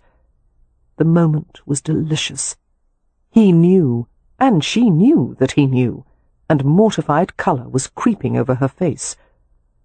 "I brought Poppy with me from London," Leo volunteered. Her eyes turned alert behind the spectacles. "Did Mr. Rutledge come too?" "No, although I imagine he's not far behind us." The companion stood from the stone wall and brushed at her skirts. "I must see Poppy." "There'll be time for that." Leo moved to block her way. "But before we return to the house, I think you and I should reacquaint ourselves. How are things with you, Marks? Anything interesting happened lately?" "You're no better than a 10-year-old, she said vehemently. "All ready to sneer at someone else's misfortune. You immature, mean-spirited—" "I'm sure it's not that bad," Leo said kindly. "Let me have a look, and I'll tell you if—" "Stay away from me!" she snapped and tried to dart around him. Leo blocked her easily, a muffled laugh escaping him as she tried to shove him. "Are you trying to push me out of the way? You don't have the strength of a butterfly. Here, your headgear is askew. Let me help you with it." "Don't touch me!" They struggled, one of them playful, the other frantic and flailing. "One glance," Leo begged, a laugh ending in a grunt as she twisted and jabbed a sharp elbow against his midriff. He snatched at the kerchief, managing to loosen it. "Please, it's all I want from life, to see you with—" Another swipe, and he snagged the edge of the cloth. "Your hair all—" But Leo broke off as the kerchief pulled free, and the hair that spilled out was not any conceivable shade of green. It was blonde, pale amber and champagne and honey, and there was so much of it, cascading in shimmering waves to the middle of her back. Leo went still, holding her in place as his astonished gaze raked over her. They both gulped for breath, worked up and winded like racehorses. Marks couldn't have looked more appalled if he had just stripped her naked. And the truth was, Leo couldn't have been any more confounded or aroused if he were actually viewing her naked, though he certainly would have been willing to try it. Such a commotion had risen in him, Leo hardly knew how to react. Just hair, just locks of hair, but it was like setting a previously undistinguished painting in the perfect frame, revealing its beauty in full, luminous detail. Catherine Marks in the sunlight was a mythical creature, a nymph with delicate features and opalescent eyes. The most confounding realization was that it wasn't really hair colour that had concealed all this from him. He had never noticed how stunning she was, because she had deliberately kept him from seeing it. "Why," Leo asked, his voice husky, "would you conceal something so beautiful?" Staring at her, nearly devouring her, he asked more softly still, "What are you hiding from?" Her lips trembled, and she gave a brief shake of her head, as if to answer would prove fatal to them both. And, wrenching free of him, she picked up her skirts and ran headlong to the house. Chapter 20. "Amelia," Poppy said, as she lay her head on her sister's shoulder, "you've done me a terrible disservice, making marriage look so easy." Amelia laughed softly, hugging her. "Oh dear, if I've given that impression, I do apologize. It's not, especially when both individuals are strong-willed. The ladies' periodicals advise to let one's husband have his way most of the time." "Oh, lies, lies! Only let your husband think he's having his way. That's the secret to a happy marriage." They both snickered, and Poppy sat up. Having put Rye down for his morning nap, Amelia had gone with Poppy to the family parlour, where they sat together on the settee. Although Wynne had been invited to join them, she had tactfully declined, sensitive to the fact that Amelia had a more maternal relationship with Poppy than she did. During the 2 years that Wynne had spent away at a health clinic in France, recovering from the damages of scarlet fever, Poppy had grown even closer to their oldest sister. When Poppy wished to divulge her most private thoughts and problems, Amelia was the one she always felt most comfortable with. A tea tray had been brought in, and there was a plate of treacle tarts made according to their mother's old recipe, strips of buttery shortbread topped with lemon syrup and sweet crumbs. "You must be exhausted," Amelia remarked, putting a gentle hand to Poppy's cheek. "I think you need a nap more than little Rye." Poppy shook her head. "Later. I must try to settle some things first, because I think Harry may arrive by nightfall. Of course he may not, but—" "He will," came a voice from the doorway, and Poppy looked up to behold her former companion. "Miss Marks!" she exclaimed, jumping to her feet. A brilliant smile broke out on Miss Marks's face, and she came to Poppy swiftly, catching her in a warm embrace. Poppy could tell that she had been outside. Instead of her usual pristine soap and starch smell, she carried the scents of earth and flowers and summer heat. "Nothing's the same without you here," Miss Marks said. "It's so much quieter." Poppy laughed. Drawing back, Miss Marks added hastily, "I didn't mean to imply—" "Yes, I know." Still smiling, Poppy viewed her quizzically. "How pretty you look! Your hair!" Instead of being scraped back and tightly pinned, the thick, fine locks flowed around her back and shoulders, and the nondescript shade of brown had been lightened to brilliant pale gold. "Is that your natural colour?" A blush swept over Miss Marks's face. "I'm going to darken it again as soon as possible." "Must you?" Poppy asked, perplexed. "It's so lovely this way." Amelia spoke from the settee. "I wouldn't advise applying any chemicals for a while, Catherine. Your hair may be too fragile." "You may be right," Miss Marks said with a frown, self-consciously reaching up to finger the light, glinting strands. Poppy looked askance at them both, having never heard Amelia call the companion by her first name before. "May I sit with you both?" Miss Marks asked Poppy gently. "I want very much to hear what has transpired since the wedding, and—" There was a quick, oddly nervous pause.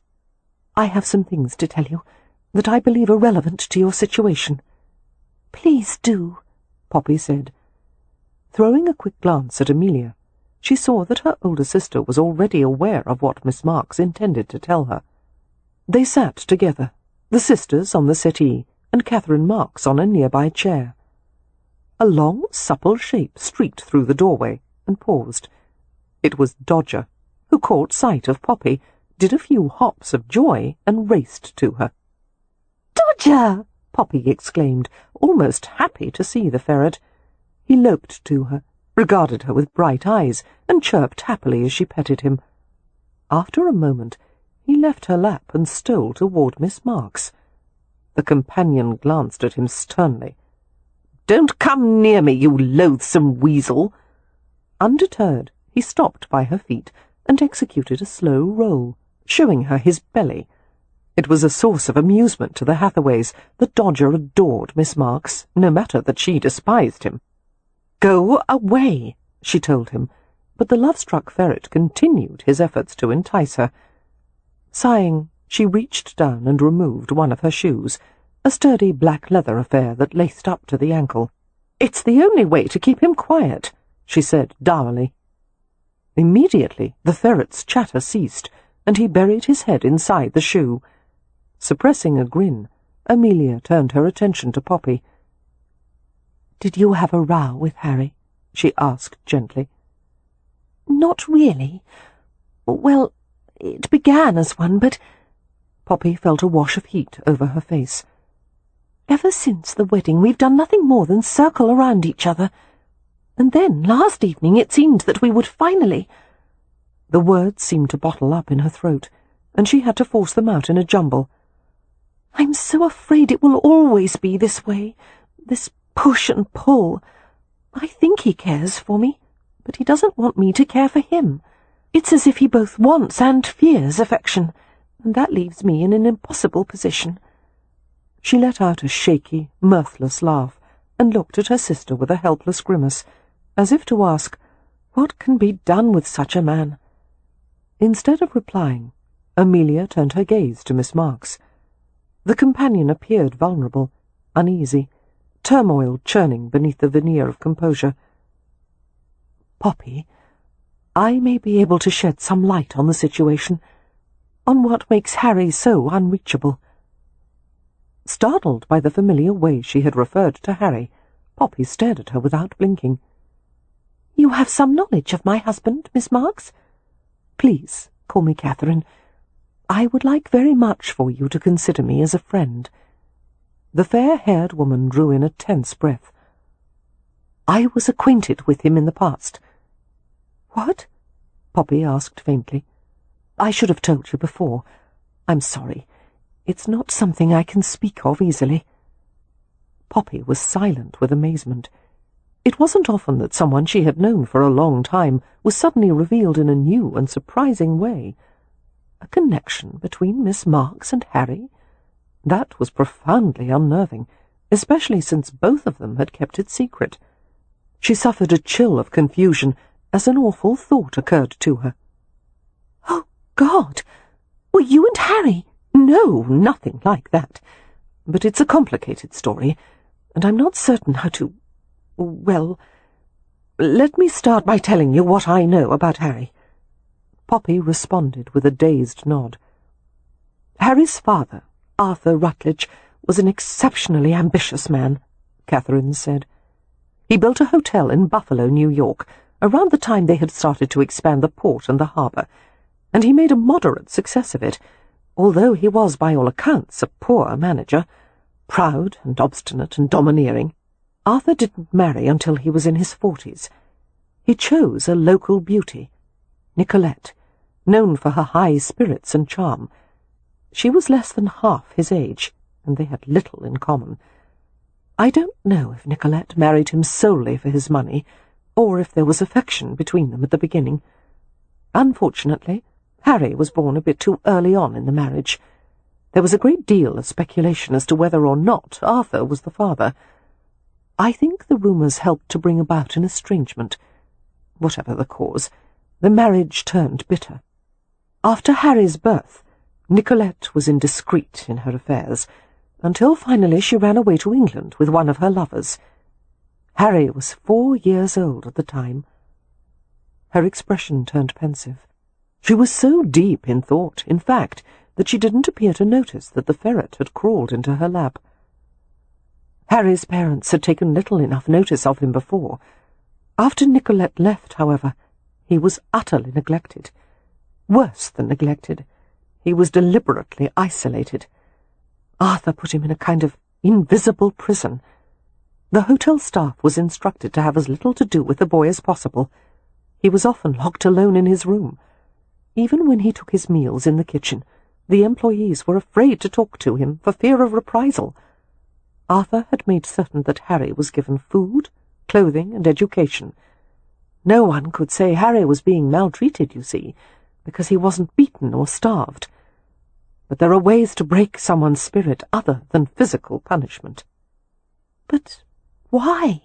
Poppy asked with difficulty, trying to absorb the idea of it, a child being brought up in such a cruel manner. Was the father so vindictive that he could blame a child for his mother's actions? Harry was a reminder of past humiliation and disappointment, and in all likelihood, Harry isn't even Arthur's son. "That's no excuse!" Poppy burst out. "I wish— Oh, someone should have helped him." Many of the hotel staff felt terrible guilt over what was being done to Harry, the housekeeper in particular. At one point she noticed that she hadn't seen the child in 2 days, and she went looking for him. He had been locked in his room with no food. Arthur had been so busy he had forgotten to let him out, and Harry was only 5. "No one had heard him crying. Hadn't he made any noise?" Poppy asked unsteadily. Catherine looked down at the ferret, stroking him compulsively. The cardinal rule of the hotel was never to bother the guests. It had been drilled into him since birth. So he waited quietly, hoping someone would remember him and come for him. "Oh, no," Poppy whispered. The housekeeper was so horrified, Catherine continued, that she managed to find out where Nicolette had gone, and she wrote letters describing the situation, in the hopes that they might send for him.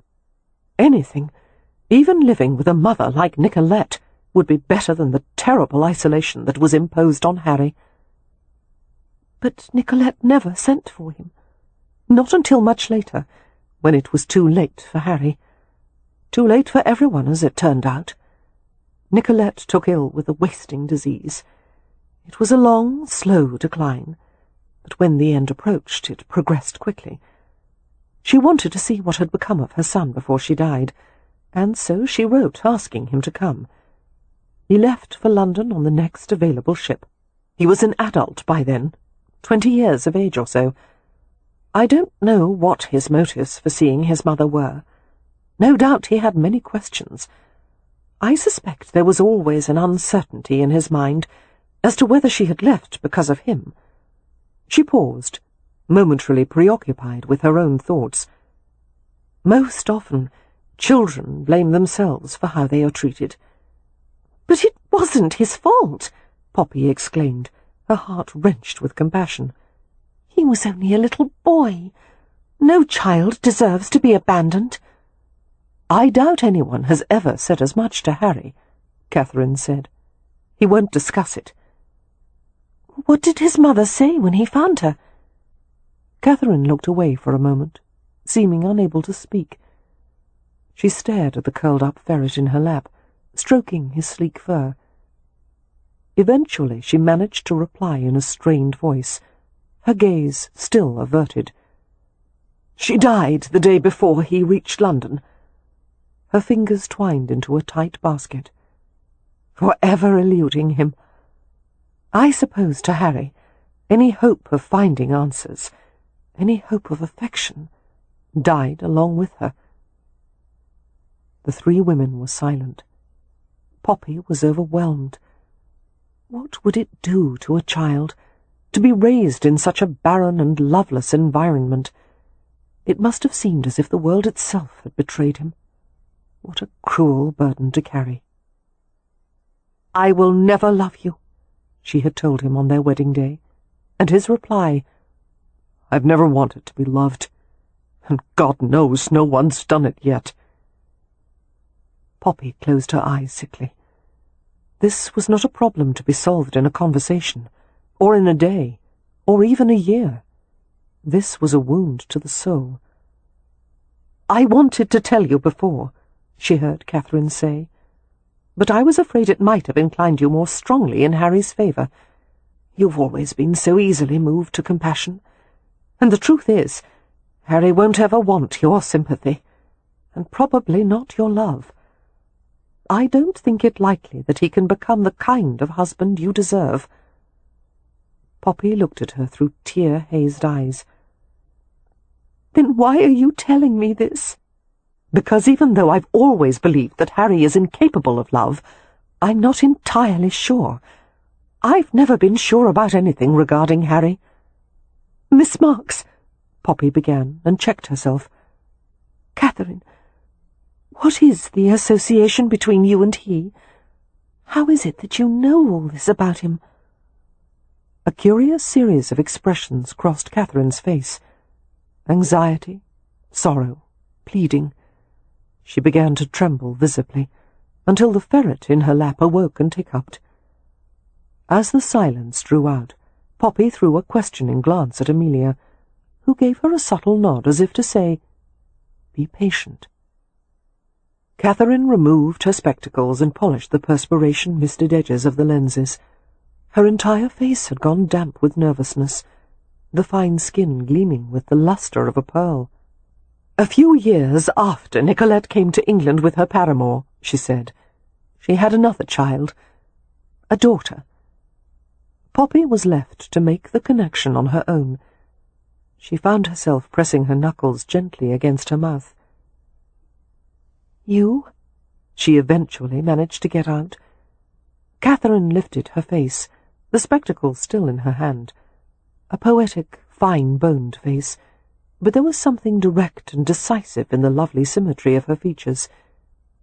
Yes, there was something of Harry in that face, and a quality in her reserve that spoke of deep, trammelled emotions. Why have you never mentioned it? Poppy asked, bewildered. Why hasn't my husband? Why is your existence a secret? It's for my protection. I took a new name. No one can ever know why. There was much more Poppy wanted to ask, but it seemed Catherine Marks had reached the limits of her tolerance. Murmuring another apology beneath her breath, and another, she stood and set the sleepy ferret onto the rug. Snatching up her discarded shoe, she left the room. Dodger shook himself awake and followed her instantly. Left alone with her sister, Poppy contemplated the little pile of tarts on the nearby table. A long silence passed. "Tea?" she heard Amelia ask.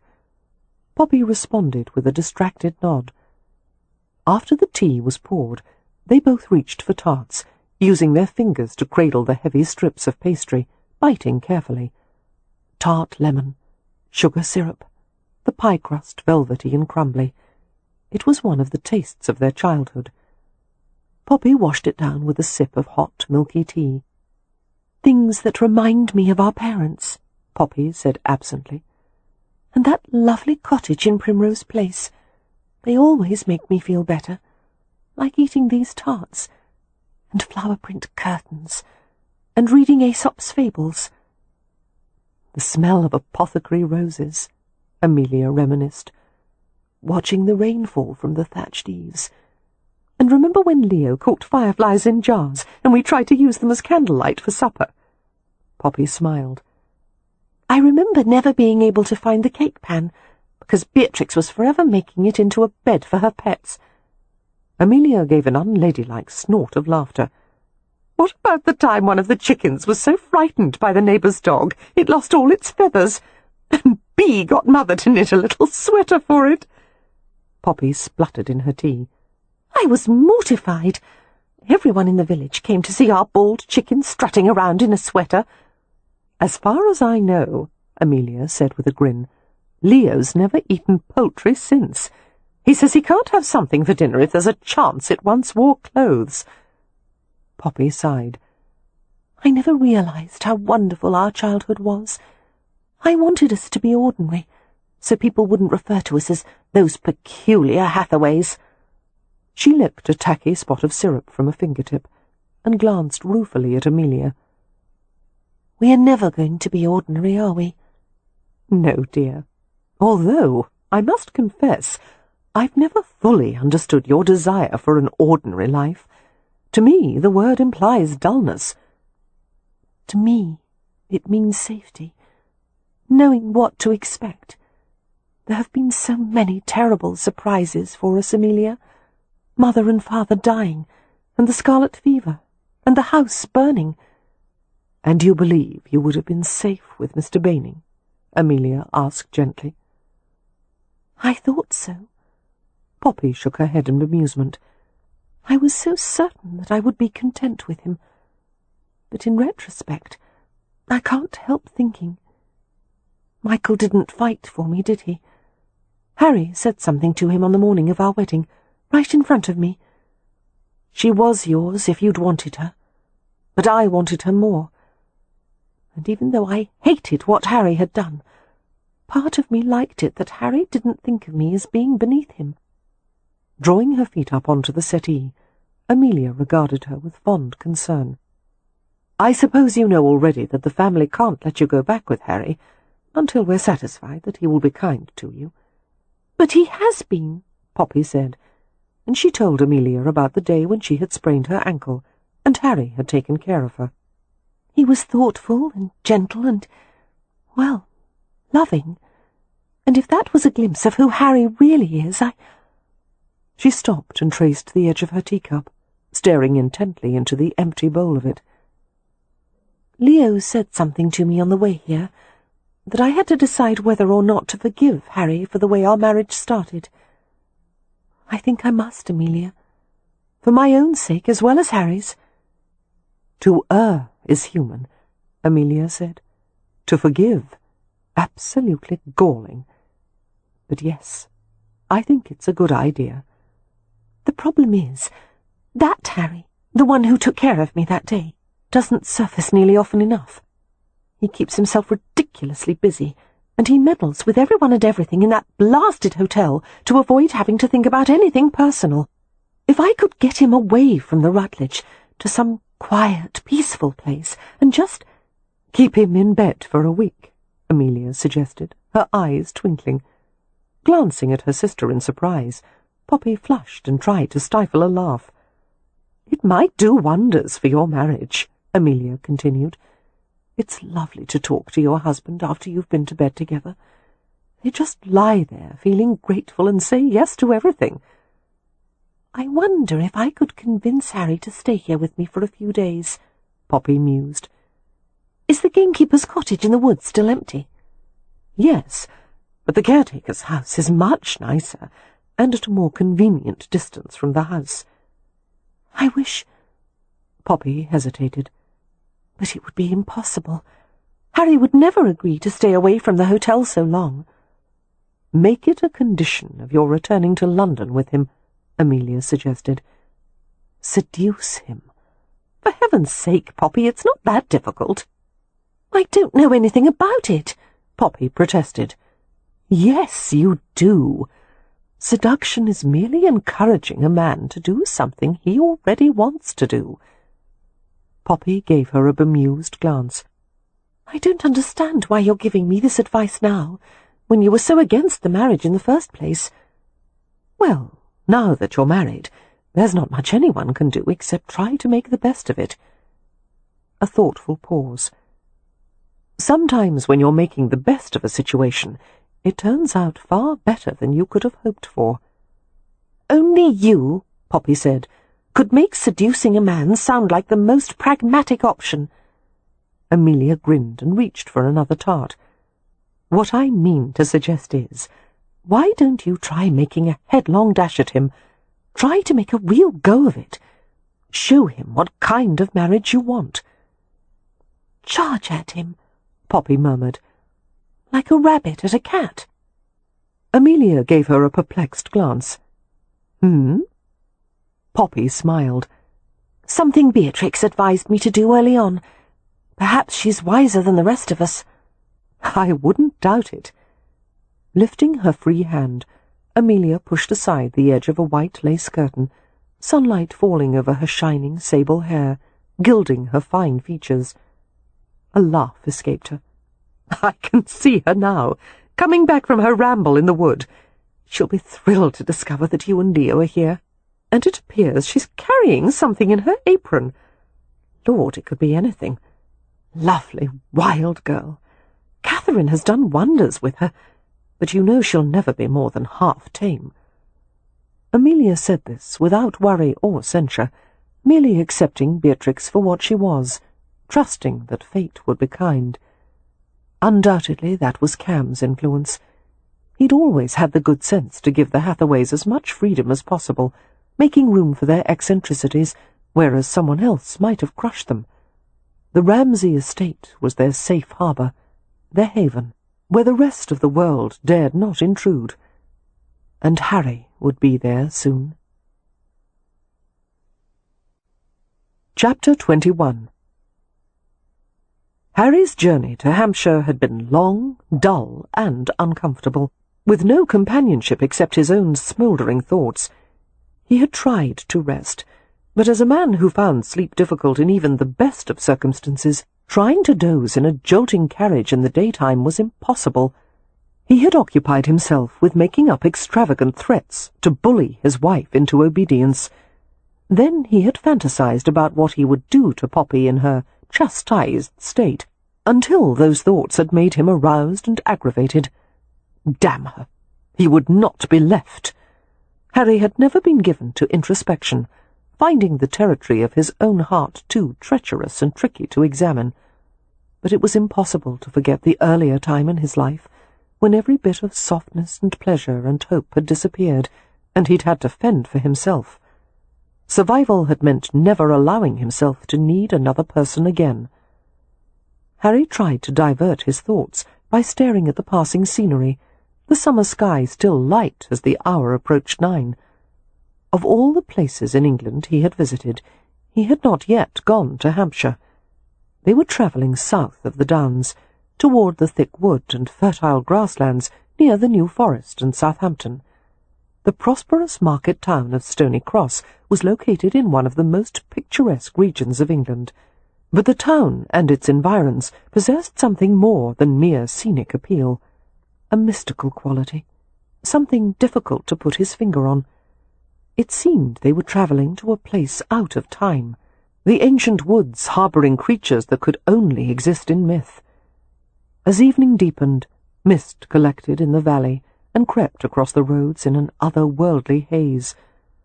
The carriage turned onto the private road of the Ramsay estate, past 2 sets of open gates and a caretaker's house made of blue-grey stone. The main house was a composite of architectural styles that shouldn't have looked right together, but somehow did. Poppy was there. The knowledge spurred him, made him desperate to reach her. It was more than desperation. Losing Poppy was the one thing he couldn't recover from, and knowing that made him fearful and furious and caged. The feelings catalyzed into fury, into one impetus. He would not be kept apart from her. With all the patience of a baited badger, Harry strode to the front door, not waiting for a footman. He shoved his way into the entrance hall, 2 stories high, with immaculate cream panelling and a curving stone staircase at the back. Cam Rowan was there to greet him, casually dressed in a collarless shirt, trousers, and an open leather jerkin. "Rutledge," he said pleasantly, "we were just finishing supper. Will you have some?" Harry gave an impatient shake of his head. "How is Poppy?" "Come, let's have some wine, and we'll discuss a few things. Is she having supper as well?" "No." "I want to see her, now." Cam's pleasant expression didn't change.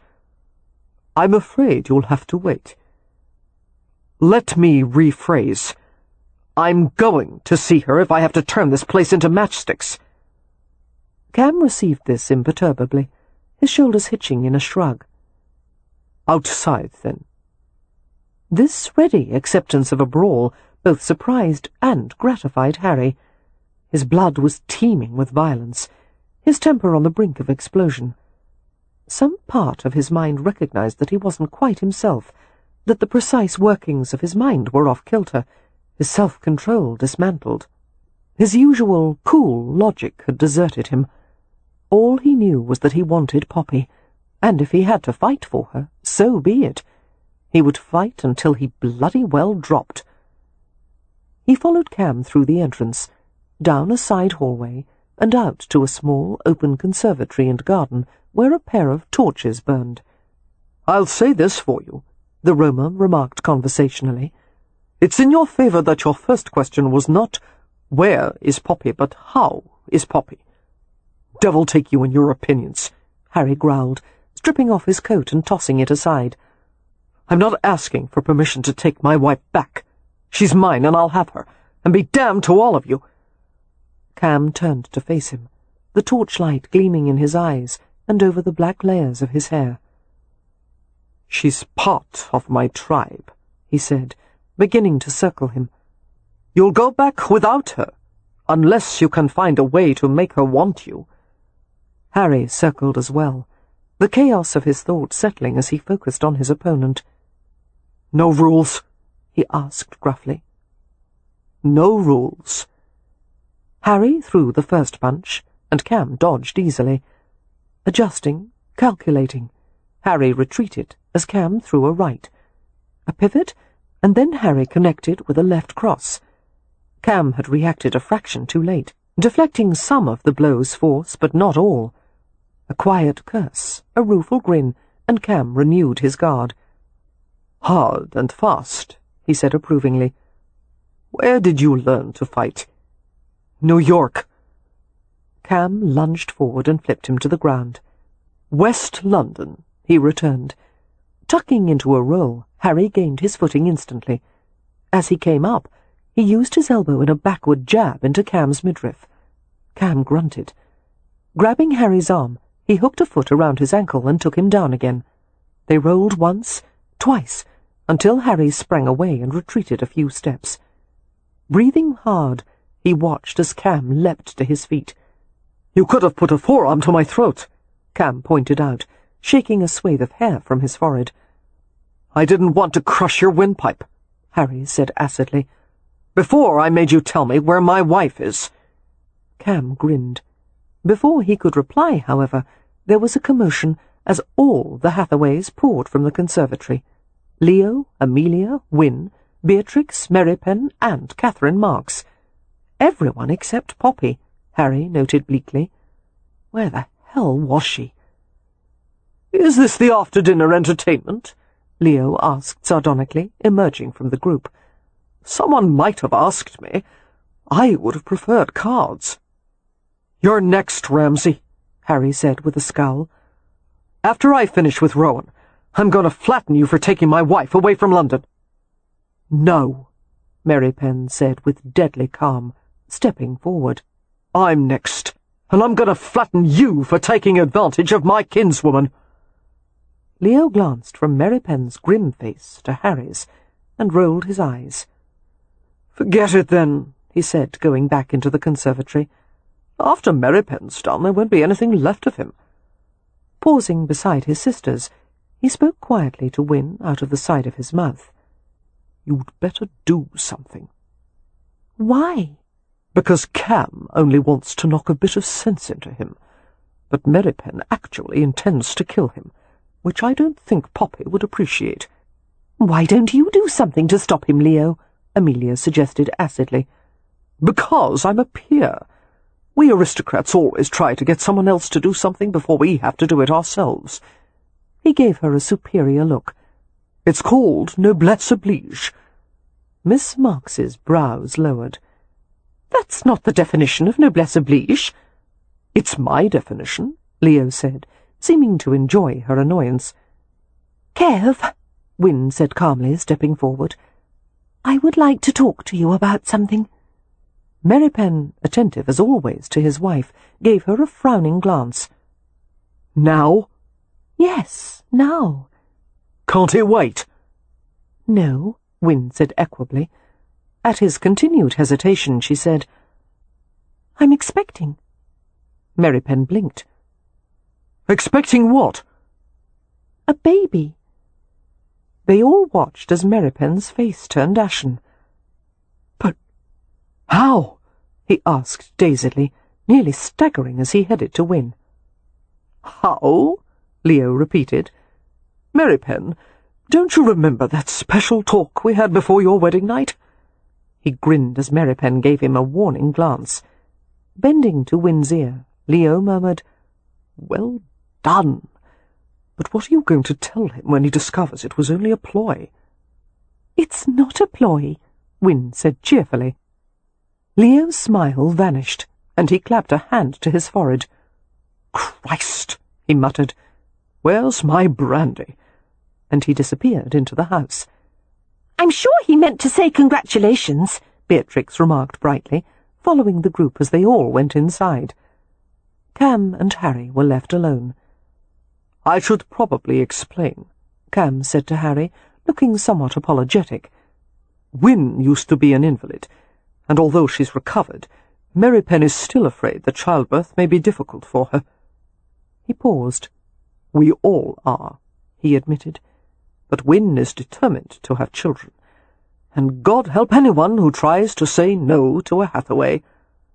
Harry shook his head in bemusement. "Your family—" "I know," Cam said. "You'll get used to us eventually." A pause, and then he asked in a matter-of-fact tone, "Do you want to take up the fight again, or shall we dispense with the rest of it and go have a brandy with Ramsay?" One thing was clear to Harry. His in-laws were not normal people. One of the loveliest aspects of Hampshire summers was that even when the days were sun-drenched and warm, most evenings were cool enough for a fire. Alone in the caretaker's house, Poppy snuggled by the small, crackling hearth and read a book by lamplight. She read the same page repeatedly, unable to concentrate as she waited for Harry. She had seen his carriage pass the cottage on the way to Ramsay House, and she knew it was only a matter of time before they sent him to her. "You won't see him," Cam had told her, "until I've decided that his temper has cooled sufficiently." "He would never hurt me, Cam." "All the same, little sister, I intend to have a few words with him."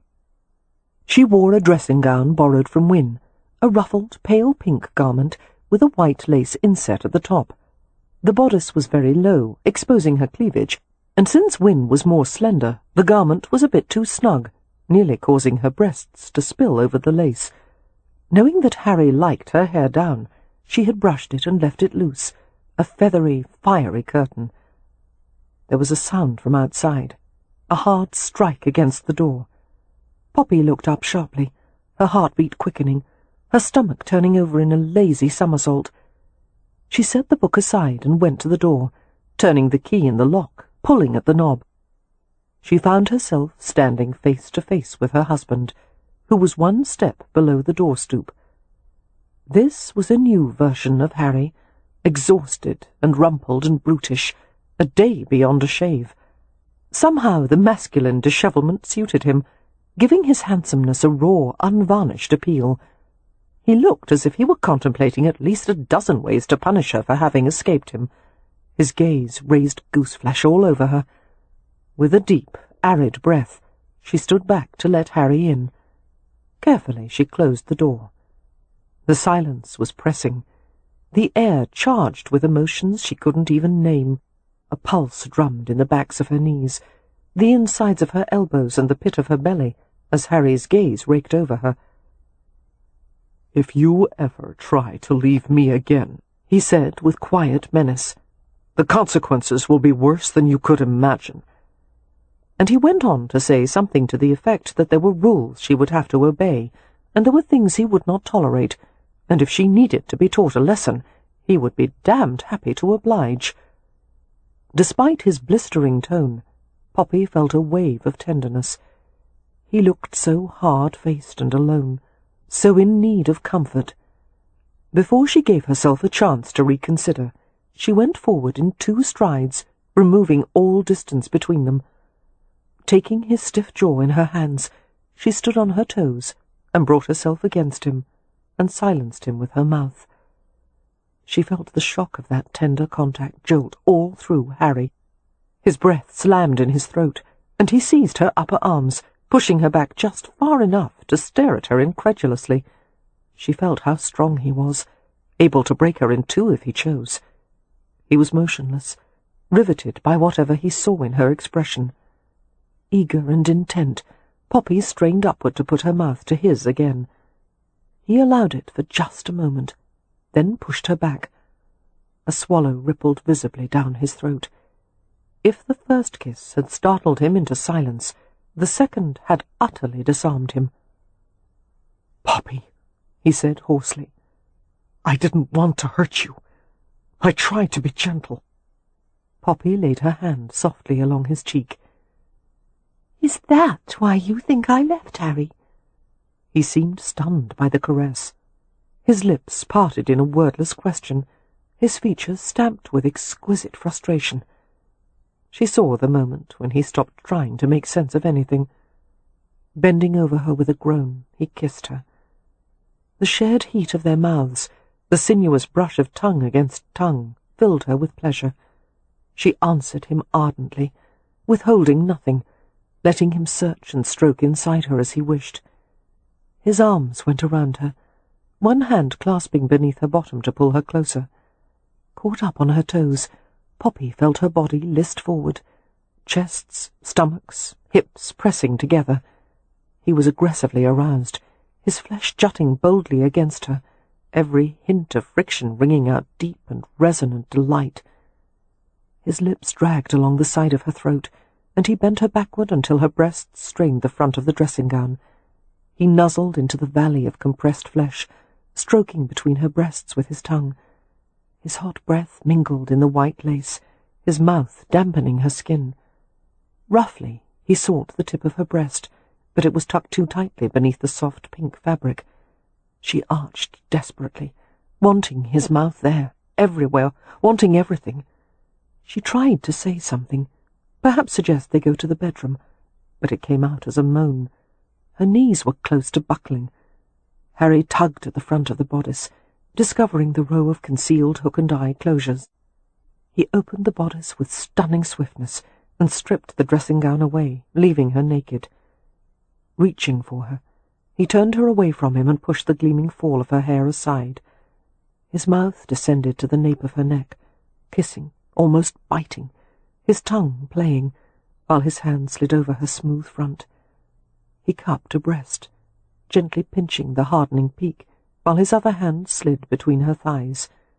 Poppy jumped a little, gasping in anticipation as he parted her. Instinctively she tried to widen her stance for him, offering herself, and his approving purr vibrated against her neck. He held her in a deep, fondling embrace, feeling her, filling her with his fingers until she arched back against him, her bare bottom cradling the shape of his erection. He coaxed sensation from her, pleasuring her vulnerable flesh. "Harry," she panted. "I'm going to fall." They sank to the carpeted floor in a sort of slow, grappling collapse, with Harry still behind her. He muttered against her back, imprinting words of need and praise against her skin. The texture of his mouth, wet velvet surrounded by the bristle of his jaw, caused her to shiver in pleasure.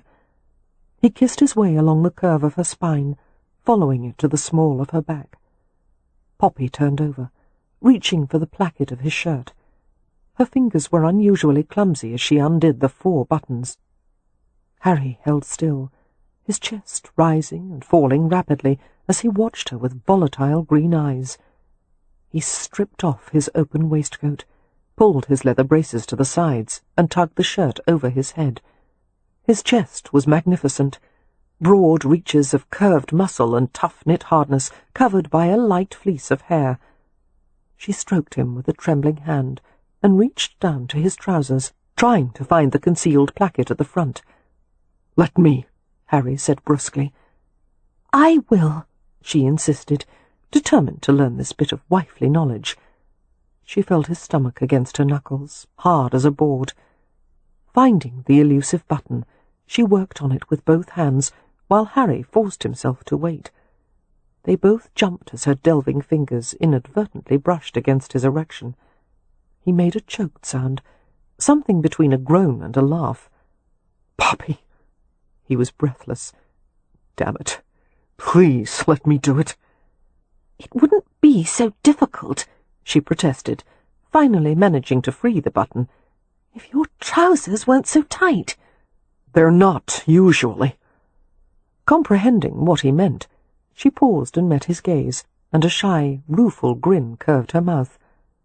He took her head in his hands, staring at her with a longing that raised the hairs on the back of her neck. "Poppy," he said raggedly, "I thought about you every minute of that 12-hour carriage drive, about how to make you come back with me. I'll do anything. I'll buy you half of bloody London if that will suffice." "I don't want half of London," she said faintly. Her fingers tightened on the waist of his trousers. This was Harry as she had never seen him before, all defences down, speaking to her with raw honesty. "I know I should apologize for coming between you and Baining." "Yes, you should," she said. "I can't. I'll never be sorry about it. Because if I hadn't done it, you'd be his now. And he only wanted you if it was easy for him. But I want you any way I can get you. Not because you're beautiful or clever or kind or adorable, although the devil knows you're all those things. I want you because there's no one else like you, and I don't ever want to start a day without seeing you." As Poppy opened her mouth to reply, he smoothed his thumb across her lower lip, coaxing her to wait until he had finished. "Do you know what a balance wheel is?" She shook her head slightly. "There's one in every clock or watch. It rotates back and forth without stopping. It's what makes the ticking sound, what makes the hands move forward to mark the minutes. Without it, the watch wouldn't work. You're my balance wheel, Poppy." He paused, his fingers compulsively following the fine curve of her jaw up to the lobe of her ear, I spent today trying to think of what I could apologize for, and maybe sound at least half sincere. And I finally came up with something. What is it? She whispered. I'm sorry I'm not the husband you wanted. His voice turned gravelly. But I swear on my life, if you'll tell me what you need, I'll listen. I'll do anything you ask. Just don't leave me again. Poppy stared at him in wonder. Perhaps most women wouldn't find this talk of watch mechanisms to be terribly romantic, but she did. She understood what Harry was trying to say, perhaps even more than he himself did. Harry, she said softly, daring to reach out and caress his jaw. What am I to do with you? Anything, he said, with a heartfelt vehemence that almost made her laugh. Leaning forward, Harry pressed his face into the silky mass of her hair. She continued to work on his trousers, popping the last 2 buttons from their holes. Her fingers trembled as she gripped him tentatively. He let out a growl of pleasure, his arm sliding around her back. Unsure of how to touch him, she clasped him, squeezed gently, drew her fingertips up the hot length. She was fascinated by him, the silk and hardness and contained force of him, the way his entire body shivered as she stroked him. His mouth sought hers in a full, open kiss, obliterating all thought. He rose above her, powerful and predatory, famished for the pleasures that were still so new to her. As he lowered her to the carpet, she realized that he was going to take her, now, here, instead of seeking the more civilized comforts of the bedroom. But he hardly seemed aware of where they were. His eyes focused only on her, his colour high, his lungs pumping like hearth bellows. Murmuring his name, she lifted her arms to him. He struggled out of the rest of his clothes and bent to feast on her breasts. Hot, wet mouth, restless tongue. She kept trying to pull him farther over her, seeking the weight of his body, needing to be anchored. She groped for the hard, aching length of him and urged him against her. No, he said thickly. Wait, I have to make sure you're ready. But she was determined, her grip insistent, and somewhere amid his groans and pants a husky laugh emerged.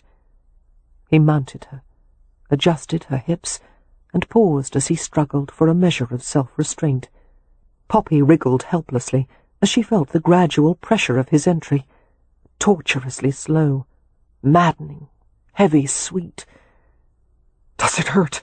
Harry panted, hanging over her, bracing his weight on his arms to keep from crushing her. Shall I stop? The concern on his face was her undoing, filling her with warmth.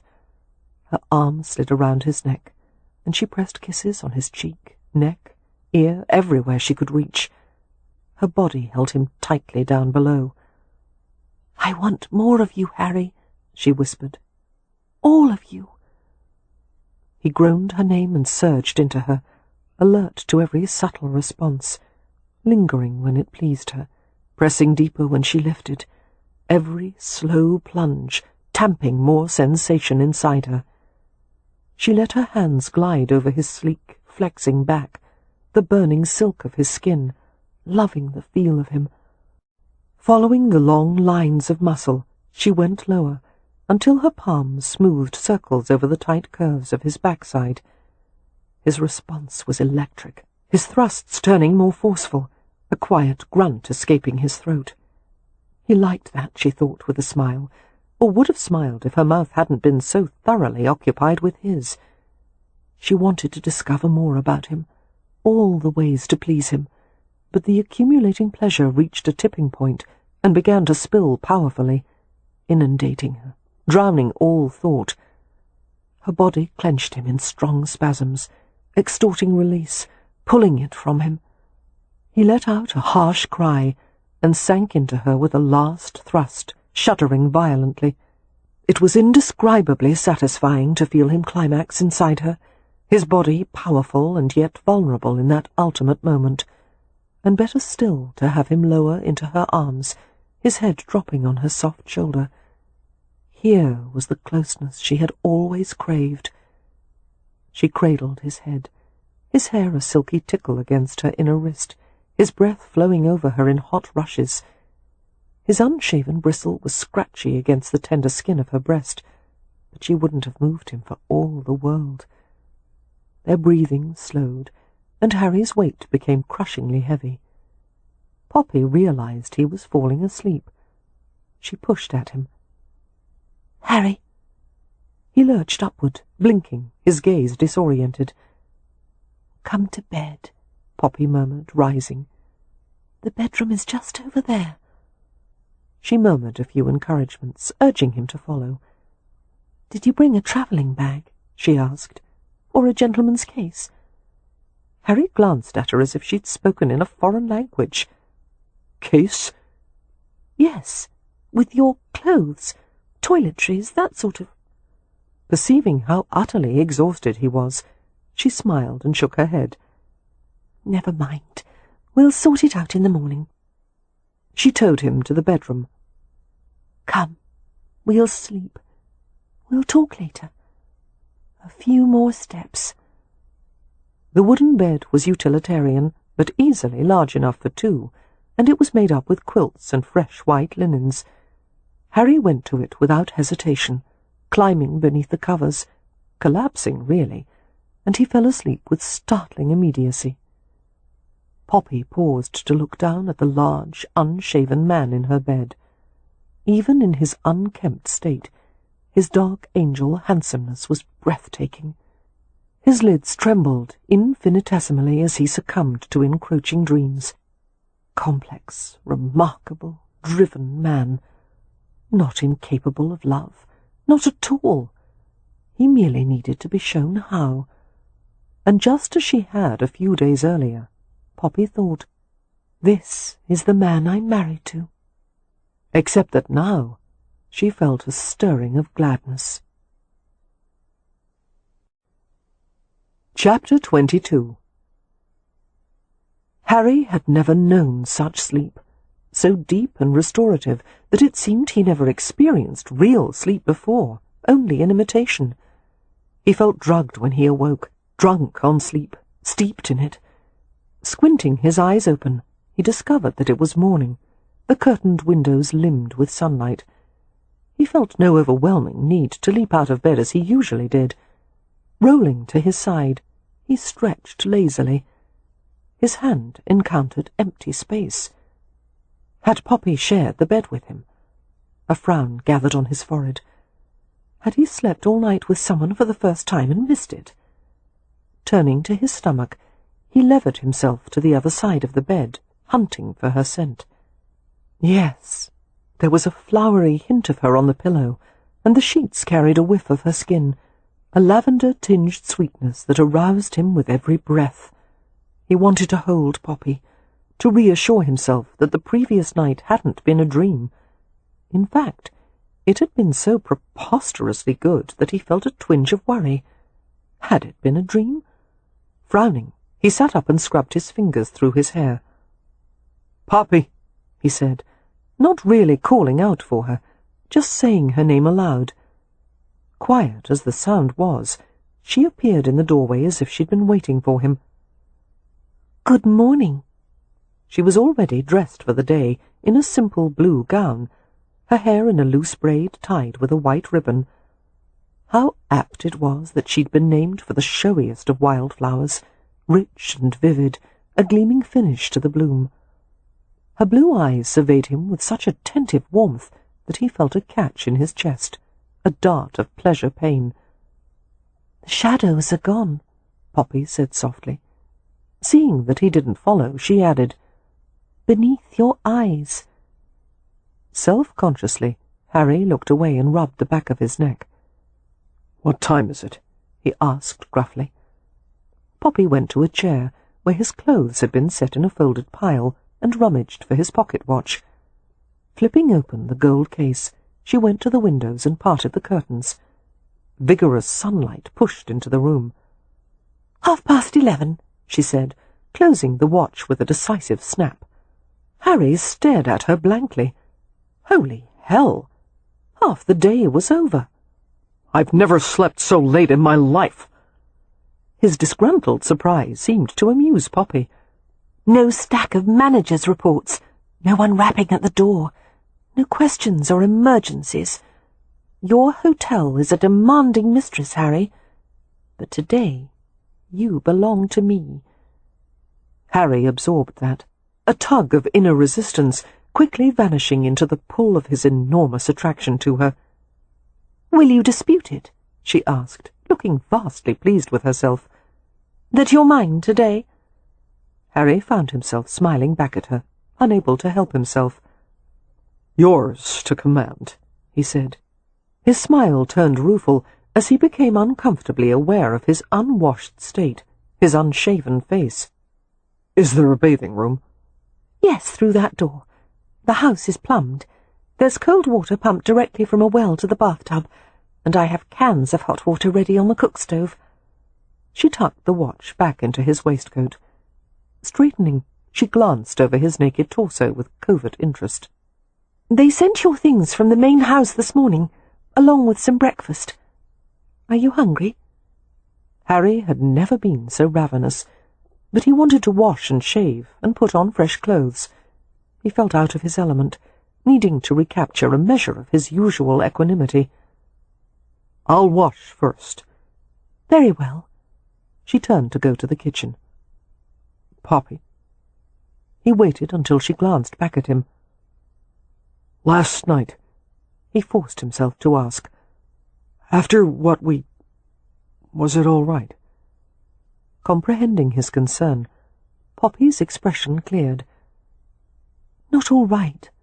She paused only a second before adding, "It was wonderful." And she smiled at him. Harry entered the cottage kitchen area, which was essentially a portion of the main room, with a small cast-iron cook-stove, a cupboard, a hearth, and a pine table that served both as workstation and dining surface. Poppy had set out a feast of hot tea, boiled eggs, Oxford sausages, and massive pasties, thick, flaky crusts wrapped around fillings. "These are a Stony Cross specialty," Poppy said, gesturing to a plate bearing 2 hefty baked loaves. "One side is filled with meat and sage, and the other side is filled with fruit. It's an entire meal. You start with the savoury end and—" Her voice faded as she glanced up at Harry, who was clean and dressed and freshly shaven. He looked the same as always, and yet intrinsically different. His eyes were clear and unshadowed, the green irises brighter than hawthorn leaves. Every hint of tension had vanished from his face. It seemed as if he'd been replaced by a Harry from a much earlier time in his life, before he'd mastered the art of hiding every thought and emotion. He was so devastating that Poppy felt hot flutters of attraction in her stomach, and her knees lost all their starch. Harry glanced down at the oversized pastry with a crooked grin. "Which end do I start with?" "I have no idea," she replied. "The only way to find out is to take a bite." His hands went to her waist, and he turned her gently to face him. "I think I'll start with you." As his mouth lowered to hers, she yielded easily, her lips parting. He drew in the taste of her, delighting in her response. The casual kiss deepened, altered into something patient and deeply hungering, heat opening into more heat, a kiss with the layered morosity of exotic flowers. Eventually, Harry lifted his mouth, his hands coming to her face as if he were cupping water to drink. He had a unique way of touching, she thought dazedly, his fingers gentle and artful, sensitive to nuance. "Your lips are swollen," he whispered, the tip of his thumb brushing the corner of her mouth. Poppy pressed her cheek against one of his palms. "We've had many kisses to make up for." "More than kisses," he said, and the look in those vivid eyes brought a heartbeat into her throat. "As a matter of fact—" "Eat, or you'll starve," she said, trying to push him into a chair. He was so much larger, so solid, that the idea of compelling him to do anything was laughable, but he yielded to the urging of her hands and sat, and began to peel an egg.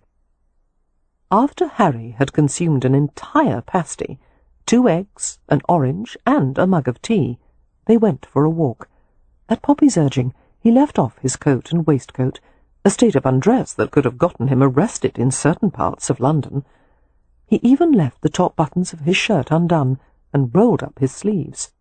Charmed by Poppy's eagerness, he took her hand and let her tug him outside. They went across a field to a nearby wood, where a broad, leaf-carpeted path cut through the forest. The massive yews and furrowed oaks tangled their boughs in a dense roof, but the depth of shade was pierced by blades of sunlight. It was a place of abundant life, plants growing on plants. Pale green lichen frosted the oak branches, while tresses of woodbine dangled to the ground. After Harry's ears had adjusted to the absence of city clamour, he became aware of new sounds, a rippling chorus of bird calls, leaf rustlings, the burble of a nearby brook, and a rasp like a nail being drawn along the teeth of a comb. "Cicadas," Poppy said. "This is the only place you'll see them in England. They're usually found only in the tropics. Only a male cicada makes that noise. It's said to be a mating song." "How do you know he's not commenting on the weather?" Sending him a provocative sideways glance, Poppy murmured, "Well, mating is rather a male preoccupation, isn't it?" Harry smiled. "If there's a more interesting subject," he said, "I have yet to discover it." The air was sweet, spiced heavily with woodbine and sun-heated leaves and flowers he didn't recognize. As they went deeper into the wood, it seemed they had left the world far behind them. "I talked with Catherine," Poppy said. Harry glanced at her alertly. "She told me why you came to England," Poppy continued, "and she told me that she's your half-sister." Harry focused on the path before them. "Does the rest of the family know?" "Only Amelia and Cam and I." "I'm surprised," he admitted. "I would have thought she preferred death over telling anyone." "She impressed upon us the need for secrecy, but she wouldn't explain why." "And you want me to?" "I was hoping you might," she said. "You know I would never say or do anything to harm her." Harry was quiet, turning over thoughts in his mind, reluctant to refuse Poppy anything, and yet he had made a promise to Catherine. "They're not my secrets to reveal, love. May I talk to Cat first, and tell her what I'd like to explain to you?"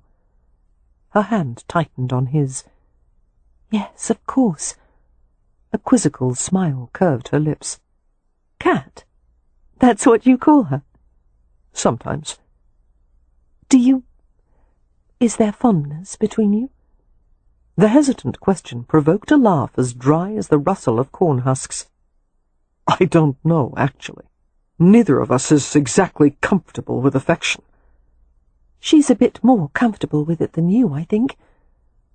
Glancing at her warily, Harry saw that there was no censure on her face. "I'm trying to improve," he said. "It's one of the things Cam and I discussed last evening. He said it's characteristic of Hathaway women, this need for demonstrations of affection."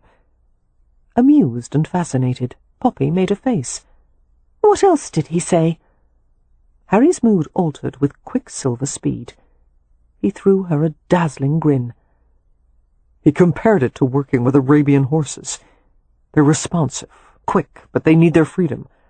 You never master an Arabian. You become its companion." He paused. "At least, I think that's what he said. I was half dead from exhaustion, and we were drinking brandy." "That sounds like Cam." Poppy raised her gaze heavenward. "And after dispensing this advice, he sent you to me, the horse." Harry stopped and pulled her against him, nudging her braid aside to kiss her neck. "Yes," he whispered, "and what a nice ride it was." She flushed and squirmed with a protesting laugh, but he persisted in kissing her, working his way up to her mouth. His lips were warm, beguiling, determined, but as soon as he gained access to her mouth, he gentled, his mouth soft against hers. He liked to tease, to seduce. Warmth swept through her, arousal flowing through her veins, prickling sweetly in hidden places. "I love kissing you," he murmured.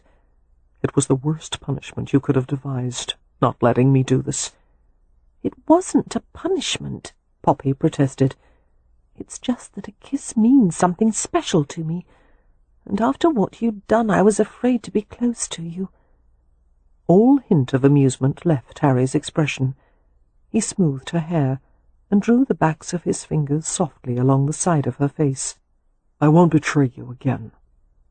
I know you have no reason to trust me, but in time I hope—" "I do trust you," she said earnestly. "I'm not afraid now." Harry was baffled by her words, and even more by the intensity of his response to them. An unfamiliar feeling welled up in him, a deep, overwhelming ardour. His voice sounded a bit strange to his own ears as he asked, "How can you trust me when you have no way of knowing if I'm worthy of it?" The corners of her lips tilted upward. "That's what trust is, isn't it?" Harry couldn't help kissing her again, adoration and arousal pumping through him. He could barely feel the shape of her body through her skirts, and his hands shook with the urge to pull up the bunches of fabric, remove every obstruction between them. A quick glance along both directions of the path revealed that they were alone and unobserved. It would be so easy to lay her into the soft carpet of leaves and moss, push up her dress and take her right there in the forest. He pulled her to the side of the path, his fingers clenching in a swathe of her skirts. But he forced himself to stop, breathing hard with the effort to check his desire. He had to be careful with Poppy, considerate of her. She deserved better than to have her husband throwing himself on her in the woods. "Harry," she murmured in confusion as he turned her to face away from him. He held her from behind, his arms crossed around her front. "Say something to distract me," he said, only half joking. He took a deep breath. "I'm a hair's breadth away from ravishing you right here." Poppy was silent for a moment. Either she was struck mute with horror, or she was considering the possibility. Evidently it was the latter, because she asked, "It can be done outside?" Despite his fierce arousal, Harry couldn't help smiling against her neck. "Love, there's hardly any place it can't be done. Against trees or walls, in chairs or bathtubs, on staircases or tables, balconies, carriages." He let out a quiet groan. "Damn it! I've got to stop this or I won't be able to walk back." "None of those ways sound very comfortable," Poppy said. "You'd like chairs. Chairs I can vouch for." A chuckle rippled through her, causing her back to press against his chest. They both waited until Harry had calmed himself sufficiently to let go of her. "Well," he said, "this has been a delightful walk. Why don't we go back?" "But we're not even halfway done yet," she protested. Harry glanced from her expectant face to the long path that extended before them, and he sighed. They linked hands and resumed traversing the ground woven with sun and shadows. After a minute, Poppy asked, "Do you and Catherine visit each other, or correspond?" "Hardly ever. We don't get on well." "Why not?" It wasn't a subject that Harry liked to think about, much less discuss.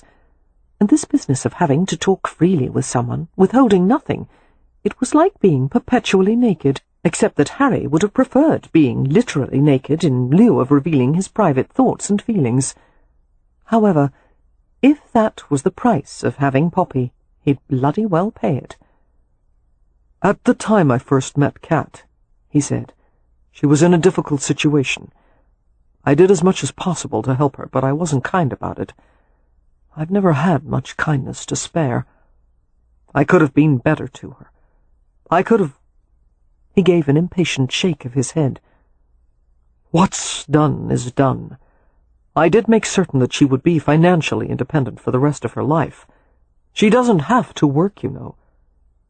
"Then why did she apply for a position with the Hathaways? I can't imagine why she would have wanted to subject herself to the hopeless task of making ladies of Beatrix and me. I imagine she wanted to be with a family, to know what it was like, and to keep from being lonely or bored. He stopped and gave her a questioning glance. Why do you say it was a hopeless task? You're very much a lady. 3 failed London seasons, she pointed out. Harry made a scoffing sound. That had nothing to do with being ladylike. Then why? The biggest obstacle was your intelligence. You don't bother to hide it. One of the things Kat never taught you was how to flatter a man's vanity, because she doesn't have any damned idea of how to do it. And none of those idiots could tolerate the idea of having a wife who was smarter than himself. Second, you're beautiful, which meant they would always have to worry about you being the target of other men's attentions. On top of that, your family is your family. Basically, you were too much to manage, and they all knew they were better off finding dull, docile girls to marry. All except Baining, who was so taken with you that the attraction eclipsed any other considerations. God knows I can't hold that against him. Poppy gave him a wry glance. If I'm so forbiddingly intelligent and beautiful, then why did you want to marry me? I'm not intimidated by your brains, your family, or your beauty, and most men are too afraid of me to look twice at my wife. Do you have many enemies? She asked quietly. Yes, thank God. They're not nearly as inconvenient as friends. Although Harry was perfectly serious, Poppy seemed to find that highly amusing. After her laughter slowed, she stopped and turned to face him with her arms folded. You need me, Harry. He stopped before her, his head inclined over hers. I've become aware of that. The sounds of stonechats perched overhead filled the pause, their chirps sounding like pebbles being struck together. I've something to ask you, Poppy said. Harry waited patiently, his gaze resting on her face. May we stay in Hampshire for a few days? His eyes turned wary. For what purpose? She smiled slightly. It's called a holiday. Haven't you ever gone on holiday before? Harry shook his head. I'm not sure what I would do. You read, walk, ride, spend a morning fishing or shooting, perhaps go calling on the neighbours, tour the local ruins, visit the shops in town. Poppy paused as she saw the lack of enthusiasm on his face. Make love to your wife? Done, he said promptly. May we stay a fortnight? 10 days. 11? She asked hopefully. Harry sighed. 11 days away from the Rutledge, in close company with his in-laws. He was tempted to argue, but he wasn't fool enough to risk the ground he'd gained with Poppy. He'd come here with the expectation of a royal battle to get her back to London. But if Poppy would take him willingly into her bed, and then accompany him back with no fuss, it was worth a concession on his part. Still, 11 days. Why not? He muttered. I'll probably go mad after 3 days. That's all right, Poppy said cheerfully. No one around here would notice. To Mr. Jacob Valentine, the Rutledge Hotel, Embankment and Strand, London. Valentine, I hope this letter finds you well. I am writing to apprise you that Mrs. Rutledge and I have decided to remain in Hampshire until month's end. In my absence, carry on as usual. Yours truly, J. H. Rutledge. Jake looked up from the letter with jaw-slackening disbelief. Carry on as usual? Nothing was usual about this. Well, what does it say? Mrs. Pennywhistle prompted, while nearly everyone in the front office strained to hear. They're not coming back until month's end, Jake said, dazed. A strange, lopsided smile touched the housekeeper's lips. Bless my soul! She's done it! Done what? Before she could reply, The elderly concierge sidled up to them and asked in a discreet tone, "Mrs. Pennywhistle, I couldn't help but overhear your conversation. Am I to understand that Mr. Rutledge is taking a holiday?" "No, Mr. Lufton," she said with an irrepressible grin. "He's taking a honeymoon." Chapter 23. In the following days, Harry learned a great deal about his wife and her family. The Hathaways were an extraordinary group of individuals, lively and quick-witted, with an instant collective willingness to try any ideas that came to them. They teased and laughed and squabbled and debated, but there was an innate kindness in the way they treated each other. There was something almost magical about Ramsay House. It was a comfortable, well-run home, filled with sturdy furniture and thick carpets and piles of books everywhere, but that didn't account for the extra something. One felt it immediately after crossing the front threshold, something as intangible but life-giving as sunlight, a something that had always escaped Harry. Gradually, he came to realize that it was love. The second day after Harry's arrival in Hampshire, Leo toured him around the estate. They rode to visit some of the tenant farms, and Leo stopped to talk to various tenants and labourers. He exchanged informed comments with them about the weather, the soil, and the harvest, displaying a depth of knowledge that Harry would not have expected. In London, Leo played the part of disaffected rake to perfection. In the country, however, the mask of indifference dropped.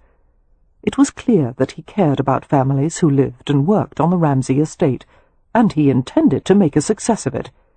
He had designed a clever system of irrigation that brought water along stone channels they had dug from the nearby river, relieving many of the tenants of the chore of hauling water, and he was doing his utmost to bring modern methods to local farming, including convincing his tenants to plant a new variety of hybrid wheat developed in Brighton that produced higher yields and stronger straw.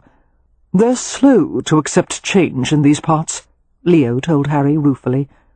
"Many of them still insist on using the sickle and scythe instead of the threshing machine." He grinned. "I've told them the 19th century is going to be over before they ever decide to take part in it." It occurred to Harry that the Hathaways were making a solid success of the estate, not in spite of their lack of heuristic heritage, but because of it. No traditions or habits had been passed on to them.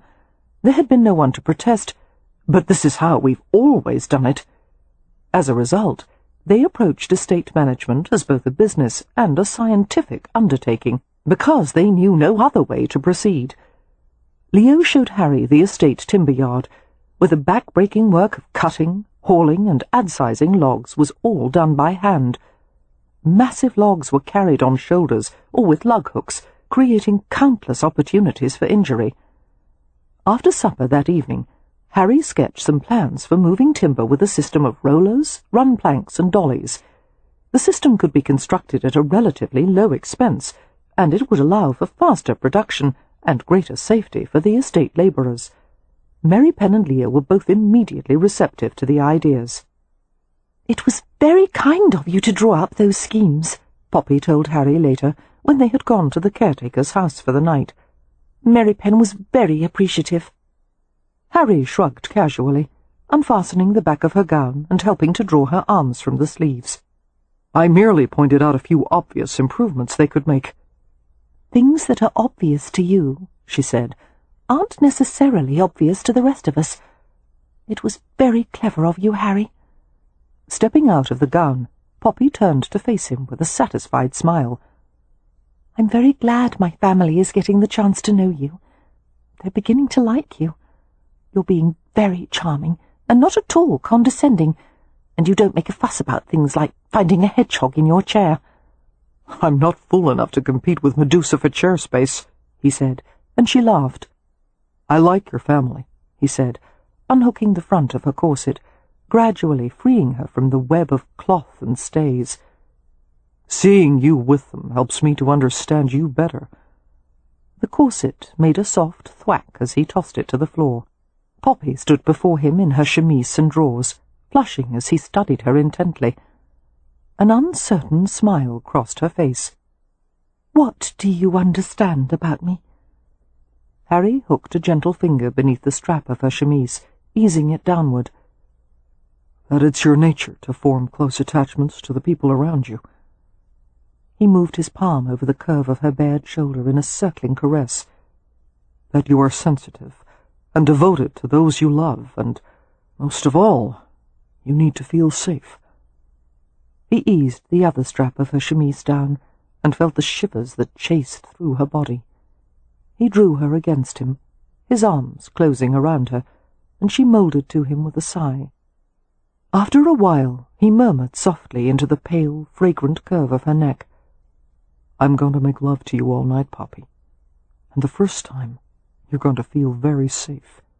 But the second time, I'm going to be a little bit wicked, and you'll like that even more. And the third time—" He paused with a smile as he heard her breath catch. "The third time, I'm going to do things that will mortify you when you remember them tomorrow." He kissed her gently. "And you'll love that most of all." Poppy couldn't quite fathom Harry's mood, devilish yet tender as he finished undressing her.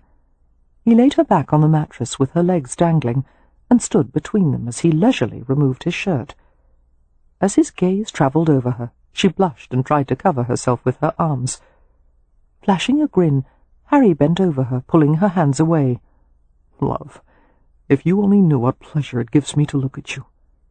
He kissed her lips, teasing them open, his tongue slipping inside the warm interior of her mouth. The hair on his chest brushed over the tips of her breasts, a sweet and ceaseless stimulation that drew a moan from low in her throat. His lips wandered along the arch of her throat to her breasts. Capturing a nipple, he stroked with his tongue, making it taut and stingingly sensitive. At the same time, his hand went to her other breast, his thumb circling and prodding the peak. She strained upward, her body trembling and flushed. His hands drifted over her in light paths, across her stomach, lower, down to the place where a sweet, erotic ache had centered. Finding the humid, delicately layered flesh, he teased her with his thumbs, opened her, making her ready for him. Her knees drew up, and she reached for him with an incoherent sound, trying to draw him over her.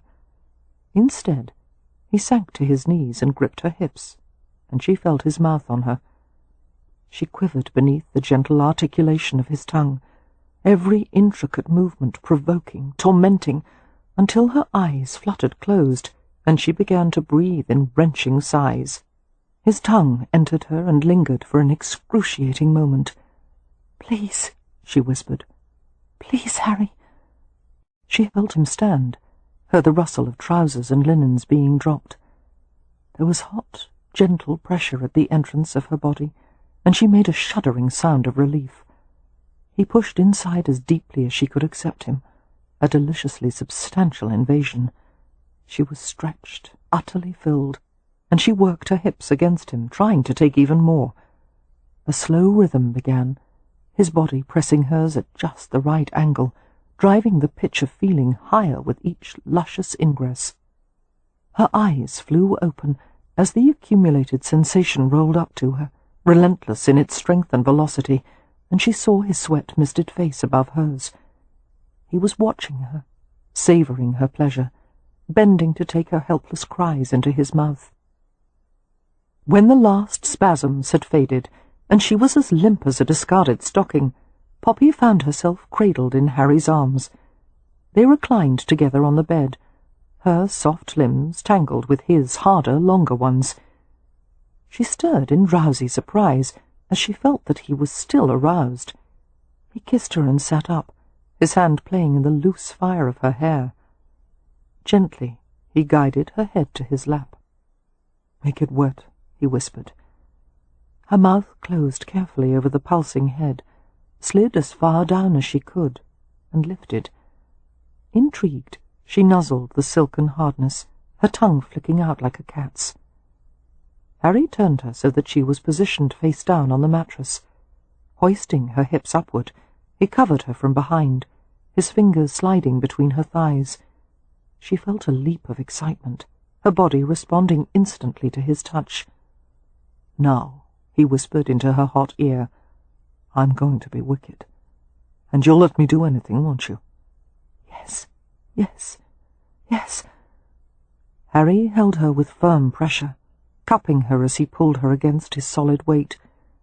She felt him move her in an insinuating rocking motion, with his aroused flesh poised at the wet cove of her body. He entered her, but just barely, and each time she rocked backward, he let her have a little more. Murmuring his name, she pushed back more strongly, trying to impale herself fully, but he only laughed softly, and kept her where he wanted her, maintaining the voluptuous metrical pitch. He was utterly in control, appropriating her flesh with dizzying skill, letting her writhe and gasp for long minutes. Dragging the length of her hair to one side, he kissed the back of her neck, his mouth strong and gnawing. Everything he did drove her pleasure higher, and he knew it, gloried in it. Poppy felt the oncoming rush of fulfillment, her senses preparing for the hot tumble of release, and only then did he take her fully, driving hard and deep into her centre. Harry held her until she stopped trembling, her body limp with satisfaction, and then he pressed her to her back and whispered one word into her ear. "Again." It was a long and searing night, filled with unthinkable intimacy. After the third time, they snuggled in the darkness, with Poppy's head on Harry's shoulder. It was lovely to lie with someone this way, talking about anything and everything, their bodies relaxed in the aftermath of passion. "You fascinate me in every way," Harry whispered, his hand playing gently in her hair. "There are mysteries in your soul that will take a lifetime to uncover, and I want to know every one of them." No one had ever called her mysterious before. While Poppy didn't think of herself that way, she rather liked it. "I'm not all that mysterious, am I?" "Of course you are." Smiling, he lifted her hand and pressed a kiss into the tender cup of her palm. "You're a woman." Poppy went for a walk with Beatrix in the afternoon, while the rest of the family dispersed on various errands. Wynne and Amelia went to visit an ailing friend in the village. Leo and Mary Pen met with a prospective new tenant, and Cam had gone to a horse auction in Southampton. Harry sat at a desk in the library with a detailed report from Jake Valentine. Relishing the peace and quiet, rare in the Hathaway household, he began to read. However, the sound of a floorboard creak snagged his attention, and he looked toward the threshold. Catherine Marks was standing there, book in hand, her cheeks pink. "Forgive me," she said. "I didn't mean to disturb you. I meant to return a book, but—" "Come in," Harry said at once, rising from his chair. "You're not interrupting anything." "I'll just be a moment." She hurried to a bookshelf, replaced the volume, and paused to glance at him. Light from the window gleamed on her spectacles, obscuring her eyes. "Stay in here if you like," Harry said, feeling unaccountably awkward. "No, thank you. It's a lovely day, and I thought I might walk through the gardens, or—" She stopped and shrugged uncomfortably. God, how ill at ease they were with each other. Harry contemplated her for a moment, wondering what was troubling her. He had never known what to do with her, this unwanted half-sister, what place in his life he could find for her. He had never wanted to care for Catherine, and yet she had always tugged at him, worried him, perplexed him. "May I walk with you?" he asked huskily. She blinked in surprise. Her answer was long in coming. "If you wish." He went out with her to a small hedged garden, with heavy drifts of white and yellow daffodils all around. Squinting against the abundant sunshine, they walked along a gravelled path. Catherine gave him an unfathomable glance, her eyes like opals in the daylight. "I don't know you at all, Harry." "You probably know me as well as anyone," Harry said. "Except for Poppy, of course." "No, I don't," she said earnestly. "The way you've been this week, I would never have expected it of you. This affection you seem to have developed for Poppy, I find it quite astonishing." "It's not an act," he said. "I know. I can see that you're sincere.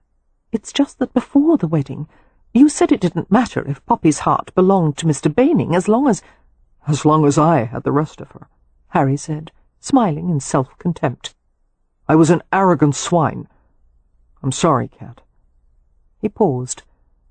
"I understand now why you feel so protective of Poppy and Beatrix. Of all of them. They're the closest thing to a family you've ever known." "Or you."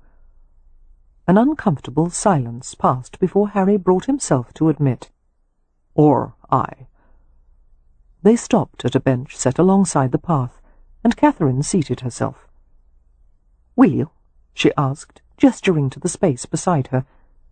He obliged, lowering to the bench and leaning forward with his elbows braced on his knees. They were quiet but oddly companionable, both of them wishing for some kind of affinity, not knowing quite how to achieve it.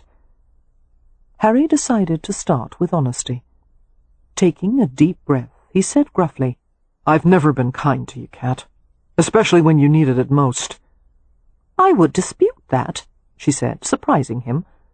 "You rescued me from a very unpleasant situation, and you've given me the means to live handsomely without having to find employment, and you never demanded anything in return."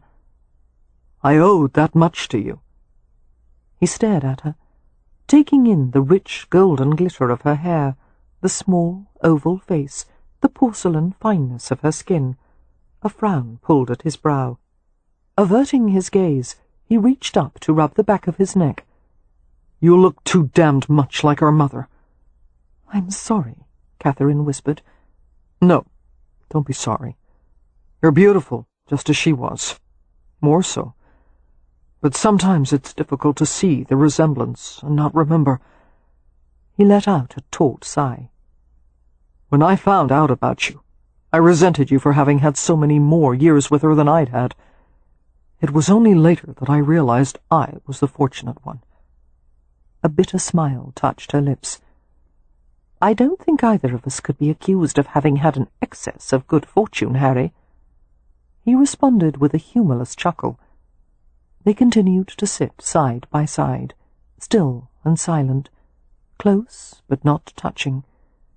The two of them had been raised not knowing how to give or receive love. The world had taught them lessons that would have to be unlearned. But sometimes life was unexpectedly generous, Harry mused. Poppy was proof of that. "The Hathaways were a stroke of luck for me," Catherine said, as if she had read his thoughts. She removed her spectacles and cleaned them with the edge of her sleeve. "Being with them these past 3 years, it's given me hope. It has been a time of healing." "I'm glad of it," Harry said gently. "You deserve that and more." He paused, searching for words. "Cat, I have something to ask you." "Yes?" "Poppy wants to know more about my past. What may I tell her, if anything, about the part when I found you?" Catherine replaced her spectacles and stared into a nearby blaze of daffodils. "Tell her everything," she said eventually. "She can be trusted with my secrets, and yours." Harry nodded, silently amazed by a statement he once could never have imagined her making. "There's one more thing I want to ask of you. A favor. I understand the reasons we can't acknowledge each other in public. But in private, from now on, I hope you'll do me the honor of, well, letting me act as your brother." She glanced at him with wide eyes, seeming too stunned to reply. "We won't have to tell the rest of the family until you're ready," Harry said. "But I would rather not hide our relationship when we're in private. You're my only family." Catherine reached beneath her spectacles to wipe at an escaping tear. A feeling of compassion and tenderness came over Harry, something he had never felt for her before. Reaching out, he drew her close and kissed her forehead gently. "Let me be your big brother," he whispered. and she watched in wonder as he went back to the house.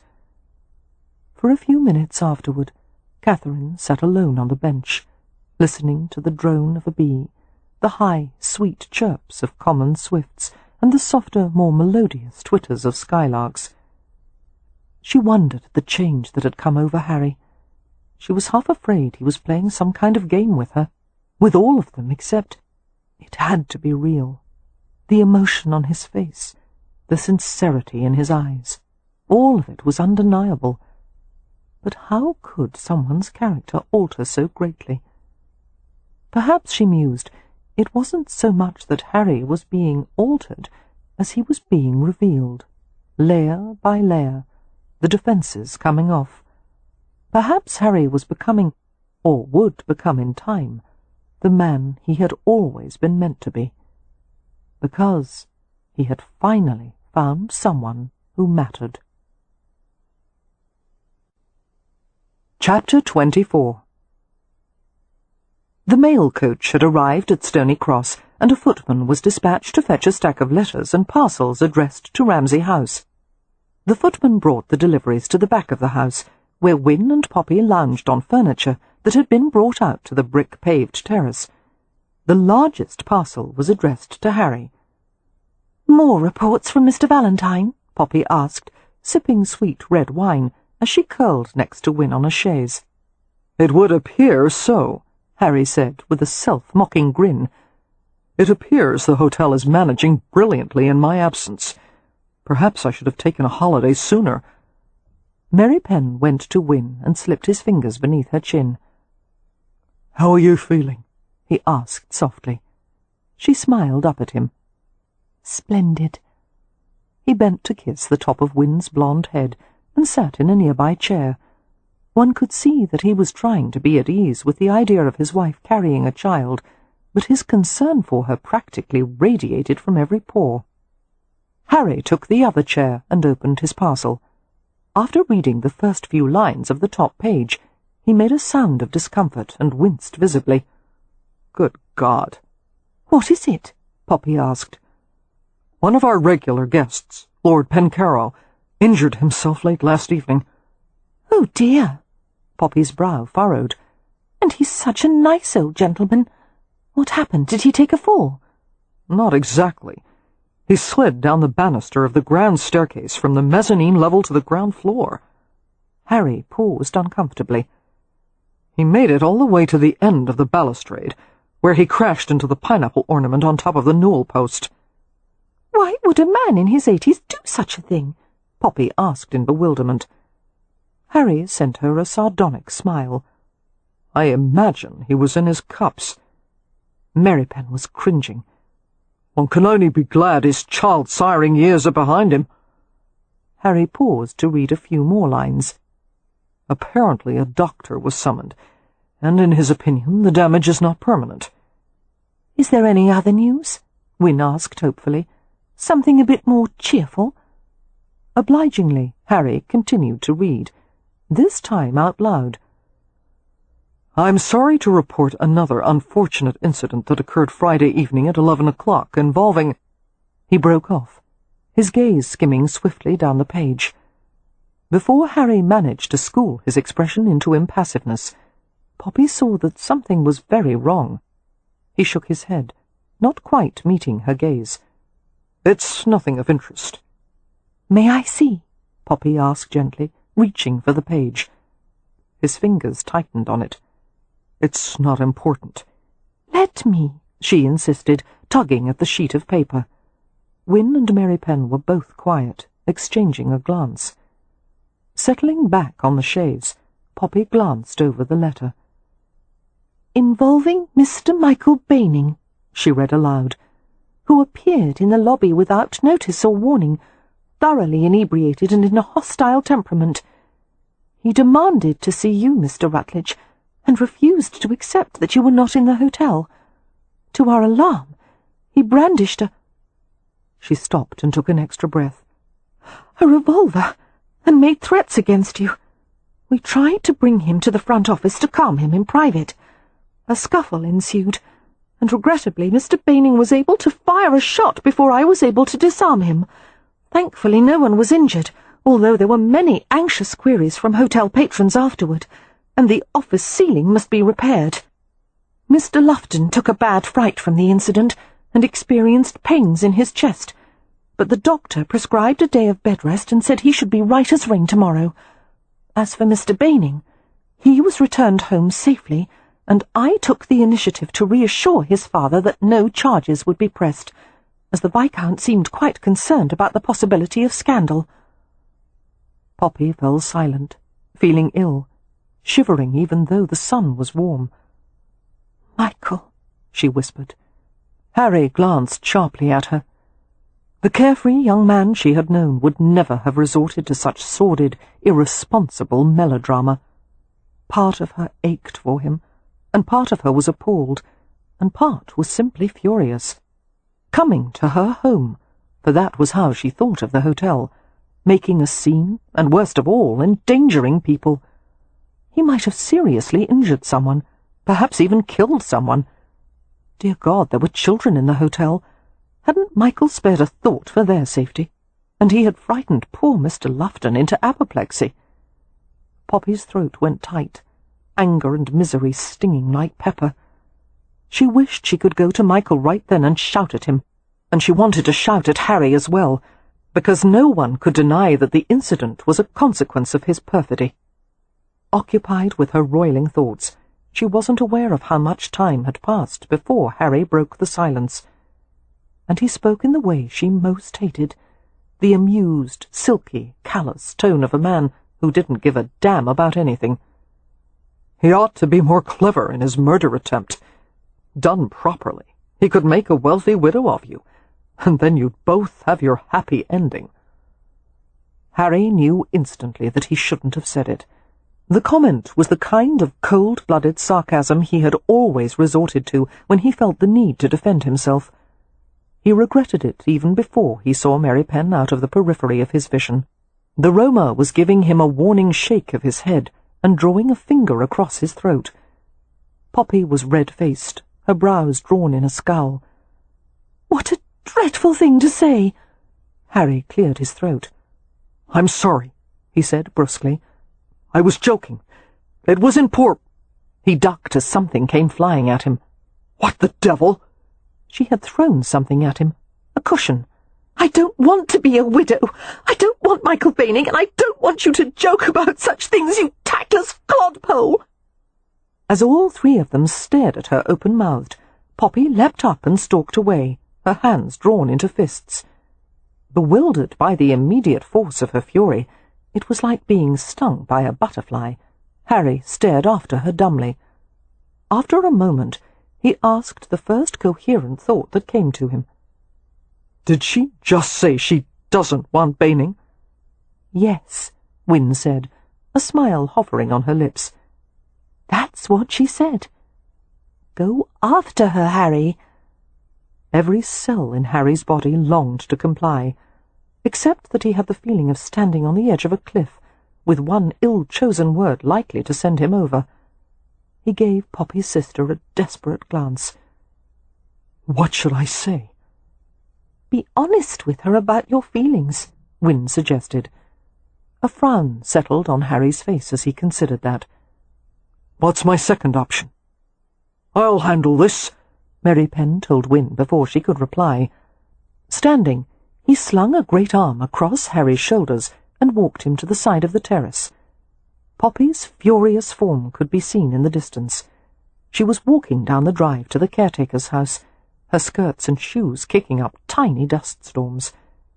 Mary Penn spoke in a low, not unsympathetic tone, as if compelled to guide a hapless fellow male away from danger. "Take my advice, Scarjo. Never argue with a woman when they're in this state. Tell her you were wrong and you're sorry as hell, and promise never to do it again." "I'm still not exactly certain what I did," Harry said. "That doesn't matter. Apologize anyway." Mary Penn paused and added in a whisper, "And whenever your wife is angry, for God's sake, don't try logic." "I heard that," Wynne said from the chaise. Harry caught up with Poppy by the time she was halfway to the caretaker's house. She didn't glance at him, only glared ahead with her jaw set. "You think I drove him to it," Harry said quietly, keeping pace with her.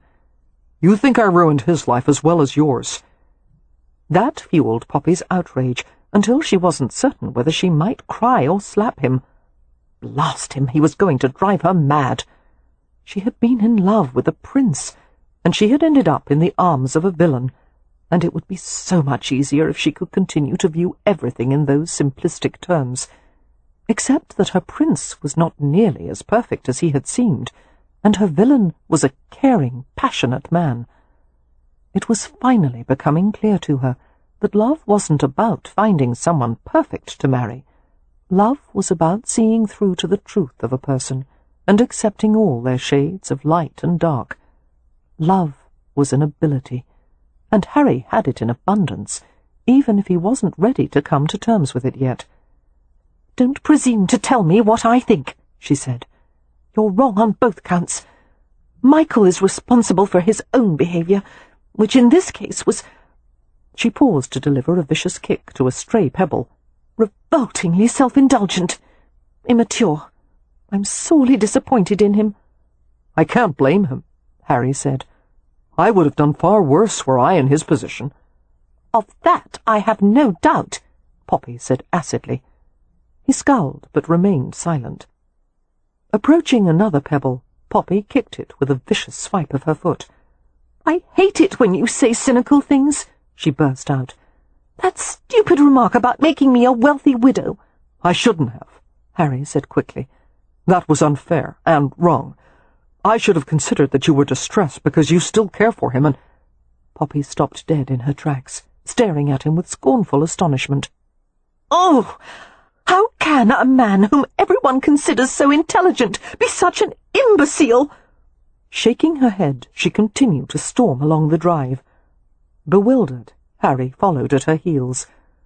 "Does it not occur to you," her words came winging over her shoulder like angry bats, "that I might not like the idea of someone making threats against your life, that I might be just the least little bit bothered by someone coming to our home, waving a gun about with the intention of shooting you?" It took Harry a long time to answer. In fact, they had nearly reached the house by the time he replied, his voice thick and odd. "You're concerned for my safety? For me?" "Someone has to be," she muttered, stomping to the front door. "I'm sure I don't know why it's me."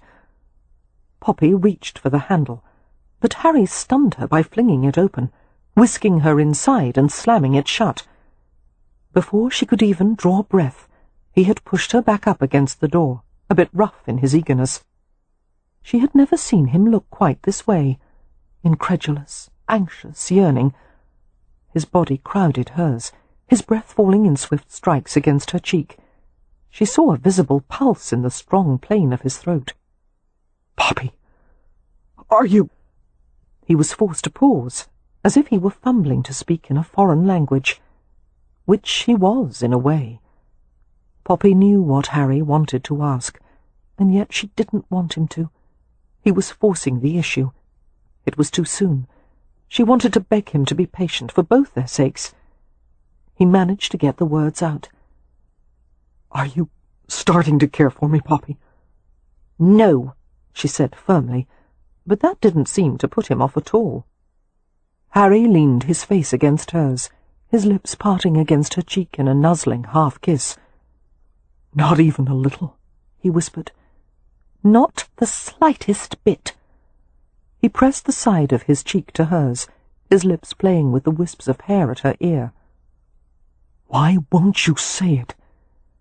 He was so large and warm, and everything in her wanted to surrender to him. A fine trembling started inside her, radiating outward from her bones to her skin. "Because if I did, you wouldn't be able to run from me fast enough." "I would never run from you." "Yes, you would. You'd turn distant and push me away, because you're not nearly ready to take such a risk yet." Harry pressed the front of his body all along hers, his forearms braced on either side of her head. "Say it," he urged, tender and predatory. "I want to hear what it sounds like." Poppy had never thought it was possible to be amused and aroused at the same time. "No, you don't." Slowly her arms went around his lean waist. If only Harry knew the extent of what she felt for him.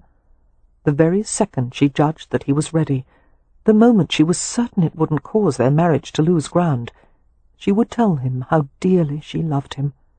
She could hardly wait.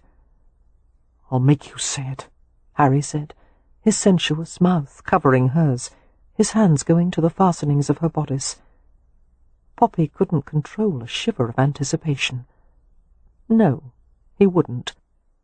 But for the next few hours, she would certainly enjoy letting him try.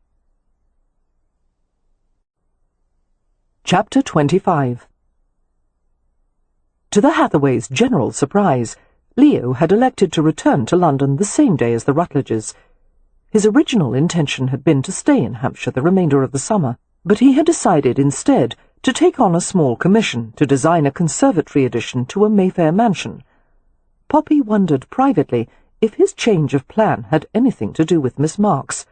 She suspected they had quarrelled, because it seemed they were going to great extremes to avoid each other now, even more than usual. "You can't go," Merrypen had said in outrage when Leo told him he was heading back to London.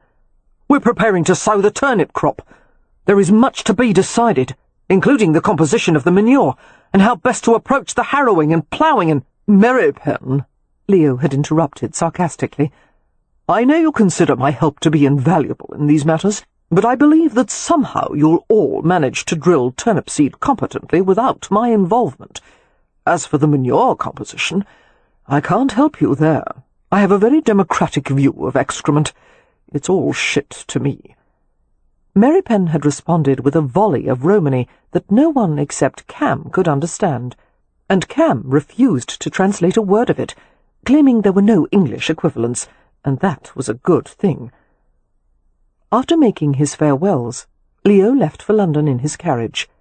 Harry and Poppy were slower to depart, having a last cup of tea, a last lingering glimpse of the green, summer-dressed estate. "I'm almost surprised you're letting me take her," Harry said to Cam, after handing his wife into the carriage. "Oh, we voted this morning, and it was a unanimous decision," his brother-in-law replied in a matter-of-fact tone. "You voted on my marriage?"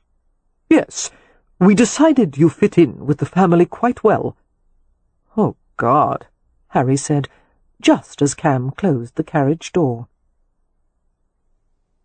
After a pleasant and uneventful journey, the Rutledges arrived in London. To discerning outsiders, particularly the hotel employees, it was clear that Poppy and Harry had acquired the mysterious and intangible bond of two people who had made a promise to each other. They were a couple. Although Poppy was happy to return to the Rutledge, she had a few private concerns about how her relationship with Harry would proceed, if perhaps he might slip back into his former habits. To her reassurance, Harry had firmly set a new course, and he seemed to have no intention of deviating from it. The differences in him were observed with gratified wonder by the hotel staff the first full day of his return. Poppy had brought back gifts, including jars of honey for the managers and everyone in the front office, a length of bobbin lace for Mrs. Pennywhistle, cured Hampshire hams and sides of smoked bacon for Chef Broussard and Chef Rupert and the kitchen staff, and for Jake Valentine, a sheep hide that had been tanned and polished with smooth stones until the material had been worked into butter-soft glove leather. After delivering the presents, Poppy sat in the kitchen and chattered animatedly about her visit to Hampshire. "And we found a dozen truffles," she told Chef Broussard, "each one nearly as large as my fist, all at the roots of a beech tree, and barely a half-inch beneath the soil. And guess how we discovered them? My sister's pet ferret. He ran over to them and started nibbling." Broussard sighed dreamily. "When I was a boy, I lived in Périgord for a time. The truffles there would make one weep. So delicious and dear, they were usually only eaten by nobles and their kept women." He looked at Poppy expectantly. How did you prepare them?" "We chopped some leeks and sautéed them in butter and cream and—" She paused as she noticed the staff in a sudden flurry of activity, scrubbing, chopping, stirring. Glancing over her shoulder, she saw that Harry had entered the kitchen. "Sir?" Mrs. Pennywhistle said, while she and Jake stood to face him. Harry motioned for them to stay seated. "Good morning," he said, with a slight smile. "Forgive me for interrupting." He came to stand beside Poppy, who was perched on a stool. "Mrs. Rutledge," he murmured, "I wonder if I might steal you away for just a few minutes. There's a—" His voice faded as he stared into his wife's face. She had looked up at him with a flirting little grin that had apparently disrupted his train of thought. And who could blame him, Jake Valentine thought, both amused and similarly mesmerized. Although Poppy Rutledge had always been a beautiful woman, there was an extra glow about her now, a new brilliance in her blue eyes. "The carriage maker," Harry said, recollecting himself.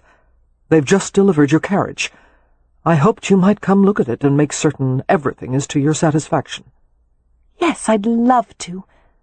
Poppy took another bite of her brioche, a warm puff of glazed bread touched with butter and jam. She held the last bit up to Harry's lips. "Help me finish."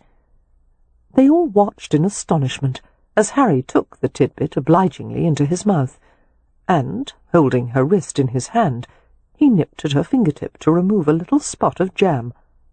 "Delicious," he said, helping her from the stool. He glanced at the three of them. "I'll return her shortly. And Valentine—" "Yes, sir?" "It's come to my attention that you haven't gone on holiday in far too long. I want you to arrange something for yourself immediately." "I wouldn't know what to do on holiday," Jake protested, and Harry smiled. "That, Valentine, is why you need one." After Harry had escorted his wife from the kitchen, Jake looked at the others with a dumbfounded expression. "He's an entirely different man," he said dazedly. Mrs. Pennywhistle smiled. "No, he'll always be Harry Rutledge. It's just that now he's Harry Rutledge with a heart." As the hotel was a virtual clearinghouse of gossip, Poppy was privy to scandals and private disclosures concerning people from every part of London. To her dismay, there were persistent rumours about the continuing decline of Michael Baining, his frequent public drunkenness, gambling, brawling, and all manner of behaviour unbecoming to a man of his position. Some of the rumours were linked to Poppy, of course, and her precipitate wedding to Harry. It saddened Poppy profoundly to hear what a mess Michael was making of his life, and she wished there was something she could do about it. "It's the one subject I can't discuss with Harry," she told Leo, visiting his terrace one afternoon. "It puts him in a dreadful temper. He gets very quiet and stern-faced, and last night we actually quarrelled about it." Taking a cup of tea from her, Leo arched a sardonic brow at the information. "Sis, as much as I would prefer to take your side in all things, why should you want to discuss Michael Baining with your husband? And what the devil is there to argue about? That chapter in your life is closed. Were I married, and thank God I never will be, I wouldn't welcome the subject of Baining with any more enthusiasm than Harry apparently does." Poppy frowned into her own cup of tea, slowly stirring a sugar lump into the steaming amber liquid. She waited until it had thoroughly dissolved before replying, "I'm afraid Harry took exception to a request I made. I said I wanted to visit Michael, and that perhaps I might be able to talk some sense into him." As she saw Leo's expression, she added defensively, "Only for a few minutes. A supervised visit. I even told Harry he was welcome to accompany me, but he forbade me in a very overbearing manner, without even letting me explain why I—" "He should have put you over his knee," Leo informed her. As her mouth fell open, he set his tea down, made her do the same, and he took both her hands in his. His expression was a comical mixture of reproof and amusement and sympathy. "Darling Poppy, you have a kind heart. and I've no doubt that for you, visiting Baining is a mission of mercy comparable to Beatrix rescuing a rabbit from a snare. But this is where it becomes clear that you are still woefully ignorant of men. Since it falls to me to explain to you, we're not nearly as civilized as you seem to think. In fact, we were much happier in the days when we could simply chase off a rival at spear point. Therefore, asking Harry to allow you, by all accounts the only person on earth he actually gives a damn about, to visit Baining and soothe his wounded feelings—" Leo shook his head. "But Leo," Poppy protested, "you remember the days when you were doing the same things that Michael is doing. I would have thought you'd have sympathy for him." Letting go of her hands, Leo smiled, but it didn't reach his eyes. "The circumstances were a bit different. I had to watch a girl I loved die in my arms. And yes, afterward I behaved very badly, even worse than Baining. But a man on that path can't be rescued, sweetheart. He has to follow it off a cliff. Perhaps Baining will survive the fall, perhaps not. In either case, no, I have no sympathy for him." Poppy picked up her tea and took a hot, bracing swallow.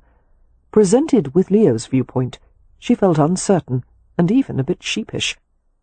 "I'll let the matter drop, then," she said. "I may have been wrong to ask it of Harry. Perhaps I should apologize to him." "Now that," Leo said softly, "is one of the things I've always adored about you, sis. The willingness to reconsider, and even change your mind." After her visit to her brother had concluded, Poppy went to the jeweller's shop on Bond Street. She retrieved a gift that she'd had made for Harry and returned to the hotel. Thankfully, she and Harry had planned to have supper sent up to their apartment that night. It would allow her the time and privacy she needed to discuss their argument of the previous evening, and she would apologize. In her desire to help Michael Baining, she hadn't stopped to consider Harry's feelings, and she wanted very much to atone. The situation reminded her of something her mother had often said about marriage. Never remember his mistakes, but always remember your own. After taking a perfumed bath, Poppy donned a light blue dressing gown and brushed out her hair, leaving it loose in the way he liked. Harry entered the apartment as the clock struck 7. He looked more like the Harry she remembered from the beginning of their marriage, his face grim and tired, his gaze wintry. "Hello," she murmured, going to kiss him. Harry held still, not rebuffing her, but he was hardly warm or encouraging. "I'll send for dinner," she said, "and then we can—" "None for me, thank you. I'm not hungry." Taken aback by his flat tone, Poppy regarded him with concern. "Did something happen today? You look all in." Harry shrugged out of his coat and laid it on a chair. "I've just returned from a meeting at the War Office, where I told Sir Gerald and Mr. Kinloch that I've decided not to work on the new gun design. They received my decision as nothing short of treason. Kinloch even threatened to lock me in a room somewhere until I'd come up with a set of drawings." "I'm sorry," Poppy grimaced in sympathy. "That must have been dreadful. Are you disappointed that you won't be doing the work for them?" Harry shook his head. "As I told them, there are better things I could do for my fellow countrymen. Working on agricultural technology, for one thing. Putting food in a man's belly is a vast improvement over inventing a more efficient way to put a bullet in him." Poppy smiled. "That was well done of you, Harry." But he didn't return the smile, only levelled a cool, speculative stare at her. His head tilted a bit. "Where were you today?" Poppy's pleasure dissolved as she understood. He was suspicious of her. He thought she had gone to visit Michael. The injustice of that, and the hurt of being mistrusted, caused her face to stiffen. She answered in a brittle voice, "I went out for an errand or two." "What kind of errand?" "I'd rather not say." Harry's face was hard and implacable. "I'm afraid I'm not giving you a choice. You will tell me where you went and whom you saw." Reddening in outrage, Poppy whirled away from him and clenched her fists. "I don't have to account for every minute of my day, not even to you." Today you do." His eyes narrowed. "Tell me, Poppy." She laughed incredulously. "So you can verify my statements and decide whether I'm lying to you?" His silence was answer enough. Hurt and furious, Poppy went to her reticule, which had been set on a small table, and rummaged in it. "I went to visit Leo," she snapped without looking at him. "He'll vouch for me, and so will the driver. And afterward I went to Bond Street to pick up something I had bought for you. I had wanted to wait for an appropriate moment to give it to you, but apparently that's not possible now." Extracting an object encased in a small velvet pouch, she resisted the temptation to throw it at him. "Here's your proof," she muttered, pushing it into his hands. "I knew you would never get one of these on your own." Harry opened the pouch slowly, and let the object slide into his hand. It was a pocket watch, with a solid gold casing, exquisitely simple, except for the engraved initials J.H.R. on the lid. There was a perplexing lack of reaction from Harry. His dark head was bent, so that Poppy couldn't even see his face. His fingers closed around the watch, and he let out a long, deep breath. Wondering if she had done the wrong thing, Poppy turned blindly to the bell-pull. "I hope you like it," she said evenly. "I'll ring for dinner now. I'm hungry, even if you're—" All at once Harry seized her from behind, wrapping his arms around her, one hand still gripped around the watch. His entire body was trembling, powerful muscles threatening to crush her. His voice was low and remorseful. "I'm sorry." Poppy relaxed against him as he continued to hold her. She closed her eyes. "Damn it," he said into the loose sheaf of her hair. "I'm so sorry. It's just that the thought of you having any feelings for Baining it doesn't bring out the best in me." "There's an understatement," Poppy said darkly, but she turned in his arms and pressed against him, her hand sliding up to the back of his head. "It tortures me," he admitted gruffly. "I don't want you to care for any man but me, even if I don't deserve it." Poppy's hurt faded as she reflected that the experience of being loved was still very new to Harry. The problem wasn't a lack of trust in her, it was a result of his own self-doubt. Harry would probably always be possessive where she was concerned. "Jealous," she accused softly, pulling his head down to her shoulder. "Yes." "Well, there's no need for it. The only feelings I have for Michael Baining are pity and kindness." She brushed her lips against his ear. "Did you see the engraving on the watch? No? It's inside the lid. Look." But Harry didn't move, didn't do anything except hold her as if she were a lifeline. She suspected he was too overcome to do anything at the moment.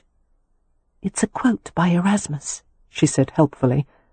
"My father's favourite monk after Roger Bacon. The watch is inscribed, 'It is the chiefest point of happiness that a man is willing to be what he is.'" At Harry's continued silence, she couldn't help throwing more words into the void. "I want you to be happy, you exasperating man. I want you to understand that I love you for exactly what you are." Harry's breathing turned hard and rough. He held her in a grip that would have taken 100 men to break. "I love you, Poppy," he said raggedly.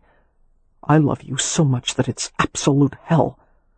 She tried to suppress a smile. "Why is it hell?" she asked sympathetically, stroking his nape. "Because I have so much to lose now.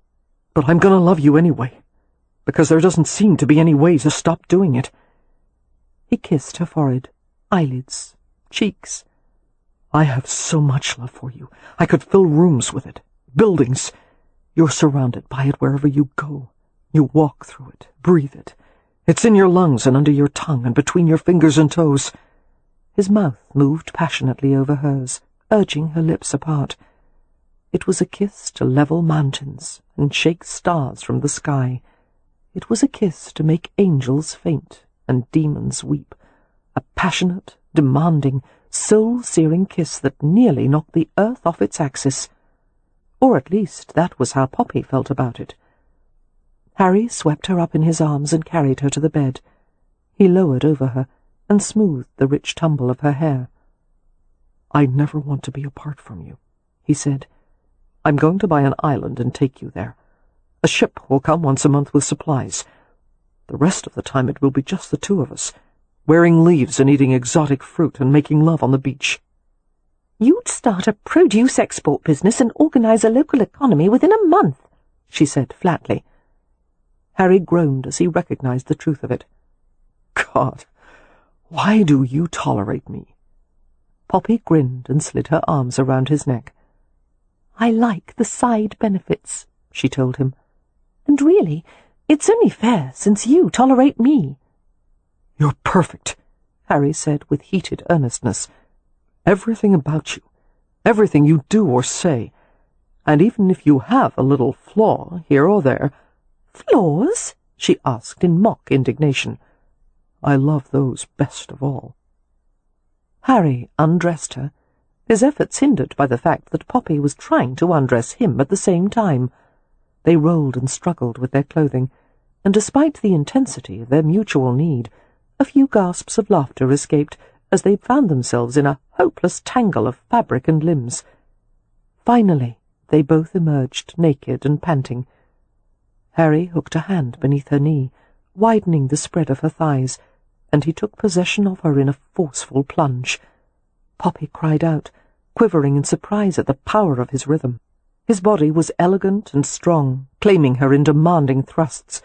Her breasts were cupped in his hands, his mouth covering a taut peak, and he suckled her in time to the lunges of his hips. A deep flush came over her, the hard slide of his flesh in hers offering exquisite relief and erotic torment. She moaned and struggled to match his rhythm as ripples of pleasure went through her, stronger and stronger until she couldn't move at all, and he drank in her sobs with his mouth, making love to her until she eventually quieted, her body replete with sensation. Harry stared down at her intently, his face gleaming with perspiration, eyes tiger-bright. Poppy wrapped her arms and legs around him, trying to absorb him, wanting him as close as physically possible. "I love you, Harry," she said. The words made him catch his breath, shudders resounding through his body.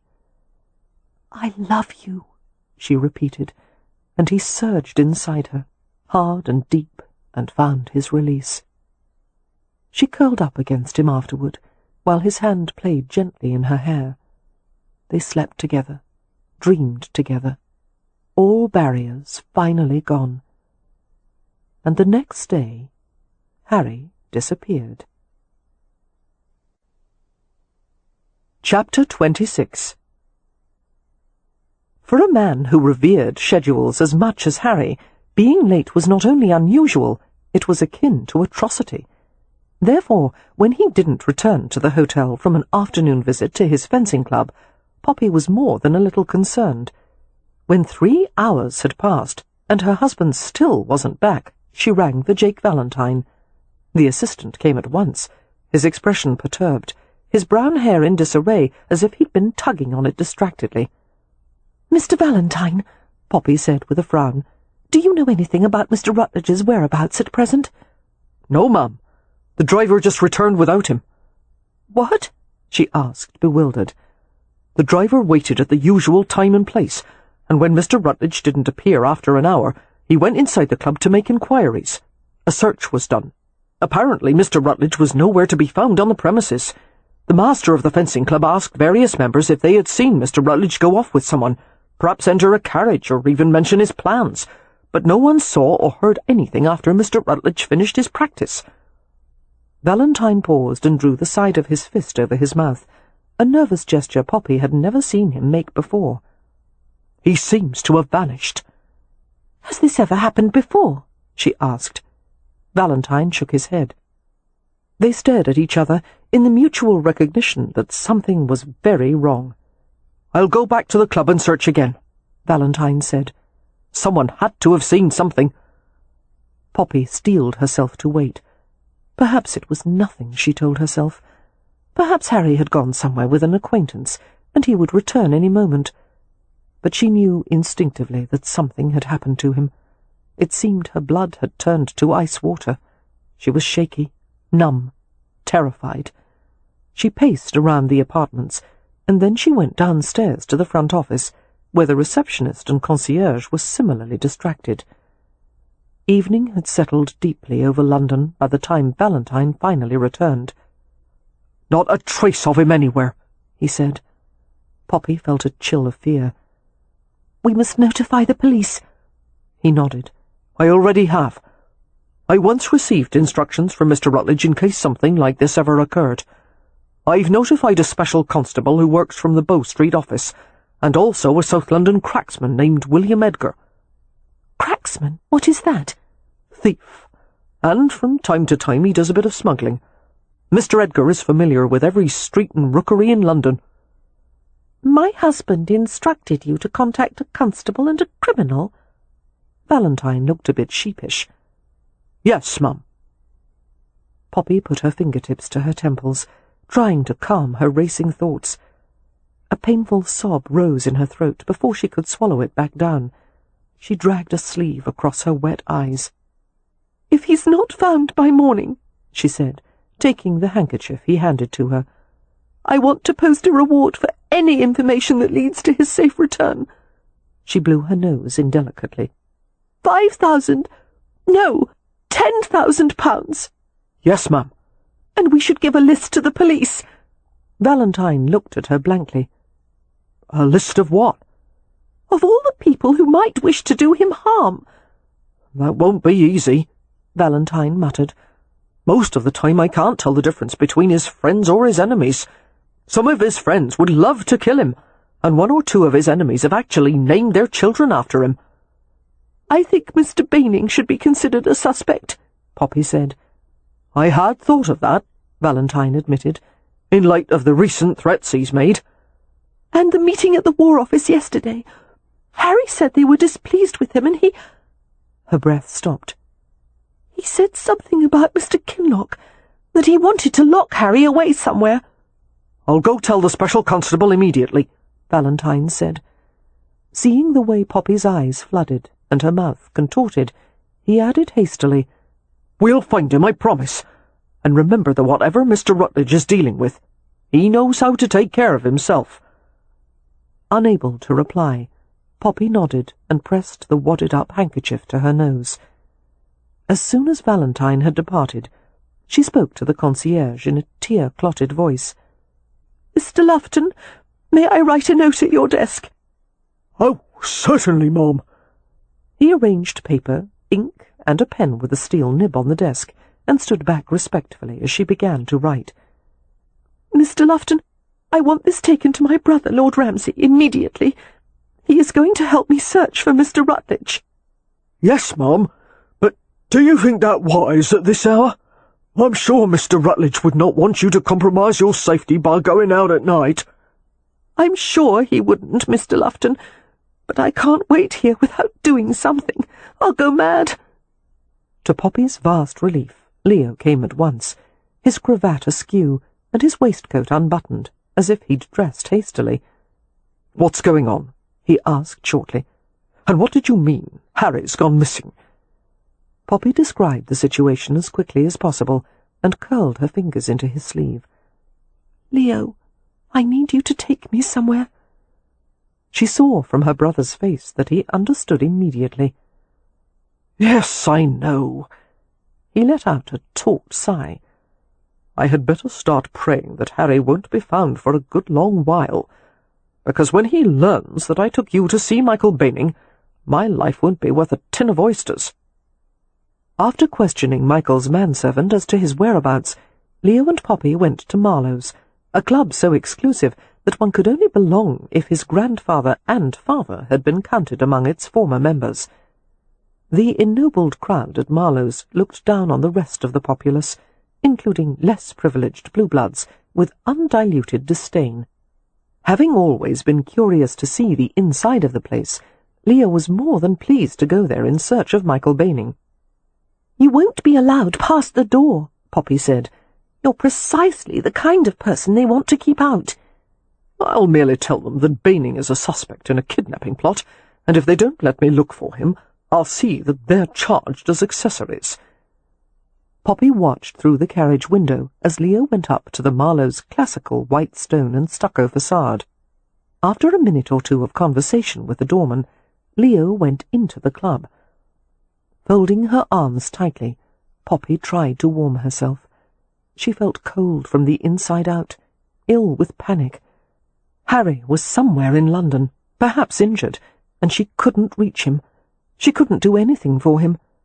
Remembering what Catherine had told her about Harry's childhood, that he had been locked in a room for 2 days with no one giving a thought to him, she nearly burst into tears. "I'll find you," she whispered, rocking a little in her seat. "I'll be there soon. Just a little longer, Harry." The carriage door was wrenched open with startling suddenness. Leo stood there with Michael Baining, who was shockingly ravaged by his recent habits of excess. His fine clothes and meticulously tied cravat only served to accentuate the bloat of his jaw and the ruddy web of broken capillaries on his cheeks. Poppy stared at him blankly. "Michael?" "He's halfway pickled," Leo told her, "but coherent." "Mrs. Rutledge," Michael said, his lip curling in a sneer. As he spoke, the scent of strong spirits wafted into the carriage. "Your husband's gone missing, has he? It seems I'm supposed to spout some kind of information about it. Problem is—" He averted his face and suppressed a quiet belch. "I haven't got any." Poppy's eyes narrowed. "I don't believe you. I think you had something to do with his disappearance." He gave her a distorted smile. "I've been here for the past 4 hours, and before that I was at my home. I'm sorry to say I haven't arranged any underhanded plot to harm him." "You've made no secret of your animosity," Leo pointed out. "You've made threats against him. You even came to the hotel with a revolver. You're the most likely person to have been involved in his disappearance." "Much as I'd like to claim responsibility," Michael said, "I can't. The satisfaction of killing him isn't worth being hanged for it." His bloodshot eyes focused on Poppy. "How do you know he hasn't decided to spend the evening with some light skirt? He's probably tired of you now. Go home, Mrs. Rutledge, and pray that he doesn't come back. You're better off without the bastard." Poppy blinked as if she'd been slapped. Leo interceded coolly. "You'll be answering scores of questions about Harry Rutledge in the next day or two, Baining. Everyone, including your friends, will be pointing fingers in your direction. By tomorrow morning, half of London will be looking for him. You could spare yourself a great deal of trouble by helping us resolve the matter now." "I've told you, I had nothing to do with it," Michael snapped. "But I hope to hell that he's found soon, face down in the Thames." "Enough!" Poppy cried in outrage. Both men glanced at her in surprise. "That is beneath you, Michael. Harry wronged both of us, it's true, but he has apologized and tried to make reparations." "Not to me, by God!" Poppy gave him an incredulous glance. "You want an apology from him?" "No." He glared at her, and then a hoarse note of pleading entered his voice. "I want you." She flushed with fury. "That will never be possible, and it never was. Your father wouldn't have consented to have me as his daughter-in-law because he considered me beneath him. And the truth is that you did too, or you would have managed everything far differently than you did." "I'm not a snob, Poppy. I'm conventional.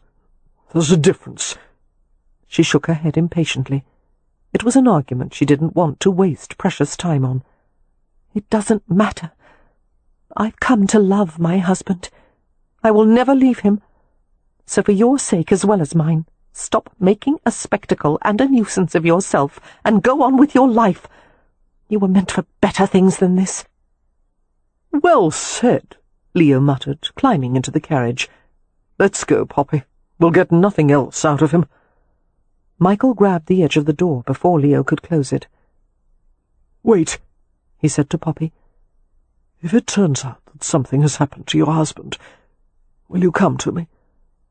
She looked into his pleading face and shook her head, unable to believe he would ask such a thing. "No, Michael," she said quietly. "I'm afraid you're too conventional to suit me." And Leo closed the door in Michael Baning's astonished face. Poppy stared at her brother desperately. "Do you think Michael had anything to do with Harry's disappearance?" "No." Leo reached up to signal the driver. "He's not in a condition to plot anything other than where he's going to find his next drink. I think he's essentially a decent lad, drowning in self-pity." Seeing her distraught expression, he took her hand and squeezed it comfortingly. "Let's go back to the hotel. Perhaps there'll be some word about Harry." She was silent and bleak, her thoughts taking the shape of nightmares. As the carriage jounced along the street, Leo sought for a remark to distract her. "The interior of Marlowe's wasn't nearly as pleasant as I'd expected. Oh, there was quite a bit of mahogany panelling and nice carpeting, but the air was difficult to breathe." "Why?" Poppy asked glumly. "Was it filled with cigar smoke?" "No," he said. "Smugness." By morning, half of London was indeed looking for Harry. Poppy had spent a sleepless night waiting for news of her husband, while Leo and Jake Valentine had been out searching gentlemen's clubs, taverns, and gaming hells. Although Poppy was frustrated by her own enforced inactivity, she knew that everything possible was being done. The cracksman, Mr. Edgar, had promised to use his network of thieves to find any possible scrap of information about Harry's disappearance. Special Constable Hembury, for his part, had been exceedingly busy. Sir Gerald at the War Office had confirmed that Edward Kinloch had threatened Harry during their meeting. Subsequently, Hembury had procured a search warrant from one of the Bow Street magistrates and had questioned Kinloch early in the morning. However, a thorough search of Kinloch's residence had revealed no trace of Harry. The Home Secretary, who was the acting head of the Metropolitan Police Force, had directed his Criminal Investigation Unit, comprised of 2 inspectors and 4 sergeants, to apply their skills to the case. They were all engaged in questioning various individuals, including employees of the fencing club and some of Edward Kinloch's servants. "It's as if he's disappeared into thin air," Jake Valentine said wearily, lowering himself into a chair in the Rutledge apartment, taking a cup of tea from Poppy. He gave her a haggard glance. "Are there any problems with the hotel? I haven't seen the manager's reports." "I went over them this morning," Poppy said scratchily, understanding that Harry would want his business to continue as usual. "It gave me something to do. There are no problems with the hotel." She rubbed her face with both hands. "No problems," she repeated bleakly, "except that Harry is missing." "He'll be found," Valentine said. "Soon. There's no way he can not be found." Their conversation was interrupted as Leo entered the apartment. "Don't get comfortable, Valentine," he said. "Bow Street has just sent word that they have at least 3 men claiming to be Harry Rutledge, along with their rescuers. It's assumed they're all imposters, but I thought we'd go have a look at them in any case. Perhaps we'll find a chance to talk with Special Constable Hembury if he's there." "I'm going too," Poppy said. Leo gave her a dark look. "You wouldn't ask to go if you knew what kind of riffraff parades through that office every day." "I'm not asking," Poppy said. "I'm telling you that you're not going without me." Leo contemplated her for a moment and sighed. "Fetch your cloak." The Bow Street Court was universally regarded as the foremost London magistrates' court, where the most publicised criminal cases were investigated and prosecuted. The Metropolitan Police Act had been passed more than 10 years earlier, resulting in the formation of what was still called the New Police. However, there still remained a few law enforcement establishments outside the Home Secretary's direct control, and Bow Street was one of them. Its mounted patrol and half-dozen runners were answerable only to the Bow Street magistrates. Oddly, the Bow Street Enforcement Office had never been given a statutory basis for its authority, but that didn't seem to matter to anyone. When results were needed, one went to Bow Street. The two buildings that comprised the court and office, numbers 3 and 4, were plain and unassuming, giving little hint as to the power that was wielded inside. Poppy approached Bow Street with Leo and Valentine, her eyes widening as she saw throngs of people milling around the building and along the street. "Don't speak to anyone," Leo told her. "Don't stand close to anyone, and if you hear, smell, or see something offensive, don't say you weren't warned." As they entered number 3, they were surrounded by the mingled smells of bodies, sweat, brass polish, and plaster. A narrow hallway led to various holding rooms, charge rooms, and offices. Every inch of the hallway was occupied with jostling bodies, the air thick with exclamations and complaints. "Hembry!" Jake Valentine called out, and a lean man with close-cropped grey hair turned toward him. The man possessed a long, narrow face and intelligent dark eyes.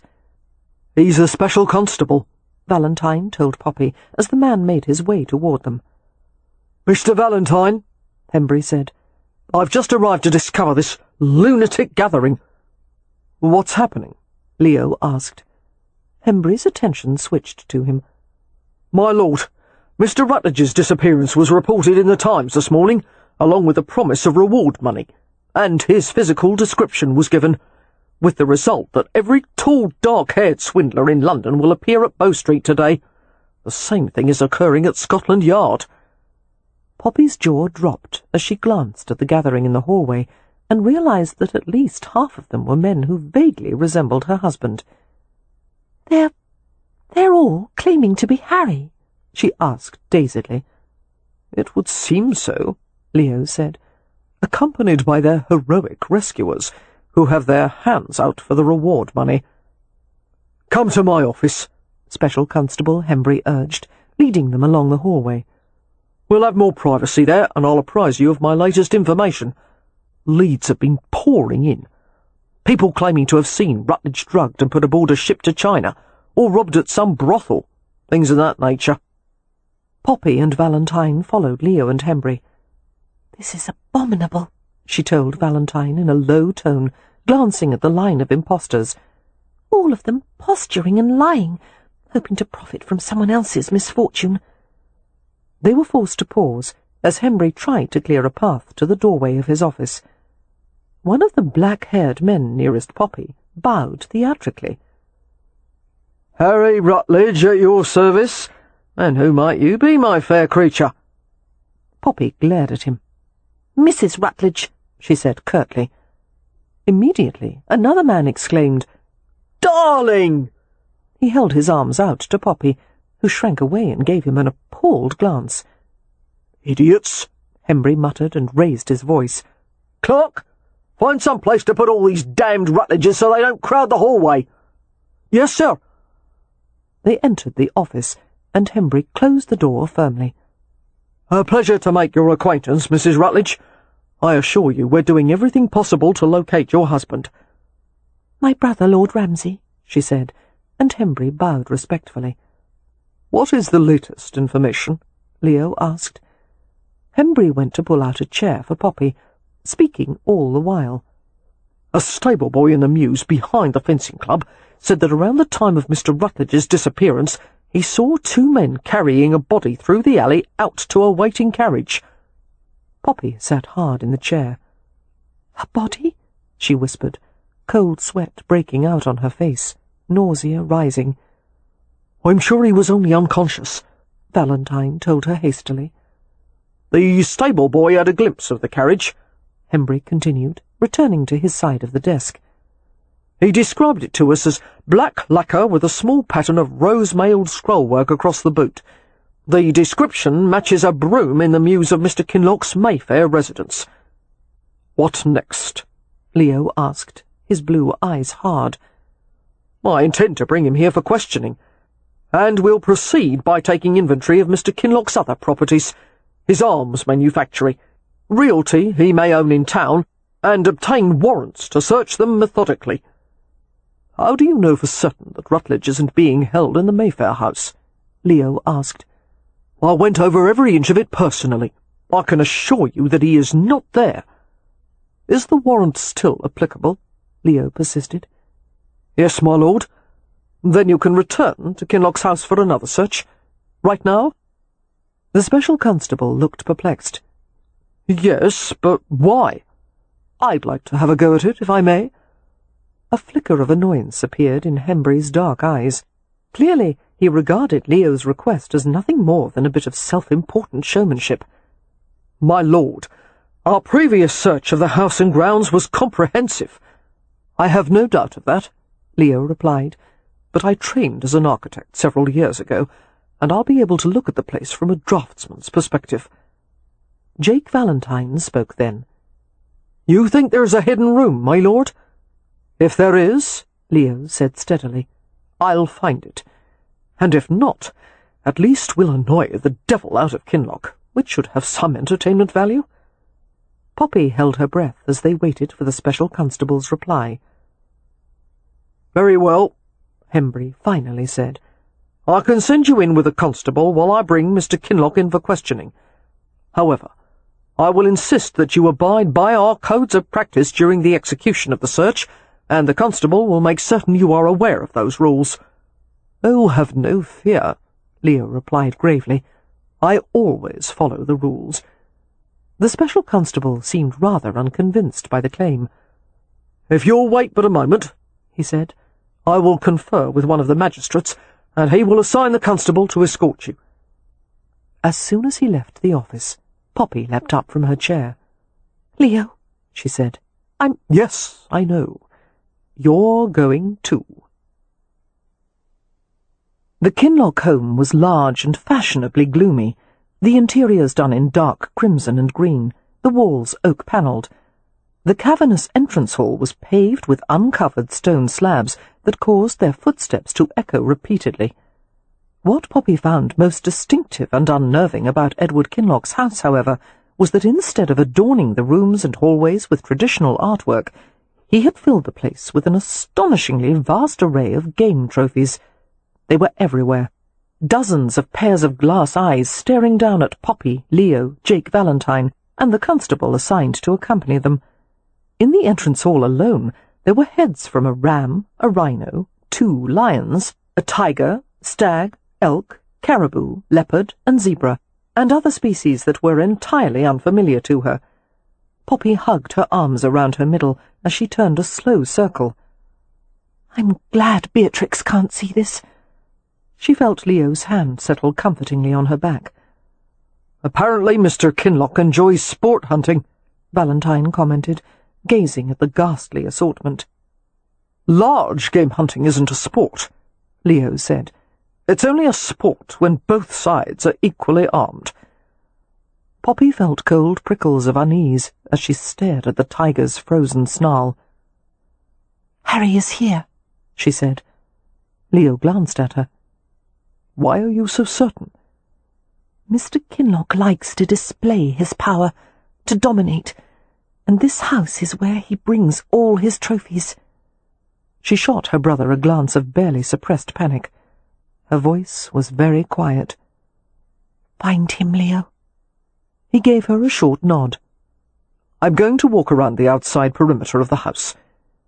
Jake Valentine touched Poppy's elbow and said, We'll go through the rooms on this floor and inspect the moulding and panelling to see if there are discrepancies that would indicate a concealed door, and we'll also look behind the larger pieces of furniture, such as bookcases or wardrobes. And fireplaces, Poppy said, remembering the one at the hotel. Valentine smiled briefly. Yes. After conferring with the constable, he accompanied Poppy to the parlour. They spent a half-hour investigating every minute crack, edge, and surface elevation, running their hands over the walls, getting on their hands and knees, lifting edges of carpet. May I ask, came Valentine's muffled voice as he looked behind a settee, did Lord Ramsay really study architecture, or was he more of a dilettante? Poppy supplied, moving every object on the fireplace mantel. No, he's quite accomplished, actually. He attended the Académie des Beaux-Arts in Paris for 2 years and worked as a draftsman for Roland Temple. My brother loves to play the part of featherbed aristocrat, but he's far more clever than he lets on. Eventually Leo came back inside. He went from room to room, pacing the distance from one wall to another, pausing to make notes. Poppy and Valentine continued to search diligently, progressing from the parlour to the entrance hall stairwell. With every minute that passed, Poppy's anxiety sharpened. From time to time, a housemaid or footman passed, glancing at them curiously, but remaining silent. Surely one of them had to know something, Poppy thought in frustration. Why weren't they helping to find Harry? Did their misplaced loyalty to their master preclude any sense of human decency? As a young housemaid wandered by with an armload of folded linens, Poppy lost her patience. "Where is it?" she exploded, glaring at the girl. The maid dropped the linens in surprise. Her eyes went as round as saucers. "Where is what, ma'am?" she asked in a squeaky voice. "A hidden door, a secret room. There is a man being kept against his will somewhere in this house, and I want to know where he is." "I don't know nothing, ma'am," the housemaid quavered and burst into tears. Scooping up the fallen linens, she fled up the stairs. Valentine spoke quietly, his brown eyes filled with understanding. "The servants have already been questioned," he said. "Either they don't know, or they don't dare betray their employer." "Why would they keep their silence about something like this?" "There's little hope for a servant who is dismissed without references to find a job nowadays. It could mean devastation. Starvation." "I'm sorry," Poppy said, gritting her teeth. "But at the moment I don't care about anyone or anything, save my husband's welfare. And I know he's here somewhere, and I'm not leaving until he's found. I'll tear the house apart if I must." "That won't be necessary," came Leo's voice as he strode into the entrance hall. He jerked his head purposefully in the direction of a hallway that branched off the main entrance. "Come to the library, both of you." Galvanized, they hurried after him, while the constable followed as well. The library was a rectangular room filled with heavy mahogany furniture. 3 of the walls were fitted with shelved alcoves and bookcases, all topped by a cornice that was continuous with the wall joinery. The area of oak flooring uncovered by carpet was scarred and mellow with age. "This house," Leo said, going straight to the draped windows, "is a classical Georgian, which means that every design feature in this half of the house is a perfect reflection of the other side. Any deviation is felt as a deep flaw, and according to the form of strict symmetrical arrangement, this room should have 3 windows on that wall to match the corresponding room on the other side of the house. But obviously there are only 2 in here." Deftly, he tied back the drapes to admit as much daylight as possible. Waving impatiently at a cloud of dust motes in the air, Leo went to the second window, fastening those drapes as well. "So I went outside and noticed the brickwork pointing is different on the section of the wall where a 3rd window should be. And if you pace out this room and the one beside it, and compare the measurements with the exterior dimensions of the house, it appears there's an 8 to 10 foot space between these rooms with no apparent access." Poppy flew to the wall of bookcases, examining them desperately. "Is there a door here? How do we find it?" Leo joined her, lowering to his haunches and staring at the floor. "Look for fresh scuff marks. The floorboards are never level in these older houses. Or look for fibres caught in the seams between the cases, or—" "Harry!" Poppy shouted, using her fist to bang on a bookcase frame. "Harry!" They were all still, listening intently for a response. Nothing. "Here," the constable said, pointing to a small white crescent scuff on the floor. "This is a new mark, and if the bookcase swung out, it would correspond." All 4 of them gathered around the bookcase. Leo pried, pushed, and pounded on the edge of the frame, but the unit remained firmly in place. "Well," he said ruefully, "I know how to find the room, but I'll be damned if I know how to get inside." Jake Valentine began to pull books from the shelves and toss them heedlessly to the floor. "The concealed doors we have at the hotel," he said, "are locked according to a pulley and dowel mechanism, with a wire running to a nearby object. When you tilt the object, the wire lifts the dowel and frees a doorstop wedge, and the door opens." Poppy grabbed books and tossed them aside as well. One of the volumes she found was stuck in place. "This one," she said breathlessly. Valentine slid his hand over the top of the book, found the wire, and pulled gently. The entire bookcase swung open with stunning ease, revealing a locked door. Leo pounded on the door with the heavy thump of his fist. "Rutledge!" They were all electrified by a distant, nearly inaudible reply, and the quiet vibration of the door being pounded from the other side. A few open-mouthed servants gathered at the library doorway, watching the proceedings. "He's in there," Poppy said, her heart thundering. "Can you open the door, Leo?" "Not without a bloody key." "Excuse me," Valentine said, shouldering his way to the door, pulling a small rolled cloth from his coat pocket. He extracted 2 thin metal implements, knelt beside the door, and set to work on the lock. Within 30 seconds, they heard a distinct clack as the tumblers shifted. The door opened. Poppy sobbed in relief as Harry emerged, dressed in fencing whites that were grey with dust. Her husband was pale and dirt-smudged, but remarkably composed considering the circumstances.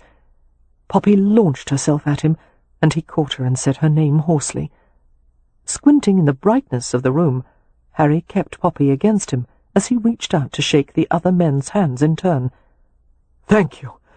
I didn't think you'd be able to find me." His voice was ragged and rough, as if he'd been shouting for some time. "The room is insulated with slag wool to muffle sound. Where's Kinloch?" The constable replied. "He's at Bow Street office, sir, being questioned. What do you say to accompanying us there and making a report, so we can detain him indefinitely?" "It would be my pleasure," Harry said feelingly. Ducking behind him, Leo ventured into the dark room. "Quite professional," the constable told Valentine, as he replaced the lockpicks in his pocket. "I don't know whether to commend you or arrest you. Where did you learn to do that?" Valentine sent a grin in Harry's direction. "My employer." Leo emerged from the concealed room. "Little more than a desk, a chair and a blanket," he said grimly. "Commissioned you to do a bit of mechanical engineering, did he?" Harry nodded ruefully, reaching up to touch a tender spot on his skull. "The last thing I was aware of was something crashing down on my skull at the fencing club. I awoke here with Kinloch standing over me, ranting. I gathered the plan was to keep me locked away until I had developed a set of drawings that would result in a workable gun prototype. And after that," Valentine said darkly, "when you were no longer useful, what did he intend to do with you then?" Harry smoothed his hand over Poppy's back as he felt her tremble. "We didn't discuss that part. Have you any idea whom his accomplices were?" the constable asked. Harry shook his head. "I didn't see anyone else." "I promise you, sir," the constable vowed, "we'll have Kinloch in the Bow Street strong room within the hour, and we'll obtain the names of everyone involved in this wretched business." "Thank you." "Are you hurt?" Poppy asked anxiously, lifting her head from Harry's chest. "Are you well enough to go to Bow Street? Because if not—" "I'm fine, love," he murmured, smoothing a stray wisp of hair back from her face. "Just thirsty, and I wouldn't mind having some dinner when we return to the hotel." "I was afraid for you," Poppy said, and her voice broke. Harry pulled her close with a comforting murmur, tucking her body into his, clasping her head against his shoulder. In tacit agreement, the other men drew away to allow them a moment of privacy. There was much to be said between them, too much, so Harry simply held her against him. There would be time later to disclose what was in their hearts. A lifetime, if he had his way. Harry lowered his mouth to Poppy's flushed ear. "The princess rescues the villain," he whispered. "It's a nice variation on the story." After what seemed an interminable time at Bow Street, Harry was finally allowed to return to the Rutledge. As he and Poppy left the police office, they were told that Edward Kinloch and 2 of his servants were already being held in the strong room, with runners in pursuit of another, yet unnamed suspect, and every last one of the charlatans trying to claim Harry's identity had been banished from the building. "If there's one thing that today has made clear," Special Constable Hembrick quipped, "it's that the world needs only one Harry Rutledge." The hotel employees were overjoyed at Harry's return, crowding around him before he could go upstairs to his apartments. They displayed a level of affectionate familiarity that they once wouldn't have dared, shaking Harry's hand, patting his back and shoulders, exclaiming their relief over his safe return. Harry seemed a bit bemused by the demonstrations, but he tolerated it all quite willingly. It was Poppy who finally put a stop to the happy uproar, saying firmly, "Mr. Rutledge needs food and rest." "I'll have a tray sent up at once," Mrs. Pennywhistle declared, dispersing the employees efficiently. The Rutledges went to their private apartments, where Harry took a shower bath, shaved, and donned a dressing robe. He wolfed down a meal without even seeming to taste it, drained a glass of wine, and sat back in his chair, looking exhausted but content. "Bloody hell," he said. "I love being home."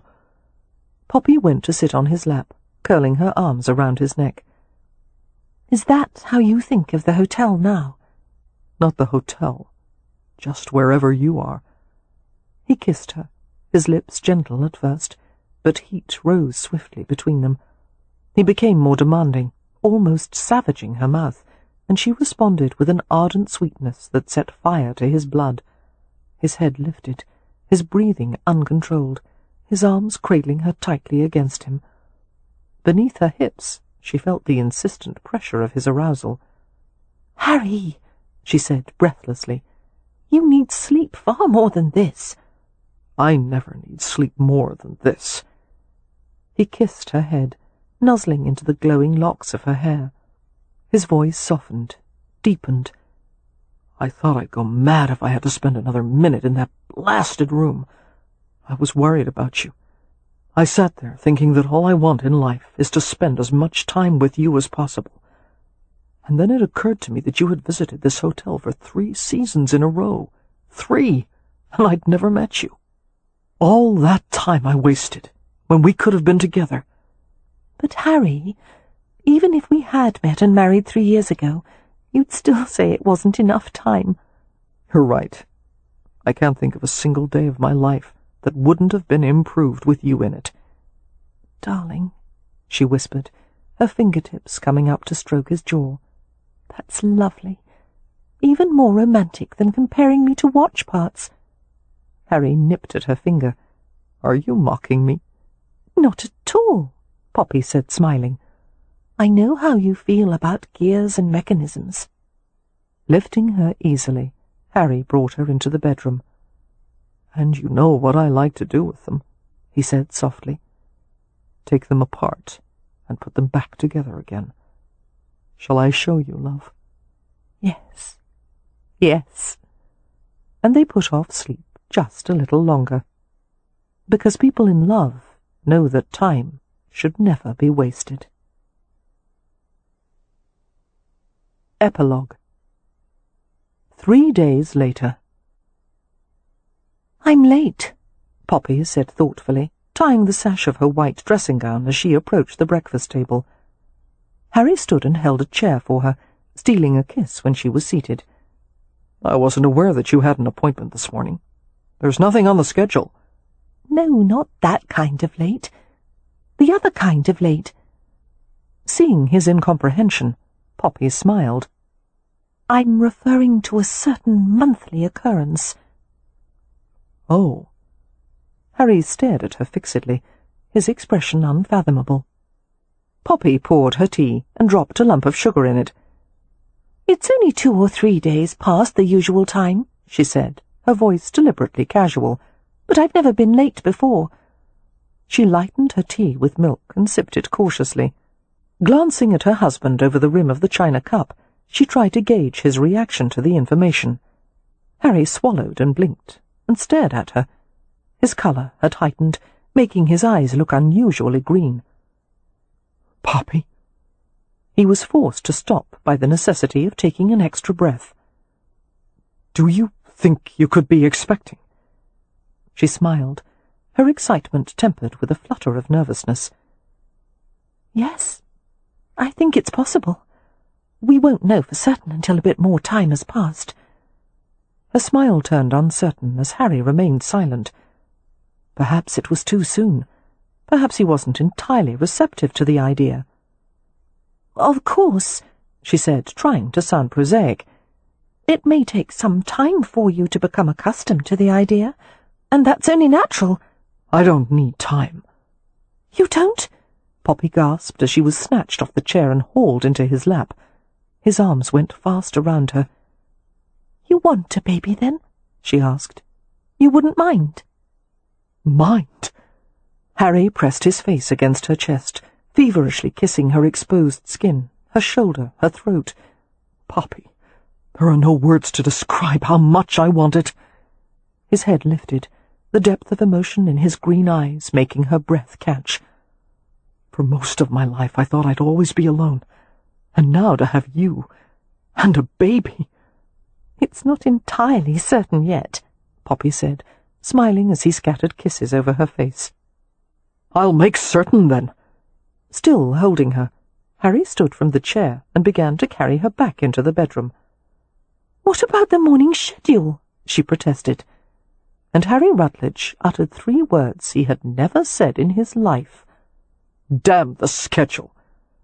At that moment, the door reverberated with a brisk knock. "Mr. Rutledge," came Jake Valentine's voice.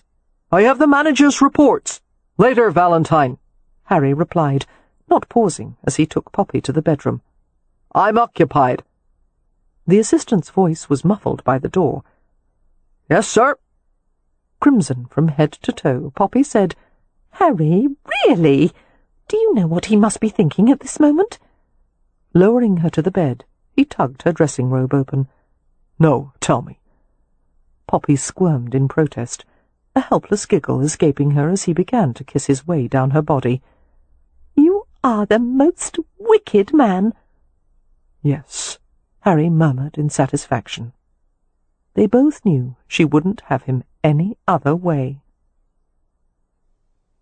Later that day, Leo's unexpected return to Hampshire had set Ramsay House into happy turmoil, maids hurrying to ready his usual room, a footman setting another place at the table.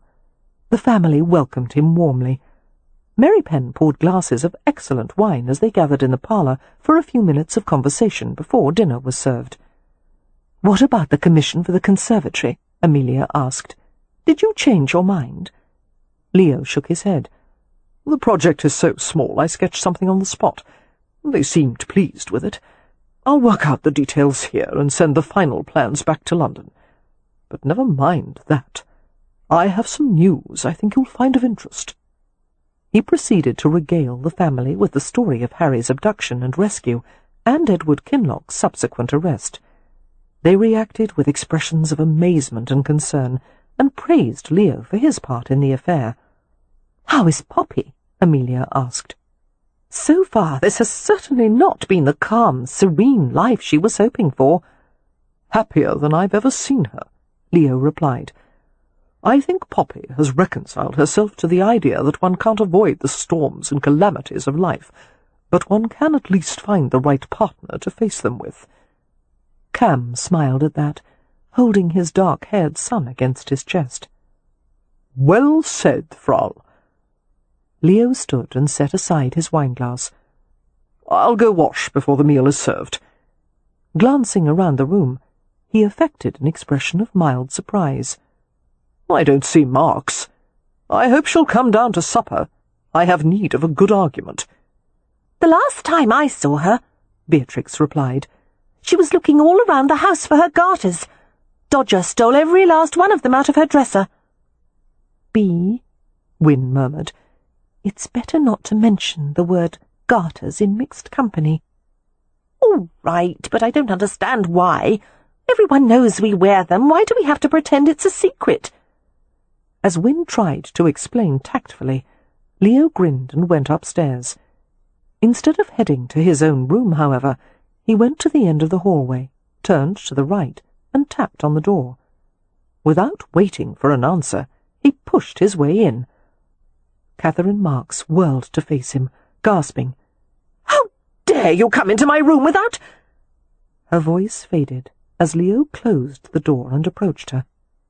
Dampening her lips with the tip of her tongue, she backed away until she had come up against the edge of a small dressing table.